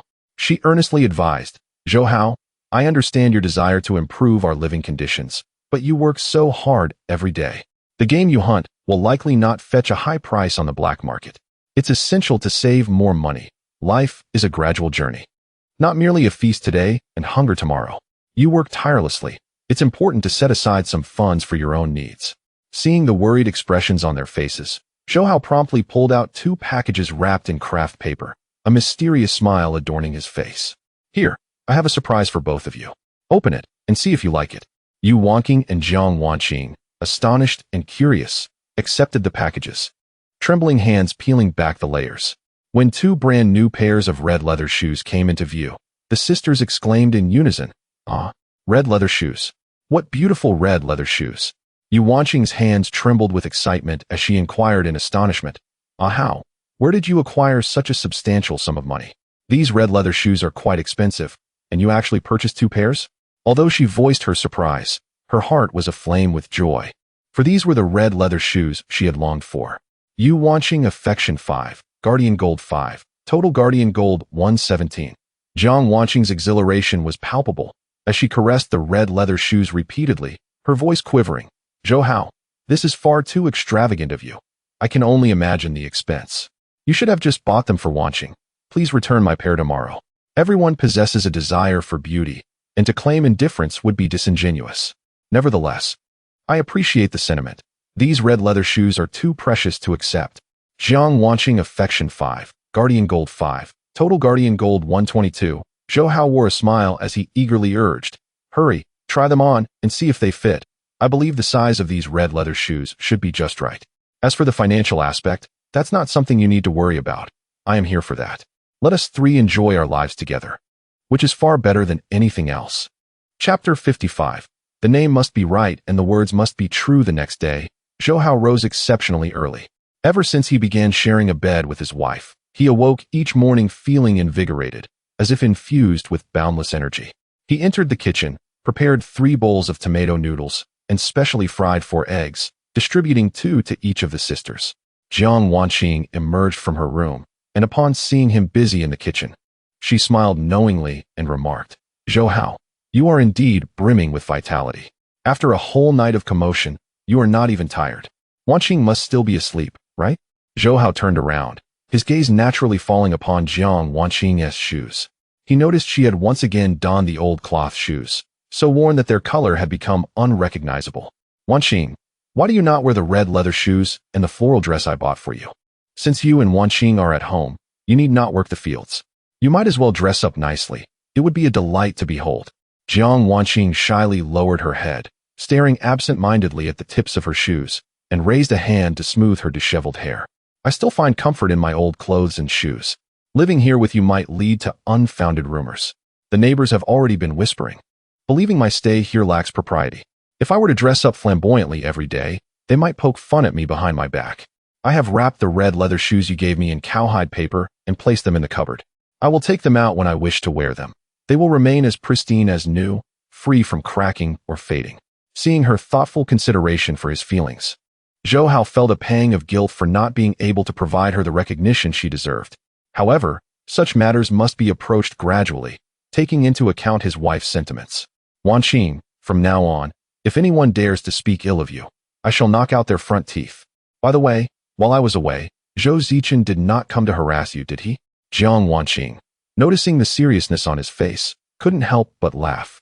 Well, with you protecting me, who would dare bully me? Since the last time you chased Zhou Zichen away, he indeed has not returned. However, based on my understanding of him, he will not let this go easily. Zhou Hao, familiar with the character of a childhood friend who grew up wearing split pants, confidently assured her, do not worry. If he dares to bother you again, I will give him a thorough beating. Under the scorching sun of midsummer, Zhou Hao's skin had tanned to a healthy wheat color, exuding masculinity. He rolled up his sleeves and was busy tending to the second batch of vegetables and fruits in the greenhouse. Since the establishment of the greenhouse, crops could be cultivated year-round, free from seasonal limitations. After a period of meticulous care and the benefits provided by the system, the current batch of fruits and vegetables had flourished. The seedlings appeared vibrant and promising. Aunt Luo, unable to remain idle, would peek into the greenhouse whenever she had a moment to spare, pouting as she exclaimed, Zhou Hao, what are you tinkering with in there? It sounds like a cacophony. Are you hoping your crops die faster? Did you abandon the first batch because there was little promise and decided to start a second? You are merely wasting money. You might as well ask us to teach you some planting techniques. Uncle Luo, removing his straw hat, fanned himself vigorously, drenched in sweat as he grumbled. The youth today are stubborn and obstinate. They ignore the wisdom of the elders, only to suffer the consequences. Instead of tending to the fertile land, they refuse to humbly seek guidance, insisting on engaging in these fanciful endeavors. In the end, not only will they squander food, but they will also find it unsellable, leaving them with nothing. Zhou Hao did not lift his head. Having just sown the second batch of seeds, carefully fertilizing and watering them, unperturbed, he replied, you should tend to your own harvest. If you do not believe me, just wait and see. The villagers, witnessing Zhou Hao's obstinacy, whispered among themselves that he had become deluded. A fine farmer, who relied on the heavens for sustenance, had taken to emulating city dwellers by establishing a vegetable greenhouse, resulting in a bizarre endeavor that bore little resemblance to its intended purpose. Within a mud-brick house in Haitang village, sounds of punches and kicks echoed, accompanied by piercing cries. Please stop. I truly have no money to repay you. My life is worthless. If you kill me, you will only dirty your hands. You might as well let me go like a fart. Meng Jinfei finally ceased his assault, shaking his sore wrist as he seized Zhou Zichen by the hair, threatening menacingly, Zhou Zichen, did you not assure me with unwavering confidence that you would find a way to gather the money for your debt? How many days have passed with no word from you, and you continue to evade me? Do you believe I want to cripple your legs right now? A henchman guarding the door, quick-witted, picked up a brick from outside and eagerly presented it. Brother Fei, here is a brick for you. Meng Jinfei took the brick and commanded, hold this scoundrel down. With this brick, let us see where you can run next. Soon, two henchmen approached and forcibly pinned Zhou Zichen to the ground, rendering him immobile, like a lamb awaiting once you succeed. I will go to his house to steal the property and land documents. At that time, I will hand them over to you, along with the two women by his side, which should definitely cover all the debts I owe. Meng Jinfei's eyes lit up. Killing him would be as easy as turning over a hand, but unfortunately, his life isn't worth much. If he could be used to deal with Zhou Hao, that would be a good strategy, brothers fighting each other, while he reaps the benefits. Zhou Zichen, you'd better not try to play tricks with me, or I will make your death extremely unpleasant. Chapter 56. A delightful gun. As evening descended, Zhou Hao set a cast-iron pot over the fire, preparing a delectable fish and meat hot pot. The milky broth bubbled vigorously within the pot, while tender tofu danced amidst the swirling liquid, adorned with a few strands of verdant greens. A sprinkle of vibrant green scallions added an enticing aroma, elevating the dish to a tantalizing delight. Wife, Wanqing, do indulge in the fish. I plan to catch more varieties soon, including some soft-shelled turtles. Tonight, I intend to venture into the back mountain for additional hunting. To be forthright, I have made the acquaintance of a buyer in the black market. His name is Hao Guo, a purchasing agent for a state-run restaurant, and he has provided me with his address. He instructed me to deliver any wild game I procured directly to him, promising to purchase it at black market prices. Yu Wanqing's eyes sparkled with excitement, her chopsticks trembling in anticipation. Is that true? What splendid news! If we can establish a partnership with the state-run restaurant, How could we possibly fail to earn a fortune? Ah, Hao, you are truly remarkable for uncovering such a lucrative opportunity. Jiang Wanqing shared her enthusiasm, diligently piling fish and meat into his bowl, her face beaming with joy. Zhou Hao, no wonder you frequently visit the black market. I thought you were merely hunting tirelessly in the mountains each night. I see now that you were sourcing goods. However, do you think Captain Lin and the others will have any objections? After all, the game you previously hunted was meant to be shared collectively. The demand from the state-run restaurant is substantial. I wonder if the small portions you receive would suffice? Zhou Hao, brimming with confidence, straightened his posture. Not at all. Captain Lin and the others treat me well. You need not worry about the game. Since the household production responsibility system has been implemented, there is no need to hand over our catch. Whatever we hunt belongs to us. As night fell, households extinguished their lights and retired for the evening, though some were still busy tending to their wives or engaged in needlework. Zhou Hao bid farewell to the two sisters and, carrying a kerosene lamp, made his way to join the Iron Bull Guard team. He contemplated the possibility of encountering some large game, which could fetch a high price at the state-run restaurant. Upon his arrival, Lin Jianjun greeted him with a smile, presenting him with a brand-new hunting rifle. Zhou Hao, this rifle is yours now. Zhou Hao's pupils widened in shock as he joyfully accepted the weapon, cradling it with affection. I finally possess my own rifle. Thank you, Captain Lin, for your kindness. Lin Jianjun, in a generous spirit, handed him a large bag of ammunition, admiringly stating, "This ammunition is reserved for you. Your marksmanship is impressive, and it would be wise to have extra rounds on hand. You may be able to hunt even more game. It seems my reputation as a sharpshooter may soon be challenged," he added. Lin Wenbao, with a serious demeanor, cautioned, "We must exercise utmost caution on this trip to the back mountain. I heard that old Wu's son from the east end of the village ventured into the mountains and encountered a black bear. While he survived, he lost his sight and a leg, leaving his life irrevocably altered." The mention of this incident prompted the team members to shake their heads in sorrow. To have one's life so drastically changed, burdening their family and living in misery, seemed a fate worse than death. Zhou Hao, however, felt exhilarated at the prospect of encountering a black bear. Capturing such a formidable creature would surely attract high prices from the state-run restaurant and potentially open further avenues for connections. A sturdy bicycle would then allow him to traverse the village and town efficiently, saving precious time. Lin Jianjun, rifle in hand, led the way cautiously, scanning the surroundings with vigilance. "Everyone, extinguish your lamps. We shall proceed under the moonlight. Stay close to my lead." The team complied, snuffing out their lamps and raising their rifles, the barrels glinting in the moonlight. A pack of hunting dogs, keenly alert, watched their surroundings, tongues lolling in readiness. However, their expedition yielded only a few rabbits, wild chickens, and ducks, with not a trace of larger game, not even a wild boar. One member, growing impatient, murmured, "Captain Lin, we've been roaming the back mountain for hours. We haven't seen a black bear or even a piglet. Surely, we can't return with so little. It wouldn't even fill a tooth gap." Before he could finish, another member swiftly smacked the back of his head. "Silence. If you startle the black bear, you'll become the prey." Suddenly, Lin Jianjun raised his hand, and all fell silent, holding their breaths as they focused intently ahead. Each member gripped their rifles tightly, their palms alternating between tension and relaxation, beads of sweat forming. Zhou Hao squinted closely, noticing several fresh paw prints embedded in the mud, signs of a bear that had passed by recently. "The black bear has just gone by. We should be able to track it down." The members buzzed with excitement, eager to seize the opportunity. Although the black bear posed a significant threat, capturing it would be a remarkable feat, a source of pride for the village, a true service to the community. Lin Jianjun, known for his marksmanship, remained undeterred, advising everyone, "Be cautious. If you cannot defeat it, retreat immediately. Do not allow the bear to strike you. A single blow could leave you severely injured. To survive, keep your wits about you."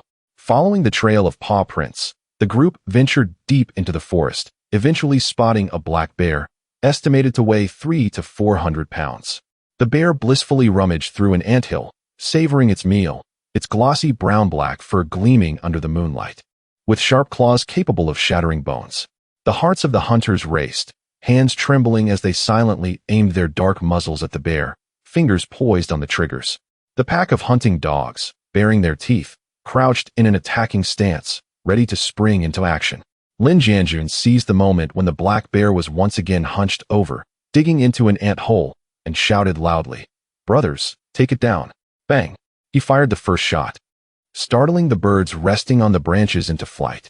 The black bear turned its head abruptly, its crimson gaze fixed fiercely upon them, and charged toward them with swift movements. Roar! Unfazed, Lin Jianjun aimed at the bear's hind legs, and together with the others, fired several shots in quick succession. Bang, bang, bang. The bullets struck true, piercing through the bear's hind legs and leaving bloody wounds from which blood streamed steadily. Seeing the perfect opportunity, Lin Wenbo took aim at the bear's heart and fired another shot, shouting, "Everyone, split up now? Attack its weak points from the sides and rear."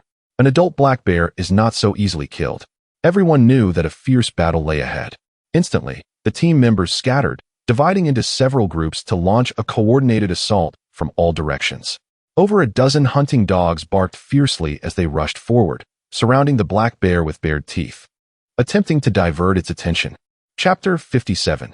Confronting the Haixiazi and discovering the herbal treasure trove. The Haixiazi was thoroughly enraged, enduring excruciating pain as it stumbled forward. Rising to its feet like a human, it opened its gaping maw, exuding a foul odor, and flailed its massive paws in a chaotic frenzy, attempting to seize a hapless victim to satiate its hunger. With a ferocious roar, Lin Jianjun hastily reloaded his weapon and aimed at the Haixiazi's face, firing a shot.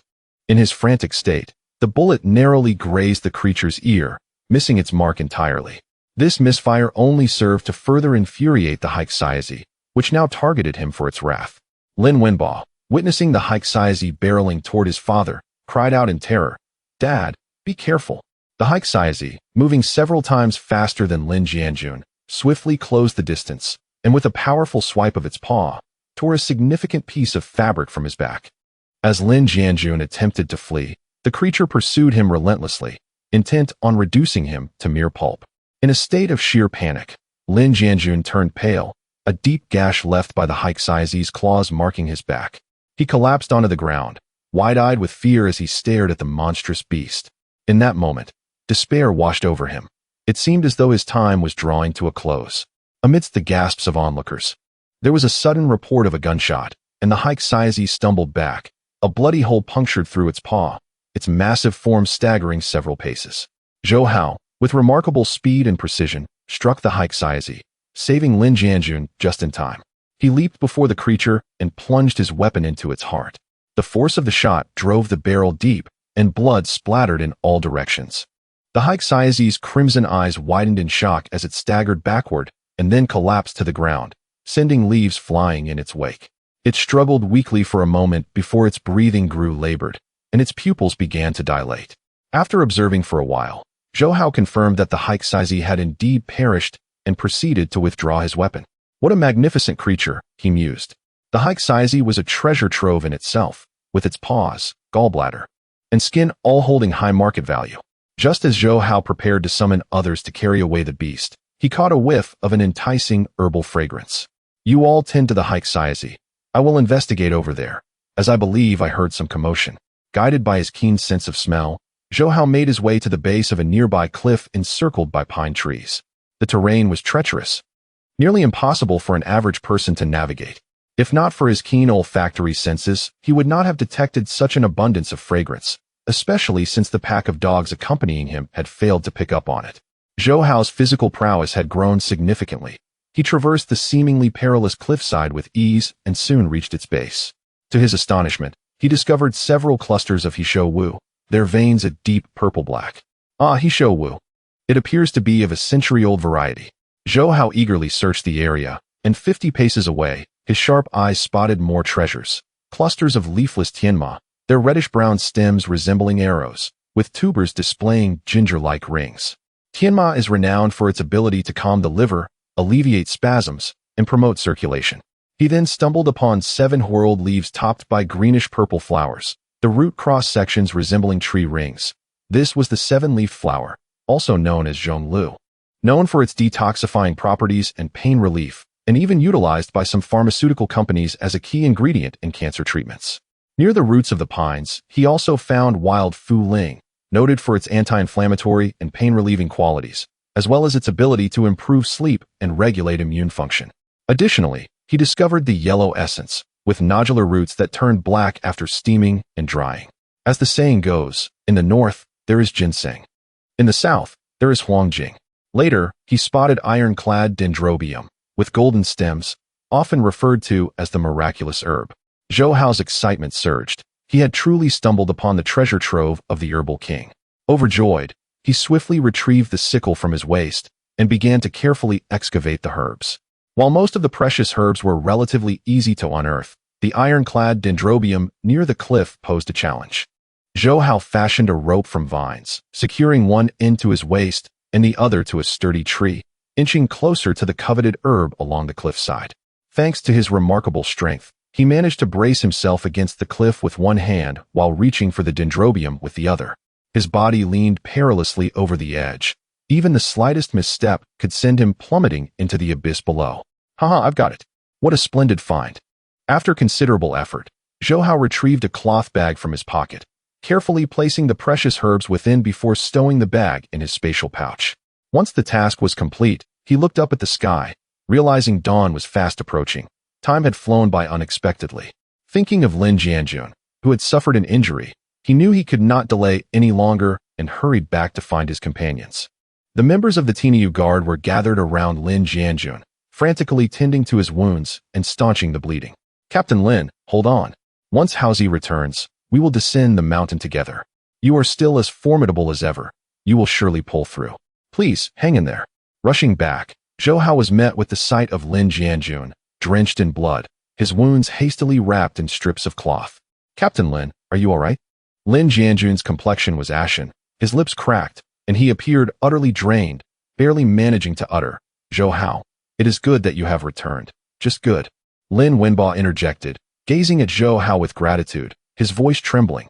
Zhou Hao, thank you for saving my father in the nick of time. Fortunately, his injuries are superficial and not life-threatening.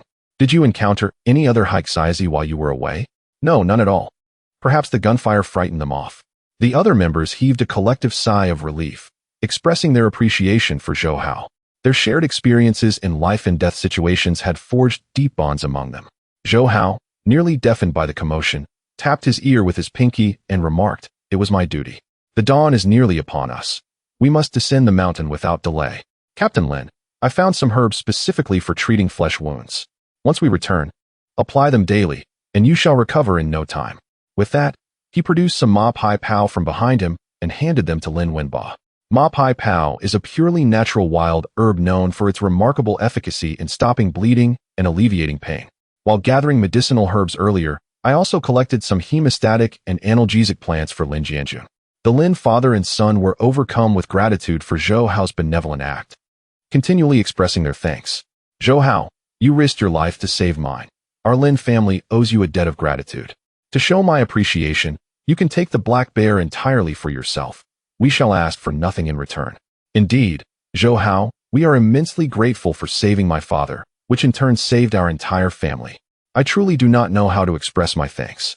Please accept the black bear as a token of our heartfelt appreciation. From now on, if you ever require my assistance, I would willingly brave any peril for you without hesitation. Chapter 58. The black bear attracts attention. The members of the Tinyu Guard team had accompanied Lin Jianjun for many years, forming bonds akin to family, sharing joys and sorrows, without concern for gain or loss. They began to express their admiration. Haozi, the black bear belongs to you. I am the first to acknowledge it. You've done remarkably well, capturing both the majestic stag and this formidable black bear. Zhou Hao, how is it that you, who have never even held a firearm before, possess such exceptional marksmanship? Each shot is a perfect hit.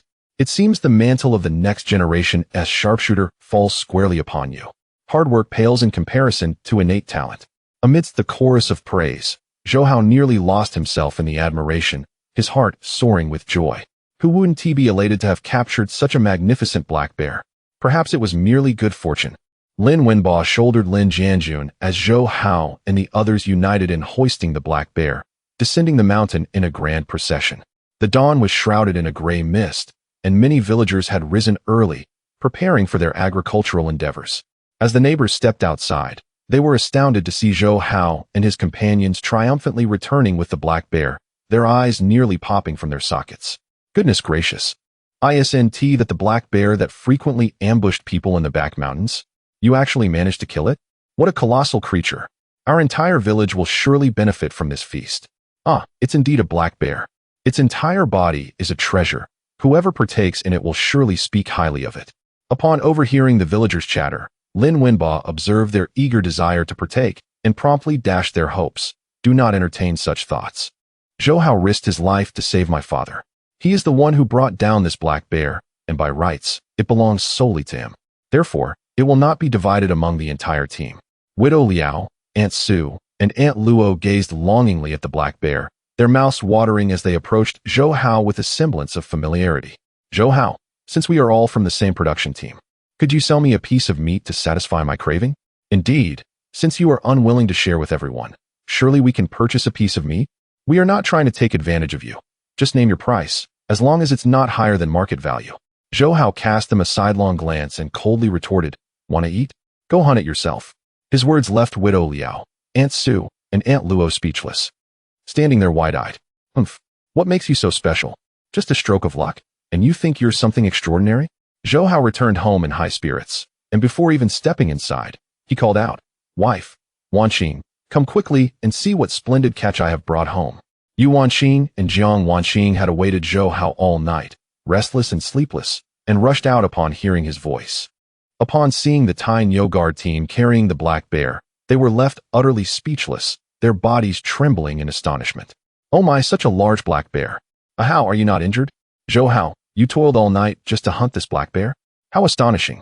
At that moment, a crowd of villagers had gathered at the doorstep, their eyes fixed on the black bear, yearning for a morsel of meat, even if it were but a bowl of broth. As the Tyne Guard team placed the bear at the entrance, they prepared to depart. Zhou Hao, feeling a twinge of embarrassment, called out, "Wait a moment. This was perilous, and it was only through our collective effort that we managed to subdue it and bring it back. I will cut some meat for you to take home." It was essential to maintain the bonds of camaraderie, for they had fought alongside each other as brothers. Moreover, he had intentions of building a new house, and it would be prudent to have their assistance when the time came. With this thought in mind, Zhou Hao resolved to sell some meat at a low price, ensuring that others owed him a favor. When it came time to construct his home, many would undoubtedly come to lend a hand. Lin Wenba shook his head, expressing gratitude. "No, you should keep it for yourself. This is all rightfully yours. I must return home to tend to my father. Once again, thank you for saving him. The herbs you provided were truly a blessing in our time of need." With that, he hurried home, carrying his ailing father, relieved that their houses were not far apart. Seeing that Lin Wenba declined, the other members felt hesitant to ask as well. "Then let us purchase a little from you." Zhou Hao contemplated for a moment and nodded affirmatively. "Very well." He fetched 2 large boards and placed them on a stool, then went to the kitchen for a saw to begin cutting the black bear. His plan was to reserve 20 pounds for his own consumption, sell several dozen pounds to the villagers, and then transport the remainder to the state-run restaurant for a higher price. Before long, villagers from other production teams had heard the news and flocked to Zhou Hao's home, their eyes gleaming at the sight of the enormous black bear. Yu Wanqing and Jiang Wanqing assisted in the task, their faces aglow with pride. "Hao, you truly are my man. From now on, let anyone who dares to look down upon you be silenced by this achievement." "Zhou Hao, I never imagined you would also rescue Captain Lin. He is a good man, willing to share the black bear with us." At that moment, an elderly woman emerged from the crowd, pleading desperately, "Zhou Hao, my little grandson is emaciated and in dire need of nutrition. Could you possibly sell me a piece of meat?" Zhou Hao looked up and recognized it was Lu Dinyang from the west of the village, a widow who had lost her husband and child, left with only her small grandson for company. In these times, every household faced hardships, and a helping hand was extended to those in need. Excluding a few difficult individuals who could not tolerate others' good fortune, the majority held a commendable perspective on life. Of course, I had intended to sell some meat in the village anyway. After all, we are from the same community, and I won't charge exorbitant prices. If you have tickets, it's $1.50 per pound, which is almost like half giving it away. Without tickets, it will be $2 per pound. Lu Dinyang, hearing the price of $2, felt it was still somewhat steep, yet it was considerably lower than market rates. Especially for such a black bear, most people would not have the opportunity to taste it, and prices on the black market were exorbitantly high, often unattainable even with wealth. After deliberation, She gritted her teeth and retrieved $2 from her pocket, handing it over. Very well, I shall purchase a pound to bring back and indulge my little grandson. Zhou Hao, displaying commendable straightforwardness, promptly sliced off a pound, neither more nor less, and handed it to her. Lu Dajiang, this piece of meat is precisely 1 pound. If you harbor any doubts, feel free to weigh it. Since acquiring the system, his perception had sharpened considerably, allowing him to estimate weight with mere casual handling. Lu Dajiang accepted the pound of meat with a cheerful smile, the creases at the corners of her eyes deepening. No need to weigh it. I trust you. Upon witnessing this, the other villagers' eyes sparkled with interest, and they eagerly gathered around. Zhou Hao, I too wish to buy a pound. I want some as well. I've been craving this taste for ages. Then I shall take 2 pounds. My father adores it, and I intend to treat him. Observing the crowd's frenzied rush, Zhou Hao swiftly established order. Everyone, please do not push. Form a line. Anyone who disrupts the order or attempts to cut in line shall not be served. Upon hearing his words, the villagers promptly arranged themselves in an orderly queue, eagerly anticipating the opportunity to purchase some meat and savor the novelty. Meanwhile, Widow Liao, Lu Dajiang, and Aunt Lua watched from the sidelines, their tempers flaring to the point of near combustion, their back teeth nearly grinding to dust. Why should others be permitted to purchase while they were left out? This was clearly a deliberate provocation. It was utterly outrageous. Chapter 59. Director Su's domestic violence incident. The substantial quantity of meat was quickly sold out, with those fortunate enough to purchase it joyfully returning home to prepare their meals, while the disappointed ones left shaking their heads in dismay. Many others sought to ingratiate themselves with Zhou Hao. Howsy, if you happen to hunt more game next time, could you reserve some for me? I would like to buy it. Indeed. There are numerous hunters from other villages who venture into the mountains, but their prices are exorbitant, truly exploitative.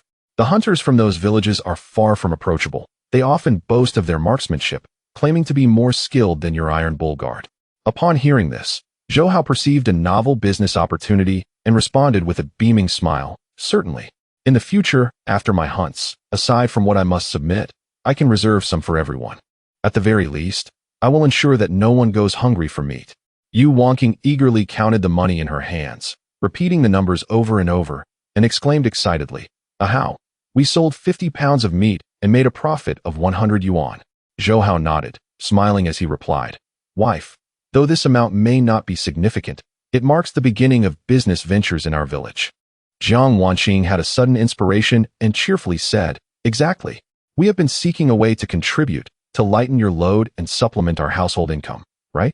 This is indeed a form of business, and we can assist with weighing and collecting payments." Zhou Hao, touched by the sisters' happiness, felt their joy was infectious. "Very well. I have even grander plans for the future, which will undoubtedly allow you to realize your utmost potential." Yu Wangqing leaped into his embrace, standing on her tiptoes to plant a kiss on him, declaring, "Ahau! Marrying you is the best decision I have ever made." Jiang Wanqing instinctively opened her arms, wanting to give him a warm hug, but then realized it was inappropriate. Deep down, she envied her cousin's fortunate fate of marrying a responsible, dedicated, and ambitious man, contrasting sharply with her own misfortunes and encounters with the wrong people.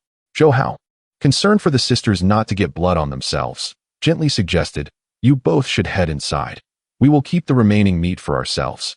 I will tidy up here and clean the 2 boards afterward." Yu Wangqing nodded and, along with her cousin, took the meat into the kitchen to process it. Although the sisters had once lived in luxury, they had become increasingly diligent and resourceful through the trials of life. Zhou Hao worked swiftly, taking advantage of the solitude to stow away the remaining hundreds of pounds of black bear meat into his space. If the sisters inquired, he would simply say he had hidden it in a safe place to prevent spoilage, and they would not suspect anything. Zhou Hao cleaned the blood from the 2 boards with spring water, washed his face, and only then stepped inside the house. Upon entering, he noticed that Su Lanxin had come to visit. "Director Su, you've arrived early. Is there something you need?" Su Lanxin forced a smile, her demeanor appearing less than spirited, and her complexion rather poor. "I came to discuss the work arrangements with the sisters. Everything has been arranged, and I wanted to ask when they would report for duty." Yu Wangqing, filled with anticipation, linked her arm with Zhou Hao's and cheerfully said, "Ahau! This is a wonderful opportunity to earn work points. My cousin and I have agreed to report together tomorrow." Jiang Wanqing also wished to find something to do, not wanting to remain idle at home. She felt the need to support herself, especially as a divorced woman who could not rely too heavily on others. Yes, we should go earn some work points. At least it will provide some income for the household. From the moment he entered, Zhou Hao had keenly observed the bruises on Su Lanxin's face and inquired with genuine concern, "Director Su, what happened to your face?" Su Lanxin flinched slightly, hastily brushing back her hair to conceal the bruises, and stammered, "Oh, it's nothing. I just had a little accident." She fidgeted, tugging at her sleeves and collar, as if trying to hide something. Unfortunately, no matter how well she disguised it, her injuries betrayed the truth. It was evident that she had suffered domestic violence, with bruises scattered across her body, far from being mere accidents. "Director Su, I appreciate your concern for my wife and Wanqing, but I must decline the work opportunity. I am currently supporting my family through hunting in the mountains, which allows me to earn some money. I simply cannot bear the thought of sending them into such an environment, where they would suffer hardships. That would be unmanly of me." Upon hearing this, Yu Wanqing and Jiang Wanqing instantly grew anxious. "How? I understand your worries, but if we do not go to work, our family will lack work points and financial security. I cannot bear to see you toil so hard every day while I stay at home doing nothing. Indeed, I cannot live off you indefinitely. It weighs heavily on my conscience. Moreover, how long could I rely on you? In the end, I must depend on myself."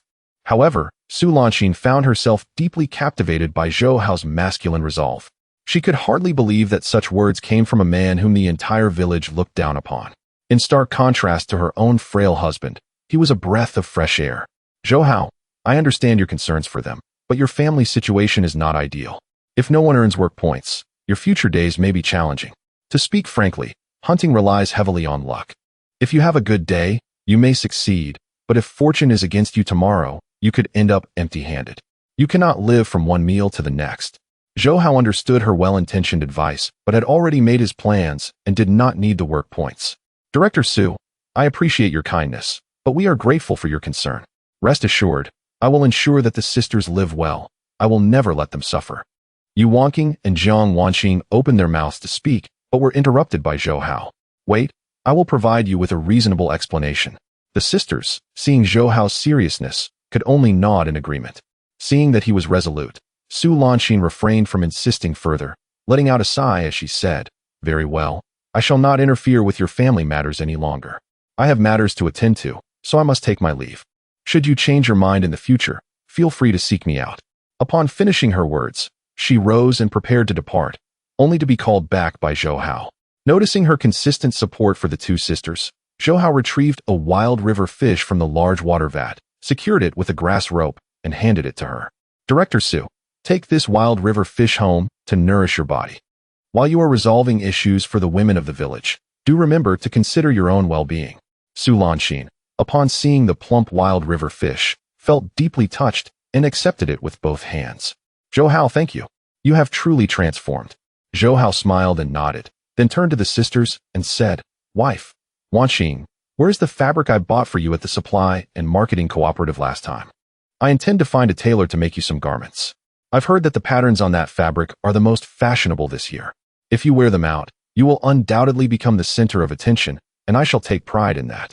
Just as Su Lanxin stepped outside, she heard Zhou Hao mention the tailor and immediately turned back. "Zhou Hao, I can sew clothes. Hiring someone else to make outfits is far too expensive. It would be better to entrust it to me. I can teach the sisters how to do it step by step. Not only will it save money, but they will also acquire a valuable skill. In the future, they could take on some work privately and at the very least, earn a living through their craftsmanship." Chapter 60. Her man is a drug addict. After Director Su departed, Zhou Hao took the hands of the two sisters and led them into the inner room, where he revealed stacks upon stacks of cash. A portion of this money was a tenfold reward granted by the system after spending the guardian fee, while a larger share came from selling medicinal herbs and game. Yu Wanqing's small face turned pale, as she had never realized Zhou Hao possessed such a substantial sum, likely amounting to several tens of thousands. "How? Where did you obtain this money?" Her voice trembled slightly, fearing that her man might be involved in some illicit activities. Jiang Wanqing, equally stunned, looked at Zhou Hao with concern etched on her face. Zhou Hao smiled, recounting how he had discovered rare herbs in the mountains and saved a wealthy boss in the county. The two sisters finally heaved a sigh of relief. Yu Wanqing patted her high collar, causing the fabric to shudder as if shaken by an earthquake. "How? You frightened me to death. In the following days, Su Lanxin frequently brought her young daughter to Zhou Hao's home whenever she had a moment to spare, patiently teaching the sisters how to sew garments. Holding a piece of violet fabric, she skillfully threaded the needle and patiently instructed, "Observe my movements. The stitches should be close together, and the thread ends must be concealed within to ensure a pleasing appearance. You are novices, so take your time and be careful not to prick your fingers."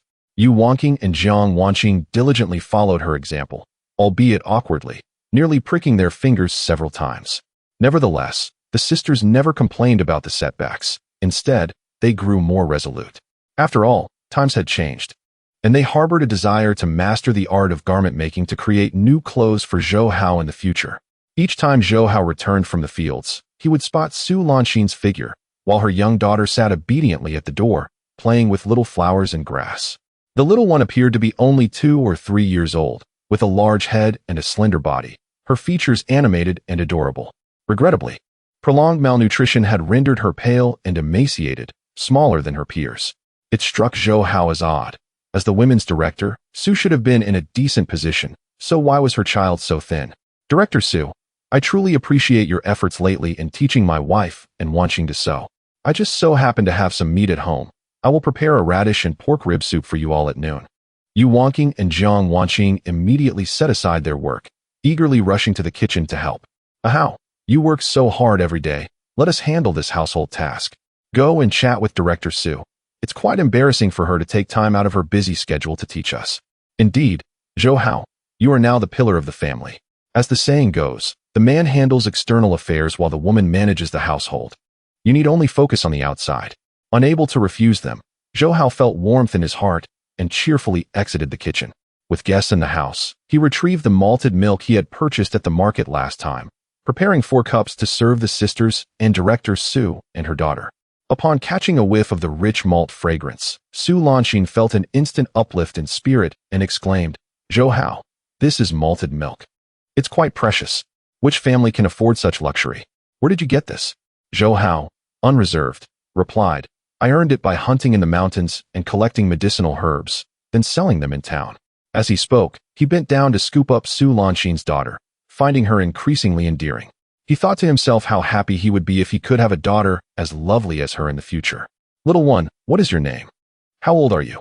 The little girl, having just savored the malted milk, licked her lips and, with an innocent face, replied, "My name is Tang Yaxin, and I am 3 years old."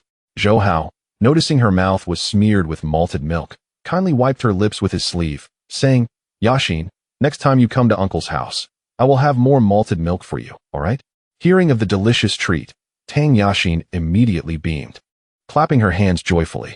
"Yes, yes, I love coming to Uncle's house the most. Not only is there meat to eat, but also delicious drinks. My home has nothing at all." Upon hearing the last remark, Su Lanxin promptly coughed to interrupt, stepping forward to scoop up Tang Yaxin. "Zhou Hao, children speak without a filter. Do not take it to heart. By the way, I notice there are still a few feet of fabric left. Perhaps I could make you a garment as well. Do you have a ruler at home?" Zhou Hao understood that children do not lie, and it seemed Director Su's family might also be struggling. He shook his head and said, "I do not have a ruler at home, but if there is leftover fabric, you can use it to make a dress for Yaxin. Look at her clothes. They are worn and tattered. Consider it my tuition fee for teaching you." Su Lanxin pondered for a moment before directly measuring with her fingers, using them to ascertain his size. Zhou Hao had just returned from the fields, and his body still bore the scent of earth. His coarse clothing was damp with sweat, and he stood there like a wooden post. "Is this really necessary?" Zhou Hao protested, but Su Lanxin insisted, compelling him to mechanically extend his arms, her fingertips gliding over the fabric that clung to his taut muscles. When her delicate fingers accidentally brushed against his collarbone and muscle, he felt a noticeable tremor run through his body. Shoulders measure 1'5". Zhou Hao's large atoms apple bobbed violently, and he instinctively held his breath, sensing the fragrant aroma wafting from Su Lanxin's hair, realizing just how close they were, and how intimate the situation had become. Su Lanxin circled around him, her fingers tracing every contour of his body, committing the measurements to memory. "Relax, breathe normally, do not hold it in." Zhou Hao felt her fingertips caress him, sending tingles throughout his body, his ears burning with heat. When he glanced down, he noticed the old bruises on Su Lanxin's face, now accompanied by fresh ones, and his heart sank. Though she claimed to have fallen, it was evident to anyone with eyes that she had been beaten. He had often heard the village gossip that Su Lanqing's marriage was far from blissful, with her husband being a drug addict who frequently resorted to violence and verbal abuse. During lunch, Zhou Hao served pork ribs to ensure that everyone received their fair share. Eat more. If it is not enough, there is still more in the pot. With that, he made sure to serve Tang Yaxin an extra helping of meat. Su Lanqing watched with a heart full of emotion, feeling choked with gratitude as she said, "Zhou Hao, it is not easy for you to hunt in the back mountain. Do not just bring the meat for us. Make sure you eat some yourself." Zhou Hao chuckled and replied, "I do not lack for meat. If necessary, I shall hunt again in the back mountain. Before I leave, I will bring you a turtle to prepare a nourishing soup for Xian. Look at how thin the child has become." Su Lanqing was almost moved to tears, expressing her heartfelt thanks. "Zhou Hao, thank you. If your family ever needs assistance, do not hesitate to ask." Within half a month, rumors began to swirl throughout the village like willow catkins. Why does Director Su visit Zhou Hao's house so frequently? Surely they must harbor some secrets. The man from Director Su's household was notorious in the village as a drug addict, rumored to have been abusive towards her. Indeed, although Zhou Hao had once been a scoundrel, he had turned his life around. He was now tall and handsome, drawing the attention of many women. Why did all the good fortune seem to fall upon that scoundrel while my own son languishes? This matter soon reached Tang Guodong's ears. Just as he was craving his fix and lacking the funds to procure it, he found an excuse to demand money. He seized Su Lanqing by her hair, forcefully slamming her against the wall. "You wretched woman, dare you betray me with another man? Do you truly believe I am powerless? If you do not prove." Chapter 61. Daring to touch my precious meat, Su Lanqing wept bitterly, struggling with all her might, and unleashed a torrent of invectives. "Tang Guodong, you wretched beast, how can you so disgrace your own wife? Am I truly such a debased harlot? Marrying you is the blemish of my life."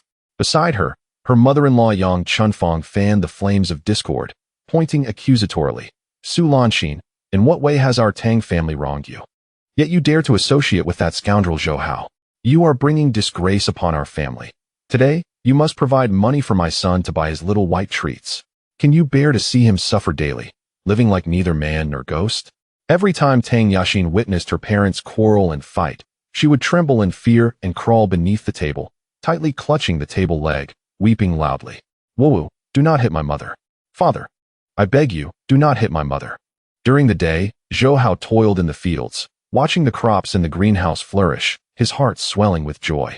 When harvest time arrived, he could take the produce to the state-run restaurant and see if they would purchase it. Since Lin Jianjun's injury, the Tiny Guard team had been short-staffed and temporarily ceased their hunting expeditions on the mountain. This, however, afforded Zhou Hao some respite, allowing him to spend more time at home with his wife and Wanqing. The thought of Tang Yaxin's lively and adorable smile made him yearn for a daughter just like her. Zhou Hao embraced Yu Wanqing from behind, whispering sweetly, "Wife, stop your busy work. It's time for bed. Allow me to witness your skills." Yu Wanqing shivered at his touch, setting down her needlework, and bashfully replied, "All right, not only am I skilled with my hands, but my oral skills are also commendable. Would you like to give it a try?" The following day, Zhou Hao rose early, retrieving the cart, and, taking advantage of the solitude, laid out the black bear meat, deer meat, wild river fish, and soft-shelled turtle from his space. He covered them with a cloth to prevent flies and mosquitoes from disturbing them, ensuring the freshness and hygiene of the meat. According to their agreement, he intended to deliver the game to the state-run restaurant and negotiate with Brother Hao. "Wife, Wanqing, I will return later. If you want anything, I shall bring it back for you." Yu Wanqing handed him 2 eggs from the kitchen, urging, "Eat these on your way. You brought back enough last time. This time, let us save some money. Return early. I am waiting for you to come back to sleep with me tonight." Jiang Wanqing thoughtfully filled a jug with water and placed it on the cart, instructing, "Zhou Hao, make sure to negotiate well for cooperation at the state-run restaurant. If we can establish this connection, we will not worry about selling our game in the future." Taking advantage of his wife's distraction, Zhou Hao playfully pinched Jiang Wanqing, smiling, "Rest assured, I know what to do. You just take care of the home." Over time, although he and Jiang Wanqing had not formally acknowledged their relationship, their interactions resembled those of a seasoned couple. This scene was observed by Zhou Zichen, who lay in wait nearby, a sinister smile spreading across his face. "Heh, Zhou Hao, I knew you were up to no good. Once you fall into my hands, you will undoubtedly suffer." As soon as Zhou Hao departed, Zhou Zichen rushed to inform Meng Jinfei. Upon hearing the news, Meng Jinfei was taken aback and immediately reported it to Duan Jihong. Cousin, Zhou Hao, that brat wants to touch your precious meat. Now is the chance for revenge. Duan Jihong's eyes sharpened, a cigarette dangling from his lips as he polished his hunting rifle, a chilling smile gracing his lips. This brat dares to touch my precious meat. I will ensure he disappears forever. Let us find out more details. As noon approached, Zhou Hao finally arrived at the state-run restaurant, a gray, unassuming brick building that was, nonetheless, the most imposing structure in town.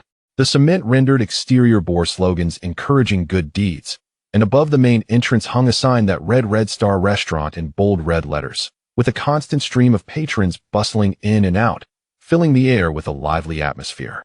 Following Brother Hao's instructions, Zhou Hao made his way to the back door, where he spotted a middle-aged man butchering fish, his head balding. With a thick neck, he was either a whelp. Where did all this game come from? The hunter we collaborated with previously did not manage to procure such an abundance of game. Indeed, we maintained a long-term partnership with that individual, yet the number of animals captured during each hunt was quite meager, and their prices were exorbitantly high. If it weren't for the urgent demand from our customers for game, who would willingly be a fool, spending such unnecessary funds? Chapter 62. Ascending to become a 10,000 yuan household, Chen Juanhao was exceedingly pleased with this batch of goods and, without hesitation, offered a price even higher than that in the black market. Haozi, for the meat of the black bear, I will pay you 5 yuan per gene. The bear paws are priced at 15 yuan each. Bear oil will be 10 yuan per gene. Venison is 4 yuan per gene. Your deer antler is still fresh. I will offer you 160 yuan per gene. The deer whip is 20 yuan. Wild river fish will be 2 yuan per gene. As for the wild turtle, since they are all similar in size, let us not weigh them. I will calculate them at 15 yuan each. What do you think?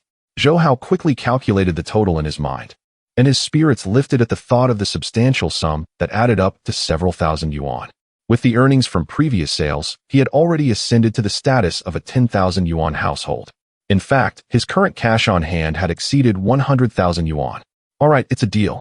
Chen Juanhao readily instructed his colleagues to assist in unloading the goods and asked Zhou Hao to wait a moment while he fetched the money. After a while, he emerged holding a thick envelope, which he handed to Zhou Hao. Haozi, make sure to keep the money safe. Unbeknownst to them, this scene was being observed by Duan Jihong and his group, hidden in the shadows, their teeth grinding in frustration and fists clenched tightly. Meng Jinfei, filled with envy at Zhou Hao's considerable earnings, could hardly contain his irritation and added fuel to the fire, saying, Cousin, this little brat dares to outdo you. Last time, he not only humiliated you, but now he comes to snatch your business as well. You must not let this go unchecked. Otherwise, your financial lifeline will be severed. Duan Jihong's eyes gleamed with malice, wishing nothing more than to see Zhou Hao dismantled. He growled, This kid dares to run rampant in my territory, trying to steal my business without considering his own weight.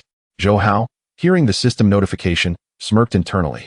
He had not anticipated crossing paths with them here. Could it be that they had some business collaboration with the state-run restaurant? After Zhou Hao departed, Duan Jihong approached Chen Juanhao with several companions. Upon seeing the rare types of game, jealousy surged within them. Brother Hao, what does this mean? Did we not agree that the state-run restaurant would exclusively procure game from me? Upon seeing them, Chen Juanhao immediately put down his work, smiling broadly. You came at just the right time. Take a look at the quality of these game meats. They are indeed tenfold better than what you brought last time.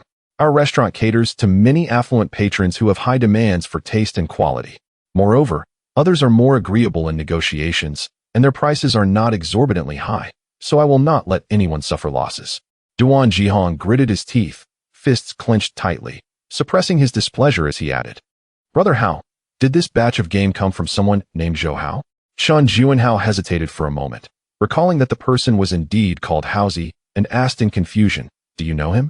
Meng Jinfei, unwilling to back down, interjected disdainfully, Humph, not just acquaintance. That guy is notorious in our village. He has no sense of ethics, lacking public morality, and has even stolen our game. When we approached him to reason, he resorted to violence, displaying his vile character. Brother Hao, how can you associate with such scum? Chen Juanhao frowned, feeling embarrassed at their derogatory remarks about someone else. This is your private grudge. I do not wish to intervene. I only recognize quality. The rest is of no concern to me. If there is nothing else, please do not disturb my work. Duan Jihong was infuriated, vowing to procure even more game to prevent Zhou Hao from snatching away his business. Zhou Hao, I will not rest until we are at odds. Meng Jinfei, seeing his cousin's hatred for Zhou Hao intensify, secretly rejoiced, realizing he could let circumstances unfold without lifting a finger against him. However, in his excitement, he began to cough uncontrollably, tears and saliva flying everywhere. Duan Jihong glanced at him sideways, annoyed. What is wrong with you? If you're ill, go see a doctor. Don't bring your bad luck here. As Meng Jinfei's coughing worsened, he felt a wave of sweetness and metallic taste rise in his throat, suddenly coughing up a handful of blood. Blood. His companions were taken aback, their faces pale with fear, unsure of what illness he had contracted. Could it be contagious? They were constantly together, and they certainly did not want to catch anything from him. Meng Jinfei, panic-stricken, turned to his cousin, grasping his sleeve tightly and pleading, "Cousin, can you help me find a life-saving remedy?" Duan Jihong, his mind racing, recalled someone who could procure precious medicinal materials and propose conditions. "Cousin, you know I do not engage in matters without benefit. If you can help me deal with this troublesome Zhou Hao, I will assist you in obtaining the life-saving medicine." Zhou Hao, recalling his previous impression, sought out Hu Ji's residence, intending to sell more medicinal materials to aid in healing. Upon arriving, he was intercepted by two lackeys, who glared at him with hostility and an exceedingly poor attitude. "Who are you? What is this place that you think you can come to? Get lost, or I will break your legs." Before Zhou Hao could respond, a familiar figure emerged from within, excitedly calling out, "Leopard Gu, it's me, Haozi. I've come to deliver medicinal materials for Hu Gu." Yang Jiong looked up, his eyes lighting up with surprise, and promptly dealt a slap to the back of the heads of the two unwise lackeys. "You fools, do you not recognize this person? He is Hu Ji's savior. Quickly apologize to him." The lackeys, terrified, dropped to their knees, repeatedly bowing as they begged for forgiveness. "Great benefactor, please accept our apologies. We were blind and offended you with our words. I will punish myself immediately." Yang Jiong, witnessing the two foolish lackeys kneeling and punishing themselves, immediately donned a smile, respectfully gesturing for Zhou Hao to enter. "Great benefactor, please come in. Hu Gu has been mentioning you for many days. Thanks to your ginseng, Hu Gu has returned from the brink of death. However, his vitality is still somewhat weak and requires further recuperation to recover fully." As Zhou Hao stepped through the door, he was greeted by a dozen young men, standing in orderly rows, bowing respectfully in unison. "Welcome, esteemed guest." Yang Jiong, wearing a rather insincere smile, eagerly ushered him inside. "Please, take a seat." Zheng Haowei still lay weakly on the bed, his face devoid of any color, yet his condition had significantly improved since their last encounter. Upon seeing Zhou Hao's arrival, he struggled to rise, desiring to express his gratitude to his savior with 3 profound bows. Had it not been for the timely delivery of the life-saving medicine, he would have long since met his demise. "Esteemed benefactor, I am eternally grateful for your intervention. Your immense kindness is unforgettable, and I bow to you." Chapter 63. You are my shield. Just mention my name. Seeing that he lacked even the strength to rise, Zhou Hao promptly gestured dismissively, saying, "There is no need for such grand gestures. You should rest comfortably." Yang Jiong, perceptive as ever, expressed his profound gratitude to Zhou Hao and assisted Zheng Haowei in settling back down. "Brother Hu, our benefactor has once again brought us precious medicinal herbs, along with the ginseng from last time." Zheng Haowei's eyes sparkled with excitement, and with a mere glance, he prompted Yang Jiong to fetch a chair for Zhou Hao to sit. "Benefactor, regardless of what herbs you have brought this time, I shall accept them all. As per our usual arrangement, I will purchase each herb at a premium price and additionally reward you with 10,000 yuan. Zhou Hao was eager to hear these words and promptly retrieved from his cloth bag rare herbs such as aged Hishou Wu, Tian Ma, Xie Yiji Hua, Wild Fu Ling, Huang Jing, and Tai Pai Shihu. These are all sourced from the back mountain. I hope they will assist with your ailment." Upon seeing the abundance of precious herbs, Zheng Haowei was both astonished and elated, an overwhelming joy swelling within him. "Excellent. You truly are a savior in times of need. I shall take them all. What about the ginseng that saved my life last time?" "Of course, I have not forgotten. Here it is." Zhou Hao replied, producing a segment of root. Yang Jiong was left dumbfounded. This was not merely selling herbs. It was akin to encountering an incarnation of the Medicine King. "Splendid. I will calculate the payment for you right away." This root of thousand-year ginseng warrants 10 times the price. The first time we met, I offered you 1,000. This time, I shall provide you with 10,000. Before long, Yang Jiong had calculated the total, which, along with the extra 10,000, amounted to just over 20,000. Zhou Hao shot him an exasperated glance and instructed, no need for such complications. Simply give our benefactor 21,000 yuan to round it off. As a token of my respect, Yang Jiong immediately agreed, turning to retrieve the money. Yes, I will take care of it right away. Zhou Hao felt a thrill of joy as he realized that 2,100 yuan had come into his possession so swiftly. He felt as though he could sing with delight. The festive drums herald joyous occasions. Indeed, one should not underestimate 20,000 yuan. In this era, its purchasing power far exceeds that of 200,000 in the future. Yang Jiong soon returned with a secure box, which he opened to reveal an array of brand new banknotes. Benefactor, here is a total of 21,000 yuan. Please take a moment to verify. Zhou Hao, with a heart pounding in excitement, accepted the box with trembling hands, his eyes gleaming, though he maintained a facade of calm. Well, Brother Hu and Brother Bao are both men of their word. Since you trust me, I shall trust you as well. I will take my leave now, wishing Brother Hu a speedy recovery. In a few days, I shall return with more herbs. Receiving a nod from Zhou Hao, Yang Jiong promptly bowed and escorted Zhou Hao to the door. Benefactor, may I offer you a ride home? Zhou Hao shook his head, clutching the secure box, and smiled, saying, no need for the trouble, I can return on my own. Farewell. Yang Jiong, seeing his polite refusal, ceased to press further and respectfully bid him goodbye. Benefactor, should you require anything in the future, do not hesitate to seek us out. If you encounter any troubles in town, simply mention Brother Hu's name, and no one shall dare to cause you any harm.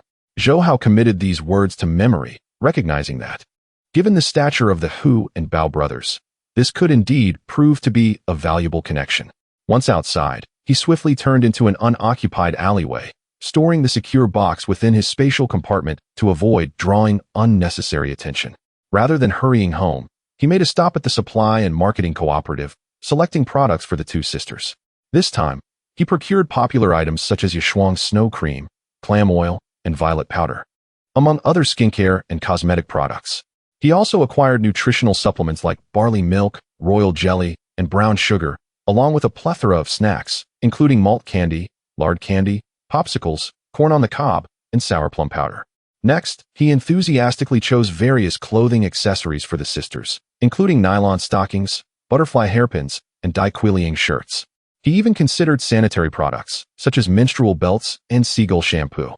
Ultimately, he left the cooperative satisfied, under the envious gazes of the clerks and the astonished exclamations of other customers.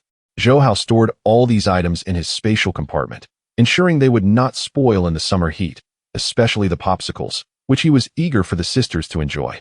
He had spent several hundred yuan, and unlike others who might fret over such expenditures, he felt he had not spent enough. Regrettably, the money earned from rebates would not yield tenfold returns after spending on them. Only expenditures from the guardian funds would provide rebates, yet the amounts granted were rather meager. Zhou Hao could only hope that the system would enhance the limits in the future. With his arms laden with gifts, Zhou Hao approached home and, finding a secluded spot, quickly unloaded the purchased items onto a cart. Help! Help! Yu Wanqing and Jiang Wanqing rushed out upon hearing the cries. Hao, what is wrong? What has happened? Zhou Hao, are you all right? Please do not frighten us. Zhou Hao had already set down the cart and pulled out 2 popsicles to deliberately capture the sisters' attention. Wives, Wanqing, open wide. They are melting. He quickly stepped forward, placing the popsicles into their mouths. Surprised by the unexpected sweetness, Yu Wanqing and Jiang Wanqing were momentarily taken aback, their initial concerns fading. Hao, what made you think to buy us popsicles? Earning money is not easy. You should save a bit. Heavens, Zhou Hao, you did not carry these popsicles all the way back from town, did you?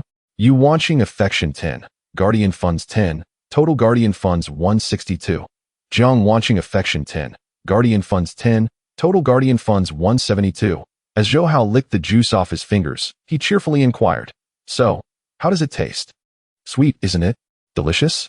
Having never tasted popsicles since their marriage into the village, Yu Wanqing and Jiang Wanqing were filled with mixed emotions, exclaiming in unison, so sweet. Absolutely delicious. Zhou Hao led the sisters to the cart, brimming with excitement as he declared, these are all gifts for you. Do you like them? Yu Wanqing and Jiang Wanqing were utterly astonished, gazing at the abundance of items filling the cart. One could only wonder how much it all cost. How? I understand that you have made a considerable sum from selling wild delicacies, but one cannot simply squander it in such a manner. Zhou Hao, life is meant to be lived in a steady, flowing manner, not by depleting one's finances all at once. Zhou Hao, aware of their concern for money and their empathy for his hard work, smiled and replied, I am responsible for earning a living. While you two are tasked with being beautiful and graceful, our roles are clearly defined, thus it cannot be deemed reckless spending. Rest assured, I am well aware of my finances. I still have a substantial amount remaining. I plan to rebuild our home, and will seek Captain Lin's assistance shortly to apply for the necessary permits. Once the application is approved, I shall choose an auspicious day to demolish both my family's and my cousin's old houses. I cannot bear to see you both cramped in this small and narrow space, where even a good night's sleep feels constricted. Moreover, our toilet is far too confined. It can only accommodate one person for bathing at a time, which is quite uncomfortable.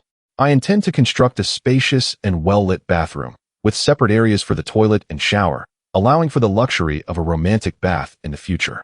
Chapter 64. The first shot fired upon hearing the news of the impending construction of new houses. Yu Wanqing and Jiang Wanjing were overwhelmed with excitement, relieved that they would no longer have to endure the cramped confines of their dilapidated dwelling.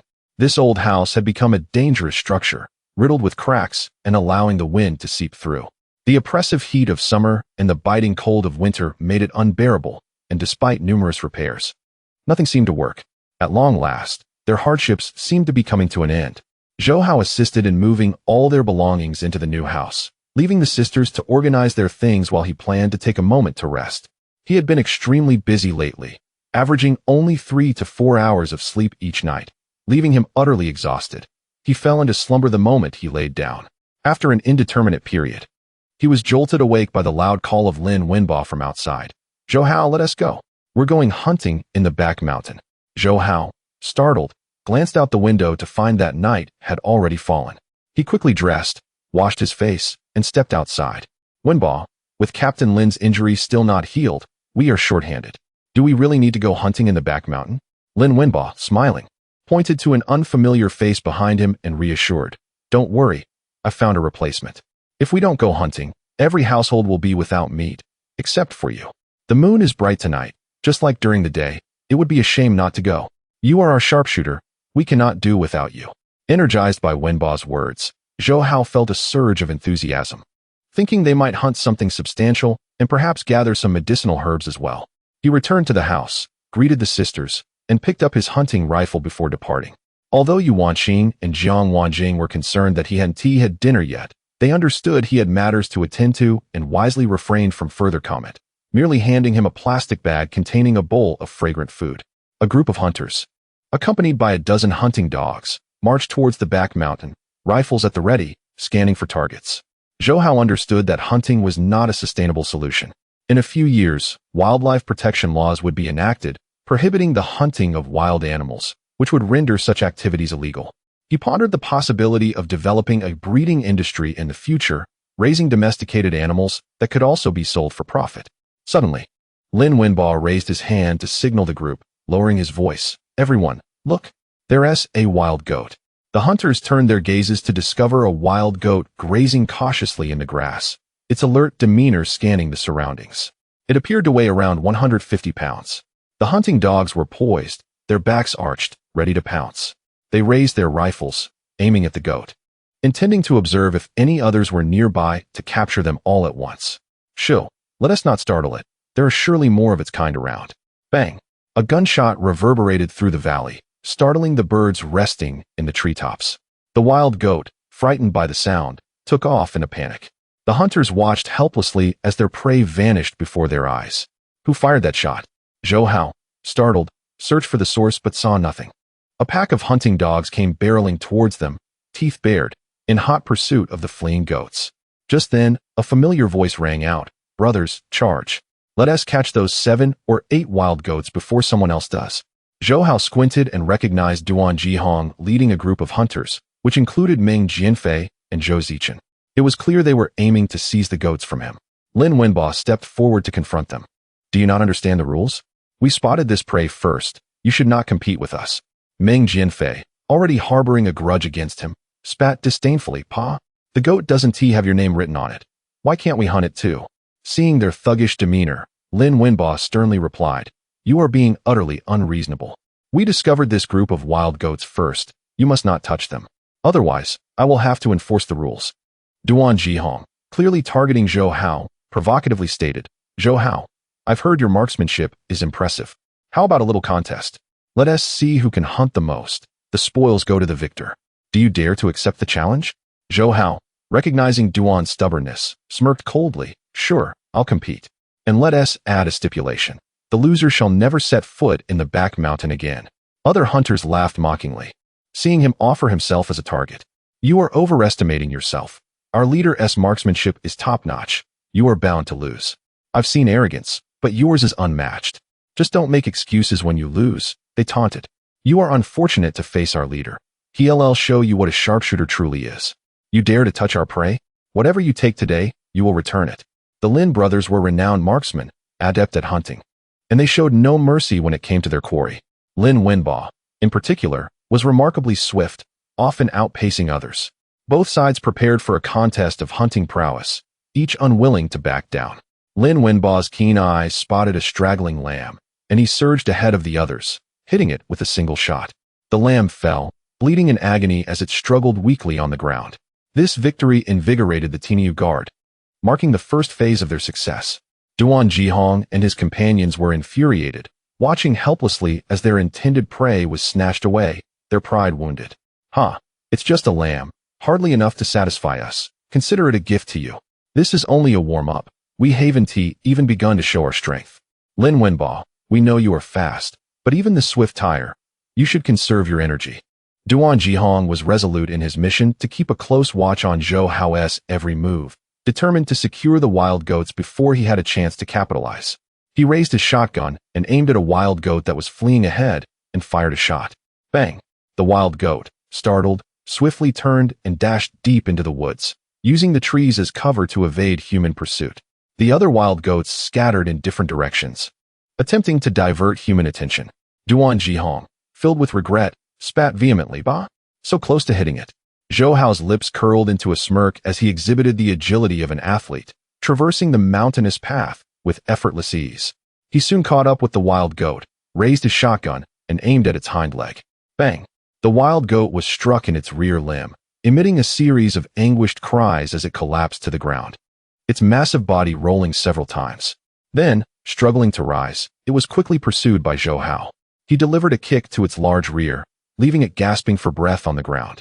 This scene was vividly captured by the tardy Duan Zhihong, who, in a fit of exasperation, exclaimed, Damn it! Zhou Hao, do not get too cocky. It was merely luck. There are still several wild goats ahead, all of which belong solely to me. Chapter 65. The intelligent black bear Zhou Hao, disinterested in Duan Zhihong's presence, handed the wild goat over to the members of the Tinyu Guard team, who were hastily approaching, and continued to pursue the next wild goat with remarkable speed, exceptional marksmanship, and extraordinary skills, far surpassing Duan Zhihong. However, Duan Zhihong was not one to be easily outdone, closely trailing behind without a moment's respite. Suddenly, his keen eyes caught sight of a wild goat moving behind the trees ahead. He raised his rifle and fired. Bang! He managed to hit the goat, but only grazed its horn, failing to strike a vital area. Damn it! I refuse to give up, he muttered as he swiftly reloaded, determined to capture the wild goat. Zhou Hao sneered, raising the dark muzzle of his gun, aiming at the back of the goat's head. With a precise shot, he ended the goat's life before it could even let out a cry, leaving it lifeless in a pool of blood. Having struck down 2 wild goats in quick succession, the members of the Tinyu Guard team erupted in cheers. Zhou Hao, you're incredible. Truly a marksman. Ha ha ha. Now 7 or 8 wild goats are ours. Indeed, who would dare compete with us? Zhou Hao specialized in settling disputes. Duan Zhihong and his companions were furious, their faces turning pale with rage, their jaws clenched in frustration. Since they could not match Zhou Hao in speed or shooting, they resolved to employ underhanded tactics, willing to win by any means necessary. They quickly divided into 2 small teams. Duan Zhihong and several hunters closely monitored Zhou Hao's movements, while Meng Jianfei and Zhou Zichen kept an eye on Lin Wenbo, and his group. However, as Meng Jinfei ran, he felt his stamina waning, his speed diminishing, and a sharp pain in his chest. Bang, bang, bang. The valley reverberated with the deafening sound of gunfire, scattering the wild goats in all directions. Duan Jihong managed to hit a wild goat in the hind leg. The goat tumbled on the ground but quickly got back up, stumbling away in panic. "I told you my aim is precise. This wild goat will not escape my grasp," he declared, reloading his gun for another shot. Seizing the opportunity while Duan Jihong was distracted, Zhou Hao dashed forward and shot the goat dead. "Duan Jihong, I graciously accept this goat as my prize." Enraged by Zhou Hao's audacity, Duan Jihong shouted, "Zhou Hao, you have no sense of honor. I hit that goat first." Upon hearing the system's prompt, Zhou Hao was taken aback. The reward was prescient, suggesting he might encounter a black bear. "Your initial hit doesn't count. Only the one who delivers the fatal blow matters." Before Duan Jihong and his group could respond, Zhou Hao continued to pursue the remaining wild goats, offering them no chance to catch their breath. Unbeknownst to him, Zhou Hao ventured deeper into the forest, having already taken several wild goats, and felt a strong sense of accomplishment. However, the area was eerily secluded, silence enveloping him, prompting Zhou Hao to raise his rifle cautiously and survey his surroundings. As he treaded upon a layer of fallen leaves, they crunched beneath his feet, and he followed the hoof prints of the wild goats, the barrel of his gun glinting ominously in the thin mist. Suddenly, a thunderous noise erupted from the underbrush ahead, causing the ground to tremble and the surrounding trees to sway chaotically in the wind. Zhou Hao's heart raced as he halted abruptly, quickly discerning the source of the commotion with his acute hearing. Out of the thicket emerged a massive, muscular black bear, its powerful physique and sharp muscle definition strikingly evident. Roaring, the black bear, initially focused on catching the wild goats, caught the scent of humans and charged forth. Its glossy brown-black fur shone vividly, with a conspicuous crescent of white fur on its chest. One mighty paw effortlessly felled a tree in its path, sending debris flying. Zhou Hao's heart pounded, adrenaline surging as sweat formed in his palms while gripping the rifle. He raised the ominous barrel, aiming at the bear's heart, and fired. The bear reacted swiftly, dodging to the side and taking cover behind a large tree, then seized a boulder to hurl at Zhou Hao. Clang! As Zhou Hao evaded the bear's attack, he quickly reloaded and aimed for the bear's heart once more. Bang! The bullets continued to be thwarted by the trees, while the bear adeptly maneuvered behind them, engaging in guerrilla tactics. What a clever black bear! It was a stark contrast to the first bear he encountered. Could it be that the abundant presence of rare herbs and fungi in the mountains had endowed this bear with intelligence? Zhou Hao quickly ran out of bullets, raising his rifle in a futile attempt to intimidate the bear, hoping to caution it against rash movements. He realized that the members of the timid guard team had yet to arrive, and even Duan Jihong's group was far behind. With no allies at hand, confronting the formidable black bear required cunning rather than brute force. Seeing him pause, the black bear also stopped, hiding behind the tree while peering out with its beady black eyes, fixated on the muzzle of Zhou Hao's gun. Its face twisted in a menacing snarl, it growled lowly, its gigantic paw twitching. Eager to crush him, the two remained locked in a tense standoff for a moment, and then, seizing the opportunity, Zhou Hao quickly picked up a few small stones from the ground and threw them towards the bear's paw and hoof. Instinctively, the bear reacted, swiping its limbs to shield itself. The stones lodged between its paw and hoof, their sharp edges piercing the thick padding, causing blood to flow instantly. The bear relied on its paw for grip, and now, in pain, it began to lick its wound, emitting low growls. With renewed confidence, Zhou Hao skillfully utilized the surrounding foliage and branches as projectiles, targeting the bear with precision. Leaves whirled like boomerangs, embedding themselves in the bear's forelimbs and hind limbs, hindering its movement and creating an opportunity for Zhou Hao to escape. The black bear let out a furious roar, enduring excruciating pain as it swung its massive paw to shatter a tree, hurling it toward Zhou Hao. With a thunderous crash, Zhou Hao anticipated the bear's move, cleverly pivoting and sprinting away. The colossal tree fell precisely where he had just been, leaving behind a vast crater. It was unimaginable what fate would have befallen him had that tree struck him. He would have been reduced to mere pulp. The black bear, clutching the tree, stumbled as it pursued Zhou Hao, frantically swinging the timber in a wild frenzy. Yet, Zhou Hao deftly evaded each strike. Before long, the bear was panting heavily, exhausted, its body marred with wounds that stained the verdant ground a deep crimson. Its beady eyes glimmered with a vicious glare, filled with a desire to rend Zhou Hao into pieces.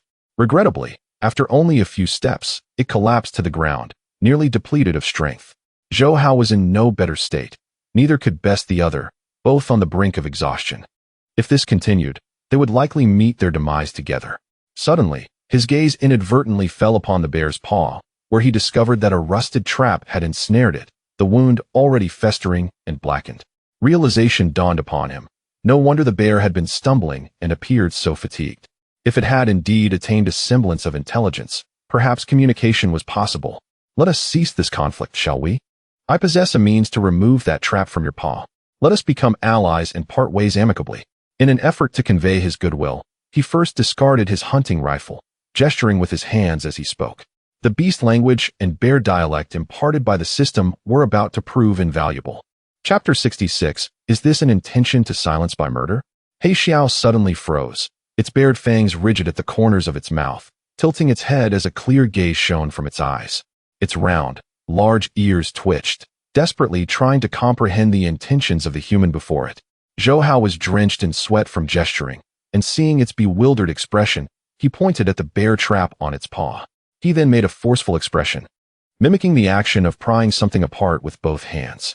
He Xiao glanced at him, then down at the trap, raising its paw in confusion and pointing at the contraption that had bitten into its flesh, emitting a low growl. Zhou Hao pointed at the bear trap, expressing through gestures and words, "Do not harm me. I will help you remove it right now." He Xiao remained as immovable as a mountain, raising its paw to indicate the trap, then striking its head with its paw in a gesture of pain, letting out a mournful cry. Zhou Hao instantly understood its plight. The trap had inflicted significant harm and distress, causing it great pain. It was no wonder it had collapsed, likely having been attempting to rid itself of the trap for some time. "Do not hit your head. I will resolve this trouble for you, and soon you will feel no pain." As he spoke, he tentatively extended his hand.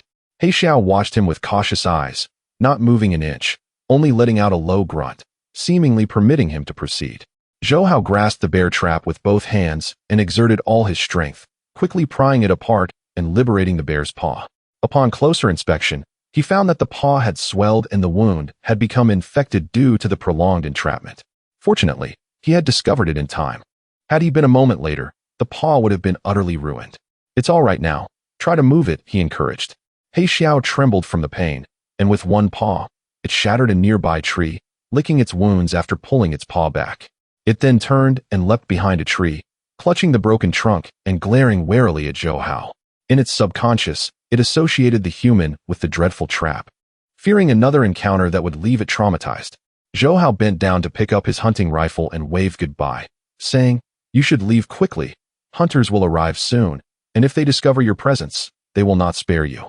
He Xiao, hiding behind the tree, gazed at the human with confusion as he gestured, managing to grasp a fragment of his meaning. After a few low growls, it turned and stumbled towards the thicket, soon returning with a wild goat in its mouth, placing it before Zhou Hao. It then retreated into the depths of the forest, glancing back several times, leaving a trail of varying paw prints. Zhou Hao was taken aback by the wild goat, realizing that He Xiao indeed understood gratitude, and his anxious heart finally settled, letting out a long sigh. It appeared his initial assessment was correct. This He Xiao possessed a degree of intelligence and was rather sentient. Otherwise, it would have been nearly impossible to escape the clutches of such a large and formidable creature without the aid of a rifle. This He Xiao was indeed more than twice the size of the one he had hunted previously. Zhou Hao, without effort, acquired the wild goat and joyfully carried it, intending to return the way he came. However, after only a few steps, he encountered Duan Jihong and his companions rushing towards him. They truly were relentless. Duan Jihong, seeing Zhou Hao with yet another wild goat, was nearly apoplectic, raising his rifle and aiming it at him with a sinister grin. "Zhou Hao, you would do well to put down that wild goat. Otherwise, do not blame my bullets for being indiscriminate." Several hunters also raised their rifles, fixing their fierce gazes on Zhou Hao, fingers poised on the triggers, ready to fire. "You little brat, our boss wants you to drop the wild goat. And all the wild goats you previously hunted belong to us as well. I warn you, if you provoke us, you will regret it." After all, this was the back mountain, often frequented by wolves, tigers, leopards, and He Xiao. If anything were to happen to you, no one would suspect us. Yes, If you were to die here, you might be devoured by the wolves, leaving not a single bone behind. Zhou Hao furrowed his brows, coldly regarding Duan Jihong as he questioned, Duan Jihong, what do you mean? Are you planning to kill me to silence me? As the echoes of his words faded, those hunters fell victim to the merciless claws of the black bear, their fates gruesomely sealed, each demise more horrific than the last, reduced to a mangled mass beneath the bear's powerful paws.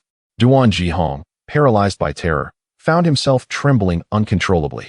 Seizing the moment while the black bear trampled the lifeless bodies of his companions, he stumbled away, his cries piercing the air. Help! Help! The black bear is killing.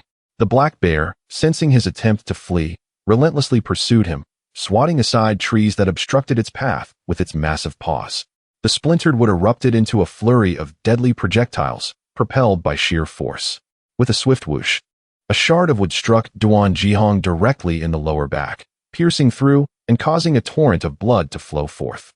He felt a sharp agony radiate from his waist, yet, paradoxically, his speed intensified. Frustrated, the black bear struck a nearby tree, its foot pained, causing it to lag behind. It turned back to Zhou Hao, offering a grin that bore an unsettling semblance of humanity, gesturing with its paw in a manner that suggested, assist me once, and I shall repay the favor. We shall owe each other nothing. Chapter 67.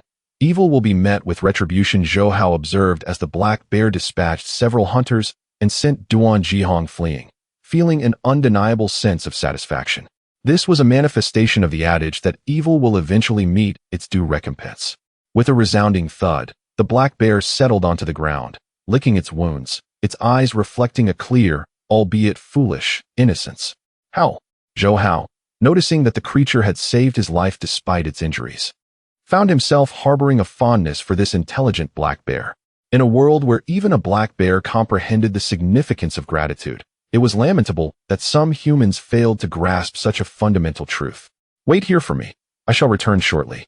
Although the black bear did not comprehend his words, it managed to discern his gestures and waited patiently in place, exuding an endearing charm that belied its nature as a fearsome predator. Zhou Hao mused that since the black bear had gained a semblance of intelligence, akin to an animal achieving enlightenment, it ought not be harmed indiscriminately. Otherwise, divine retribution could ensue. Moreover, should he cultivate a friendship with the black bear, it might prove beneficial during his ventures into the mountains or in times of peril. With this in mind, he employed his keen sense of smell to navigate the forest in search of medicinal herbs. As he pushed aside waist-high wild artemisia, he finally discovered a plant whose leaves resembled crane wings, adorned with purple spots on its stalks. The mountain breeze swept across the meadow, rustling the white plumes of the crane grass, evoking the image of a flock of little cranes nodding their heads in unison, a delightful sight indeed.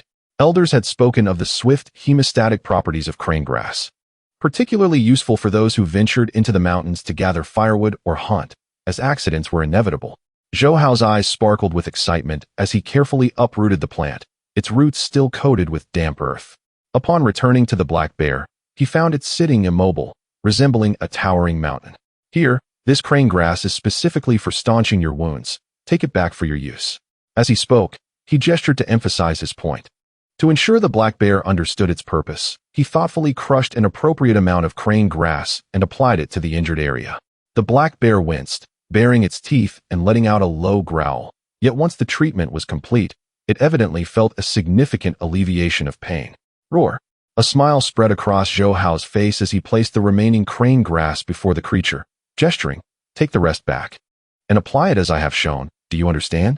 The black bear, visibly excited, stood up and nodded in gratitude towards Zhou Hao before seizing the remaining crane grass and hoisting the corpses of the hunters away, vanishing into the depths of the forest.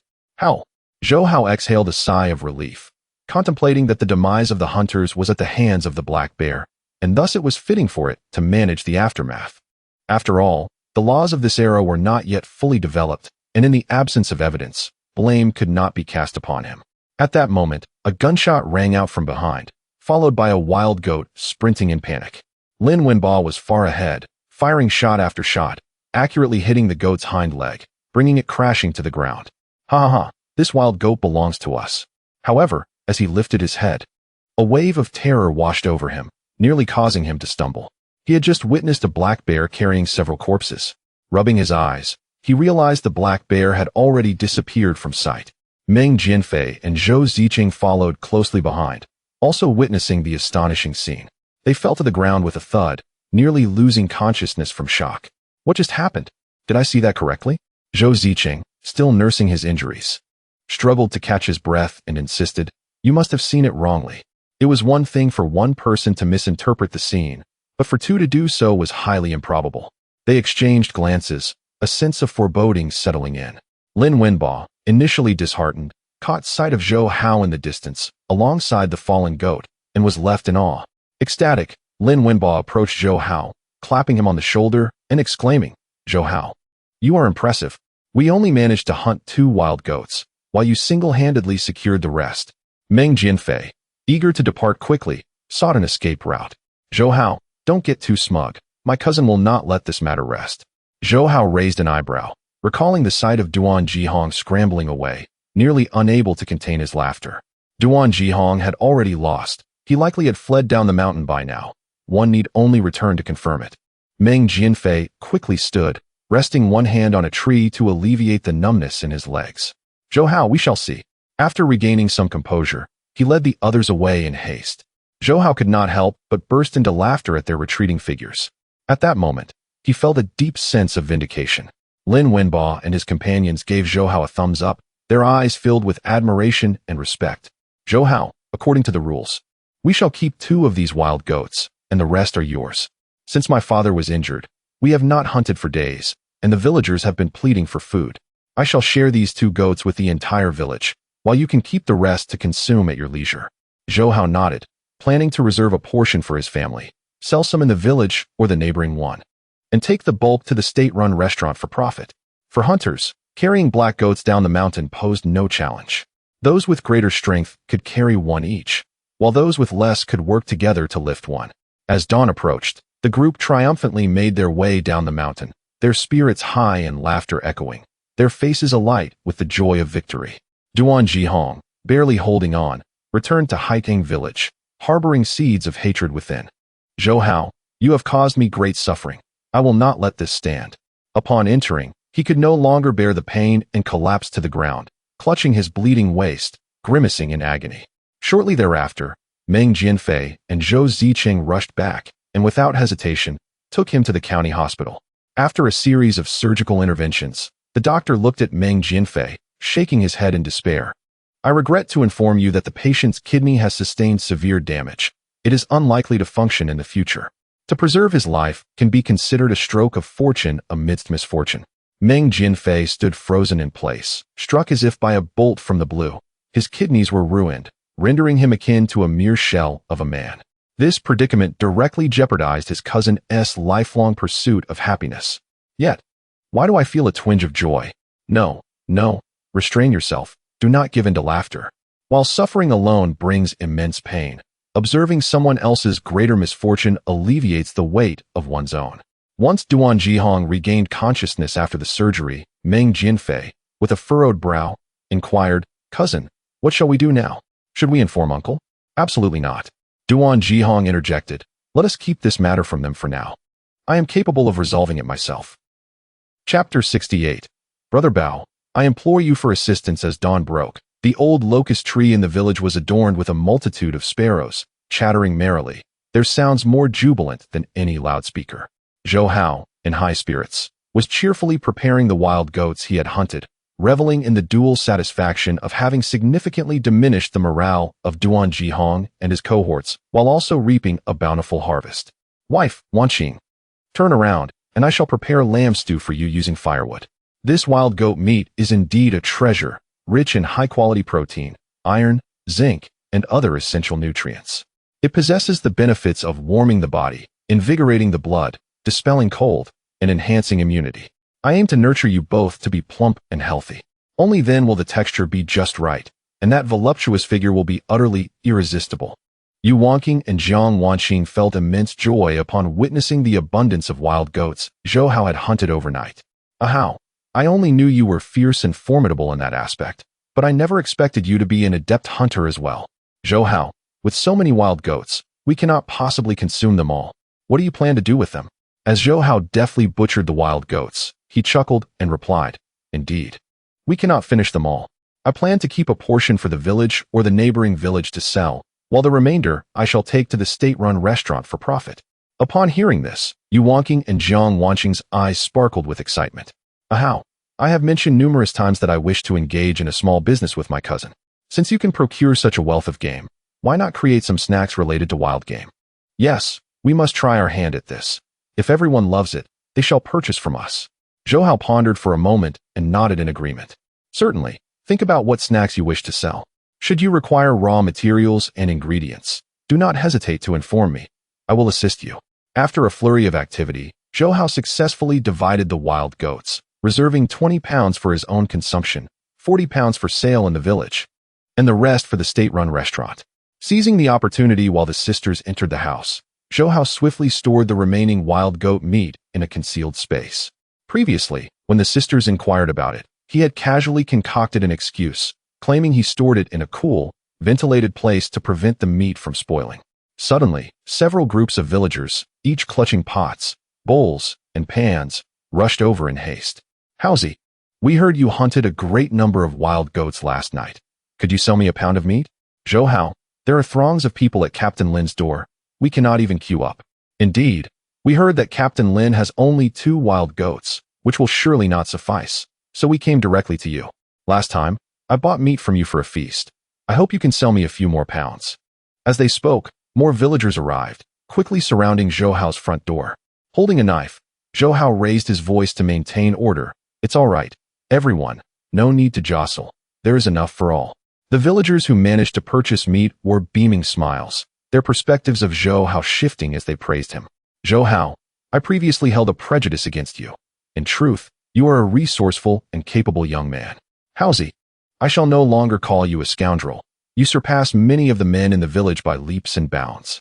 You are the most courageous man here, and the other men in the village cannot compare to you in the slightest. We have all heard of last night's events. You truly brought glory to our village." Meanwhile, Duan Jihong lay in a hospital bed, concealing the truth from his family. After all, his frequent brawls had long ceased to surprise them. Each day spent in the company of medication had plunged his spirits into despair. The condition of his kidney was far from a matter of pride, akin to the plight of ancient eunuchs. Meng Jinfei sat beside his hospital bed, peeling an apple. Suddenly, he felt a sharp pain in his chest and began to cough violently. Blood spewed forth, and he collapsed like a deflated balloon. "Cousin, I beg you, save me. My health declines daily. I previously underwent a full-body examination, yet the cause remains undiagnosed. The doctor merely stated that I lacked qi and blood and prescribed numerous medications. However, after 2 days, there has been no effect. If this continues, I fear for my life. I am still so young. I truly do not wish to die. You have good connections. Do you know any merchants who sell precious herbs at reasonable prices?" Remembering their familial ties, Duan Jihong contemplated before responding, "I do know someone who sells medicinal herbs. Coincidentally, I need to purchase some as well. Come with me." He then summoned Zhou Zichen and a few hunters, who assisted him into a vehicle heading towards the black market in town. Simultaneously, Zhou Hao was also pushing a cart towards town, intending to sell wild goat meat at the state-run restaurant. Unexpectedly, fate would have it that he crossed paths with Duan Jihong and his entourage. Upon seeing Zhou Hao's cart laden with wild goat meat, Duan Jihong was infuriated. These quarry were rightfully his, yet they had been seized from him. "Zhou Hao, how are you still alive? That black bear managed to kill several of my brothers, but spared you? You have taken possession of these wild goats. Does your conscience not ache?" Noticing Duan Jihong's pallor and the need for support as he walked, Zhou Hao responded with a mocking smile. "Oh, have you been injured? With your waist wrapped so tightly, it's bleeding. Such a severe injury, and yet you are out and about?" Duan Jihong, feeling the sting of Zhou Hao's words, lashed out in anger. "Zhou Hao, do not think for a moment that I fear you. Once I recover, I shall be the first to end your life." Meng Jinfei chimed in, furiously jumping up and repeatedly provoking. "Zhou Hao, you have angered us both. Your days are numbered. Once I am healed, I will ensure your ruin, leaving you destitute and without a burial place. Even if you kneel and beg for mercy, it will be of no use. And regarding the 2 women in your family, I shall make you watch as they serve us." Their beauty and figure are so alluring that Duan Jihong noticed the ominous expressions on the faces of the few individuals before him, sensing that their time was drawing near. He, however, found little merit in quarreling with those on the brink of death, and with a cold smirk remarked, "Oh, is that so? We shall see if you possess the fortune to escape your fate." With that, he chose to disregard them, humming a cheerful tune as he pushed his cart away. Duan Jihong, accompanied by Meng Jinfei, ventured into the black market to seek out their longtime client, Yang Jiao. With a sycophantic demeanor, he presented a cigarette to him. "Baoge, I have a favor to ask of you, and I sincerely hope you can assist me." Yang Jiao, recalling their brotherly bond and their history as long-standing partners, received the cigarette with a smile. "Speak, what is it?" Without hesitation, Duan Jihong pushed Meng Jinfei forward, giving him a light pat on the back of his head, signaling him to act quickly. Meng Jinfei, recognizing his cousin's respectful demeanor towards this man, surmised that he held considerable influence. He promptly bowed with utmost reverence, saying, "Baoge, I am Meng Jinfei, his cousin. I implore you to help me by selling me some life-saving medicinal herbs." He then knelt before him, knocking his forehead against the ground several times, leaving it reddened. Chapter 69. Seeking help from the underworld boss for revenge. Duan Jihong, standing by, implored with a tone of submissive earnestness, "Brother Bao, my cousin's health deteriorates daily, yet the hospital remains unable to diagnose the cause. The doctor merely states he suffers from insufficient vital energy, prescribing an array of medications that have proven ineffective. His coughing up blood has become increasingly frequent, and I fear that if we delay any longer, his life may be at stake. Additionally, I have sustained an injury to my kidney and require similar medicinal ingredients. I am aware of your extensive connections and vast resources. Might you be able to assist us?" Yang Jiong was momentarily taken aback, but then recalled that recently, Hugo had purchased a millennium-old ginseng from Haozi. Perhaps this could save both Duan Jihong and his cousin. In the world of the Jianghu, brotherly loyalty is paramount. Having collaborated with Duan Jihong for so long, failing to assist him would surely dampen the spirits of their comrades. As for whether Haozi would sell, that was beyond his control. "This matter is manageable. I can take you to meet Hugo. We know a young man who specializes in selling millennium-old ginseng. He might just save your lives." Meng Jinfei was filled with astonishment and delight. Certainly, ginseng of such caliber could guarantee recovery. "Brother Bao, thank you immensely. Your kindness will be etched in my memory. Once I regain my health, I am willing to serve you in any capacity as a token of my gratitude." Yang Jiong led them to find Zhou Hao. Upon entering, they were greeted by a dozen young men clad in black, adorned with a variety of tattoos on their arms, necks, and faces, exuding an aura of intimidation and an unsettling sense of foreboding. Upon seeing Yang Jiong, the young men aligned themselves into two rows, standing straight with hands clasped behind their backs and legs slightly apart, projecting a formidable presence as they shouted in unison, "Greetings, Brother Bao."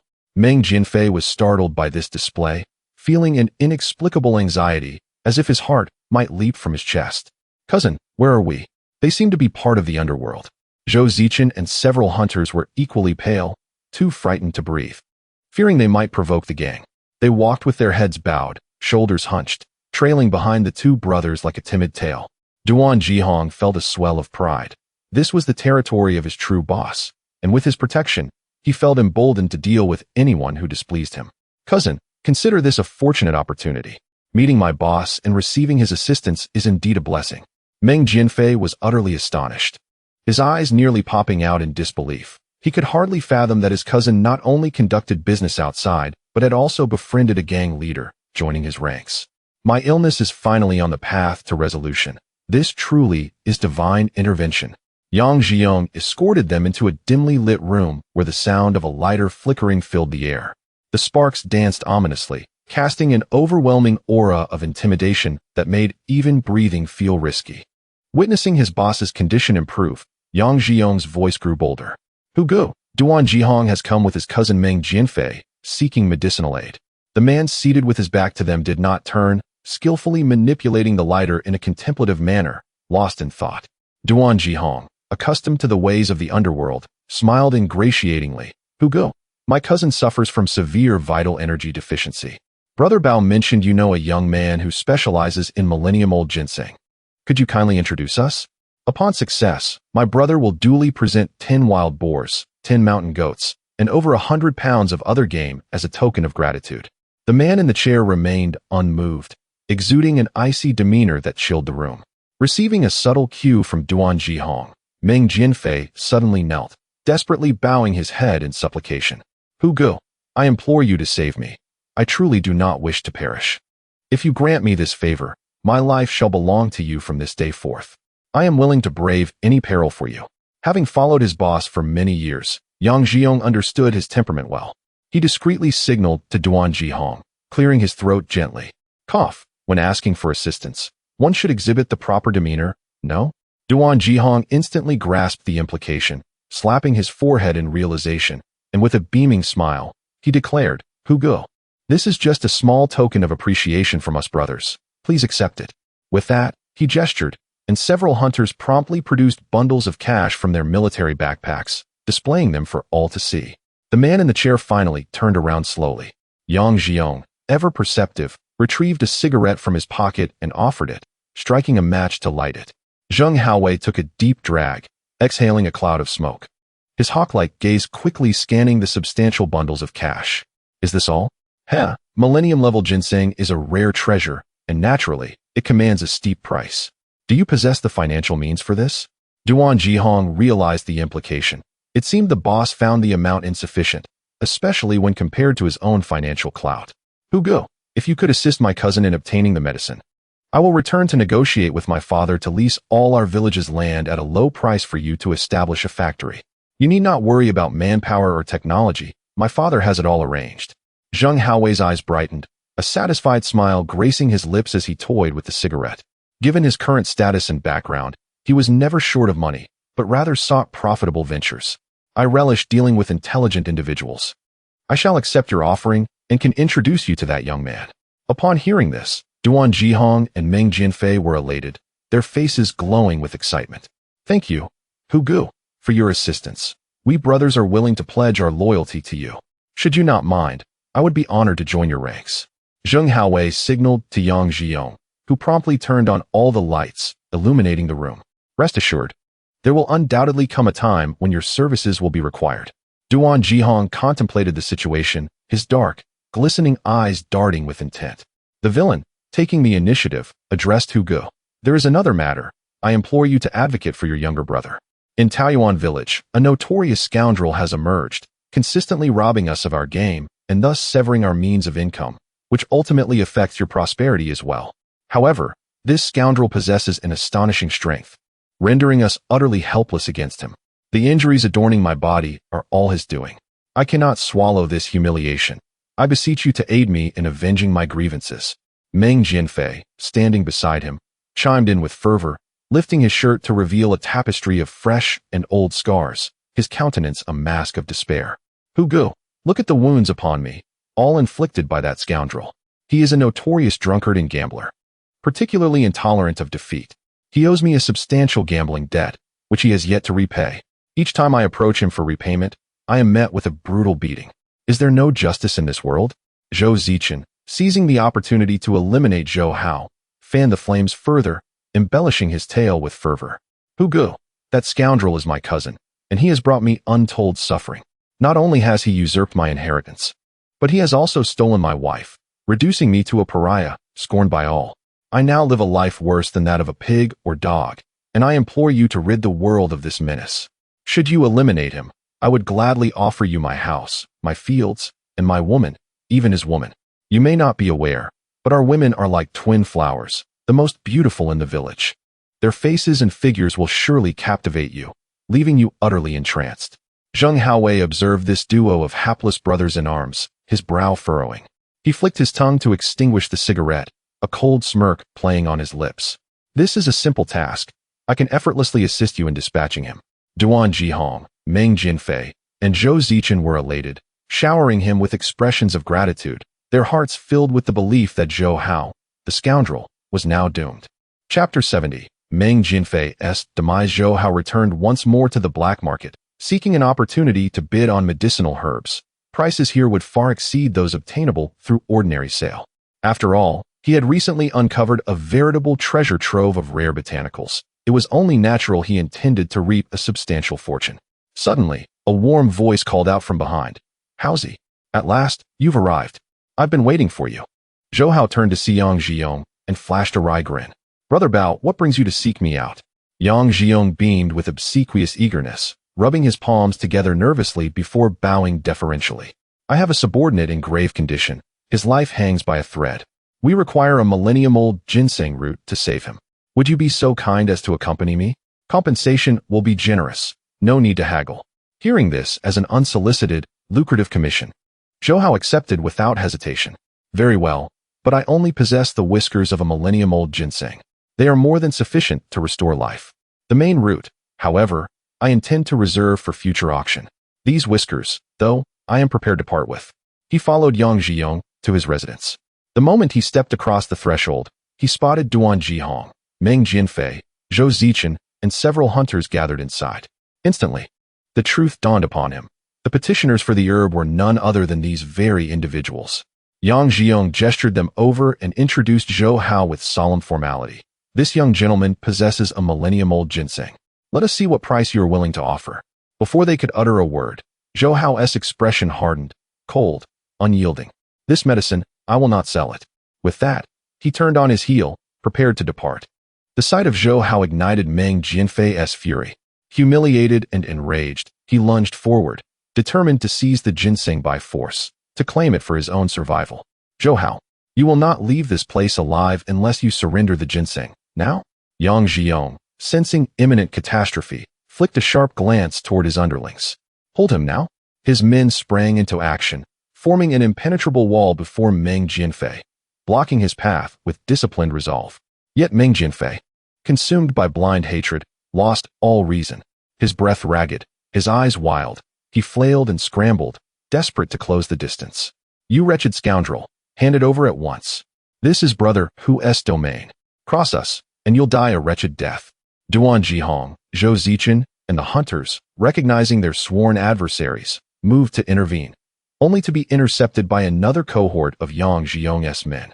Outnumbered and overpowered, they could only stand frozen, seething in silent impotence. Duan Jihong's resentment, 10 Host's speed, 10. Meng Jianfei's resentment, 10 Host's strength, 10. Zhou Zichen's resentment, 7 Host's vision, 7. Zhou Hao watched impassively, detached, unmoved, until Meng Jianfei's fury reached its boiling point. Then, deliberately, he stoked the flames. Meng Jianfei, this ginseng is peerless, a sovereign among sovereigns. A wretch like you? Unworthy, utterly unworthy. Come, then, try to take it. Or wait, trembling, for death to claim you. Enraged beyond measure, Meng Jianfei erupted, stamping, shrieking, lashing out with venomous bravado. You think you'll walk out of here alive? Brother who has already granted us leave to end you. I shall send you to hell myself. Then grind your bones to dust and scatter your ashes to the wind. His frenzied assault finally provoked Yang Jiong's men. Without further warning, they descended upon him, blows raining down in rapid, brutal succession. Chaos erupted. Meng Jianfei was pinned to the floor by a dozen hands, his limbs locked, his body crushed beneath their collective weight. He roared incoherently, veins bulging at his temples, eyes bloodshot and feral, his face contorted like that of a rabid beast poised to devour. Zhou Hao, I will kill you. I will kill you. I will. Meng Jianfei's resentment, 10 Host's wilderness survival, 10 bang, bang, bang. His body betrayed him. Overwhelmed by fury, his blood surged violently, vessels ruptured, tendons snapped.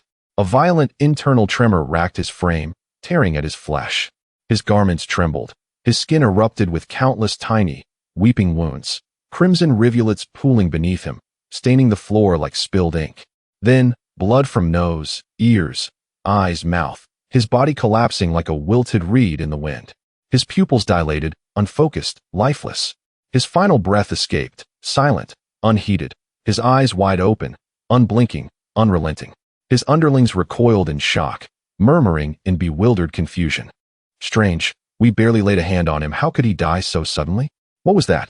Did his body explode? By heavens, was he secretly ill? Duan Caihong, Zhou Zichen, and the hunters stood paralyzed, mouths agape, limbs rigid, minds reeling. None had foreseen such an uncanny, grotesque end, so abrupt, so inexplicable. Duan Jihong recovered first, his face contorted in burning wrath as he whirled toward Zhou Hao, teeth bared like a cornered wolf. Zhou Hao, you murdered my cousin. You will pay for this in blood.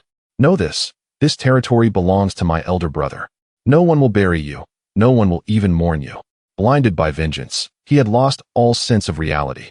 Duan Jihong's resentment, Tin Host's interpersonal acumen, Tin Zhou Zichen, too, had not anticipated Meng Jinfei's sudden demise, and, in her shock, laid the full burden of guilt upon Zhou Hao. You've committed murder, cold-blooded murder. We'll summon the authorities immediately. You'll hang for this.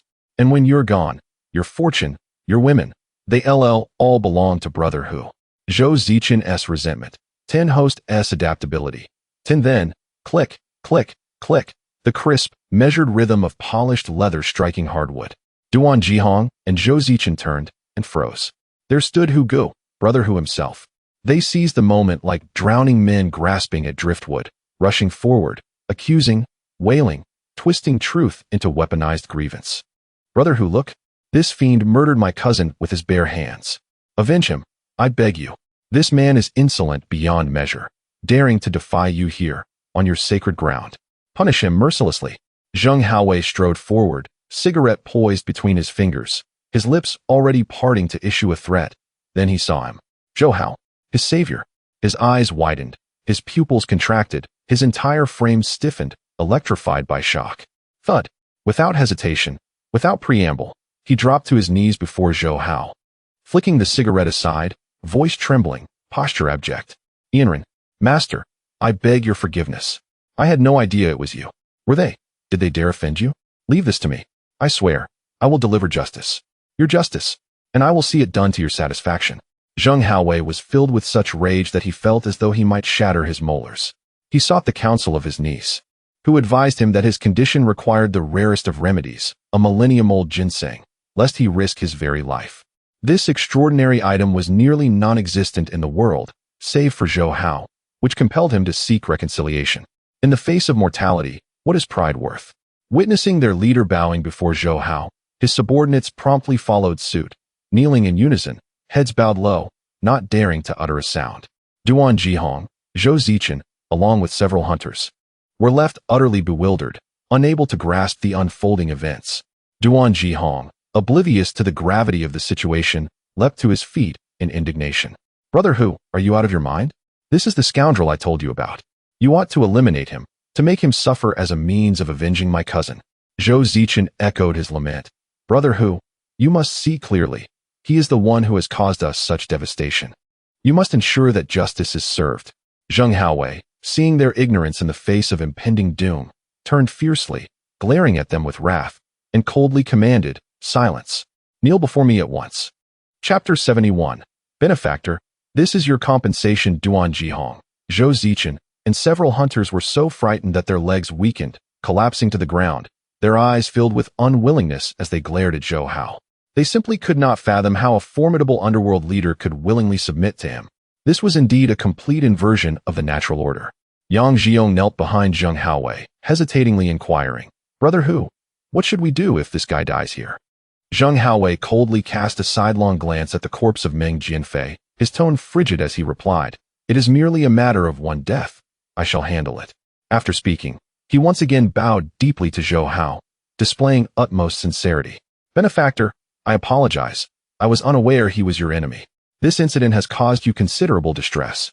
To express my regret, I am willing to compensate you for both your mental anguish and reputational loss with 20,000 yuan. I hope you can overlook this minor transgression and not take it to heart. As for these individuals, I will deal with them accordingly and will not let them off lightly. Receiving a meaningful glance from Zheng Haowei, Yang Jiong immediately rose and entered the house, returning shortly with a briefcase. Upon opening it, he revealed neatly stacked bundles of cash, appearing both enticing and substantial. Benefactor, please take a moment to verify the contents, he urged. Seeing their attitude was relatively sincere and the compensation substantial, Zhou Hao felt pleased. The medicinal materials had yet to be sold, and he had essentially gained 20,000 yuan without effort. This trip had proven highly worthwhile. Brother Hu, you are too kind. I hardly regard these several miscreants, Zhou Hao responded. It is getting late, and I have other matters to attend to, so I shall not disturb your cleanup. With that, he reached for the briefcase, feeling its weight significantly in his hands. He understood that Zheng Haowei was not bowing to him, but rather to the life he held in his grasp. After all, he still required the precious ginseng roots. Zhou Hao quickly rose and personally escorted Zhou Hao to the door, followed by a group of subordinates, all bowing in unison as they watched him depart. Benefactor, take care, and we welcome your next visit. Feeling invigorated by the favorable turn of events, Zhou Hao hastened to a secluded corner, where he stored the briefcase within his spatial realm. His financial situation was improving, and his immediate priority was to construct a dwelling, followed by establishing a factory within the village. In the 1980s, during the initial stages of reform and opening up, private entrepreneurs often affiliated themselves with collective enterprises. The most promising factory type was undoubtedly one focused on the processing of agricultural byproducts, which had the advantages of policy support, simple technology, substantial market demand, and minimal startup costs. Zhou Hao resolved to be the first to seize this opportunity. After Zhou Hao's departure, Zhou Hao trudged back inside, the sound of his polished shoes echoing sharply against the floor. The once boisterous room fell into an eerie silence, broken only by the rhythmic cadence of his footsteps, which resonated in the hearts of all present. Yang Jiong gestured, and two of the younger subordinates hastily locked the door. The remaining subordinates swiftly formed two neat lines, standing tall and alert like sentinels, awaiting orders. Duan Jihong, Zhou Zichen, and the other hunters felt an icy chill surge from their feet to the crown of their heads, an ominous premonition enveloping them. Their hearts thundered like drums, and beads of cold sweat trickled down their backs, soaking their garments. Duan Jihong, feeling indignant, mustered his courage and tremulously spoke. Brother Hu, please allow me to explain. Zhou Hao is a scoundrel. Do not be deceived by him. My cousin is a prime example. Had it not been for his failure to save him, my cousin would not have perished. He is a murderer. I implore you to seek justice for my cousin. Receiving a knowing glance from Duan Jihong, Zhou Zichen trembled in fear, his voice quivering as he added, Yes, Brother Hu, I am all too aware of Zhou Hao's vile character. We have not wronged him.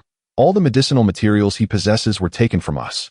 Moreover, the game we intended to present to you was intercepted by him. He clearly seeks to cut off your financial resources and swindle you. Zhou Hao, maintaining a stern expression, took a seat and idly rotated a lighter between his fingers, lighting a cigarette. As the flame flickered to life, it illuminated his sharply defined profile, exuding an air of cold severity. Without the need for further words, a single glance from him conveyed everything to Yang Jiong. In unison, the subordinates retrieved clubs from a corner, and without hesitation, they began to mercilessly strike at Duan Jihong, Zhou Zichen, and the other hunters. The room was soon filled with anguished screams, as if the very roof were about to be blown off. Duan Jihong, Zhou Zichen, and the hunters writhed in pain, their teeth gritted, their eyes filled with stars, as the relentless blows rained down upon them, nearly shattering their insides. Duan Jihong collapsed to the floor, writhing in agony, clutching his head, and pleading for mercy. No more, please. Brother Hu, I was wrong. I will not dare again. They were still able to move freely, albeit with each step inducing excruciating pain that lingered. Yang Jiong raised his hand to signal the others to halt, stepping forward to place his foot upon Duan Jihong's shoulder, and looked up at Zhou Hao. Hu go, how shall we proceed? Zhou Hao fixed a grim gaze upon Duan Jihong, his fingers deftly rolling the cigarette, but sparks flying before it extinguished. From this moment forth, our collaboration is terminated. I never wish to see you again. In the next instant, Duan Jihong, Zhou Zichen, and several other hunters were unceremoniously cast onto the street, attracting the curious glances of passers-by who pointed and whispered amongst themselves. Who are they? Why does everyone seem to be injured? We should leave quickly. They might be thugs involved in a brawl. A brawl? We ought to call the police immediately. Upon hearing the crowd's intent to notify the authorities, Duan Jihong, Zhou Zichen, and the other hunters clenched their teeth, scrambling to distance themselves from this troublesome place. A gentleman does not seek vengeance. As long as the green hills remain, there will be no fear of firewood running out. Chapter 72. Neighborly harassment. Zhou Hao procured insulation blankets, roller blinds, and plastic sheeting, enhancing the facilities of his greenhouse. He also purchased a sturdy bicycle, brimming with excitement as he returned home. On his way back to the village, he encountered numerous villagers. Upon seeing Zhou Hao's new bicycle, they were momentarily taken aback. Oh my, Haozi, when did you buy a bicycle? Where did you get the money to afford a bicycle, especially a Phoenix brand? You may not know, but recently he's caught quite a bit of game and made a handsome sum. Zhou Hao, buoyed by the villagers' envy and admiration, pedaled cheerfully on his bicycle, greeting everyone warmly. "Good day, Aunt Wang. Good day, Uncle Lu. Good day, Brother Li." Just then, he crossed paths with Su Shunan, who was also riding a Phoenix bicycle, returning home from work. Upon noticing that Zhou Hao had an identical bicycle, he was utterly astonished, his eyes nearly bulging from his sockets. "Zhou Hao, where did you get the same bicycle as mine?" Zhou Hao, unfazed, responded with a grin, deliberately poking at Su Shunan's pride. "My bicycle is different from yours. Just look at the state of yours. Don't let it fail you at a crucial moment." Su Shunan, infuriated by the jibe, suddenly swerved his handlebars toward Zhou Hao, aiming to knock him off balance. "Damn you. Feeling proud with a new bike? Are you? I'll make you eat dirt." Zhou Hao's reflexes were lightning quick. He deftly dodged just as Su Shunan's handlebars were about to collide with him. The two bicycles narrowly missed each other, but in a moment of inertia, Su Shunan unexpectedly crashed into a tree. Bang! The front of his bicycle was bent, and he hit his forehead against the trunk, resulting in a significant bump that made him see stars. "Damn you, Zhou Hao. Can't you ride a bicycle without being blind?" Zhou Hao swiftly overtook him, elbowing the back of his head as he passed. "If your mouth can't speak, it might as well be silent," he added, stepping on Su Shunan's bicycle as he rode by. Caught off guard, Su Shunan's head collided with the tree again, but this time, it was his mouth that made contact. Bang! Several of his teeth flew out. Enraged, Su Shunan resolved to pursue Zhou Hao. But as he pushed down on the pedals, his bicycle fell apart, crashing to the ground. The Phoenix bicycle was rendered utterly useless. He exploded in fury, shouting at Zhou Hao's departing figure, "Zhou Hao, you scoundrel! You owe me for my bicycle." As night began to fall, Yuan Xing was in the kitchen preparing a large pot of lamb soup for Zhou Hao, hoping to bolster his health and nourish him. Recently, he had been exceedingly busy, toiling in the fields by day and hunting in the mountains by night, occasionally making long trips to the town. Even the strongest of men could not withstand such a grueling schedule. It was said that consuming lamb regularly could warm the kidneys, invigorate the vital energy, and replenish one's strength. Jiang Wanqing was squatting at the door, washing clothes, her skilled hands vigorously scrubbing Zhou Hao's oversized garments, feeling an overwhelming sense of happiness. It was as if she were meticulously caring for her man, willingly doing anything for him. Suddenly, a lewd voice interrupted her thoughts. "Jiang Wanqing, you're so beautiful and have such a fine figure. Why are you so fixated on that scoundrel Zhou Hao? You would be better off with me. I promise that after marriage, everything will be according to your wishes. Just bear me a few chubby children, and I will ensure you never go hungry." Jiang Wanqing's good mood was abruptly shattered. She looked up to see the second son of Widow Liao, Xie Choyang, leering at her with an insidious grin. His insatiable gaze resembled that of a famished wolf, eager to devour her whole. Disgusted, she turned her head away, choosing to ignore him and resume washing. Xie Choyang, recognizing her spirited nature, was intrigued. The more difficult a woman was to conquer, the more it ignited a man's desire to claim her. Unable to resist, he leaned closer, attempting to touch her delicate hands. Jiang Wanqing felt the unwelcome presence encroaching upon her and gasped in alarm, swiftly retreating. "Xie Choyang, what do you think you're doing? I warn you, I am not someone to be trifled with. You best leave me alone. If you dare lay a hand on me, even if I cannot best you, Zhou Hao will certainly make you regret it." Xie Choyang's grin grew more perverse as he inched closer, displaying a particularly obnoxious expression. "I quite like your fierceness. If you don't hit or scold me for a day, I'll feel utterly uncomfortable. As for that scoundrel Zhou Hao, I have long found him displeasing. If he dares to touch a single hair on my head, I could beat him to the point where even his wife wouldn't recognize him." With that, he opened his arms and lunged towards her. Jiang Wanqing screamed, hastily dodging, her lustrous black hair flowing in the wind, adding an element of grace. "Xie Choyang, if you dare come any closer, I will not hold back." Xie Choyang caught a whiff of the fragrance wafting from her hair, his expression turning enamored as he licked his lips. "Jiang Wanqing, you smell divine. I have to endure this enchanting little vixen every day. Do you have any idea how I've managed to survive these days? I desperately need your help. Will you assist me?" Seeing him lunge at her again, Jiang Wanqing cried out, grabbing a ladle and wildly swinging it at him. "Ah, don't come any closer." Xie Choyang, emboldened by her frantic demeanor, reveled in the situation. Yuan Xing, hearing her cousin's cries, rushed outside. "Cousin, what is happening? What is wrong?" Upon witnessing Xie Choyang's lewd antics, her mind exploded with rage as she grabbed a broom and swung it at him. "Get away, you perverted scoundrel. If you do not leave now, You shall face the consequences once my man returns. Upon seeing Xie Zhiyang, who had unwittingly delivered a stunning beauty right to his doorstep, he could hardly contain his delight, his grin stretching nearly to his ears. What a pair of enchanting sisters. It would be a pity for Zhou Hao to squander such a treasure. You might as well join me to relish life together. Rest assured, I shall not be like that scoundrel, who only knows how to wander outside while leaving you to suffer in solitude at home.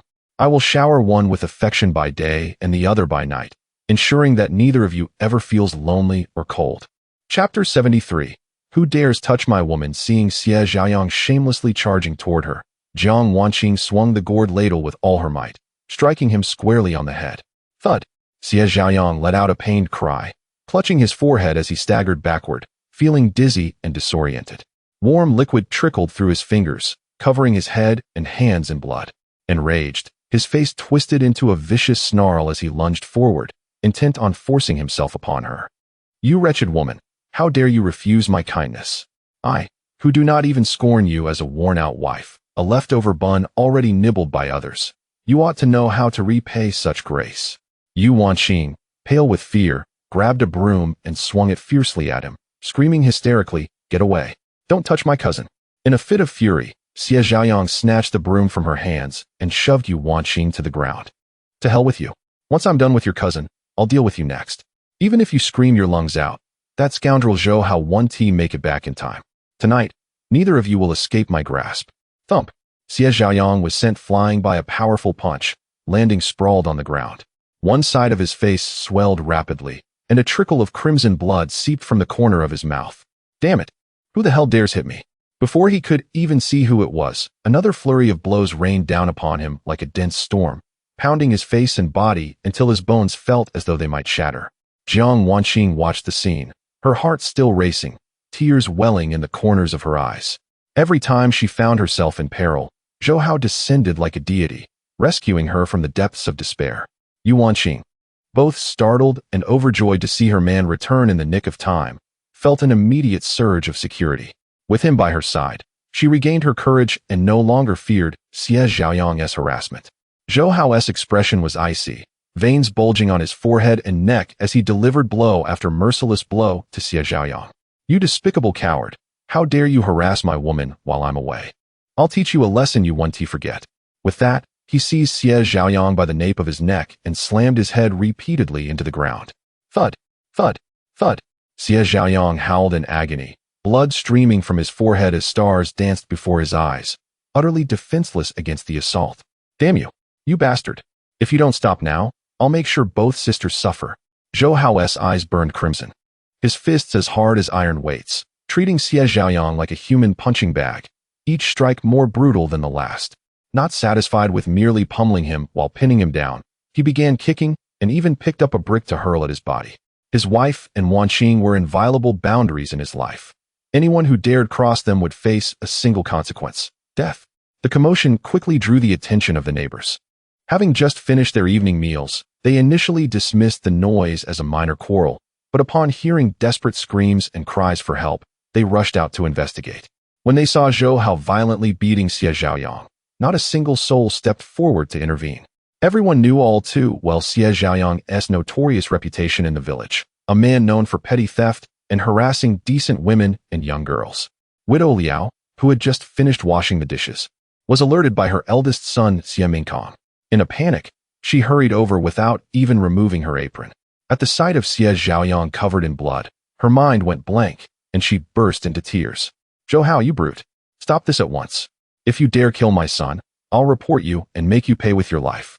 Xie Mingkong glared furiously, pointing at Zhou Hao and cursing. Damn you, Zhou Hao! If you don't let my brother go, don't blame me for what comes next. Both Yu Wanqing and Jiang Wanqing feared the situation might escalate to murder. While Xie Zhiyang's death would be of little consequence, they could not bear the thought of Zhou Hao being branded a killer. Hao, calm down. This pervert isn't worth it. He has already been punished. Yes, Zhou Hao. Killing him would only dirty your hands. I can't bear to see anything happen to you. The two women flanked Zhou Hao, each holding on to him, gradually soothing his rage and helping him regain his composure. Zhou Hao straightened up, breathing heavily as he glared down at the defeated Xie Zhiyang. Warning, if I ever catch you harassing my women again, What happens next won't be as simple as a beating. Seeing him relent, widow Liao rushed to Xie Zhaoyang's side, wailing and sobbing. Her heart ached at the sight of his severe injuries. My son, how could this brute do this to you? Is there no justice or law left? Xie Zhaoyang lay weakly on the ground, gasping for breath, his vision blurred by blood. Mom, save me. I'm almost beaten to death by that bastard Zhou Hao. You must stand up for me. Widow Liao, infamous in the village for fiercely protecting her children, planted her hands on her hips and glared resentfully at Zhou Hao, shouting, Zhou Hao, how dare you defy heaven itself? What right do you have to beat my son? Believe me, I'll call the police and have you arrested. Zhou Hao responded with a disdainful sneer. You should ask your son what he has been up to before making accusations.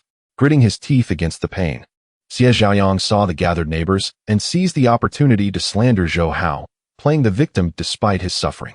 Everyone, please judge this fairly. I was merely passing by when I saw Jiang Wanqing washing clothes at the door. She asked me to help wring them dry and even seduced me, pressing herself against me repeatedly. While I was trying to refuse, this brute Zhou Hao suddenly charged at me and started beating me mercilessly. I've been wronged. In this day and age, even doing a good deed leads to false accusations. Who would dare help others anymore? Upon hearing this, widow Liao's eyes widened like copper bells, and she began ranting indignantly. Everyone heard that, right? It was this shameless woman who actively seduced my son. There are certain words I have longed to express. This wretched woman, with her incessant flirtations, seems to be nothing more than a siren attempting to ensnare men. Were she to adhere to the principles of womanhood, she would not find herself entangled with Zhou Hao, nor would she have descended to the point of divorce with Zhou Zichen. To put it plainly, she embodies the essence of a vixen, exuding an undeniable air of promiscuity. Zhou Hao, you are not blameless either. You are both cut from the same cloth. This wretched woman lingers in your abode without any rightful claim. And if there are no ulterior motives between you, I would find it utterly unbelievable. As these words fell from my lips, among the onlookers, there were those eager to stir up trouble, including Auntie Su and Auntie Luo, who stepped forward in outrage. Sister Liao spoke truthfully. Zhou Hao, you are already a married man, yet you indulge in both the dish and the pot, exhibiting a complete lack of moral integrity. Just the other day, I witnessed the two of them engaged in an intimate display, their actions resembling those of an old married couple.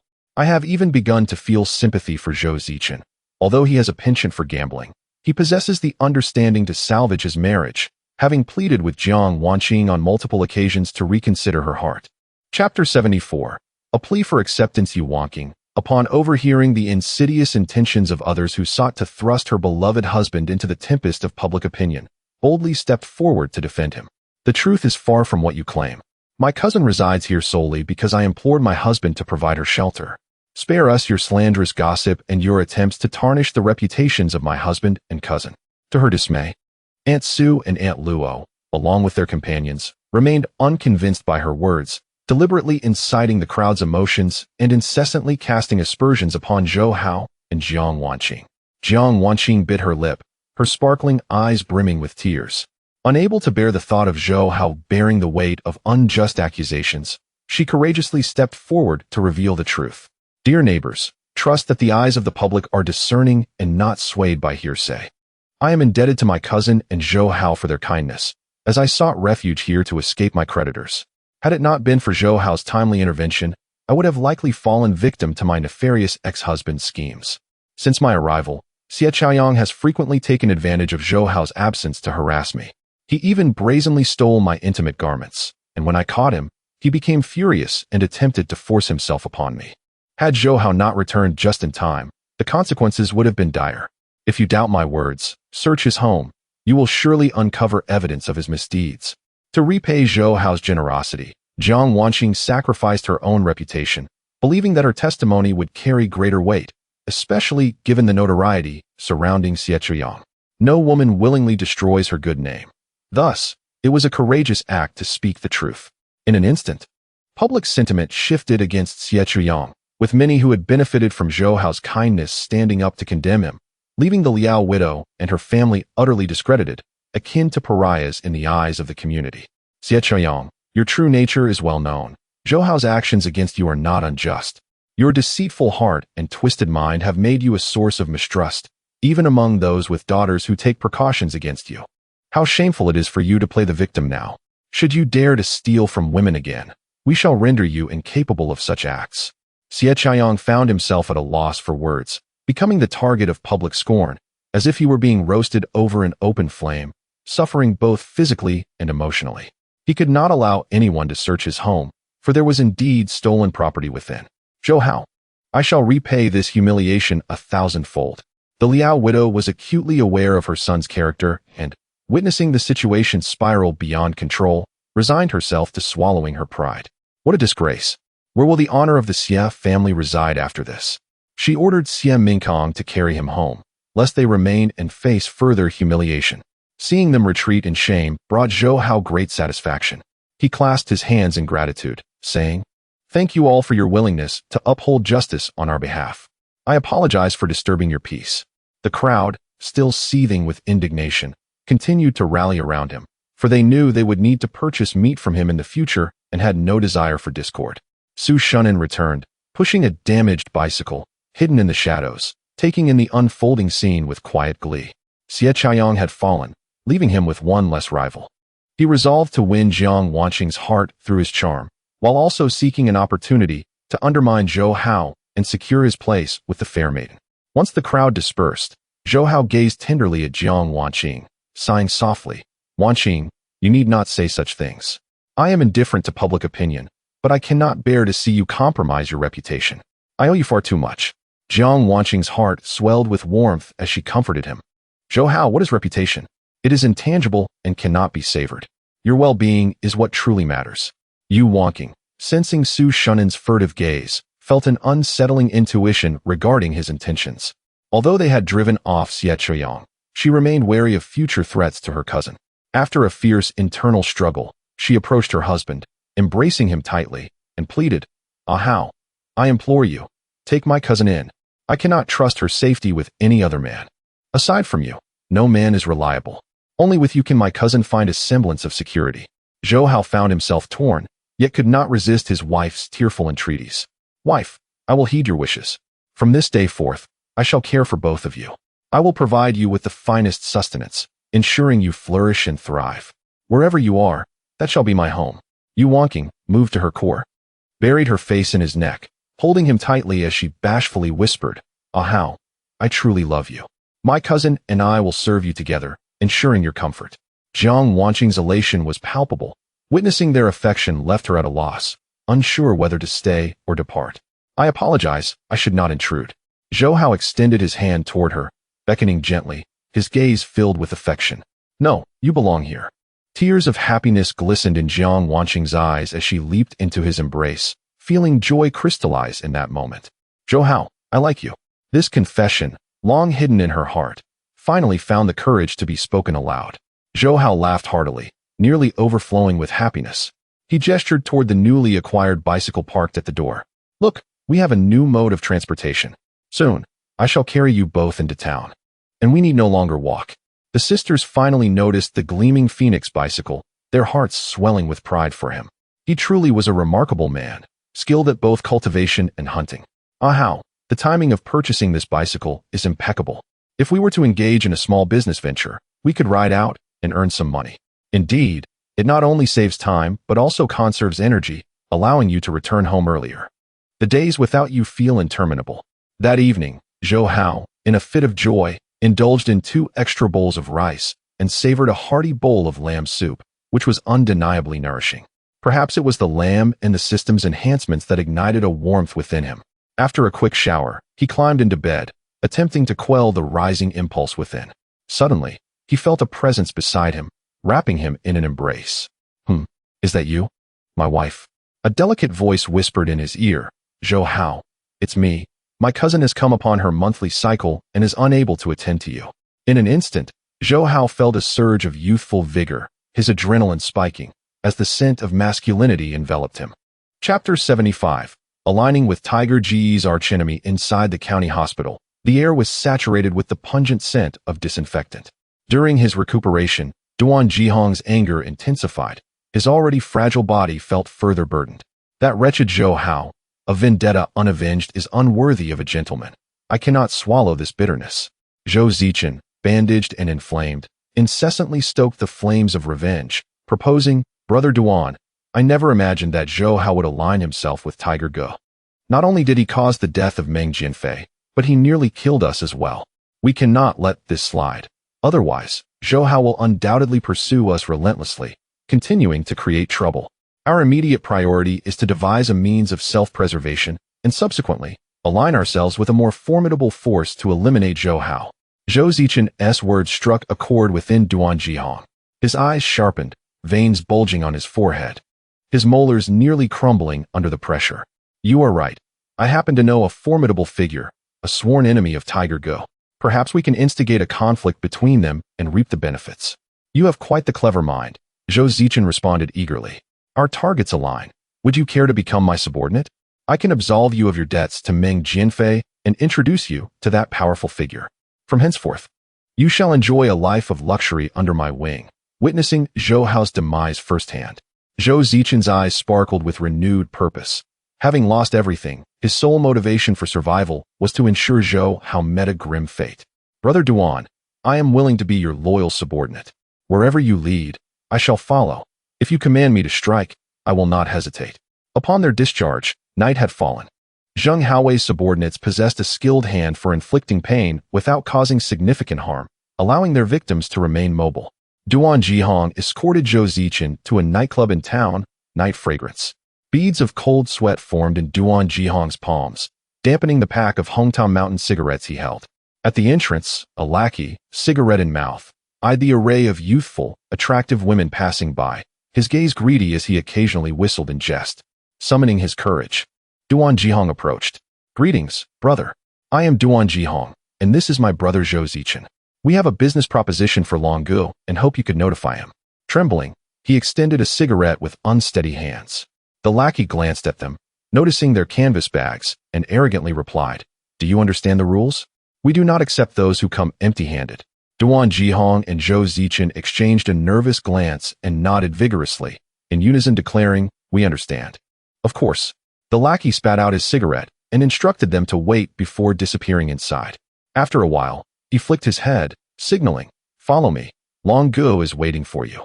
Duan Jihong and Zhou Zichen swallowed hard, their hearts pounding like thunder as they steeled themselves to enter. The vibrant lights and deafening music enveloped them, as men and women danced wildly, lost in the revelry of the night. Guided by the lackey, they traversed a long corridor to the innermost private room, where smoke curled thickly in the air. On the sofa sat a bald man in a black shirt, a flower pinned to his chest, adorned with a dragon tattoo on his arm. A large gold chain hung around his neck, and he wore gold rings on his fingers, embracing women clad in sequined mini dresses, crooning a discordant rendition of Tian Mimi. The atmosphere was intoxicating, a mix of perfume and smoke that stung the eyes. Nearby, another lackey produced a folded paper, inhaling deeply with a look of pleasure. Upon noticing the newcomers, he turned to them with a malicious grin. Duan Jihong and Zhou Zichen felt a chill run down their spines, swallowing nervously, too intimidated to meet his gaze or interrupt Long Ji's singing, standing awkwardly in place. Zhou Zichen surveyed the opulent surroundings, envy and resentment flickering in his eyes. This was his lifelong dream. He had hoped for financial freedom through gambling, yet found himself losing more each time he sat at the table. It was a sobering realization of the vast disparities among people. As the song concluded, Long Gu reluctantly set down the microphone, casting a sidelong glance at them. The lackey promptly pushed them forward, urging, "Hurry, greet Long Gu." Duan Jihong and Zhou Zichen, trembling, exclaimed in unison, "Greetings, Long Gu." Long Gu lounged with his arms draped over the sofa. A woman on his left offered him a cigarette, while another on his right ignited a lighter. "What brings you two here? Do you seek something from me?" Duan Jihong wasted no time, extracting a thick stack of cash from his bag and placing it on the table. "Long Gu, my brother and I wish to ally with you. We have been driven to desperation by Tiger Gu and his men. Tiger Gu took our favors, promised to aid us in vengeance, only to turn on us after being bribed by that individual. Our injuries are all his doing. We understand the unspoken rules of both the underworld and the law, accepting payment to resolve disputes, yet Tiger Gu has blatantly violated these principles. This money represents all our savings, intended as our tribute to you. We implore you to accept us. We are willing to serve you diligently and pledge our eternal loyalty, harboring no thoughts of betrayal. Indeed, long ago, in this intricate world, no one knows the true extent of your power and influence. Tiger Gu is insignificant before you, as trivial as an ant, unworthy even to carry your shoes.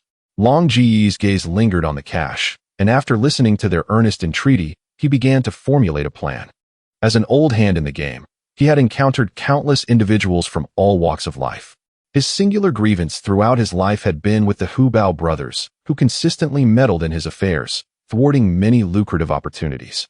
Regrettably, the Zhou Hao brothers held greater sway, thriving in the legitimate world, always overshadowing him and forcing him to navigate the treacherous waters of survival, engendering a sense of helplessness in his inability to eliminate them. I extend my deepest sympathies for the predicaments you both face. However, the peril associated with my business is exceedingly high, and lacking extraordinary courage, I typically refrain from accepting such risks. Duan Jihong and Zhou Zichen eagerly expressed their sentiments, their faces radiating utmost sincerity. Brother Long, please do not hesitate to issue commands. Grant us an opportunity to demonstrate our worth. Brother Long, I am currently devoid of all possessions, indifferent to life and death, and solely consumed by the desire for vengeance. Brother Long, with a smile, leaned forward slightly, gesturing for his subordinate to bring forth a coated briefcase, from which he produced 2 small packets and tossed them to them. Take a puff. Chapter 76. The construction of the village's first Western-style house, Duan Jihong and Zhou Zichen were momentarily taken aback, for even a fool would comprehend the contents concealed within. They stood frozen in place, paralyzed by fear, none daring to take a puff. This was indeed a matter punishable by death. Seeing their trepidation, Long Gu kicked over the coffee table, sending shards of glass scattering across the floor, and with a cold chuckle remarked, "Heh, you dare not take a puff, yet you think you can deal in powder right under the nose of the police? Why should I trust that you can handle this matter? With such cowardice, you might as well find somewhere cool to hide." Exchanging glances, Duan Jihong and Zhou Zichen clenched their fists, and after a fierce internal struggle, they simultaneously picked up the small pipe and inhaled deeply, only to be seized by a violent cough. Tears streaming down their faces. Cough, cough, cough. Ha ha ha, you truly overestimated yourselves. That stuff is far too valuable for me to allow you to indulge. What you just inhaled was merely flour meant to test your mettle. Congratulations, you have passed the test. Long Ji's demeanor shifted to one of satisfaction as he handed a new lockbox to the man who had just inhaled the paper, cautioning, "At midnight tonight. The transaction will take place at the abandoned brick kiln. There are police in the vicinity, so exercise utmost caution. The man verifying the goods has a scar on his face. Should you fail to provide the correct code, he will not hesitate to shoot. And do bring these 2 along to broaden their horizons." The man accepted the box with a sly grin, gesturing for Duan Jihong and Zhou Zichen to follow. The following morning, Zhou Hao rode his bicycle to Captain Lin's home, inviting his family to lunch in order to discuss the construction of the house. With the healing benefits of the herbs he had gifted, Lin Jianjun and Lin Wenhan had recovered and were eager to express their gratitude, readily accepting the invitation. Zhou Hao hurried back home, bustling with excitement as he prepared to cook the deer meat he had preserved for a sumptuous hot pot meal. When seeking favors, it is only fitting to adopt a humble and respectful attitude, as interpersonal relations thrive on reciprocity. Yu Wanqing and Jiang Wanqing joined in the preparations, busily washing, picking, and chopping vegetables, their spirits high. Particularly, Jiang Wanqing, having been nurtured by Zhou Hao the previous night, radiated a rosy glow akin to a ripe cherry, captivating in her allure. She had already begun to regard Zhou Hao as her husband. Meticulously managing household affairs and taking on every task herself, embodying the image of a virtuous wife.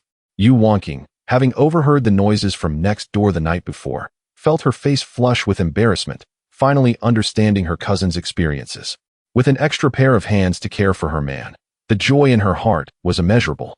Moreover, with her cousin having found a reliable partner, she could enjoy their constant companionship, never parting ways. The earthen stove blazed with a vibrant red, and the iron pot bubbled with a milky broth, the rich aroma of deer meat wafting throughout the home. Zhou Hao deftly fashioned a large table from several wooden planks, positioning it in the center of the living room. On the table sat a gleaming copper hot pot, the same one purchased from the supply and marketing cooperative, now bubbling enticingly, the fragrant deer meat scent igniting appetites. Zhou Hao retrieved 2 bottles of Maotai liquor from the cupboard, also acquired from the cooperative, specifically reserved for entertaining guests.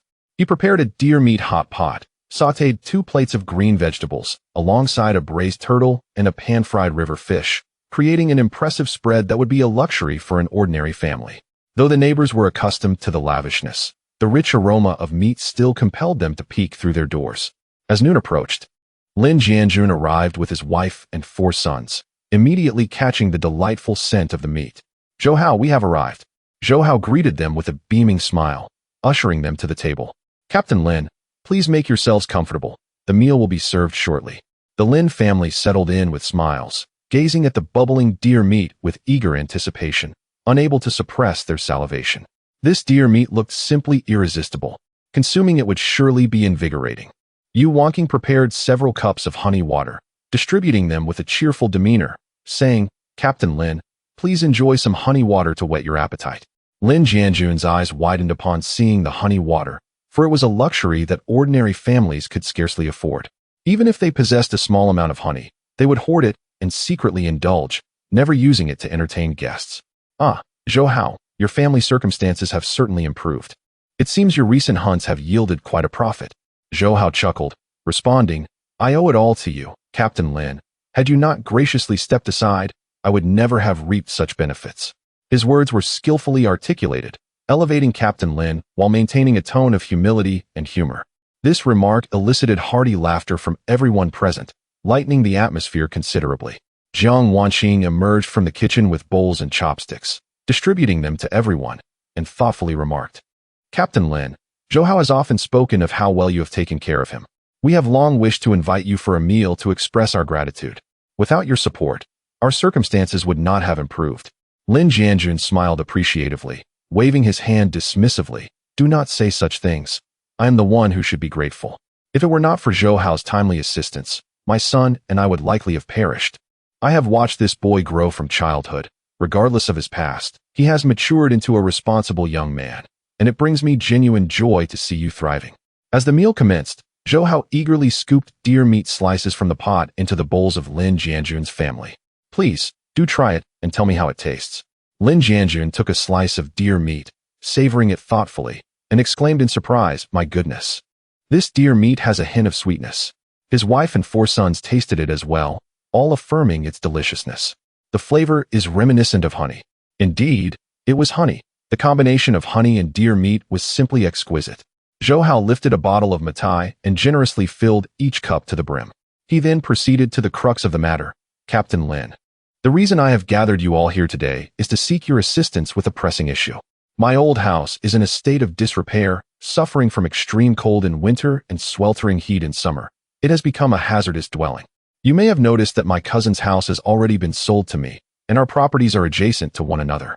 Therefore, I am contemplating the demolition of both houses to construct a new 3-story villa. However, I require your support, as this is indeed a monumental undertaking. You are the only person I can rely on for help." Upon hearing this, Lin Jianjun was taken aback, unable to conceal his disbelief. "Zhou Hao, each household in our production team is struggling. If you were to build this villa, it would truly stand out as a unique endeavor, making you the very first among us to reside in a villa." Chapter 77. Can a greenhouse truly cultivate vegetables? Zhou Hao, feeling somewhat bashful upon receiving Lin Jianjun's praise, responded modestly. Captain Lin jested, proclaiming that soon, the members of their production team would all lead lives free from want. Zhou Hao could only hope for such a future.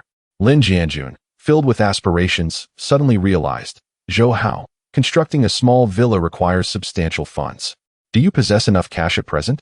Having witnessed Lin Jianjun finish a glass of liquor, Zhou Hao poured him another, exuding confidence as he replied, "Captain Lin, you need not worry about the finances. I have a plan.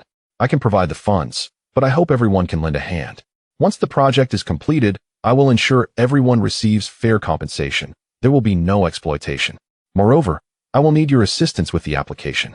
Seeing Zhou Hao's determination, Lin Jianjun felt reassured and inquired, "What style do you envision for the construction?" Zhou Hao, having prepared in advance, presented a sketch he had drawn himself, outlining the basic concept. "Captain Lin, this is my preliminary idea. I intend to build a small villa in a European and American style. If the foundation is laid well, and we use the most basic materials, it will stand for 50 years without collapsing. Lin Jianjun, impressed by Zhou Hao's thorough consideration, posed a question. Zhou Hao, I do not mean to discourage you, but this is capitalism we are discussing.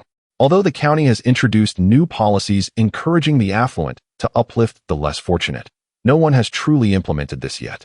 Consider it, every household lives in earthen homes, and suddenly, you erect a 3-story villa. Might you not attract complaints? Zhou Hao, aware of the biases ingrained in people's hearts, replied earnestly, Captain Lin, my aim is to challenge the outdated notions of our time. Only by allowing a portion of the populace to prosper can we inspire broader wealth. To be candid, my reluctance to work previously stemmed from my desire to become a self-employed individual, quietly amassing wealth. Once I am capable, I will assist the villagers, enabling everyone to lead commendable lives and even elevate the village's economic prospects. Lin Jianjun, recognizing Zhou Hao's ambition and trusting in his integrity, declared, Very well, since you have made your decision, I will take charge of this matter. Tomorrow, I will go to the People's Commune to help you with the application. In the afternoon, Zhou Hao visited the fields to check if the seeds in the greenhouse had germinated and whether the previously planted fruits and vegetables had matured. After meticulous watering, fertilizing, pest control, and weeding, he believed that hard work would yield fruitful results. Upon entering the greenhouse, Zhou Hao's eyes sparkled. The fruits and vegetables thrived, growing more robustly than those in neighboring fields, their quality and appearance exceptional. He was confident that they would fetch higher prices than market rates when sold to state-run restaurants. At that moment, Aunt Luo and Uncle Luo were tending to their fields, intending to replace wilted seedlings or ungerminated seeds. As they passed by the greenhouse, they paused, intrigued by Zhou Hao's diligent movements. Zhou Hao, how can you grow anything under that tattered plastic cover, devoid of sunlight and air? Zhou Hao, engrossed in fertilizing, paid them no heed. This technique, well known in later generations, was beyond their comprehension.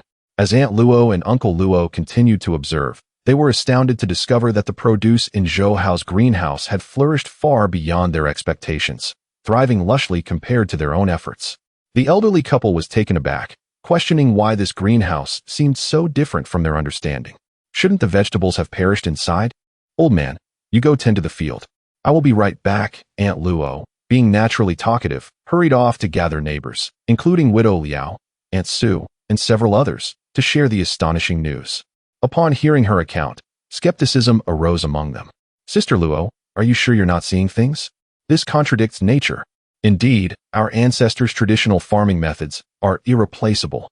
Our family has cultivated this way for generations. They dismissed Zhou Hao, whom they considered lacking in agricultural knowledge, as merely playing at farming. However, Aunt Luo persisted, urging, if you don't believe me, come and see for yourselves. Let us go. The group, driven by the desire to witness the truth, accompanied her to Zhou Hao's greenhouse. Upon arrival, they saw Zhou Hao cradling a large bundle of fresh vegetables, visibly flourishing. Curious, they peered inside, and their jaws dropped in astonishment. Indeed, the fruits and vegetables were extraordinarily lush. Oh my, these produce look remarkably vibrant. If only my garden could yield such splendid crops. One lamented. Alas, my vegetables are withered, unlike the vitality here. Could it be that Zhou Hao was inherently gifted in cultivation? The disparities among people were indeed vast. Effort paled in comparison to talent. Zhou Hao, having previously maintained a low profile, had unexpectedly revealed himself as a knowledgeable and promising young man. It became clear that age was no excuse. They truly could not measure up to him. Listening to the envious murmurs, Zhou Hao felt a swell of pride and instinctively straightened his posture. Upon returning home, he joyfully presented the freshly harvested vegetables to his sisters. Wife, Wanqing, look, these are the vegetables cultivated in our greenhouse. I brought some back for a taste. Upon seeing the two overflowing baskets, Yu Wanqing and Jiang Wanqing beamed with delight. Ah Hao, you've gathered so many vegetables. They appear to be of excellent quality. The flavor must be extraordinary. Wonderful. Tonight, let us indulge in a light meal to cleanse our palates. Zhou Hao approached the edge of the pond, cupping a handful of mountain spring water to meticulously wash his face. With a smile, he remarked, when harvest day arrives, we shall set aside some for ourselves, and the remainder I shall take to the state-run restaurant to sell. On the day when construction officially commenced, Zhou Hao rose early with great anticipation.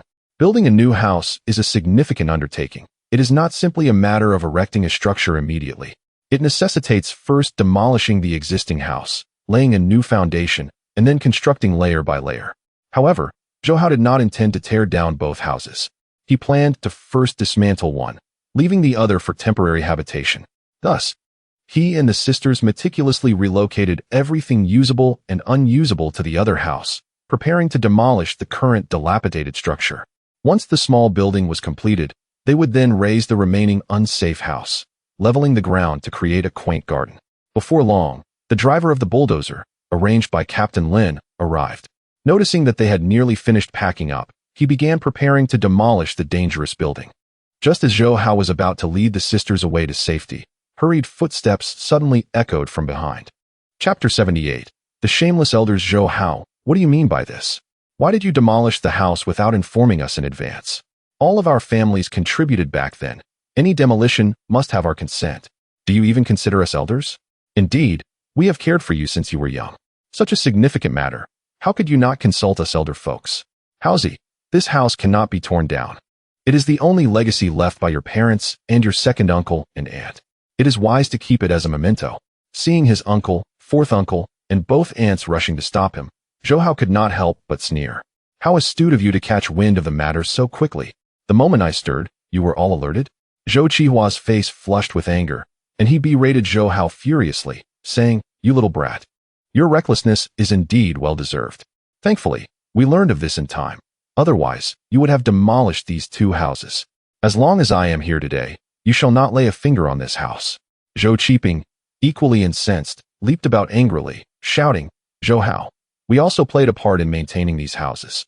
If you wish to demolish and rebuild, you must provide us with adequate compensation. We cannot contribute and end up with nothing." Zhou Xiaolan chimed in, using her status as an elder to exert pressure on Zhou Hao.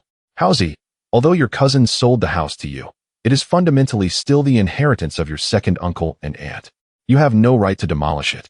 Consider this house as the root of the Zhou family. As a descendant, how could you uproot it?"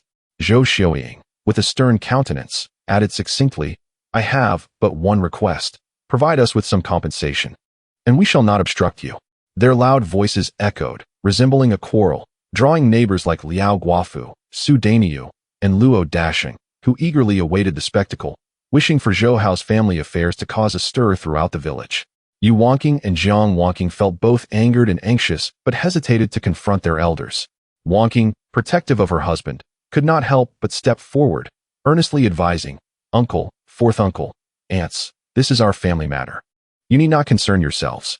Zhou Qihua shot her a glare, spitting out, "Humph. You should keep silent. There is no place for an outsider like you to speak here." Ultimately, it is you two sisters whispering in his ear, instigating him. "What are your true intentions? Are you coveting our Zhou family's property?" Jiang Wangqing, unwilling to see her cousin wronged, retorted, "Uncle, your words are unreasonable. Wangqing is Zhou Hao's wife. A couple is one entity, and there is no such thing as an outsider." Zhou Qiping, infuriated, jumped up and down, pointing at her nose and shouting, "What do you think you are? Do you have any right to interrupt here? If Wangqing is not an outsider, then you must be one, right? You linger here, consuming our resources without contributing anything." Zhou Hao stepped forward, shielding the sisters behind him, too weary to engage in their futile arguments. He coldly remarked, "I am about to demolish this house. If you wish to perish, then remain here and see." With that, he took the sisters and departed, disregarding their opinions entirely. "Zhou Hao, you scoundrel. Try to touch it without our permission." Zhou Qihua warned, "Do not test our patience." At that moment, Lin Jianjun arrived with a team to assist, and, upon witnessing the commotion, stepped in to defend Zhou Hao. "What is going on here? These two houses belong to Zhou Hao. He has the right to do as he pleases, and no one can interfere. I am a witness. I personally handled the transfer paperwork between him and Zhou Zichen, with all signatures and stamps in order. If you have any objections, you may verify with the relevant authorities. If you continue to cause trouble, you will face the consequences." The elders were taken aback by his assertiveness, feeling displeased. Zhou Qihua and Zhou Qiping even spread their arms wide, blocking the road. "If you have the ability, then step over my body." Lin Jianjun, having encountered various people, waved his hand and shouted, "All right then, do not move. Everyone step aside and bring in the bulldozer from our production team." The driver immediately operated the bulldozer, rumbling to life, ready to commence work. The elders, witnessing this turn of events, turned pale and hastily retreated, cursing under their breath while cursing the Lin family's ancestors. Lin Jianjun and his team could not contain their laughter at the sight of their retreating figures. There was nothing left of their elder demeanor. They merely sought to gain a share for themselves. Indeed, dealing with those who are greedy for small advantages requires no politeness. When Zhou Hao's parents faced misfortune, they did not offer a helping hand. Zhou Hao's parents had often supported them, yet they never extended their assistance in return. They claimed to have contributed to Zhou Hao's family, but it was merely empty words. Everyone knew the truth.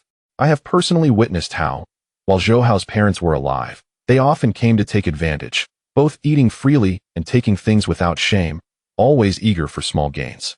I have never encountered such shameless liars. Do they not feel a pang of conscience? Each one of them is a parasite. After all, most people relied on Zhou Hao to hunt in the mountains and provide meat for themselves, fearful of offending him. Liao Guofu, Su Daniyu, and Luo Dasheng, having anticipated a spectacle, were instead left feeling frustrated. Why did Zhou Hao enjoy such good fortune, with support wherever he went? Liao Guofu dislikes 3, host relationship luck 3, Xu Danyang dislikes 3, host romantic luck 3, Luo Dasheng dislikes 3, host financial luck 3. The elders, deprived of their mutton buns, were left feeling disgruntled and disheveled, retreating in dismay, with seeds of resentment sown in their hearts. What is so remarkable about merely constructing a new house? One wonders where Zhou Hao procured such a fortune. It seems necessary to devise a plan to extract some funds from him. In any case, this scoundrel must not be allowed to benefit without consequence. Chapter 79. Purchasing an attic. Duan Jihong and Zhou Zichen, having participated in the live transaction last time, found the experience thrilling yet ultimately rewarding. They successfully completed the deal, earning the trust of Long Gu and securing their positions under his command. In a smoke-filled private room, Long Gu, with a cigarette dangling from his lips and flanked by alluring women, made his intentions clear. Here, every carrot has its hole. I do not accommodate idlers. Business is tough nowadays. You must seek new targets. Only by ensnaring the naive can we ensure our goods are sold continuously. You have a 1-year probationary period, and failure to meet the annual targets will have dire consequences. Duan Jihong and Zhou Zichen swallowed hard, their bodies tensing as they understood the grim fate that awaited those who crossed him. Long Ji's reputation on the streets was one of ruthless efficiency, often referred to as the living Yama. Offending him could lead to either death or debilitating ruin. Rest assured, Long Gu, we guarantee the completion of the task and will not disappoint you. We will seek out targets and aim to sell the goods. Once outside, Duan Jihong and Zhou Zichen began strategizing. Do you have any plans? I have an ideal candidate in mind. I've heard his family is quite well off, so we can start with him. Who is it? The husband of our village's women's director, Su Lanxin, is a quintessential addict. Oh, you mean him? An addict, yet still wealthy? I recall you mentioning that Su Lanxin often visits that scoundrel Zhou Hao. Surely there is something dubious between them? No doubt they are involved. Let us have Tang Guodong catch them in the act. Zhou Hao will surely pay to silence the matter. The two reached a consensus, planning a coordinated effort to ensnare their target, hoping for a substantial catch. Zhou Zichen harbored a deep-seated hatred for Zhou Hao. Not only had he lost his fortune, but his wife was also taken from him. This humiliation was unbearable. Since they could not confront him openly, they resolved to employ cunning tactics to undermine him. Zhou Zichen stealthily approached Tang Guodong's home, knocking for an extended period with no response. Noticing the door was ajar, he pushed it open. Guodong, are you home? After calling several times without reply, he heard rapid breaths from within and hurried towards the sound. Tang Guodong lay on his bed, his face flushed, temperature rising, and pulse racing, convulsing uncontrollably, drenched in sweat. He oscillated between agitation and anxiety, appearing as though he were on the brink of death. The sensation coursing through him was akin to countless insects crawling beneath his skin, ravenously gnawing at his very essence, rendering him desperate for relief. I need the goods. Give me the goods. I can't hold on any longer. Zhou Zichen immediately recognized that Tang Guodong was in the throes of addiction, and with no one else in the house, it was the perfect opportunity. Guodong, what's wrong? Tang Guodong weakly opened his eyes, a blurred figure appearing before him, grasping at a lifeline, pleading, please, I need the goods. Feigning concern, Zhou Zichen rummaged through the room in search of the substance, finding nothing. Guodong, where are the goods? Have you run out? Tang Guodong's consciousness waned, his pupils dilating, murmuring incoherently. The goods are gone. Everything is gone. Help me buy some. I will pay you. Seizing the moment when his awareness was at its weakest, Zhou Zichen produced a package of the goods from his pocket, waving it before Tang Guodong's eyes. Guodong, I have the goods. Do you want them? Tang Guodong's dimmed eyes suddenly sparkled with hope as he reached for the package. Give it to me. Hurry, I'm truly at death's door. Zhou Zichen capitalized on his vulnerability, guiding him step by step. I can give it to you, but you must agree to one condition. Consumed by desire, Tang Guodong abandoned all principles and boundaries. Fine, I will agree to anything, even 100 conditions. Satisfied that he had hooked his prey, Zhou Zichen handed over the goods. As long as you cooperate with me, I can provide a steady supply. Tang Guodong, appearing rejuvenated, crawled towards him like a desperate animal, snatching the package. Trembling, he tore it open and inhaled deeply, immediately manifesting a euphoric expression. Ah, just this one hit. I'm finally alive again. After a while, Tang Guodong gradually regained his senses and, upon recognizing Zhou Zichen, his expression turned to one of shock. Zhou Zichen, what are you doing here? Didn't you run away to escape your gambling debts? Zhou Zichen lit a cigarette and sighed heavily. Oh, don't even get me started. It's a tale of tears. I was terribly ensnared by that scoundrel Zhou Hao. He lured me into gambling, and I fell for his trap, losing everything and then being reported. He took my fortune and my wife. Now I am left with nothing, living worse than a beast. By the way, I've heard that Zhou Hao seems to be getting quite close to your wife. You must be cautious to avoid being fooled. The mention of this infuriated Tang Guodong, his already volatile nature igniting. Don't mention him. That Zhou Hao is truly despicable. If it weren't for my leg, I would have gone to kill him myself. Zhou Zichen aimed to provoke further, gently steering the conversation. Guodong, you mentioned earlier that you have no goods left, correct? Tang Guodong perked up at this. Brother, where did you get the goods? Tell me quickly. Money is no object. I just need to get the goods to survive. Zhou Zichen feigned reluctance, his face displaying a conflicted expression. Guodong, I know a powerful figure who can help you source the goods. However, you must first agree to assist me in dealing with Zhou Hao. Consider this. Zhou Hao has taken everything from me and now seeks to rob you of everything as well. Don't blame me for not warning you. Once he succeeds, it will be too late. Tang Guodong, profoundly affected, was entirely ignited with the spirit of a man, fueled by a fierce competitive desire. He silently vowed to harbor an irreconcilable enmity with Zhou Hao. That scoundrel Zhou Hao, should he ever fall into my hands. I possess 100 ways to make his existence a living hell. How dare he covet my wife? His aspirations are nothing but delusions. I shall ensure that he is utterly disgraced, reduced to a wretched stray. Chapter 80. System, are you tying me up with women again? To repair a house, one must first lay a solid foundation. Lin Jianjun mobilized nearly all the strong laborers in the village to assist him, hastily loading 4 or 5 donkey carts with materials destined for the back mountain. The stones on the back mountain served as readily available raw materials, requiring steel drills and 8-pound hammers to chisel away from the rock face bit by bit. For particularly hard stones, explosives were necessary for demolition. The selected stones, with their sharp edges, were carefully chosen and transported back. This was a monumental task, with each round trip taking an hour or so. Lin Jianjun, armed with a level he had learned to use in the army, directed his 4 sons to drive wooden stakes into the corners of the foundation and stretch twine to mark the lines, ensuring that everything remained level. Dig deeper by half a foot. Lin Jianjun shouted hoarsely from the muddy ground. The frozen soil layer has yet to be reached. His 4 sons, sweating profusely, toiled diligently without complaint. The entire village's strong laborers each wielded their tools, diligently attending to their respective duties, bustling about in a flurry of activity. As the sun blazed down, some even stripped off their shirts, laboring with renewed vigor. Yu Wanqing and Jiang Wanjing busily called out to everyone, having specially prepared tea to distribute among the workers. They even set up 2 large iron pots in the open space in front of the house, taking charge of the group's meals. Zhou Hao was hard at work when he heard Su Lanqin's voice calling out from behind. Zhou Hao, how can we be absent while you are repairing your house? Zhou Hao turned, pleasantly surprised to see Su Lanqin leading a contingent of 20 to 30 women, tools in hand, arriving in a lively throng. Oh, Director Su, what are you all doing? Such dirty and strenuous work should be left to us men.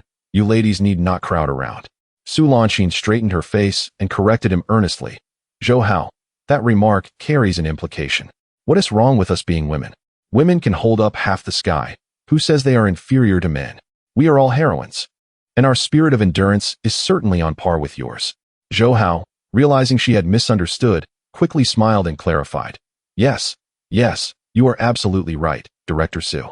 I did not express myself clearly. Look around. There are stones and timber everywhere, each concealing potential hazards. You are all women, and I would feel quite remorseful if something were to happen to you.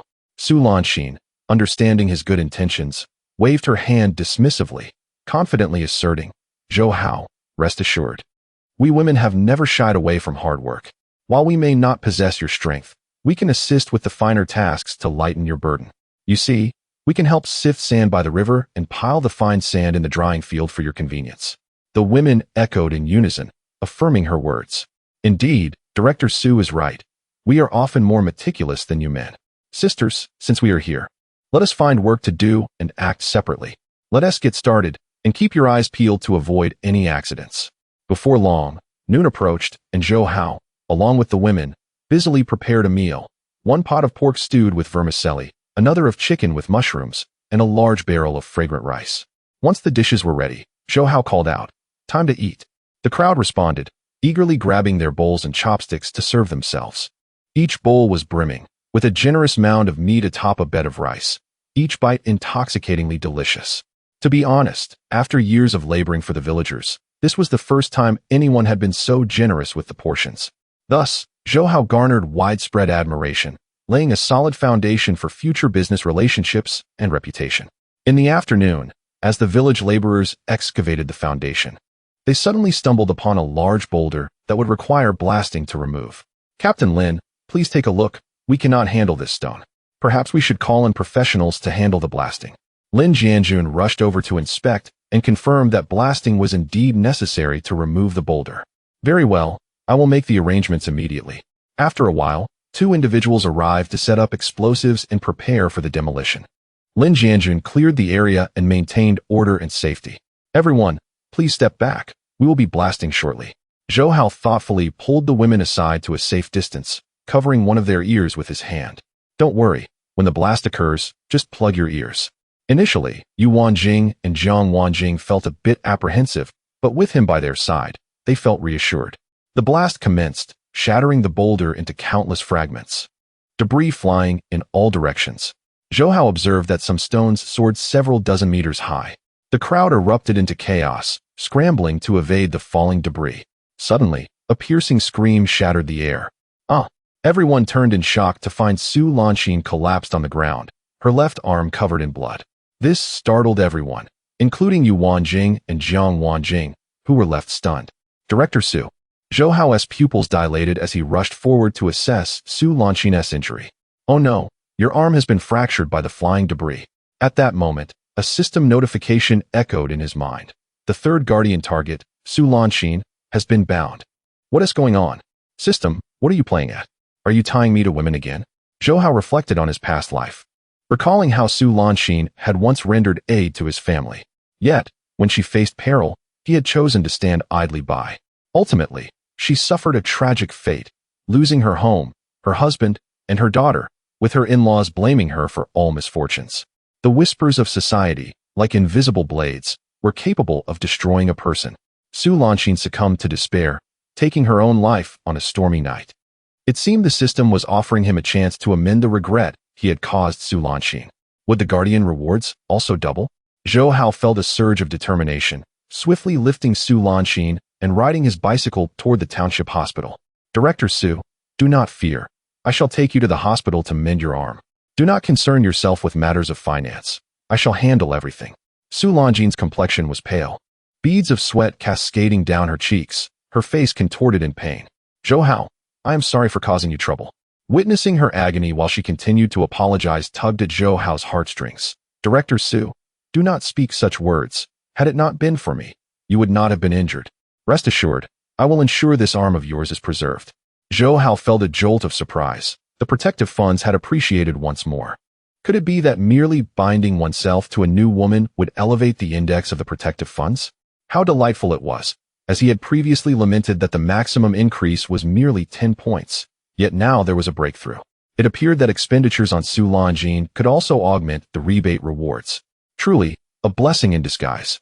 Zhou Hao resolved to take diligent care of Su Lanjin from this moment forth. Chapter 81. The redemption of Su Mu and her daughter's life. Upon arriving at the township hospital, Zhou Hao swiftly lifted Su Lanjin and searched for an orthopedic doctor. "Doctor, I implore you to save her arm. I will spare no expense." The orthopedic physician, demonstrating exceptional professionalism, promptly arranged for surgery and instructed 2 nurses to take Su Lanjin into the operating room. "Please wait outside the operating room. I will do my utmost to mend her bones," the doctor assured. Zhou Hao paced anxiously at the door, guilt and remorse flooding his heart as he recalled the pain he had caused Su Lanjin in his previous life. She had genuinely invested her heart in him, yet he had repaid her kindness with betrayal, ultimately leading to her demise. The thought made him wish to chastise himself. When the lights in the operating room dimmed, the doctor emerged. Zhou Hao rushed forward, eager to inquire about her condition. "Doctor, how is she? Is her arm saved? Will there be any lasting repercussions?" The doctor removed his mask and candidly replied, "Fortunately, you brought her in promptly. Her bones have been successfully repaired, and internal fixation with a steel plate has been applied. Once the bones heal, the plate can be removed. However, the patient will need to stay in the hospital for a week of observation. You may proceed to settle the payment." Zhou Hao breathed a sigh of relief and immediately went to pay. The total for the surgery, hospitalization, medication, and examinations amounted to 60 yuan. He used the Guardian funds directly, spent 60 yuan of Guardian funds to protect the target, rewarded with 600 cash, added to system space, remaining Guardian funds 160. As the third Guardian target, rewarded with 200 Guardian funds, the rebate multiplier for Guardian funds increased to 20 times. Remaining Guardian funds 360, Zhou Hao was elated. He had not only saved Su Lanjin's arm, but also unlocked new functionalities. As he gradually grasped the rules of the system, he began to anticipate the possibility of binding a 4th or 5th woman in the future. Su Lanjin was placed in a regular ward, and Zhou Hao made a special trip on his bicycle to fetch rice soup and 2 boiled eggs. Upon entering the ward, he found her awakening from anesthesia, her consciousness gradually returning. "Su Director, you're awake. How do you feel?" Su Lanjin's complexion was pale, her brow furrowed. Upon seeing her left arm wrapped in heavy bandages and her right hand receiving in 4 drip, her spirits plummeted.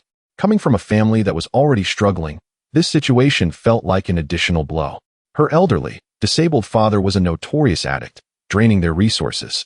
With her meager monthly income, she was already strained to support her family, and now, the exorbitant medical bills loomed over her like an insurmountable mountain. "Zhou Hao, thank you for bringing me to the hospital. I feel much better now. I can leave." As she attempted to sit up, Zhou Hao quickly assisted her, thoughtfully placing a pillow behind her. He retrieved an aluminum lunchbox from his pocket and offered her the rice soup, even helping to peel the eggshells.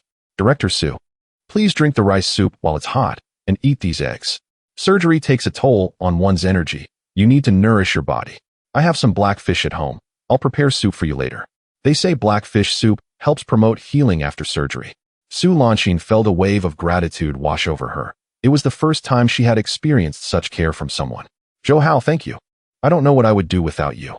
Su Lanjin's affection 15, Guardian funds 15, total Guardian funds 375. Seeing her discomfort, Zhou Hao pulled up a chair and sat at her bedside, feeding her spoonfuls of rice soup. "Director Su, you mustn't say that. Since my wife and Wanqing married into the village, your attentive care has been invaluable to us. I will always remember your kindness. By the way, should we inform your family about your injury?" Su Lanjin shook her head vigorously, adamantly refusing. "No, please don't tell them about this. I want to leave the hospital, and I will find a way to repay you for the medical expenses." Noticing her reluctance to involve her family, Zhou Hao understood and urged her, "Director Su, don't worry about the money. Focus on recovering in the hospital. After a week, you'll be able to leave. I will bring my wife and Wanqing to take turns caring for you, and I will come back in the evening to keep you company." Su Lanjin was taken aback, feeling touched yet reluctant to burden him. "No, no, no, that is not acceptable. You are so busy every day, repairing houses, farming, hunting, and taking care of your family. I cannot add to your burden." Zhou Hao firmly reassured her, "Director Su, it's essential to prioritize what matters. There will always be tasks to complete. Taking a break occasionally is perfectly fine. You, on the other hand, are vulnerable and truly need someone to care for you right now. This decision is final. Do not refuse." Su Lanjin's affection 20, Guardian funds 20, Total Guardian Funds 395. Zhou Hao took the opportunity to return home and inform everyone. Lin Jianjun and the other villagers were deeply concerned about Su Lanqing's injury and rushed to inquire. Zhou Hao, how is Director Su's condition? Alas, it's my fault. I watched helplessly as that stone flew towards her. I should have pushed her out of harm's way. Perhaps I should gather a group to visit her and bring some gifts. Zhou Hao reassured them. Everyone, there's no need to worry. Director Su's condition has stabilized, and she requires rest in the hospital, so it's best not to disturb her. This incident was caused by me, and I will take full responsibility for her care. Upon hearing this, the villagers sighed in relief and regarded Zhou Hao with newfound respect, praising him as a responsible and capable man. During Su Lanqing's hospitalization, Zhou Hao diligently shuttled between the hospital and home. He realized that the food available outside was neither nutritious nor cost-effective. Thus, he prepared 3 meals a day at home and then rode his bicycle to deliver them to Su Lanqing. In this lifetime, he was determined to salvage the lives of Su Mu and her daughter, making amends for the regrets of his past. Yu Wanqing and Jiang Wanqing were genuinely concerned about Su Lanqing's injuries, busily lending a helping hand while thoughtfully preparing some fruit. Hao, please take the cut fruit over as well. It is rich in vitamins. Zhou Hao, the hospital beds are rather firm, so please bring a quilt from home to make it a bit more comfortable for her. As Zhou Hao noticed that the black fish soup was nearly ready, he swiftly picked up a cloth, lifted the lid, and sampled a spoonful to check its flavor. Delicious, truly delightful. He quickly poured the black fish soup into an enamel bowl, sautéed 2 dishes of greens, covered it with rice, and packed it into an aluminum lunchbox. Wife, Wanqing, could you two decide who will accompany me to care for Director Su today? I plan to visit the back mountain shortly to gather some herbs to restore her vitality. Yu Wanqing pondered for a moment, considering every detail. How about my cousin goes with you to care for Director Su? I need to visit her home to check on Tang Yaxin. A child might feel scared and anxious when suddenly separated from her mother. Zhou Hao found her reasoning sound, but upon further reflection, he expressed his concern. You are indeed thoughtful, but I worry about you going alone. Director Su's husband is a drug addict, and I fear he may pose a risk to you. Chapter 82.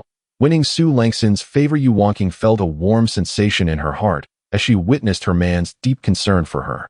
How, rest assured, I am not foolish. If things take a turn for the worse, I shall flee without hesitation. How could a limping addict ever catch up with me?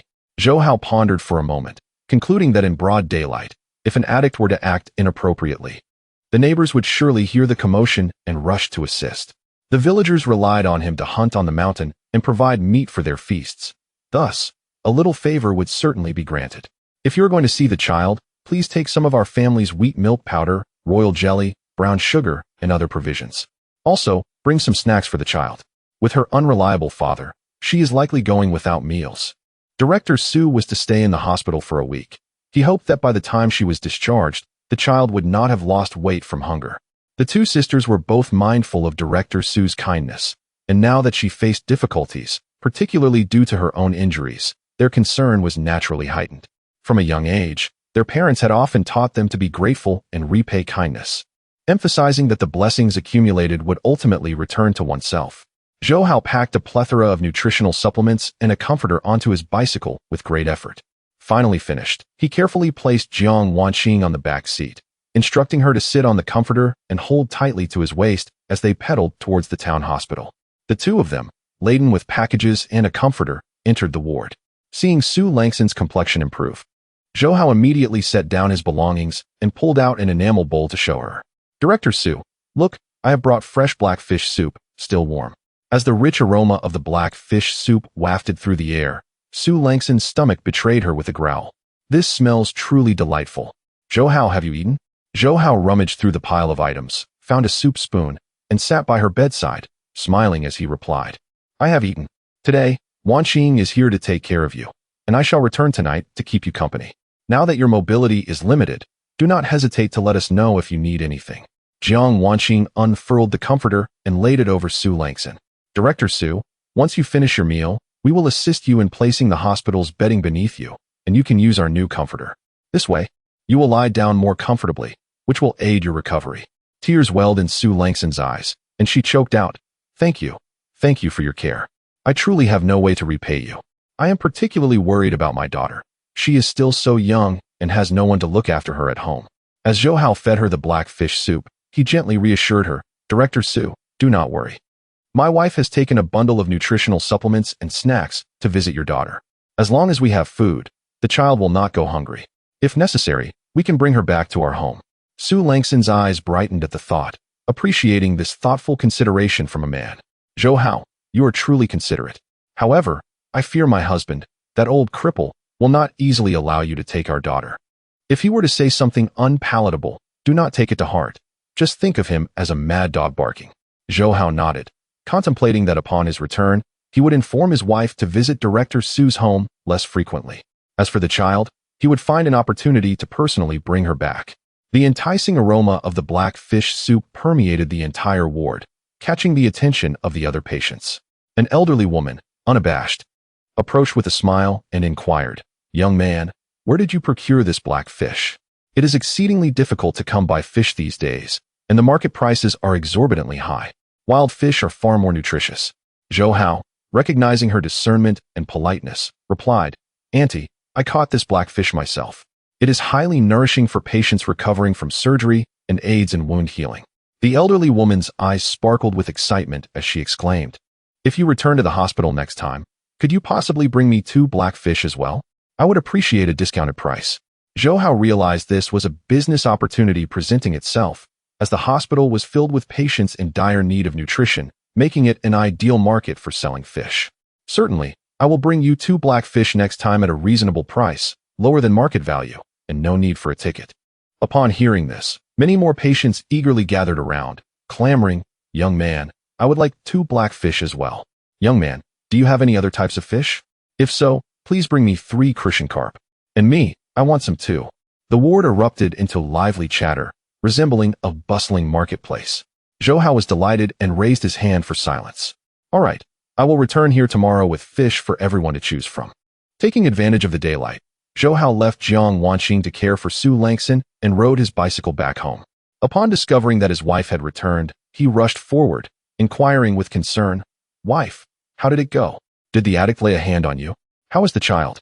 Yu Wanqing wore a frown, her eyes filled with compassion and love as she pulled at his shirt, saying, "Ah Hao, that child is so pitiful.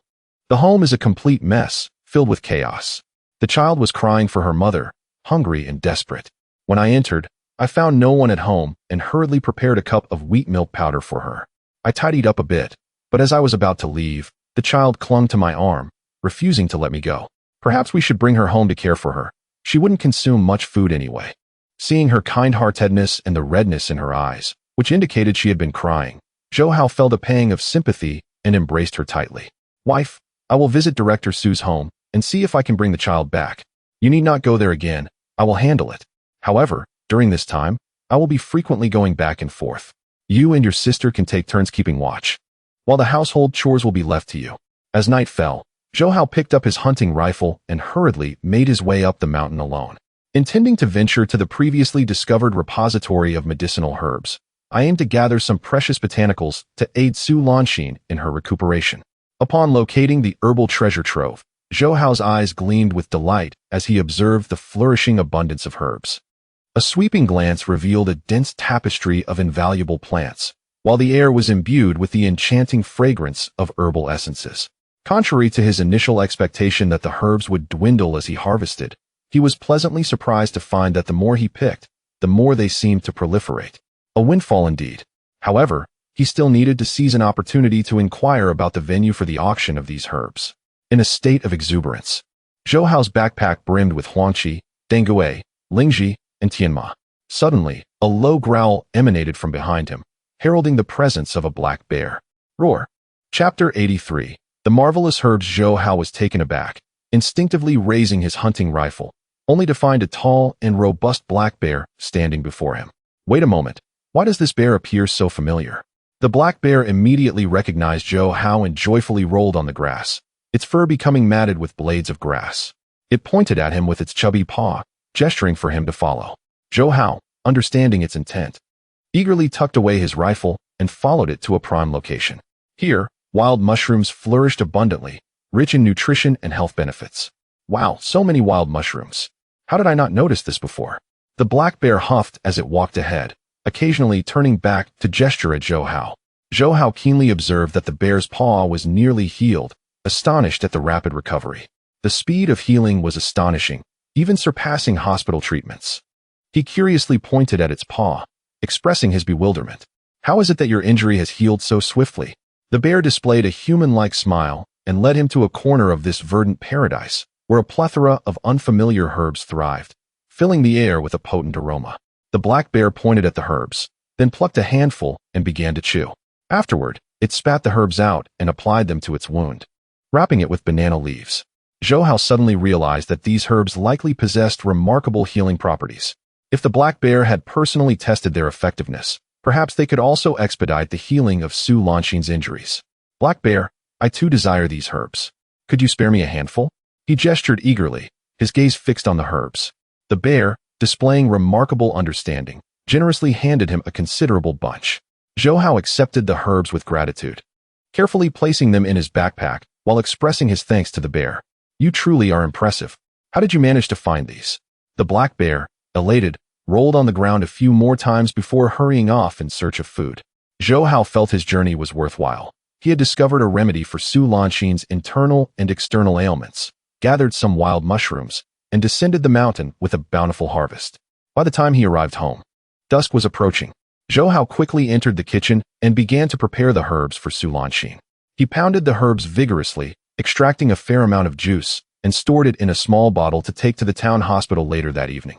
When Yu Wangqing saw the precious medicinal ingredients he had collected, her eyes widened in disbelief.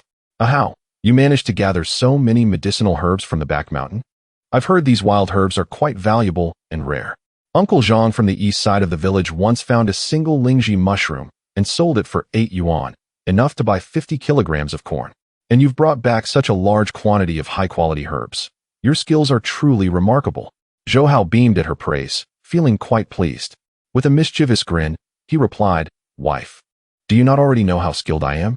Yu Wangqing's cheeks flushed crimson, her ears growing warm as she playfully rebuked him. "How? You're being silly. That's not what I meant." Seeing her still shy like a youthful maiden, reminiscent of a little quail, Zhou Hao couldn't resist teasing her. While other women often grew more irritable with age, turning into a bitter figure, his wife maintained an optimistic outlook, growing younger by the day, easily flustered. Aside from her boldness in intimate matters, she always eagerly catered to his preferences and rhythm.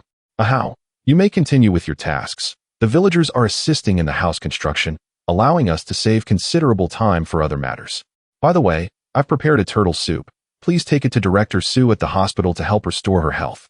I've heard turtle can replenish energy and nutrients, enhance immunity, and promote healing." Zhou Hao felt an immense pride in her thoughtfulness. With a wife like you, what more could a man desire? After preparing the herbs and packing the turtle soup, Zhou Hao rode his sturdy bicycle straight to the town hospital. Upon arriving, night had fully fallen, and the ward was illuminated by a dim light. The other patients had already fallen asleep, while their companions either dozed off on benches or paced the corridor, lost in thought. Seeing that Su Lanxin was still awake, Zhou Hao smiled as he presented the turtle soup, personally feeding her. "Director Su, you must be famished. Look what I've brought for you." Su Lanxin, upon seeing the enamel bowl filled with turtle soup, felt a pang of guilt. What kind of household is this? Every meal consists of lavish dishes. An ordinary family could hardly afford such luxuries. "Zhou Hao, you've gone overboard. I really only need something light." I noticed that it was getting late, so I asked Wangqing to return home early. She must be exhausted after such a long day, and I feel quite guilty. Seeing her expression of guilt, Zhou Hao pulled out a small bottle from his pocket and reassured her. "Director Su, I saw her and told her to go rest. If you think we're being a bother, then you must obediently follow the treatment plan. Look, I found a miraculous herb on the back mountain that can expedite your healing. After you finish the turtle soup, I will assist you with the medication." Su Lanxin's eyes brightened at his words, and she nodded vigorously, eagerly consuming the delicious turtle soup. She reflected on her past mistakes and, if given the chance now, would choose Zhou Hao over her previous unfortunate choices. After they had eaten their fill, Zhou Hao swiftly assisted Su Lanxin with her treatment, gently unwrapping the bandages to reveal a long, jagged suture wound resembling a centipede. Zhou Hao observed with a heavy heart, acutely aware of the pain that would have rendered any other woman in tears.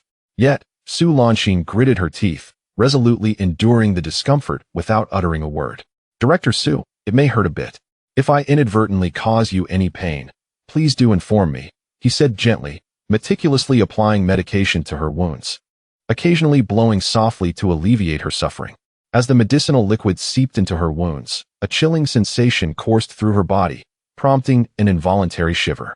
Zhou Hao jolted, his nerves heightened as he gazed at her anxiously, inquiring, "Did I hurt you? I will be more gentle." With unwavering focus, he continued administering the medicine, his touch deft and practiced, accurately applying the remedy to each injury. He thoughtfully massaged the edges of her wounds to expedite the absorption of the medication. "Zhou Hao, be a bit gentler. It hurts," she implored. "All right, it will be over soon. A little higher, please. Is this correct?" No, a little lower." Chapter 84. Brother who funds the engineering team. The following day, before the dawn broke, Zhou Hao hurried home on his old bicycle. Upon arrival, he immediately entered the kitchen to prepare a bowl of egg noodles for Su Lanxing, intending to cater to her dietary needs with something light and palatable, avoiding spicy foods. He refrained from joining the others for the communal meal. Yu Wanqing and Jiang Wanqing were bustling about, cooking 2 pots of breakfast to welcome the laborers arriving for work. After a while, the laborers trickled in, and after finishing their breakfast, they threw themselves back into the task of building the house. Yu Wanqing, with a worried expression, approached Zhou Hao, handing him 2 boiled eggs, saying with concern, "Hao, you haven't rested all night. You should go inside and get some sleep. You are the pillar of our family. What will we do if you collapse from exhaustion?" Zhou Hao chuckled, returning the eggs to her hands, reassuring her, "Save these eggs for you and Wanqing. I am young and full of vigor. I won't be worn out so easily. I still need to deliver breakfast to Director Su and take you along. You'll have to help care for her today." Just then, a commotion outside caught their attention, akin to the festive atmosphere of the new year. Jiang Wanqing rushed in, her cheeks flushed with excitement, pointing outside. "Zhou Hao, come quick. An engineering team has arrived, saying they are here to help us build the small villa. Did you arrange this? Why didn't you mention it before?" Zhou Hao was momentarily taken aback, stepping outside in confusion, and indeed spotted an engineering team. They were well equipped and had already begun their preparations. "Hello, I didn't hire you to build this house. Have you come to the wrong place?" Suddenly, a series of brisk footsteps approached from behind, drawing the crowd's attention. A group of young men dressed in black, all wearing sunglasses, rushed forward, led by Yang Jiao. Following him was a striking figure, walking with an air of confidence. Zheng Haowei, impeccably dressed in a tailored suit, his hair slicked back, exuded an aura of sophistication, adorned with a large gold chain that shimmered in the light. The laborers, witnessing this spectacle for the first time, speculated that Zhou Hao must have offended someone significant, and now they were here to collect a debt.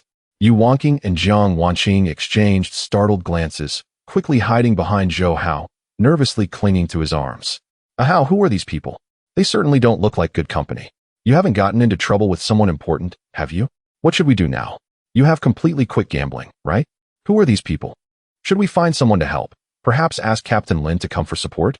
Zhou Hao's eyes lit up at the unexpected arrival, gently reassuring them, "Do not be afraid. I know these people." Zheng Haowei approached Zhou Hao, elegantly removing his sunglasses and bowing respectfully. "Benefactor, why did you not inform me about such an important matter as building your house? I learned that you were starting construction, and relying solely on manpower would likely slow down progress. Thus, I took the liberty of finding a professional engineering team for you, equipped with comprehensive machinery. This will significantly expedite the construction, allowing you to move into your villa sooner." Zhou Hao was taken aback by his generosity, hurriedly responding, "Brother Hu, you shouldn't have gone to such lengths." Zheng Haowei, usually serious, revealed a slight smile. "Enough of the pleasantries. If it weren't for your timely assistance, I might not be here today.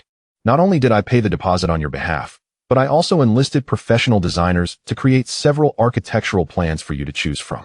With a snap of his fingers, Yang Jiong understood the cue and retrieved a thick stack of design blueprints from his briefcase.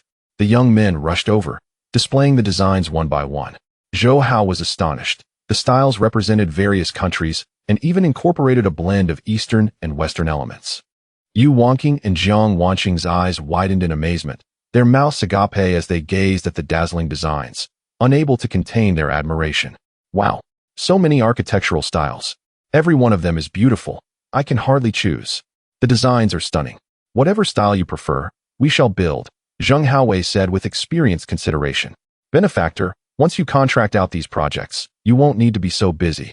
You can go about your daily activities without worrying about staying home to monitor progress. I will send someone to follow up, and any issues that arise will be addressed promptly. Zhou Hao felt immense joy. This indeed saved time and effort, allowing him to tend to the vegetable greenhouses during the day or hunt in the mountains, and spend nights at the hospital with Su Lanxin. The sisters would no longer have to toil over daily meals, and the laborers could return home to assist. Brother Hu, your foresight is truly commendable. I cannot thank you enough. After resolving the housing matter, Zhou Hao rode his bicycle to the hospital with his wife and breakfast. Yu Wanqing stayed behind to care for Su Lanxin, while Jiang Wanqing rested at home. Zhou Hao then visited Su Lanxin's house, agreeing to check on her child. As he approached the door, he was met with the sound of a child wailing in hunger. Mama, wah, I want my mama, I'm hungry. Immediately following was the furious reprimand of Tang Guodong. Crying all day, are you trying to ruin my day? Stop looking for your irresponsible mother. She is probably off with that scoundrel Zhou Hao. Your mother does not want you. Why do you keep crying for her? Be quiet. If you cry again, I swear I will sell you. Upon hearing this, Zhou Hao's face darkened. He abandoned his bicycle and pushed the door open. Inside, he saw Tang Yaxin clad in thin, tattered clothing, looking gaunt and emaciated, her voice hoarse from crying. Tang Guodong, is this how you treat children? Tang Guodong was already in a state of turmoil, and upon recognizing that the intruder was Zhou Hao, his anger flared uncontrollably. He pointed an accusatory finger at him and unleashed a torrent of curses, exclaiming, Zhou Hao, you scoundrel, how dare you come to my home? Do not think for a moment that I am unaware of the sordid affair you have with my wife. You and your mistress are scheming to place a crown of infidelity upon my head. Where have you hidden my wife? You come into my house with the audacity to attempt to take my daughter away. Let me tell you, go ahead and dream your dreams of spring and autumn. Even if it costs me my life, I shall never allow your sinister plot to succeed. Chapter 85. The dance hall. Zhou Hao gazed at Tang Guodong with a cold sneer, remarking, Tang Guodong, with a character like yours, I truly feel pity for Director Su. Ignoring Tang Guodong's furious outburst, he swiftly stepped forward, bending down to embrace Tang Yaxin, comforting her while wiping away her tears. Tang Yaxin immediately recognized Zhou Hao, clutching him tightly with her small hands, her tear-streaked face conveying her sorrow. Uncle Zhou Hao, I want my mother. Please take me to find her.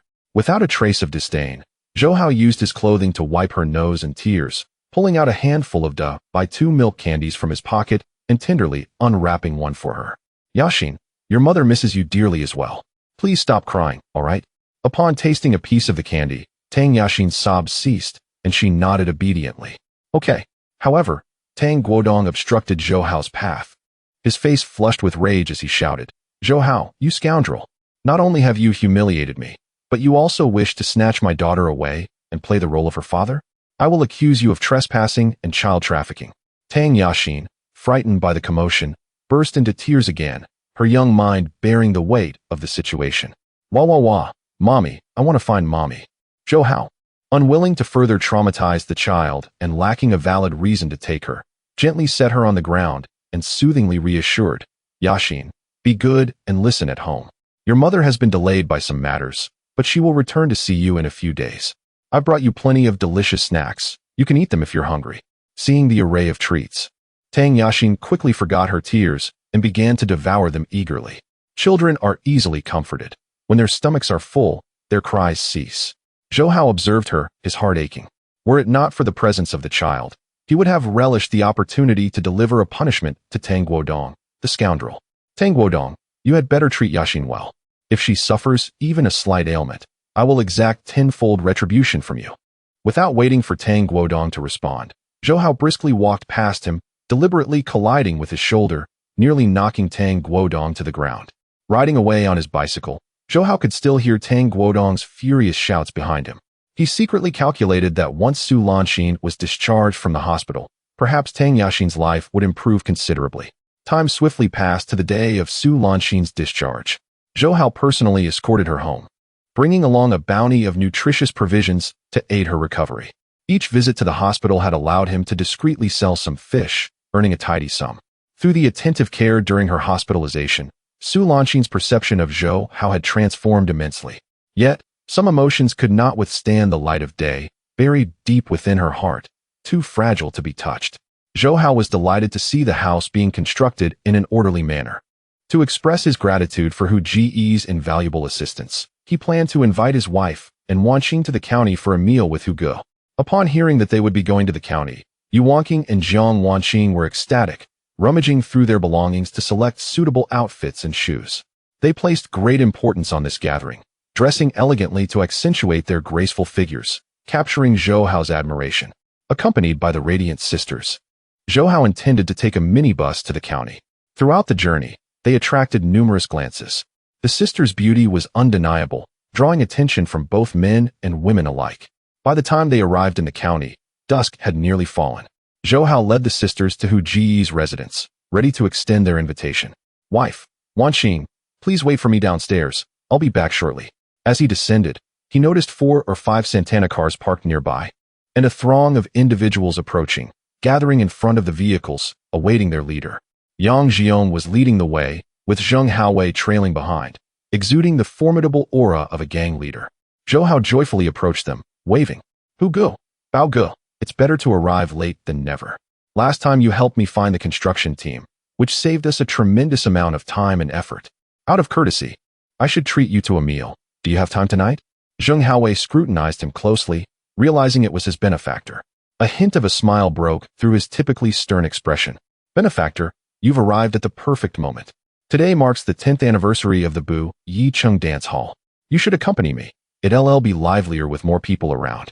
I'll cover all expenses. Let us enjoy ourselves." Zhou Hao's eyes lit up.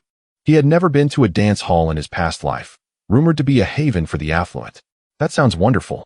I'll bring Wanqing and Wanqing along to join the festivities and support your event." Zheng Haowei acknowledged the sisters standing nearby with a smile and a nod. "Thank you for gracing us with your presence. Let us ensure we indulge ourselves tonight." Zhou Hao, along with the sisters, cheerfully hopped into Zheng Haowei's car, heading towards the Bu Yicheng Dance Hall.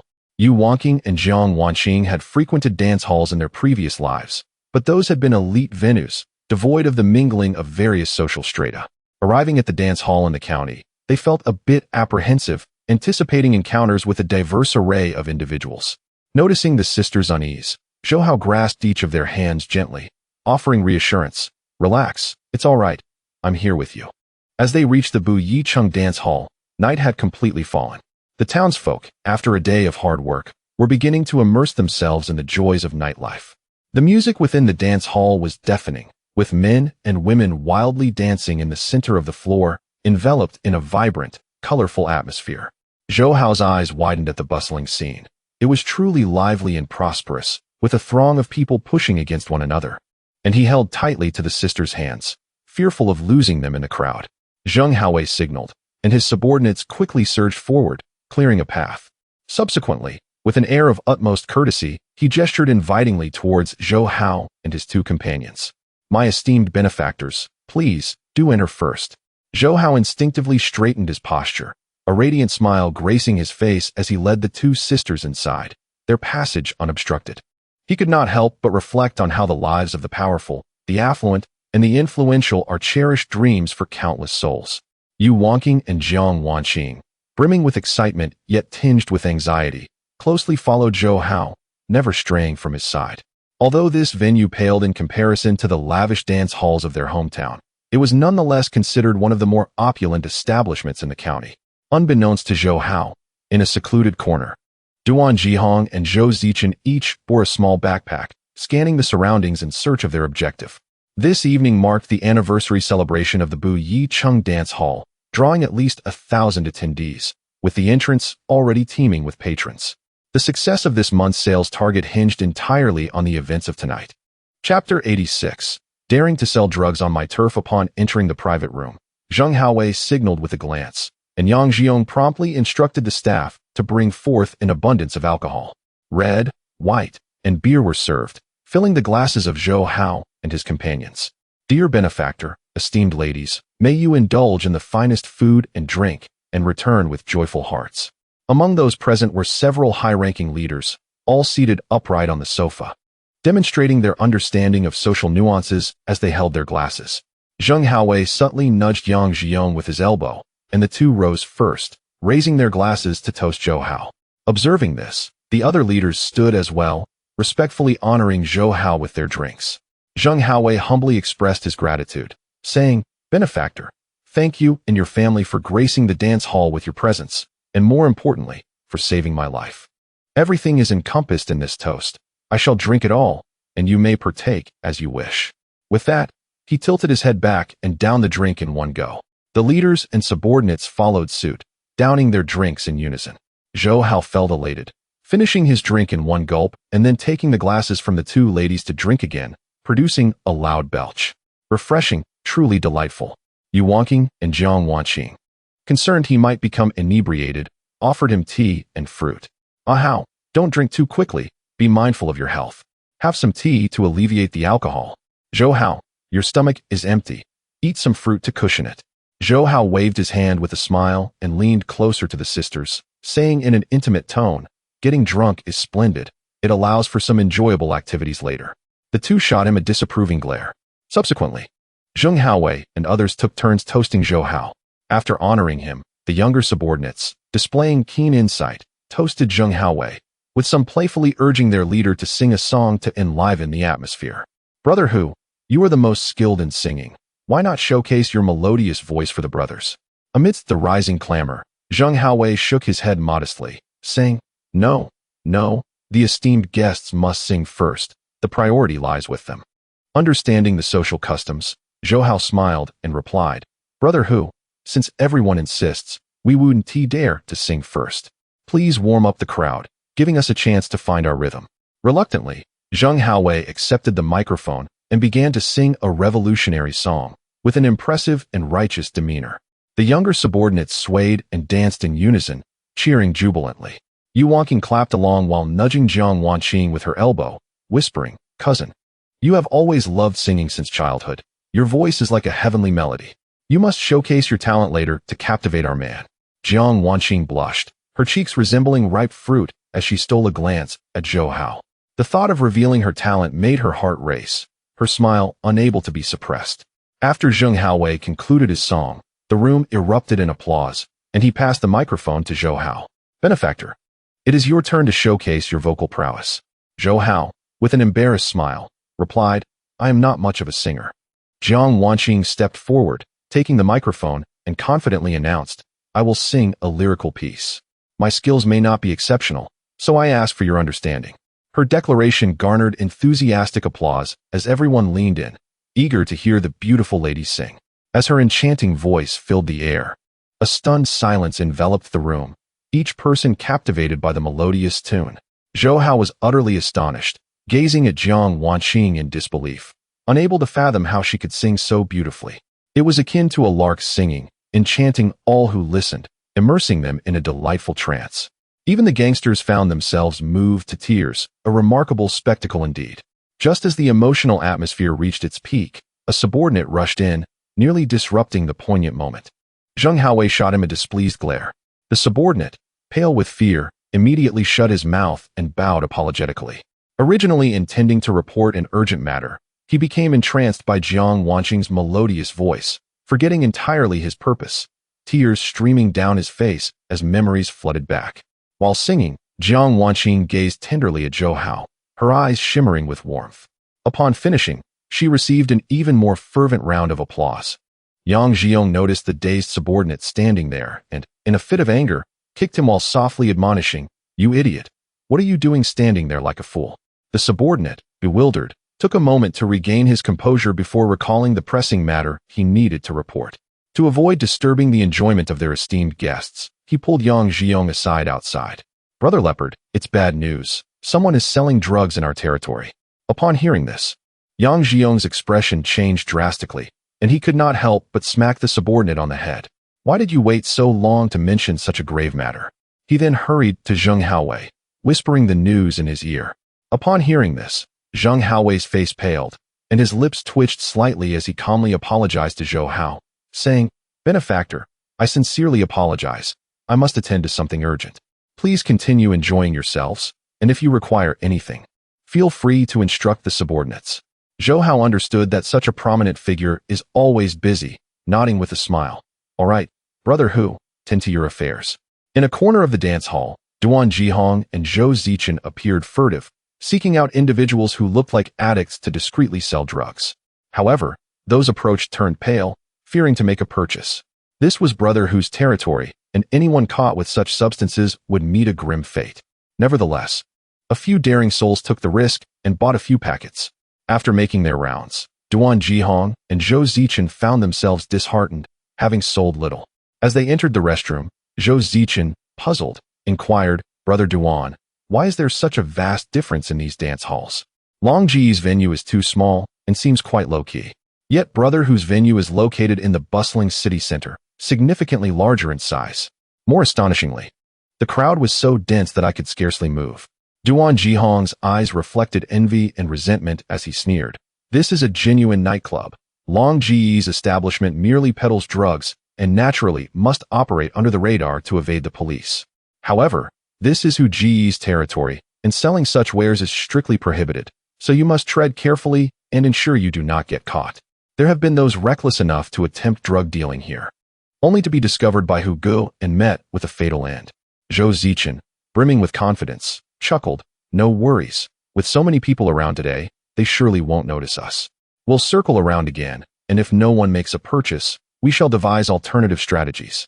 Just as the two were lost in their musings, the door was suddenly kicked open with a resounding bang. Chapter 87. Dragged to the river to drown in the restroom. Over a dozen men dressed in black rushed in. Without a word, they pinned Duan Jihong and Zhou Zichen to the ground, searching their bodies and uncovering numerous small white packets. Well, you dare sell drugs in Hu Ji's territory? You're asking for death." Before the two could react, the underlings began kicking and punching them relentlessly, beating them nearly to death. Caught off guard, Duan Jihong and Zhou Zichen took several solid blows, leaving their faces bruised and swollen as they howled in pain. "You bastards, what right do you have to hit us? Is there no law anymore? Is this how you treat your guests? We came here to spend money. Is this how you treat your patrons?" The more they protested, the more brutally they were beaten. Under fists as heavy as iron weights, their pride was utterly shattered. Zhou Hao, having drunk too much, felt an urgent need to relieve himself and stepped out to use the restroom, where he witnessed the scene firsthand. "What's going on here? These two scoundrels are truly persistent. They even managed to track me here." Zhou Zichen, beaten nearly to death, caught a glimpse of Zhou Hao in his disoriented state and immediately cried out for help. "Zhou Hao, Haozi, cousin, please save us. If this continues, we'll be beaten to death." Duan Jihong, well aware of Hu Ji's ruthless methods, had no choice but to beg Zhou Hao for mercy to save his own life. "Zhou Hao, please save us. We don't want to die. We were wrong in the past. Please be magnanimous and forgive us." Zhou Hao looked at Zheng Haowei with confusion and asked, "Hu Ge, what are they doing here?" Zheng Haowei's face darkened, his eyes gleaming with malice as if he wished to tear them apart. He replied truthfully, "These two broke my rules. They dared to sell drugs in my territory. My establishment, which I've kept clean, was almost ruined by them. They truly deserve to die. However, I heard one of them is your cousin. How would you like to handle this?" Zhou Hao remained unmoved by their pleas for help. Upon reflection, they've lived long enough. Not only did they fail to correct their mistakes, but they grew even more audacious and outrageous. Leaving them in this world would only bring harm. "Hu Ge, deal with them according to your rules. It has nothing to do with me." Seeing Zhou Hao stand idly by, Zhou Zichen's hatred burned to its peak, and he cursed vehemently.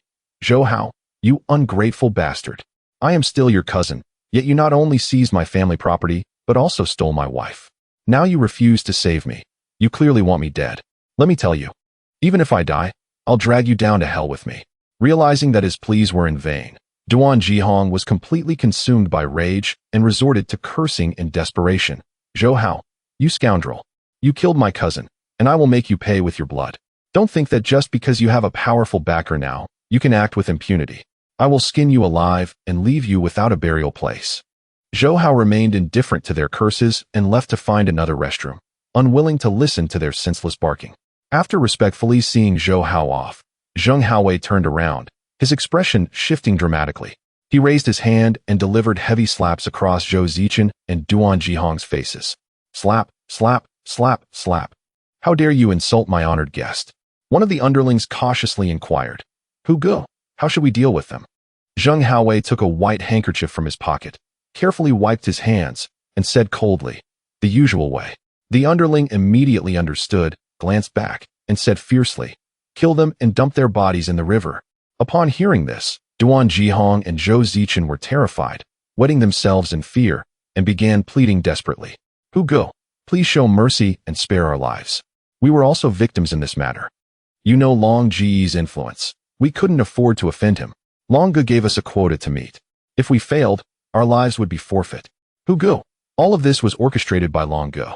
He has long held a deep grudge against you, viewing you as a thorn in his side, eager to eliminate you. In his territory, many have already become addicts, so he needed to find new targets.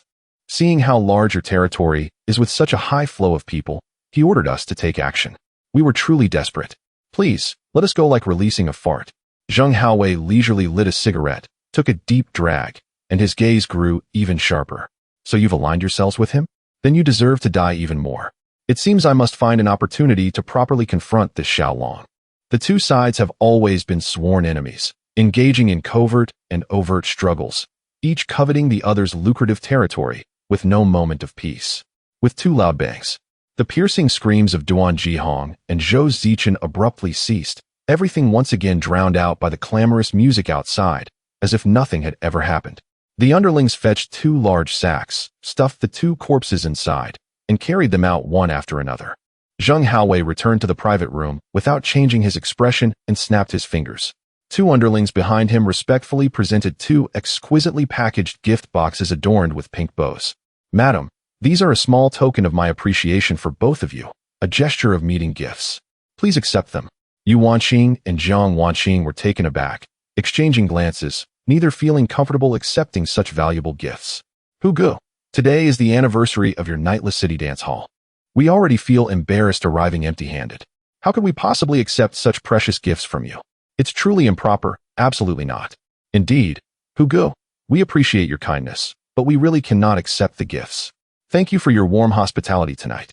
Zhou Hao sensed an extraordinary grace about them from the moment he saw them. They did not resemble rural women, but rather seemed like young ladies from wealthy families, cultured, refined, and well-mannered. "Please, don't stand on ceremony.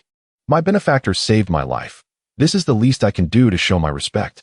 If you refuse to accept them, does it mean you find my gifts inadequate or dislike them? In that case, I'll have someone go out immediately and exchange them for new gifts." Seeing his misunderstanding, Yu Wanqing and Jiang Wanqing grew flustered, their faces flushing red. Instinctively, they looked toward Zhou Hao, seeking assistance with their eyes. Zhou Hao understood fully, smiling as he extended his hand to accept the 2 precious gifts, which he promptly placed into their hands. This was a token of appreciation from Hu Ge. How could one refuse? "Quickly, take them." It was only then that Zhou Hao relaxed his furrowed brow, revealing a knowing smile as he raised his glass in a toast to Zhou Hao. "Indeed, that is the essence of the matter. My benefactor, I was delayed by an urgent matter earlier, and I must express my apologies to you all. I shall start by penalizing myself with 3 cups. Following this, there will be even more delightful activities for you to fully enjoy." Chapter 88. A surprise for the sisters. Zhou Hao indulged in alcohol, yet remained unaffected, although he frequently excused himself to the restroom. This was largely due to the lessons learned from his past life. Had it not been for his habitual drinking and gambling, he might not have been a match for Zhou Hao. During one of his bathroom excursions, he stealthily stepped out to accomplish a significant task, returning to the private room with an air of calm. He embraced the 2 sisters, reveling in the high-class treatment and service, feeling euphoric and intoxicated. The lively atmosphere persisted until the late hours of the night, when Zhou Hao, accompanied by the sisters, returned to the village in a car personally dispatched by Zhou Hao. Upon arriving home, Yu Wanqing and Jiang Wanqing assisted Zhou Hao to bed. One prepared foot-soaking water, while the other helped him undress. "Hao, promise me you won't drink so much next time. It's too harmful to your health," Yu Wanqing implored. "Indeed, I'll make a bowl of hangover soup for you to drink before sleeping. Otherwise, you'll surely have a headache in the morning," Jiang Wanqing added. Zhou Hao remained quite lucid, observing the sisters' devoted care for him, and he felt a wave of emotions. Had he not been such a scoundrel in his past life, the subsequent tragedies would have been averted. It was foolish to squander a good life on drunkenness and gambling, ultimately destroying the warm and happy home he once had. "All right, you two, stop fussing over me.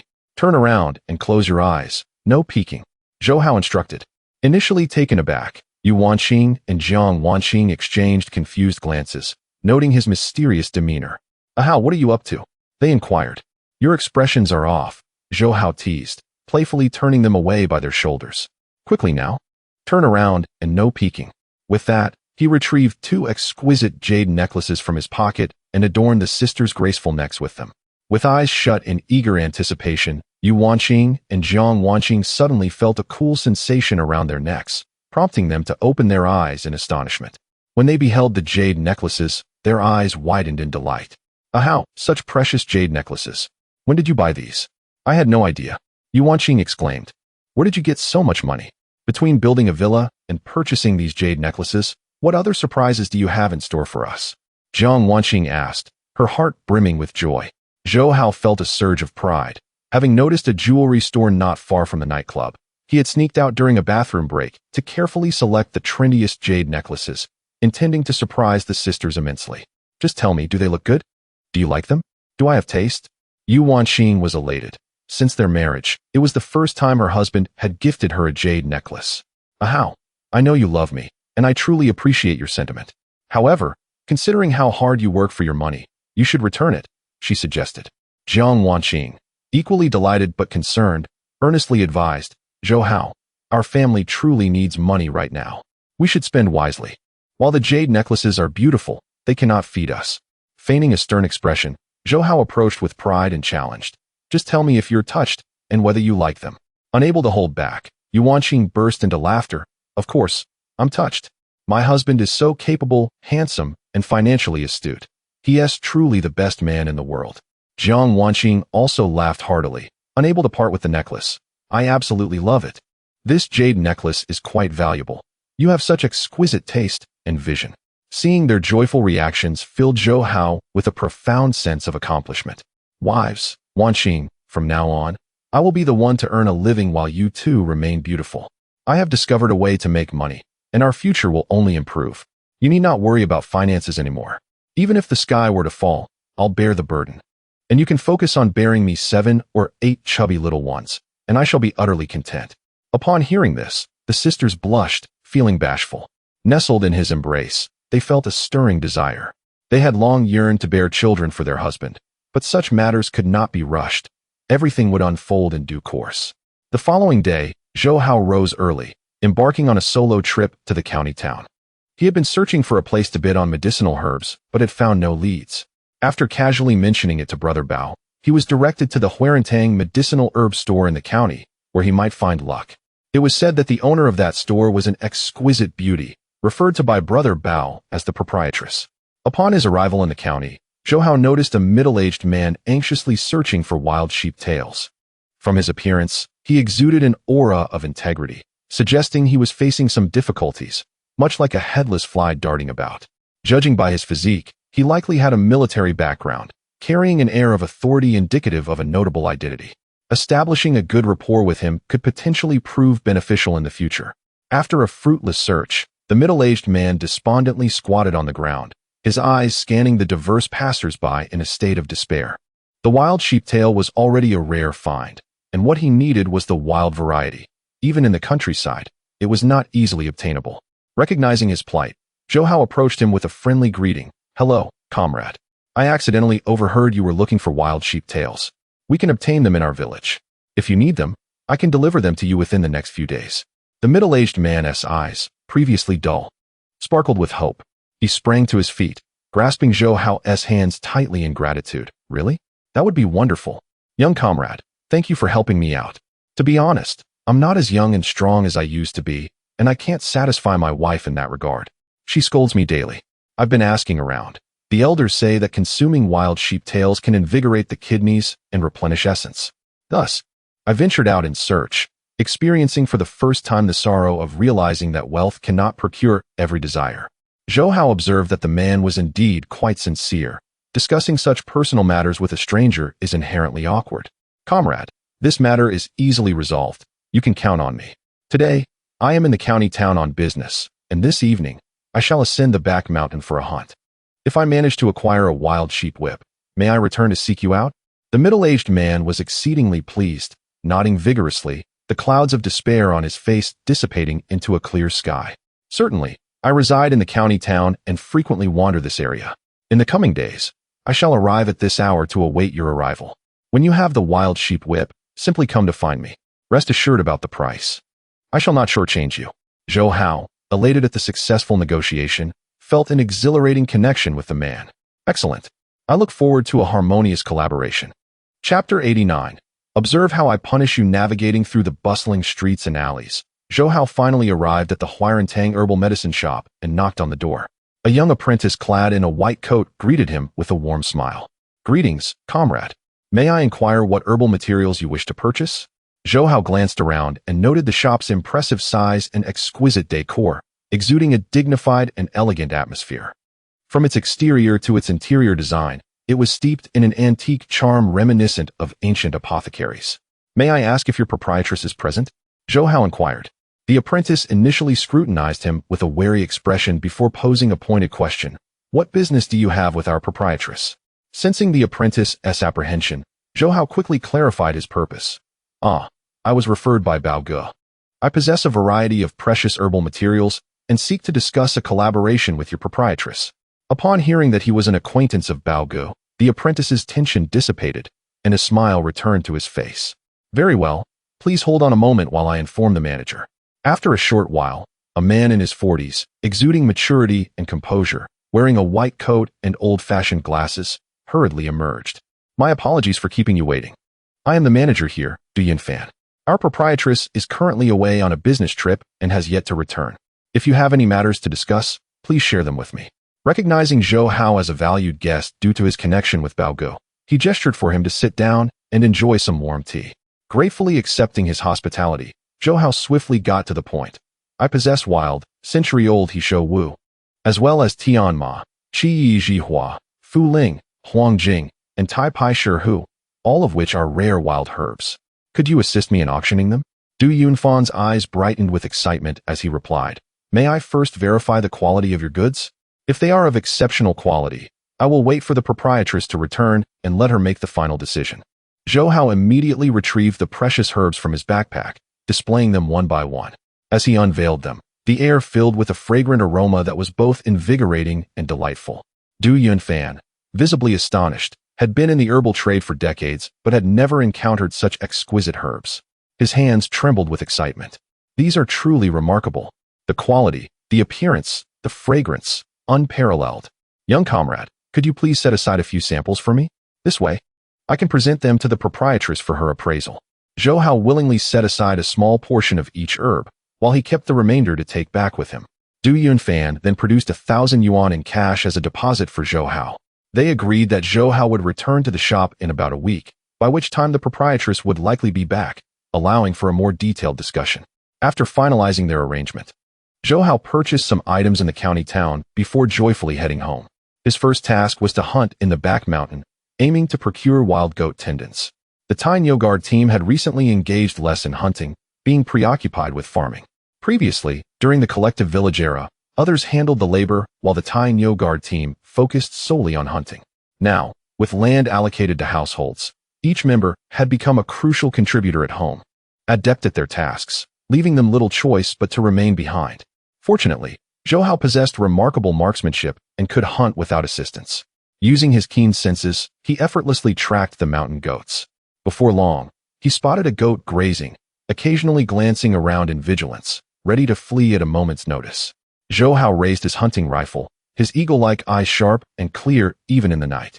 Soon, he triumphantly carried the goat down the mountain, humming a tune as he went. By the stream, he managed to catch several fish. Upon returning home, he placed the fish in a large tank to keep them alive. He then busied himself with gutting the goat to extract the valuable tendons, storing them in a special space to maintain their freshness. The remaining goat meat and internal organs were divided, some for his own consumption and the rest to be sold. After completing his tasks, Zhou Hao indulged in a soothing hot bath and then returned to enjoy intimate moments with his wife. During this time, he noticed that his wife, Yu Wangqing, had an empty neck where the jade necklace he had bought for her should have been. Confused, he asked, "Wife, where's the jade necklace I bought for you?" Yu Wangqing's gaze flickered, and she evasively responded, "Oh, I may have taken it off while bathing to avoid damaging it." Zhou Hao immediately discerned her deception and pointedly remarked, "That's not true. There are no marks on your neck, indicating you never wore it at all. Tell me the truth. Did you secretly sell it behind my back? Realizing that she could not hide anything from him, Yu Wanqing, feeling guilty, confessed, I put the jade necklace away, intending to return it to the county town. I simply cannot bear to spend your hard-earned money. Once you earn a lot in the future, you can buy me a more expensive necklace. Zhou Hao had already anticipated his wife's intentions and felt a mix of helplessness and affection. He feigned annoyance, saying, but this was my heartfelt gift to you. How can you be so unappreciative? Just wait and see how I shall punish you tonight. Ah, Zhou Hao, spare me. The next day, Zhou Hao rose early and prepared breakfast before hastily making his way to the county town. Upon arriving at the designated meeting spot, he indeed found the middle-aged man from the previous day waiting eagerly. In a secluded corner, Zhou Hao quickly retrieved the fresh wild goat tendons from his special space and placed them in a bamboo basket before approaching. Comrade, I have brought you the wild goat tendons you requested. The middle-aged man, having been restless with excitement all night after returning home, arrived at dawn with eager anticipation. When he saw Zhou Hao approaching, his face lit up with surprise and joy. After inspecting the goods, he smiled broadly and praised, excellent. Young comrade, your efficiency is remarkable. You have truly resolved my urgent need. How much for the wild goat tendons? Zhou Hao pondered for a moment before generously stating, this wild goat whip is quite easy to find in our village. I will let you have it for a mere 10 yuan. The middle-aged man was initially taken aback, but soon flashed a broad smile, feeling as though he had stumbled upon a tremendous bargain. Young comrade, are you not concerned about receiving such a small amount? Might you be at a loss? Zhou Hao grinned and waved his hand dismissively, saying, it is primarily because I have no need for these items, yet they hold great significance for you. Consider it a simple act of kindness on my part, half selling and half giving. He added, in the future, should you require anything else, do not hesitate to seek me out. I shall be more than willing to assist you. The middle-aged man perceived a genuine quality in him, distinctly different from other merchants who often resorted to deceitful tactics. And he held Zhou Hao in high regard. Young comrade, I shall not take advantage of you. Let us do this. If you come across more wild goat whips, sell them to me. Additionally, if you happen to find any other animal organs or wild herbs that can enhance vitality, I would be interested in acquiring those as well. He candidly revealed, my name is Yuan Xingping, and I work at the local police station in the county town. You may come directly to the station to find me next time. Upon learning that he worked at the police station, Zhou Hao recognized the potential value of this connection and readily responded, very well, I shall refer to you as Brother Yuan. My name is Zhou Hao, but you may call me Xiao Zhou or Haozi. Zhou Hao recalled having previously discovered wild Ba Jitian, which also has vitality-enhancing properties. He planned to bring it to the police station for him. Chapter 90. The child has been given away that evening. The sky unleashed a long-awaited torrential downpour, akin to a deluge from an overturned water jug, thoroughly soaking the fields. Zhou Hao was drenched as he hurried home, only to find his two sisters eagerly awaiting his return. Yu Wanqing and Jiang Wanqing were heartbroken to see him drenched to the skin. They rushed to fetch towels and heat water, bustling around him with concern. How? Quickly go take a hot shower. You mustn't catch a cold, they urged. Indeed, the weather is quite capricious. I'll prepare a bowl of ginger soup to ward off the chill. Zhou Hao felt a warm glow in his heart from their attentive care and promptly took a hot shower. A few minutes later, he emerged in clean clothes, towel in hand, drying his damp hair. Steam still wafted from his head, and he exuded an aura of masculinity. This time, it was the sisters who were left wide-eyed, their gazes subtly directed toward him, their hearts dancing with joy. Zhou Hao noticed the meaning behind their glances and slowly approached, intending to tease them. Wife, Wanqing, rainy days are perfect for studying, he declared. Let us immerse ourselves in knowledge to the soothing sound of the rain tonight. Upon hearing his implication, Yu Wanqing and Jiang Wanqing felt their cheeks flush with shyness. One was reserved and composed, while the other was filled with excitement and nervousness, each harboring her own thoughts. The atmosphere in the room was just right, the emotions of the three heightened, yet suddenly interrupted by a frantic knocking at the door. Knock, knock, knock. Moments later, a voice cried out from outside. Zhou Hao, please help me. I'm truly at my wit's end. Sob, sob. Recognizing the voice of Su Lanxin, Zhou Hao quickly opened the door and caught her fragile form as she teetered on the brink of collapse. Director Su, what has happened? He exclaimed, noticing she was soaked to the bone. Come in quickly. Yu Wanqing and Jiang Wanqing were alarmed by her appearance, rushing to fetch towels, hot water, and a blanket to drape over her frail shoulders. Director Su, please don't panic. Take your time to explain. Here, Drink some hot water to warm yourself. How did you end up in such a dire state?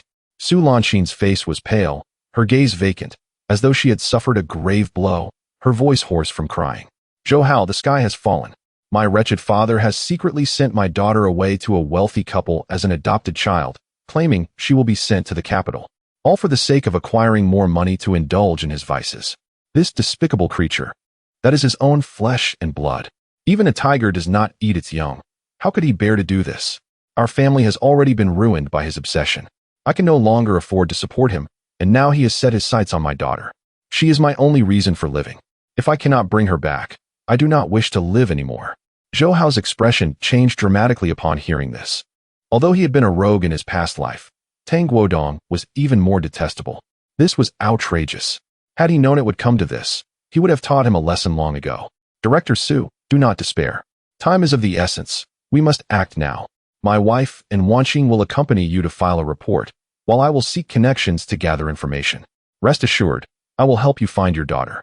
Su Lanqing nodded vigorously, grasping onto Zhou Hao as if he were her last hope. Zhou Hao, thank you so much.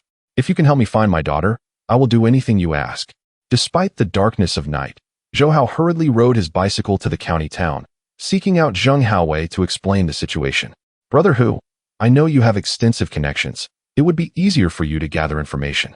Our village's women's director, Su Lanxin, has often assisted us, and we owe her much. I need your help to see if you can uncover any leads on her daughter. Zheng Haowei, upon understanding the situation, was filled with indignation and slammed his lighter down on the table. This scoundrel had better pray he doesn't fall into my hands. Rest assured, I will mobilize all my connections to help you find her daughter. I will notify you immediately if there is any news. Zhou Hao was overwhelmed with gratitude, expressing his thanks profusely. Brother Hu, thank you immensely. Once this is resolved, I am willing to offer you more precious medicinal herbs as a token of my appreciation. Zheng Haowei, a man of the world, valued brotherhood above all else, waved his hand dismissively. Don't mention it, my friend. Helping you is only right. Should you encounter any difficulties in the future, feel free to seek my assistance. I will do my utmost to help you. Meanwhile, Su Lanxin, accompanied by the two sisters, hurried to the police station to file a report. Throughout the night, they anxiously awaited news from the police, but no word came. Su Lanxin appeared haggard, on the brink of a breakdown, her mind clouded with confusion.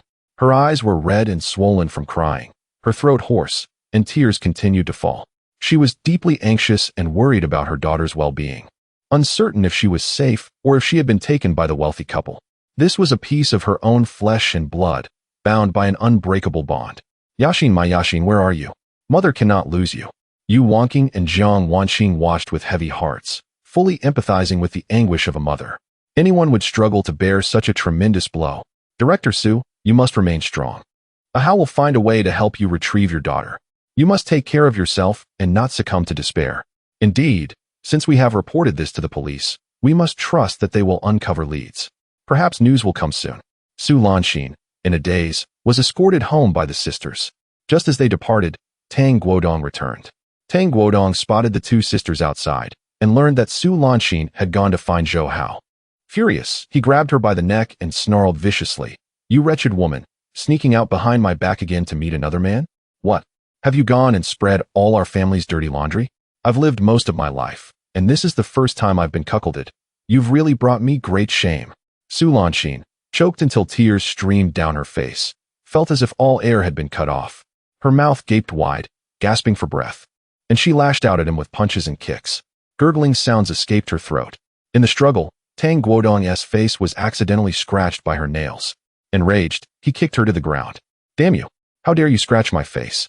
I'll beat you to death." With that, he grabbed a whip hanging on the wall and lashed her as if she were an enemy. Crack, crack, crack. Su Lanxin, kicked in the stomach, writhed in pain on the floor, unable to get up. The whip struck her fragile skin, tearing it open instantly, leaving her bloody and howling in despair. "You monster! Give me back my daughter! Give her back to me!" Tang Guodong's face twisted with rage, veins bulging on his forehead as he ground his teeth and cursed. "Bah! You'll never see your daughter again in this lifetime. I'd rather die than tell you where she is. She's left us now to live a life of luxury and privilege. Give up. You and she have nothing to do with each other anymore." Meanwhile, the mother-in-law, Yang Chunfong, watched the commotion with glee, fanning the flames and pointing accusingly. Serves you right. This is all the consequence of your own actions. Don't blame my son. It'd be best if he beat you to death, saving us the disgrace of you tarnishing the Tang family's reputation. The Tang family has no place for a shameful daughter-in-law like you. Chapter 91. Sheltering Su Lanxin. Su Lanxin, battered and bruised, seized the opportunity when Tang Guodong succumbed to his addiction and fled for her life, collapsing outside. At this hour, every household was busy tilling the fields, and the streets were nearly deserted, leaving her unconscious form unnoticed. On his way back from the county, Zhou Hao happened upon the pitiful and helpless sight of Su Lanxin, and his heart ached at the sight. Director Su, awaken. How could you be so injured? As he shook her gently, she stirred awake, and, upon recognizing Zhou Hao, burst into tears. Zhou Hao, I truly do not know what to do. I implore you, please save me. Seeing her body covered in wounds, he felt a surge of understanding, and a cold glint flickered in his eyes. Director Su, has that scoundrel Tang Guodong tormented you again? Just wait, I shall avenge you. Su Lanxin immediately grasped his arm, shaking her head fervently, sobbing, do not confront him. I never wish to see him again. I want a divorce. Please, can you shelter me? I am utterly at my wit's end.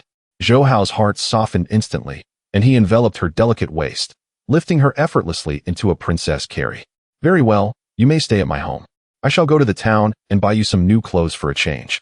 With me around. If Tang Guodong dares to come again, I shall make him regret it. Upon arriving home, Zhou Hao hastily laid Su Lanxin on the bed, rummaging for medicinal herbs specifically for treating wounds, meticulously grinding them to prepare for her treatment. Wife, please boil a pot of hot water to help her cleanse herself.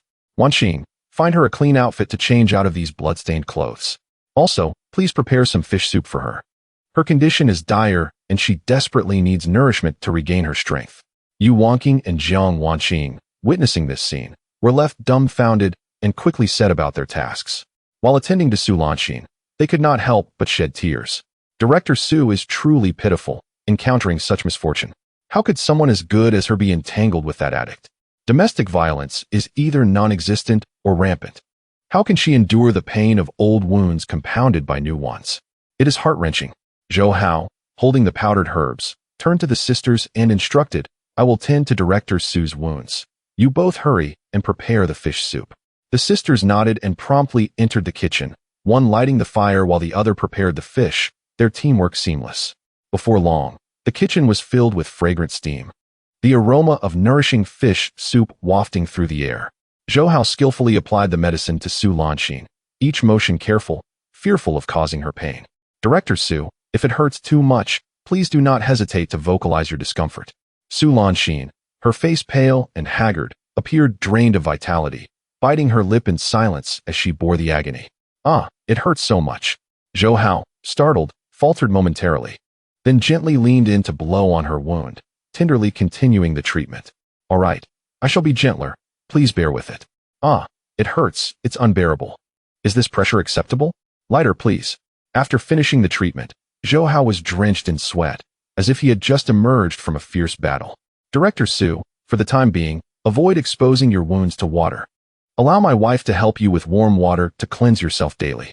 Yu Wangqing entered, carrying the freshly prepared fish soup, and sat beside the bed, diligently feeding Su Lanxin spoonful by spoonful. Director Su, I know you are heartbroken and do not wish to eat. Yet, one must eat to sustain life. If you do not nourish yourself, what shall become of your daughter? Jiang Wanqing followed suit, bringing in a plate of fruit and chiming in, indeed. Even if not for yourself, you must consider your daughter. She is still so young and in dire need of a mother's love. If you were to falter, how would she cope? Tears streamed down Su Lanxin's face, her lips trembling as she choked out, Thank you for caring for me. This is the first time I have felt the warmth of a home, compared to the attitudes of her maternal and marital families. Zhou Hao's home radiated warmth and happiness, embodying the life she yearned for. Seizing the moment while Su Lanxin was drinking the fish soup, Zhou Hao rode his bicycle to Lin Jianjun's house to discuss matters further. Upon arriving, Lin Jianjun was taken aback to see Su Lanxin, battered and lifeless on the bed, and immediately inquired about her condition. After hearing the details of the incident, he slammed his hand on the table, indignation etched across his face. This Tang Guodong has become utterly outrageous. Who would have thought he is not only an addict, but has deceitfully claimed to have given their child away, when in reality, he is trafficking children. For money, he has forsaken all moral integrity. He is nothing short of a monster. Zhou Hao quickly prepared a cup of rich malt milk to calm Lin Jianjun's nerves and led him to a seat in the living room. Captain Lin, you must assist us with this matter. Director Su has suffered immeasurable torment at home. Now her daughter is missing. If that wealthy couple takes her back to the capital, it would be like searching for a needle in a haystack. Lin Jianjun empathized deeply with Su Lanxin's plight, feeling a genuine sense of compassion for her circumstances, and without hesitation, he replied, "No problem. I shall take this matter upon myself. I will return and mobilize all my connections to search for any leads on her daughter's whereabouts. I will inform you the moment I have any information." As he spoke, he hesitated, his expression revealing an internal struggle. Zhou Hao, noticing his conflicted demeanor, inquired, "Captain Lin, do you have any reservations?" Lin Jianjun glanced at Su Lanxin in the room and, after some hesitation, said, "I am contemplating whether we should seek assistance from Director Su's maternal family. They are one of the prominent families in town. Although they have declined in recent years, a dying camel is still larger than a horse." Zhou Hao was taken aback. Having never heard this explosive revelation before, he asked incredulously, "What? How come no one knows this?" Having lived through many storms in life, Lin Jianjun sighed deeply. Every family has its own difficulties. She likely does not wish to return. In the current circumstances, seeking assistance from one's maternal family is the wisest course of action. Zhou Hao, understanding Su Lanxin's disposition, resolved to honor her every choice. "Captain Lin, let us first consult Director Su's opinion on this matter. We must respect her personal wishes, for coercion is not an option." Lin Jianjun pondered for a moment, then raised his hand to obstruct Zhou Hao's path, proposing, "Let us not rush. We should first locate Tang Guodong and compel him to reveal Tang Yaxin's whereabouts." Zhou Hao found this reasoning sound, for there was nothing more pressing than the search for a child. "By the way, Captain Lin, do you have any flour at home?" Lin Jianjun was momentarily taken aback, then responded with a puzzled expression, "Yes. Why do you ask?" Zhou Hao smiled enigmatically, teasingly withholding details. "You will see shortly. First, let us return to your home to gather some flour, which we will wrap in newspaper. It will prove invaluable." Chapter 92. Still smoking? "You are in for it." Zhou Hao, accompanied by Lin Jianjun and Lin Wenba, sought out Tang Guodong. Upon entering, they were greeted by a room shrouded in a dismal haze. This was no longer a home. It resembled a refuse heap, with overturned oil bottles lying neglected. The air was thick with an acrid stench, a mixture of foul odors that assaulted their senses and churned their stomachs. Lin Jianjun shook his head in disbelief. This was not merely an unkempt dwelling, but a place unfit even for swine. He recalled having warned Tang Guodong repeatedly to mend his ways and start anew, only to find that he had instead descended further into depravity, reaching an irredeemable state. Oblivious to the harsh reality awaiting him, Tang Guodong lounged on a disheveled bed, chain-smoking to escape the gnawing hunger. Most of the household funds had been squandered on illicit substances, and the rice jar was long emptied. He continued to indulge in fantastical dreams of serendipitous fortune falling from the sky. Amidst the clutter, Zhou Hao finally spotted Tang Guodong, the pungent odor of sweat nearly overwhelming him. "Still smoking? You're in for it," he declared. Tang Guodong squinted, drenched in sweat, his clothes worn for days and rank with odor. "Zhou Hao, you bastard. Are you so relentless that you dare come to my home? Looking for trouble? Are you?" Lin Wenba, observing Tang Guodong's readiness to strike, swiftly restrained him by the shoulder, warning, "Tang Guodong, we have come in a relatively calm manner to discuss matters with you. I hope you will be sensible and promptly disclose your daughter's whereabouts. If you choose to ignore our request, do not blame me for being ungracious." Only then did Tang Guodong discern that 3 individuals had arrived, and their demeanor suggested they were there to confront him. "Zhou, do you have no shame? You come to me with 2 accomplices. Captain Lin, you have arrived just in time. Help me adjudicate this matter. This scoundrel is nothing more than a wolf in sheep's clothing, engaging in an affair behind my back with my wife, causing me to become the laughingstock of the entire village. Will you not intervene?" Lin Jianjun, incensed by Tang Guodong's cavalier attitude, felt a surge of unbridled fury, his fists clenching with a crackling intensity. "Tang Guodong, your words lack credibility. In the absence of any proof, you are merely slandering me. I shall not waste time with circumspection. You would do well to confess the entire ordeal concerning your daughter's sale. Should you utter even a single falsehood, you know the consequences. In the village, no one knew better than Lin Jianjun, not only an expert marksman, but also the most authoritative figure. Tang Guodong, feeling a pang of guilt, shifted his gaze, contemplating a reckless denial. Surely, if he refused to acknowledge the truth, they would be powerless against him. This is a family matter. You need not concern yourselves, he retorted, attempting to recline once more, only to be seized by Zhou Hao, who lifted him effortlessly by the collar. Tang Guodong, you are guilty of child trafficking and substance abuse. We have already alerted the authorities. Your only path forward is to confess the truth. Perhaps you may receive a lesser sentence, Zhou Hao asserted. Faced with such a shameless individual, the only recourse was to coax the truth from him. Threats and violence would yield no results. Upon hearing this, Tang Guodong's pupils constricted as he spat venomous insults. Zhou Hao, do you think your words can intimidate me? You wish for me to be imprisoned, so you can openly pursue my wife. How virtuous do you think you are? You were once worse than I. Do not presume I am unaware of your ulterior motives. You covet my land and property. Leave now and do not sully my floor. Lin Jianjun, taken aback by Tang Guodong's audacity to malign Zhou Hao, bellowed, silence. Speak another word, and I will cut out your tongue. Lin Wenba, realizing that reasoning with Tang Guodong was akin to speaking to a stone wall, struck him down with a swift punch. Before Tang Guodong could rise, Lin Wenba seized a chair and brought it crashing down upon him. The blows rained down relentlessly, leaving Tang Guodong bloodied and bruised, his cries echoing in desperation. Help! Save me! Captain Lin's family is killing me. Seeing him still audaciously screaming for help, Lin Wenba increased his ferocity, determined to teach him a lesson. A scoundrel like you, sir, give it to me, quickly. If you do not provide me with food, I shall perish, he implored. Zhou Hao deliberately waved a newspaper before him, teasingly oscillating it back and forth, tantalizing his appetite while ensuring he could not lay a finger upon it. This was a psychological tactic, exploiting his desperate yearning for the substance, luring him step by step into the snare, promising leniency for confession. Tang Guodong, confess honestly. Where did you take your daughter for the transaction? What is the identity and background of the other party? How did you come to know them? After the transaction, where did they go? You had better disclose everything without concealment. Should you utter even a single falsehood, I shall deny you sustenance. Lin Jianjun and Lin Wenba exchanged a knowing glance, suddenly enlightened. No wonder Zhou Hao had inexplicably requested flour. It was intended for such a purpose. Clearly, this method proved most effective against addicts. Chapter 93. Encountering a benefactor facing temptation, Tang Guodong wrestled with his inner turmoil, desperately clinging to the last vestiges of his consciousness as his outstretched hand drew back. No, no. Yes, yes, yes. Seeing his mental state on the verge of collapse, Zhou Hao continued to wave the newspaper in front of him, methodically coaxing, You desire this. You desperately need to take this breath. If you confess truthfully, all these little ones will belong to you.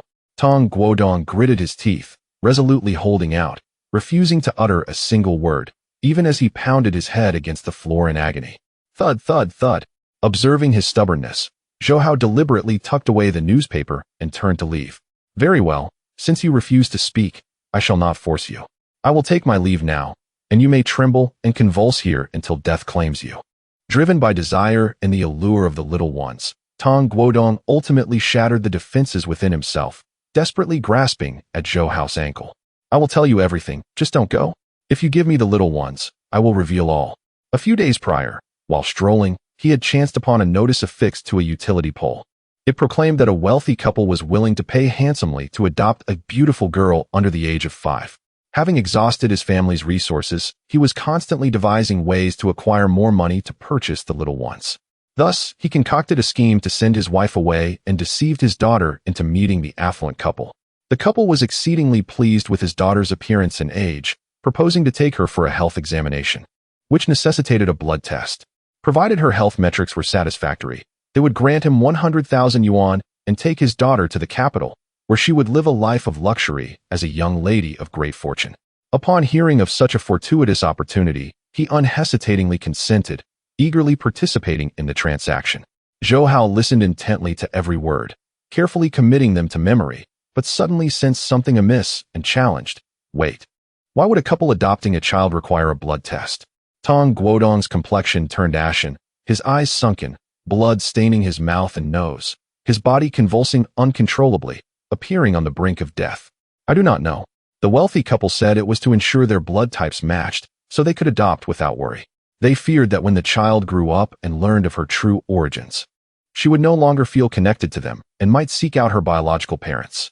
Lin Jianjun and Lin Wenba were filled with righteous indignation at his inhumane actions, vociferously rebuking him. Tong Guodong, you have previously abused and insulted Director Su, and I have repeatedly warned you to halt your reckless behavior. Yet, you have escalated your transgressions, succumbing to the allure of the little ones, even callously selling your own daughter for them. Your actions are beneath contempt. Do you truly value your daughter at a mere 100,000 yuan? One may be impoverished, but one must not lack principles or integrity. To satisfy your selfish desires, you have cast your daughter into the inferno, failing in your duty as a father. How can you be so certain that this affluent couple genuinely intends to adopt your daughter and is not harboring ulterior motives? Without knowing anything about them, you so casually sell your daughter to strangers. How utterly audacious you are. Zhou Hao coldly inquired. Where have they taken the child? Have they returned to the capital? I do not know. They said they would inform me after the blood test. Tong Guodong, now oblivious to their scorn, widened his eyes in fear and trembled as he reached out, urgently stating, I have told you everything I know. You must give me the little ones, quickly. Seeing that he could extract no further information, Zhou Hao discarded the newspaper onto the ground and departed with the lean father and son. As they exited the door, Tong Guodong's anguished cries echoed behind them. Zhou Hao, you treacherous scoundrel, how dare you deceive me? I want the little ones, I am dying. On their way back, Lin Jianjun turned to Zhou Hao and asked, Zhou Hao, with his confession, we can now report this to the police. Zhou Hao nodded, but noted that Su Lanqin had already filed a report without any subsequent developments. Captain Lin, you and Wenba should return home. We need to meet someone in the county. Perhaps this matter requires his intervention. Lin Jianjun and Lin Wenba exchanged glances, resigned to return home. In their eyes, Zhou Hao was the most insightful and decisive among them, whose thoughts were often elusive to others, and they would simply follow his lead. Zhou Hao recalled encountering Yuan Qingping in the county, who worked at the police station and might prove to be an influential ally. Given the rudimentary state of technology in this era, blood tests were not resolved in a day or two. The affluent couple should still be in the county. Zhou Hao hurried home, retrieved his hunting rifle, and ascended the back mountain once more, intending to procure another wild goat's whip for Yuan Qingping. The following morning, Zhou Hao, burdened with a backpack containing fresh wild goat whips, accompanied Su Lanqin and Lin Jianjun to the police station in search of Yuan Qingping. Su Lanqin appeared listless, her mind consumed with thoughts of her daughter, and she had lost her sense of direction, relying entirely on Zhou Hao. Having previously been hospitalized due to a fracture, she had yet to recover and was now further devastated, her strength waning. Hearing that Zhou Hao and Lin Jianjun were heading to the police station, she insisted on accompanying them.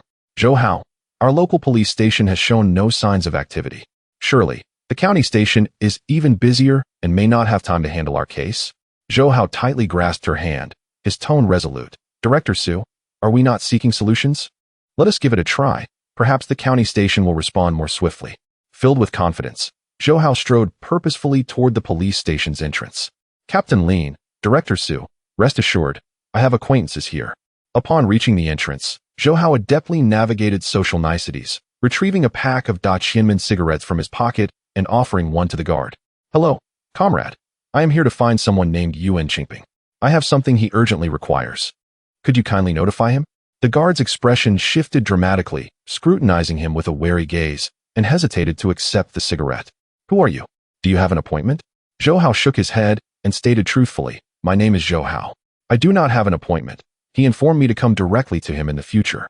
The security guard pondered for a moment and instructed them to wait there, then hurried inside to relay the message. After a short while, a familiar figure rushed in, accompanied by the security guard. Xiao Zhou, I have been eagerly awaiting your arrival. Last time, your assistance was invaluable and truly resolved my pressing issue. Come, let us sit in my office. The demeanor of the security guard underwent a remarkable transformation, his face adorned with a broad smile. Comrades, please enter. At this moment, Su Lanqin and Lin Jianjun were left dumbfounded, utterly perplexed. What was the situation?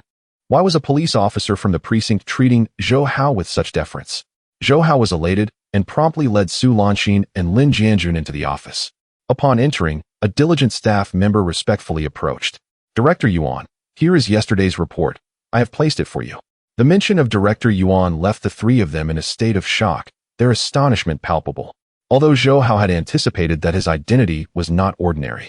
He had not expected him to be the head of the police station. Indeed, he had encountered a person of significance. Su Lanqin and Lin Jianjun were utterly astonished, rendered speechless. They could never have dreamed that Zhou Hao had established such a connection with the director of the county police station.